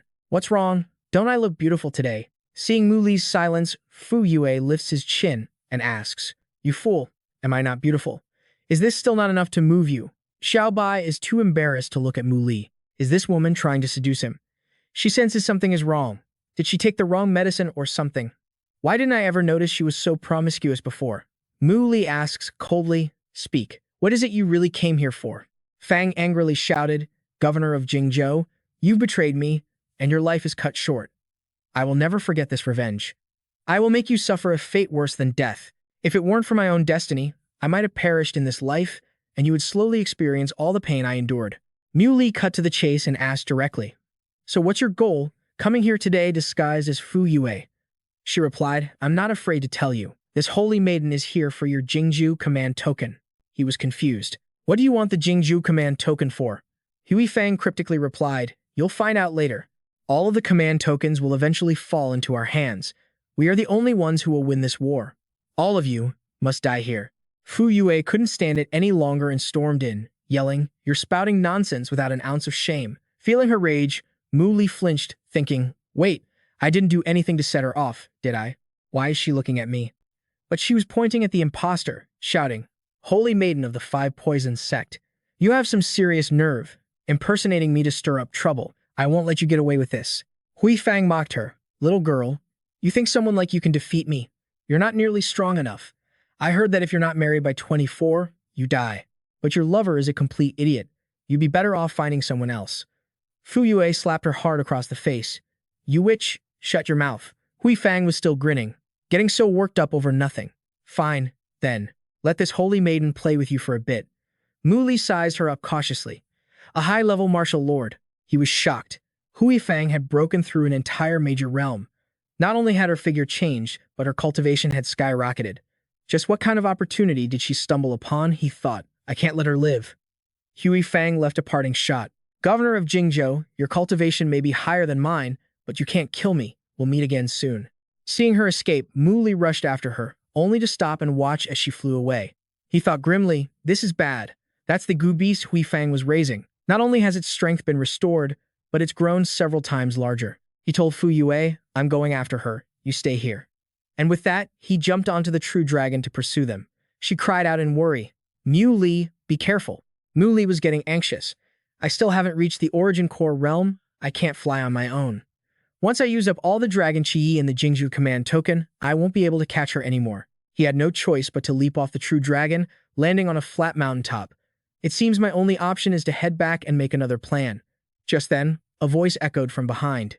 "Governor of Jingzhou, you chased me all this way, and now you want to leave? Xiao Hong says it miss you dearly. It can't wait to rip you to shreds or even devour you. Mu Li spun around to see the menacing Xiao Hong looming behind him. The beast lowered its head, staring at the man below. Hui Fang commanded, Xiao Hong, skin him alive for me. Don't let him get away. As its claws descended, everything clicked for Mu Li. So that's what it is. It's similar to the adult form of a demon seed from the Purple Star. No wonder it looked familiar. But why would something like this be on Earth? A mature demon seed has power comparable to a high-level martial saint. If I let this thing live, it'll be a catastrophe. I have to destroy it. He activated his immaculate saint body and threw a punch directly at Xiao Hong. The entire rocky peak erupted in a fiery explosion. Yet, Xiao Hong was perfectly fine, without a single scratch. Mu Li was stunned. It's completely unharmed. The beast gathered its fire and unleashed a massive torrent of flames at him. When she saw Mu Li emerge without a scratch, Hui Fang was shocked. I never expected this. Governor of Jingzhou, you've grown even stronger. So, even Xiao Hong's ultimate attack can't harm you. Mu Li thought to himself. The dragon Qi in my Jingzhou command token is from an ancient true dragon. How could this demonic filth ever hope to overcome it? The powerful dragon Qi coiled tightly around Xiao Hong's body. Seeing the explosion below, she screamed in panic, Xiao Hong. Meanwhile, Mu Li continued gathering his spiritual power. Seeing that Xiao Hong was okay, she breathed a sigh of relief. Governor of Jingzhou, I told you. Killing me isn't that easy. Just as his attack was about to connect, a protective barrier sprang up. Mu Li was taken aback. A defensive magical artifact from the Origin Core realm, Hu Fang looked at him in a new light. Governor of Jingzhou, your true power is far beyond what I anticipated. He let out a cold snort, unleashing a boundless killing aura. Sensing the danger, Hui Fang ordered, Xiao Hong, we're leaving. I never thought you possessed such a treasure. My assessment of you has changed yet again. I may not have finished you this time, but I swear, next time I'll have you on your knees begging me for mercy. Mu Li shot back. In your dreams. You're not capable of it. She spoke cryptically. Governor of Jingzhou, do you really think you're unmatched in this world? There are powers in this world you aren't even worthy of knowing about, and there are geniuses who could crush you with ease. You can't even compare to him. Mu Li hated playing games. Who is this person? Hui Fang sneered. You are nowhere near worthy enough to know their name. In their presence, you are less than nothing. To them, this entire war between the righteous and the wicked is nothing more than child's play. If I hadn't insisted on finishing you with my own hands, they would have emerged and erased you from existence long ago. Mu Li considered this. It seems that Hui Fang's restored appearance and power are directly linked to this mysterious person. They must be a true cultivator. Hui Fang left with one last taunt before disappearing. An insect can never comprehend the might of a true dragon. Governor of Jingzhou, I will get my revenge with my own power. Just you wait. Mu Li knew then that this battle was only just beginning. His power at the late stage of Qi refinement wasn't going to be enough. He headed back to the Martial Alliance army camp. Feng Ming asked with concern, Mu Li, what happened? Are you okay? Mu Li gave him the short version. The Holy Maiden of the Five Poisons sect tried to eliminate me and steal my Jingzhou command token. I managed to drive her away. The old man said regretfully, it's a pity we couldn't kill that venomous hag. Governor Zhang of Yi added, if I wasn't worried about the camp being ambushed, I would have definitely joined you to hunt down that so-called Holy Maiden. Feng Ming felt a headache coming on. He's right. The evil alliance is cunning and treacherous, and their combined strength is greater than ours this time around. They even have rivals in the younger generation that Xiao Yun can't beat. Mu Li was startled. Besides the Holy Maiden of the Five Poisons sect, there's a prodigy from the evil alliance that even Huang Fu Yun can't defeat. Fu Yue replied, Xiao Yun and I were ambushed by the three prodigies of Rakshasa. Xiao Yun was gravely injured, and I was only able to get him away by using the mental cultivation technique you taught me. I originally came to ask for your guidance on something tonight, but then, all of this happened. Mu Li already had a plan.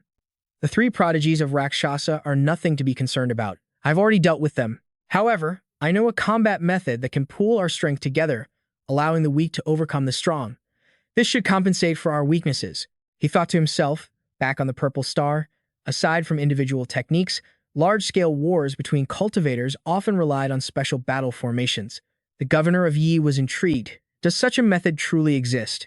He affirmed, it does. If we properly utilize battle formations, even regular martial artists can leap across realms and kill a martial lord. Feng Ming was floored. Killing someone a realm above? How could that be possible? Every single stage in the martial path is supposed to be an impassable chasm. Mu Li calmly began laying out his plan. Don't worry, time is short, so I can only set up a low-level battle formation for now. We can try it out during troop drills tomorrow. The next morning, when everyone was gathered, Mu Li announced that the Seven Stars Sword Formation is a type of basic formation. It's arranged according to the positions of the 7 stars of the Big Dipper, allowing 7 peak-level warriors to use the formation to fight a martial venerable. This was meant to compensate for the weakness of the evil side's experts. Looking at the plan, everyone was hesitant. How could a martial artist possibly defeat a martial venerable? Forget 7 people, even 20 couldn't do a thing to a martial venerable. He casually let them have a go. If you don't believe me, you can try it for yourselves. These are the elite warriors of the northern underworld. They'll take the lead in forming the formation. Someone stood up to accept the challenge. I'm a mid-tier martial venerable, specializing in defense. Even those at my level can't break my shield. Let me give it a try. Mu Li declared the start of the match, and an immense wave of sword intent surged straight towards the man. He was stunned and tried his best to resist. My defensive shield. This sword intent is too strong. Mengnan shattered the shield with a single punch. Break. The man accepted that his defensive shield was shattered. I admit defeat. The others stared with their jaws dropped in amazement. It actually worked. Mu Li summarized. The 7 stars sword formation can attack when advancing and defend when retreating. Its offense is as swift as splitting bamboo. Its defense is like a wall of bronze and iron. Of course, it's incredibly strong. The Lord of Yi province was amazed. This sword formation is truly miraculous. We must quickly spread it and start practicing. When the time comes, we can give those fiends from the evil sect a nasty surprise. Everyone was overjoyed with this plan. Finally, we have a way to defeat the evil alliance. The Lord of Yi province was resolute.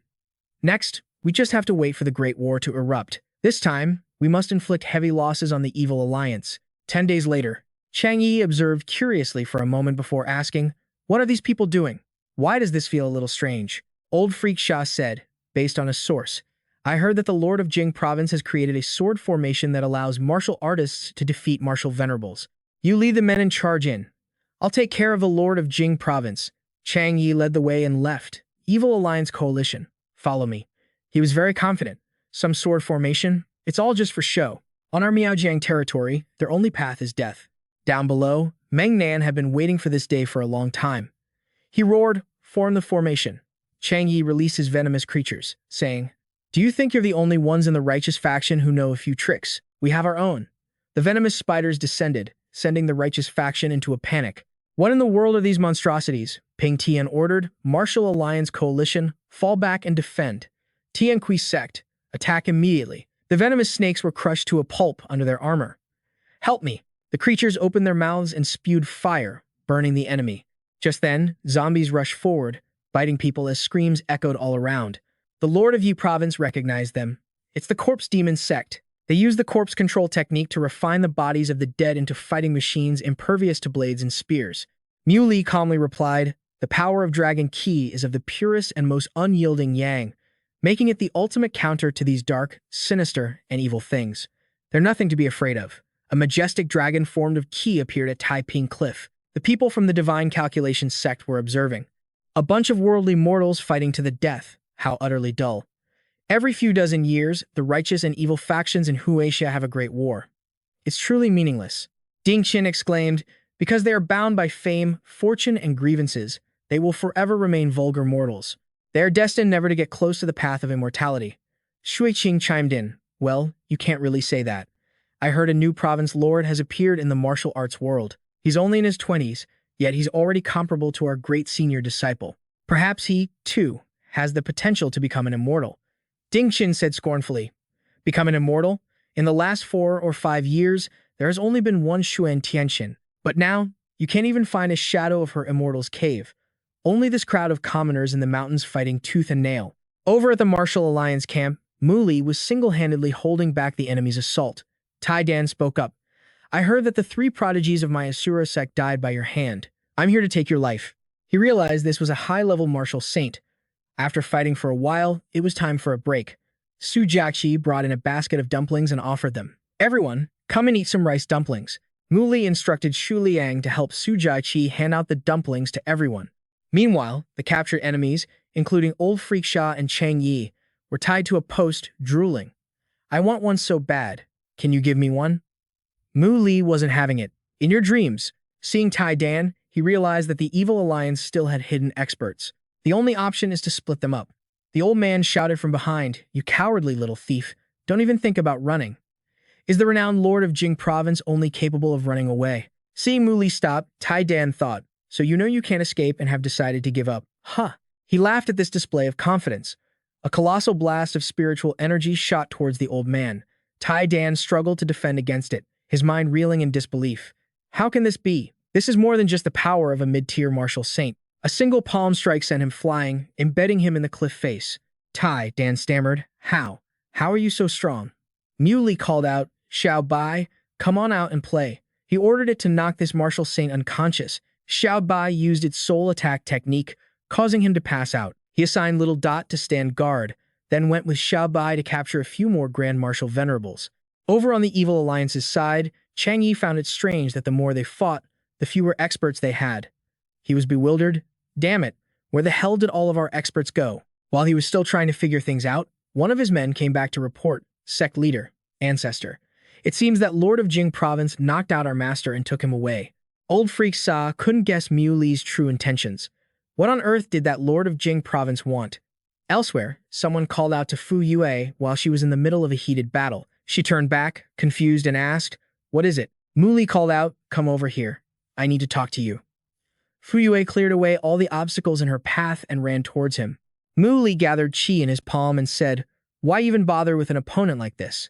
He threw a palm strike with a terrifying aura, and the opponent who had just charged forward was hit instantly. The man's entire body collapsed to the ground, smoking. Fu Yun was astonished. My God, Mu Li, you didn't come here just to show off, did you?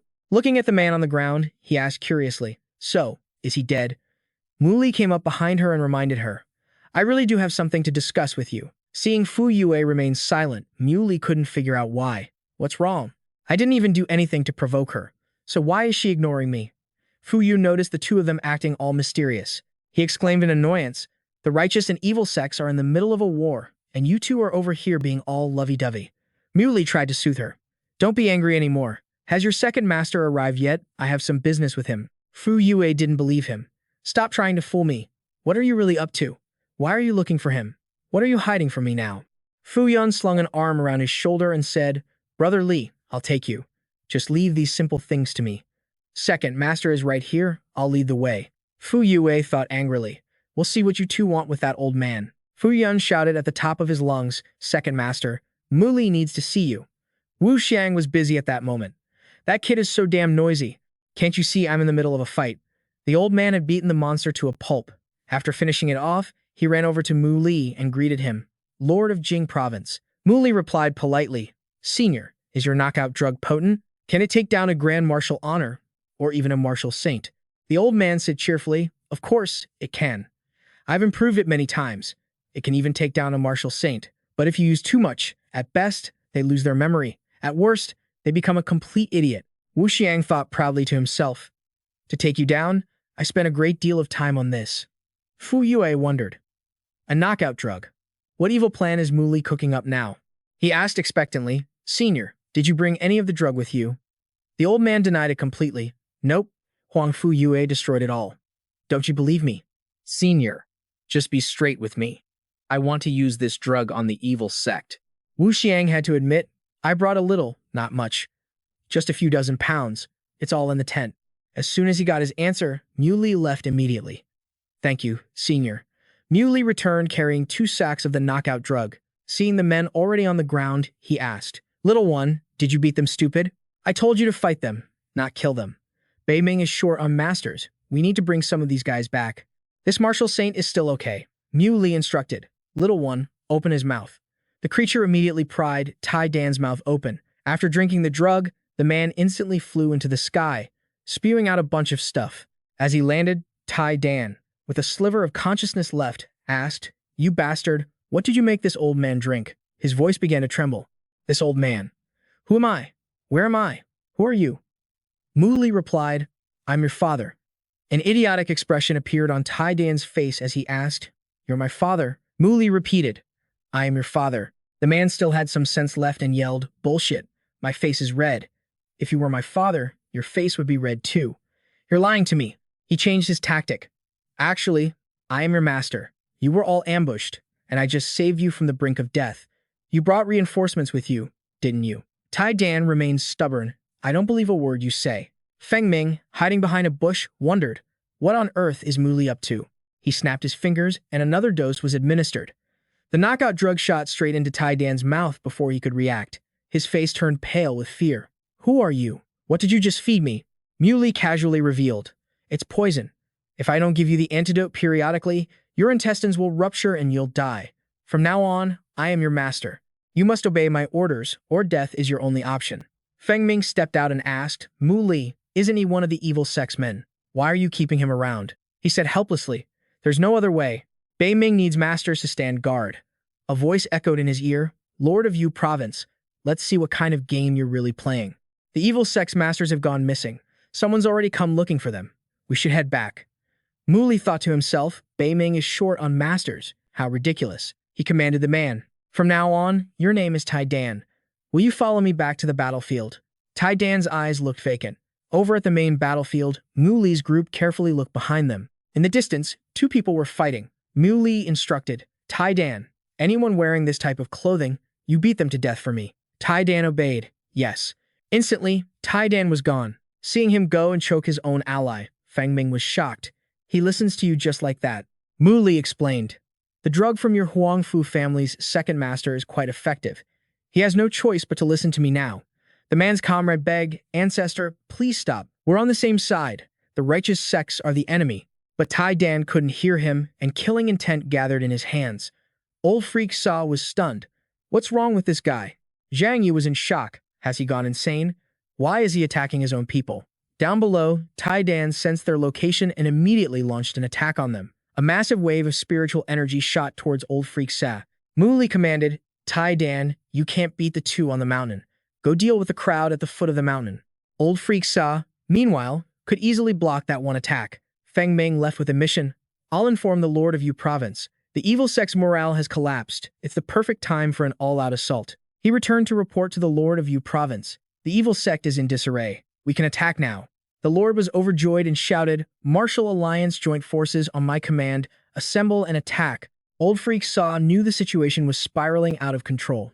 Evil sect joint forces, retreat, he ordered, thinking to himself, this Lord of Jing Province's methods are truly treacherous. He incited our own master to betray us. The Lord of Yu Province ordered his men. After them, don't let a single one escape. On the enemy's side, Zhang Yi asked nervously, Ancestor, are you planning to lead them to the gorge? The man replied, as long as they follow us in, their entire army will be annihilated. One line Sky Gorge. The Lord of Yu Province knew this gorge was semi-enclosed, with only one way in and out, the evil sect running in there. It was most likely a trap. He ordered his subordinate, Ping Tian, take a few men and guard the entrance. The rest of you, charge inside with me. He obeyed, yes, master. Upon entering, the Lord reminded everyone to be careful. Don't stray from the group. He sensed something was off. Why is there such a thick miasma in here? Deep inside the cave, two giant pythons lay in wait for the group to enter. Someone shouted, Danger! A foul miasma filled the cave as the sound of footsteps echoed out. Old Freak Sass spoke. Originally, this final trump card was meant for the 9 provinces master. But since it's come to this, I'll let you have a taste. Faced with the swarm of poisonous creatures, the Yi province master commanded, Everyone, be careful. These monsters are extremely venomous. Even the slightest touch will instantly melt you into a pool of blood. Feng Ming noticed something was missing. Aren't there supposed to be 5 types of the 5 venoms? There are only 4 here. Is the toad missing? Mu Li revealed, I took care of the toad a long time ago. Old Freak Sa was very confident. Even if one is missing, this place will still be your grave. 5 venom sacred beasts. Kill them. The first venomous snake shot straight towards Feng Ming. It spat venom, but was blocked by a shield created by the Yi province master. He shouted urgently, Chu Mosheng, lead the main group out. Retreat to the valley. Old Freak Sa blocked their path. I told you. None of you are getting away today. The Yi province master struggled to hold him back and gave an order to the young man. Jing province master, you and Chu Mosheng retreat as well. Nothing can happen to you. I'll cover your escape. But Mu Li spoke up heroically. How can I, the Jing province master, retreat alone? These 4 sacred beasts are much stronger than that toad, but killing them is still a simple matter. Seeing him leap into action, the Yi province master called out anxiously, Jing province master, come back. He targeted the first one. I'll start with the centipede. With a single strike, the centipede was blown to pieces. The Yi province master was stunned. Incredible. To think he could kill his sacred beast in an instant. Gutted, old Fangg Xi roared, "No." He launched a palm strike to avenge his pet. "Damn you, Jing Province Master. How dare you kill my sect's sacred beast?" That strike was blocked by Mu Li's shield. The Yi Province Master then instructed, "Jing Province Master, I'll hold off this old freak for you. You deal with the other two sacred beasts." In the hazy dust, he sensed something reviving. A giant venomous snake charged toward him. The Yi Province Master shouted a warning, "Jing Province Master, be careful." Mu Li kicked it square on. "Truly overestimating yourself." The giant snake was sent flying in an instant. Mu Li suddenly noticed a glowing light on a cave wall. "What's glowing over there?" Pinned down by the Yi Province Master, old Fangg Xi could only shout, "Damn you, get out of my way." The Yi Province Master refused to yield. "Unless I die here today, you will not take another step." Suddenly, the ground beneath them began to tremble. A tense Feng Ming exclaimed, "This is bad. The intense fighting in the valley has triggered an earthquake." Mu Li went to the crack to investigate. A powerful surge of spiritual energy erupted from the ground. What on earth is happening? He was amazed as he watched life spring forth from the fissure. All of nature was being reborn. It was a miracle. Suddenly, something strange appeared behind Mu Li. Outside the mountain, the tremors startled the masters from the hidden sects. They recognized the disturbance immediately. This must be the Xuan Gong emerging. Nothing else could cause such a massive commotion. After all the rumors, to think it was actually here. Seeing the pillar of light shooting into the sky, they all rushed to claim it. "We can't let those commoners get there first." Meanwhile, Mu Li discovered a sacred hall belonging to a cultivator. This was the very relic they had been searching for. Unable to resist, one of them charged toward the newly emerged palace.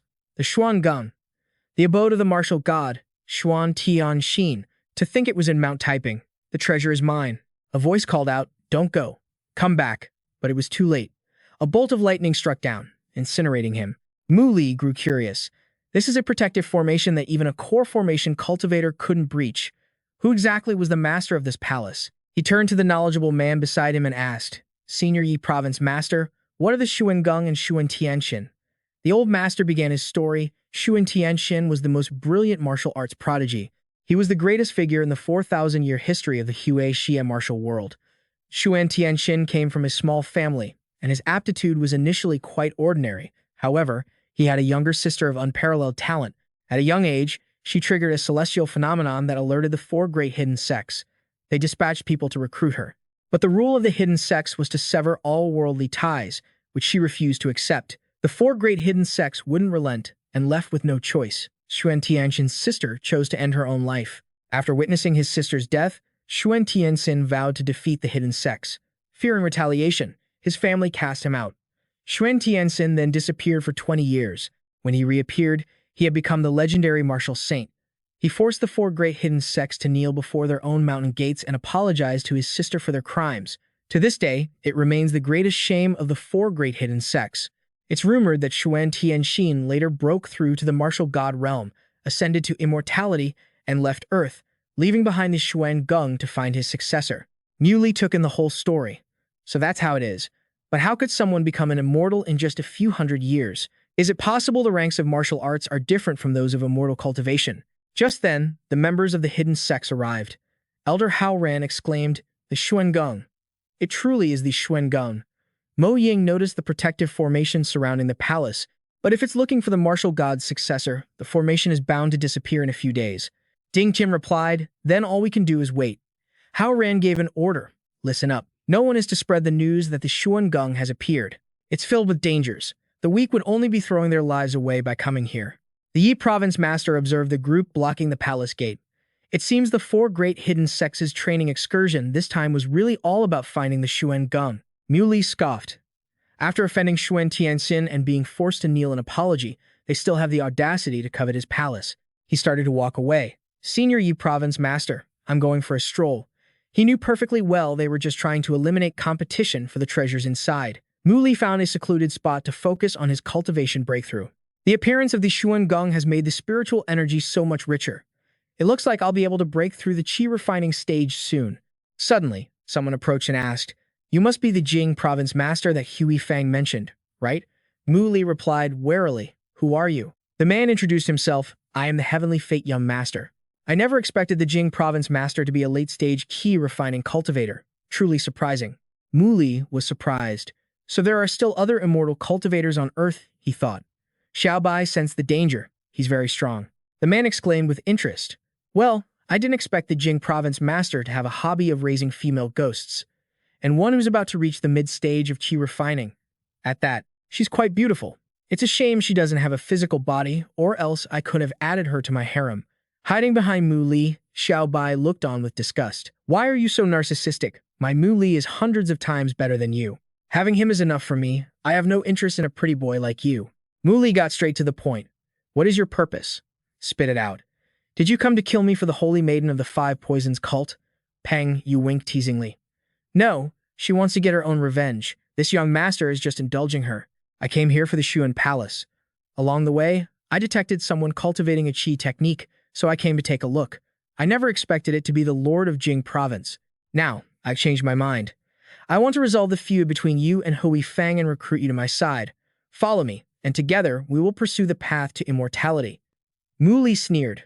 Follow you. A cultivator who hasn't even reached the core formation stage, this remark clearly angered Peng Yu. My ascension to immortality is only a matter of time. Follow me. And you will learn that the secular world before you is but a grain of salt in the ocean of an endless universe. Mu Li single-handedly blocked the other's furious outburst. You've only broken through to the qi refining stage, just a little stronger than me. It's nothing to brag about. The man was surprised. Under my spiritual pressure, no one has ever dared to disobey. Lord of Jing Province, you've successfully piqued my competitive spirit. I will definitely have you. Lord of Jing Province, until we meet again. I will certainly obtain the inheritance of the Xuan Palace. I must make you submit to me. Now that the Mystic Palace is about to open, I should go take a look. Xiaobai, trailing behind, sensed something was off. Why does this guy seem so gay? She sized up Mu Li. He's completely indifferent to the beauty next to him, yet he stares at another man for so long. He's not gay, is he? What rotten luck? Mu Li replied, You're overthinking things. He guessed that this trip to the Mystic Palace probably wouldn't be so simple. Seeing him fall silent again, Xiaobai grew annoyed. Mu Li, why won't you answer me? He urged, Let's go. The Mystic Palace is open. We should get going. Xiaobai followed behind him, shouting, Mu Li, wait for me. She put her hands on her hips and pouted. How can you be so indifferent to a peerless beauty like me? Mu Li pushed her face away as she leaned in close. Wait until you have a body that's not as flat as an airfield. Then you can talk. Xiaobai's only dream was, just wait until I get my solid form. I'm definitely going to get my chest done, big, as watermelons. Seeing him return, Feng Ming called out, My Lord of Yizhu, Mu Li is back. Mu Li was surprised. Senior Lord of Yizhu, Senior Huangfu, I heard the Mystic Palace is open. Why are you two still here? The Lord of Yizhu updated him on the situation. The 4 great disciples of the hidden sect have all arrived, and the Saint of the Five Poisons sect is here as well. They all bear significant hostility towards you, so it's best if we act together. Feng Ming advised him carefully. That's right, Mu Li. This time, several famous martial saints are here too. They've all come for the life-extending treasure, so you must not clash with them. But Mu Li had more than enough power and felt no fear. That's not necessary. I'll just lead the men of Beiming and act on our own. As long as they don't try to take my things, I won't pick a fight with them. The Lord of Yushu was helpless. This kid just wouldn't listen to reason. Over with Zhang Yi's group, he grew impatient. Ancestor, the Mystic Palace is open. Aren't we going in? The man calmly watched people going in and out ahead. What's the rush?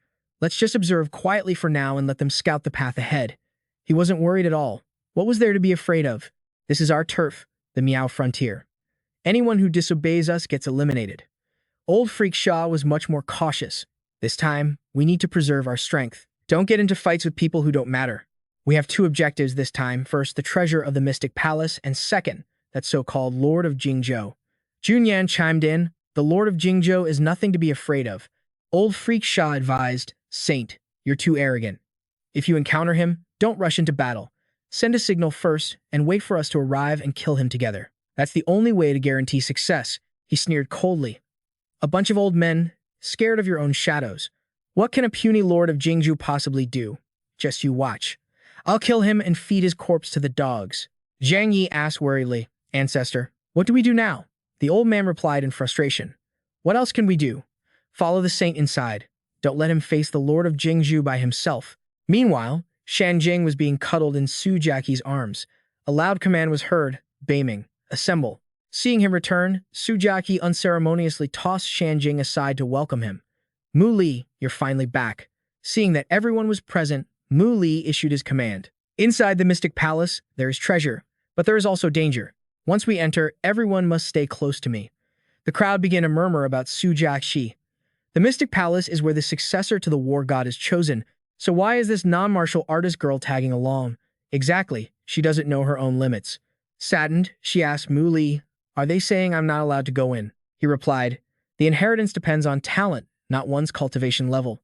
You have a natural gift for martial arts, so why wouldn't you be able to enter?" The group then slowly proceeded into the Mystic Palace. In the darkness, Mu Li called out, "Su Jachi, it's all right, we're inside now." She asked nervously, "Mu Li, what is this dark place, and why is it just the two of us?" He answered, "I suspect the entrance to the Mystic Palace is a random teleportation formation. It must have scattered everyone who entered to different locations." Sensing no trace of Xiaobai's aura, Mu Li realized even she hadn't appeared. She must have been teleported away as well. It seems the true power of Xuan Tianxin must be at least at the Divine Soul realm. He decided, "First, let's go outside and have a look." Stepping out, they were greeted by a vista of verdant mountains. Mu Li was astonished. "I never expected there to be another realm inside the Mystic Palace. That palace on the mountaintop must be the true Mystic Palace." Su Jachi was captivated by the scenery. "It's so beautiful here." He warned her sternly, "Don't just stand there gawking. Stay right behind me and don't run around. The dangers in this place might be more than even I can handle." But Su Jachi was still fantasizing, thinking how being alone with Mu Li here was just like a date. Mu Li, on the other hand, remained on high alert. This place was filled with powerful, fluctuating auras. Could those supreme masters already be fighting? Just then, Shanjing was being chased by a man. "You little brat, stop running." Seeing it leap into Mu Li's arms, the old man roared, "Lord of Jingju, I saw this Shanjing first. You hear me? Are you trying to take it from me?" Mu Li asked coldly, as spirit energy gathered in his palm. "Are you the one who caused these injuries on it?" He thought to himself, could this be one of the veteran martial saints? The old man shouted, "I did it. So what? Don't you dare think you can use your title as a lord to steal this Shanjing from me. After I eat it to prolong my life and advance my realm, no one in all of Huaxia will be able to stand against me." Mu Li was resolute. "Sorry, but the previous lord of Jingzhou entrusted this little one to my care. No one is permitted to harm it." Enraged, his opponent charged, yelling, "Nonsense! The Shanjing belongs to no one. Today, I will claim it, even if it costs me my life." Hiding in a corner, Su Jachi screamed, "Mu Li, look out." One of his attacks sent his opponent flying, gouging a long, deep crater in the earth. The old man crawled on the ground, muttering obsessively, "The Shanjing. The Shanjing is mine." He picked it up and asked Xiao Budian, "Have you seen anyone from Beiming?" It shook its head. He started to walk away, saying, "Let's keep heading up." It seems everyone got separated. While searching, he ran into a group of disciples from the hidden sects who were looking for something. The elder said it was here. Why can't we find it? The Shanjing pointed at the Tianxing grass, signaling to him. The two disciples spotted them and were even more shocked when they saw the item in his hand. The Tianxing grass. The governor of Jing province. One of them shouted, "Stop right there." He asked nonchalantly, "What's the matter? Does this medicinal herb belong to you?" The two of them argued stubbornly. "We discovered it first." "That's right. We're very sensitive to the scent of medicinal herbs. We knew there was a Tianxing grass here for a long time. We just couldn't pinpoint it." Unfazed, he said, "I say this herb is mine. Do you have a problem with that?" Mu Li knew perfectly well that the Tianxing grass had no scent. They must have known beforehand that a spirit herb was here. One of them pointed right in his face and scolded him. "I'm warning you, don't be so arrogant. You can't afford to provoke the Hao Ran Jiang Qi sect." The senior brother spoke calmly. "Junior brother, let it go. Treasures belong to those with the skill to take them. Since the governor of Jing province picked it, it's his. We'll look elsewhere." The junior brother behind him was confused. Senior brother? But what he was really eyeing was the little Shanjing on his shoulder, the top treasure among the 10 great mountain treasures, an absolute peerless gem. If we go back and tell the elder, we'll definitely be handsomely rewarded. Watching them leave, he felt something was off. Don't the hidden sects never give up until they get what they want? Why would they give up so easily? Mu Li stopped thinking about it and focused on refining the Tianxing grass. He instructed Su Jachi, "Wait for me to refine this Tianxing grass into a pill, then you take it." Su Jachi pouted, "I don't need it. This young lady won't take it." He refined it into a pill and handed it to her. "This is good stuff. Taking it will improve your aptitude and speed up your cultivation." What Su Jachi cared about was, if I take it, can I catch up to Fu Yue and Linger? Mu Li affirmed, As long as you work hard enough, you can. She knew she and Mu Li were not from the same world. She couldn't just rely on being clingy and cute. No, I have to become useful to him. As soon as she took it, Su Jachi immediately began absorbing the energy of the Tianxing grass. Mu Li assisted her from the side. He was shocked. As expected of the Tianxing grass, she's about to break through to high-level martial artist. When Su Jachi finally finished absorbing it, her face was unusually flushed. Mu Li frowned, watching her. Su Jachi, what's wrong? Could the properties of the Tianxing grass be too potent? Su Jachi couldn't bear it anymore and crawled towards him, whining. Mu Li, I'm so hot. He understood the cause. Su Jachi, your mind is full of distracting thoughts. You're going to have a cultivation deviation. The Shanjing's eyes went wide, watching the scene about to unfold. Su Jachi pushed him down. Mu Li, I'm so hot. He considered his options. If he used his power to forcefully snap Su Jachi out of it, she would be injured. After thinking it over, Mu Li ordered Xiao Bu Dian. There's a small stream nearby. Go fetch a bucket of water. Su Jachi's face grew redder and redder as she called out for Mu Li. He warned her seriously, Su Jachi, if you don't control your temperament, you'll fall onto a demonic path. Just as her lips were about to touch his, a bucket of water was splashed on her, shocking her back to her senses. What was I just doing? He reminded her again. Su Jachi, your state of mind is unstable. That's very dangerous. Hearing this, she was mortified. Mu Li, I'm sorry. I clearly didn't want to cause you more trouble, so why did this happen? He instructed. It's safe around here for now. Regulate your breathing, and then we'll move on. The Shanjing looked ahead eagerly. Mu Li understood. You can sense Linger's aura. It jumped from his arms and ran ahead to lead the way. Seeing Linger being held by a group of people, Su Jachi was shocked. It's Linger. What are they doing? He also wondered. The Fuxi Zhongling sect. What do they want? Linger. Shui Jiao was trying to persuade her. Linger, you have a natural ice spirit body. You're a cultivation genius. Our Fuxi Zhongling sect has a supreme cultivation method that's perfect for you. Linger refused. Thank you. Sister Shu Jiao, but I'm used to the mortal world. It's better for me to stay here. Shui Jiao continued to tempt her. What's so good about this mortal world? It's full of disgusting people, deceit, and constant infighting. Linger agreed. It's true the mortal world has many ugly things, but there are also many beautiful things worth pursuing. Even if I'm stuck in the mud, my heart can be at peace. Shui Qing immediately pinpointed the problem. Little girl, you have someone in your heart, don't you? Elder Qi scoffed mockingly. All men in this world are lechers. There's no such thing as true love. Linger defended Mu Li. No, he's different from the others. The staff in the elder's hand slammed heavily on the ground. She scolded her. You are too deeply infatuated to be reasoned with. I will not allow someone with your aptitude to be buried in the mortal world. Just then, Mu Li appeared and called out, Linger, what are you doing standing there? Her eyes lit up when she saw him, and she rushed over. Brother Mu Li, Sister Su. Elder Qi gave an order. Sui Jiao, go bring that girl back to me. She obeyed. Yes, master. Shui Jiao stepped forward and introduced herself. Fellow cultivator, the governor of Jing province. I am Gu Shui Jiao, the lead disciple of the Fuxi Zhongling sect. You must know that Linger is exceptionally suited for cultivation. We have the resources to nurture her. If you want what's best for her, you should hand her over to us. Mu Li didn't interfere. This is for Linger to decide herself. I will not meddle in her decision. Linger pleaded, I don't want to join the Fuxi Zhongling sect. Brother Mu Li, I just want to be with you, he said to them. You heard her. She said she doesn't want to.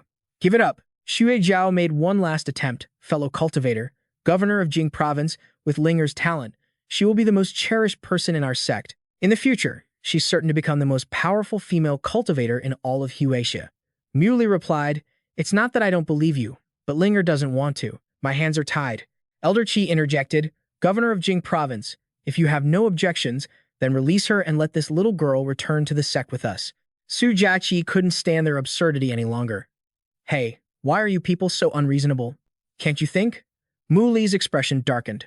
I said she doesn't want to go with you. Don't you understand plain language? Elder Qi slammed her staff down, her aura flaring, and she roared, Ignorant fool. Whether you agree or not, we are taking this girl with us. Mu Li wasn't afraid of anyone. Trying to take her by force, then prepare to meet your end. Linger worried, Brother Mu Li, I've heard the elders of the hidden sects are all very powerful.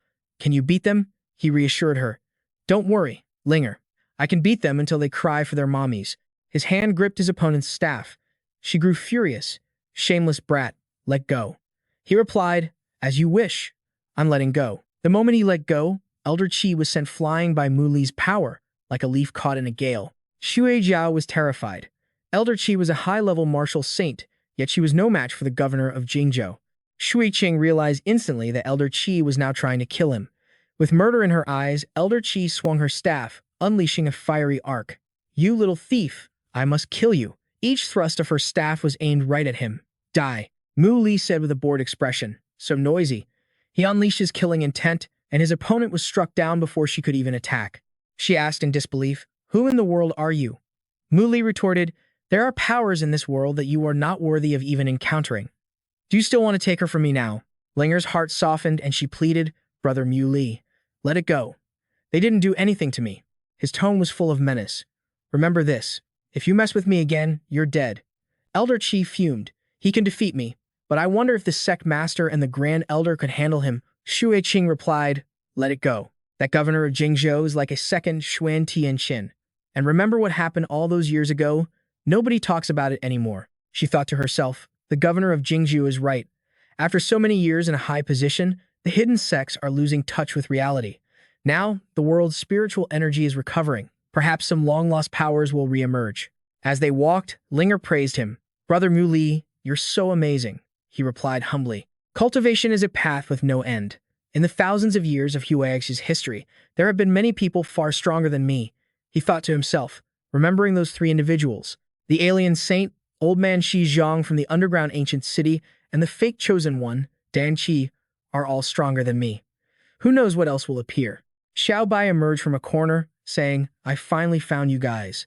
Linger called out happily, Big sis. Xiao Bai, Su Jachi, unable to see her, looked bewildered. Linger, who are you talking to? He asked directly.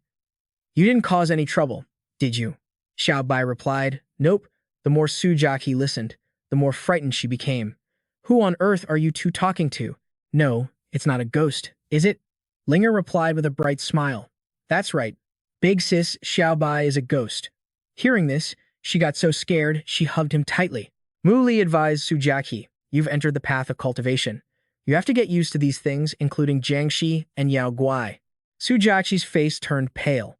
Jiangxi and Yao Guai, Xiao Bai's mischievous hand reached out towards the girl's rolling hills. Su Jachi instantly felt a chill run down her spine. Mu Li warned, Xiao Bai, let her see you. Stop teasing her. She materialized and held out her hand to introduce herself. Hello, I'm Xiao Bai. Su Jachi stammered, hello. Xiao Bai suddenly remembered. Oh right, Mu Li, there's a tall building up ahead. I saw a lot of martial artists there. Let's go check it out. He instructed, Linger, it's crowded and complicated up there. Have Little Dot disguise you first, then we'll go up and meet them. In front of the Xuan Palace's testing platform, a shout rang out, almost all the top young prodigies are here. I wonder if any of them can obtain a divine weapon.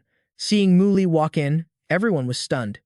Look, the governor of Jingzhou is here too. Someone called out to him, Brother Mu, over here. Fu Yun was surprised. Brother Mu, are you guys also here to test your talent in exchange for a divine weapon? He still didn't understand. I just got here, so I'm not sure what's going on. Fu Yun pointed ahead and said, Brother Mu, that stone stele over there can test a martial artist's talent. You just have to place one hand on it and pour your power in.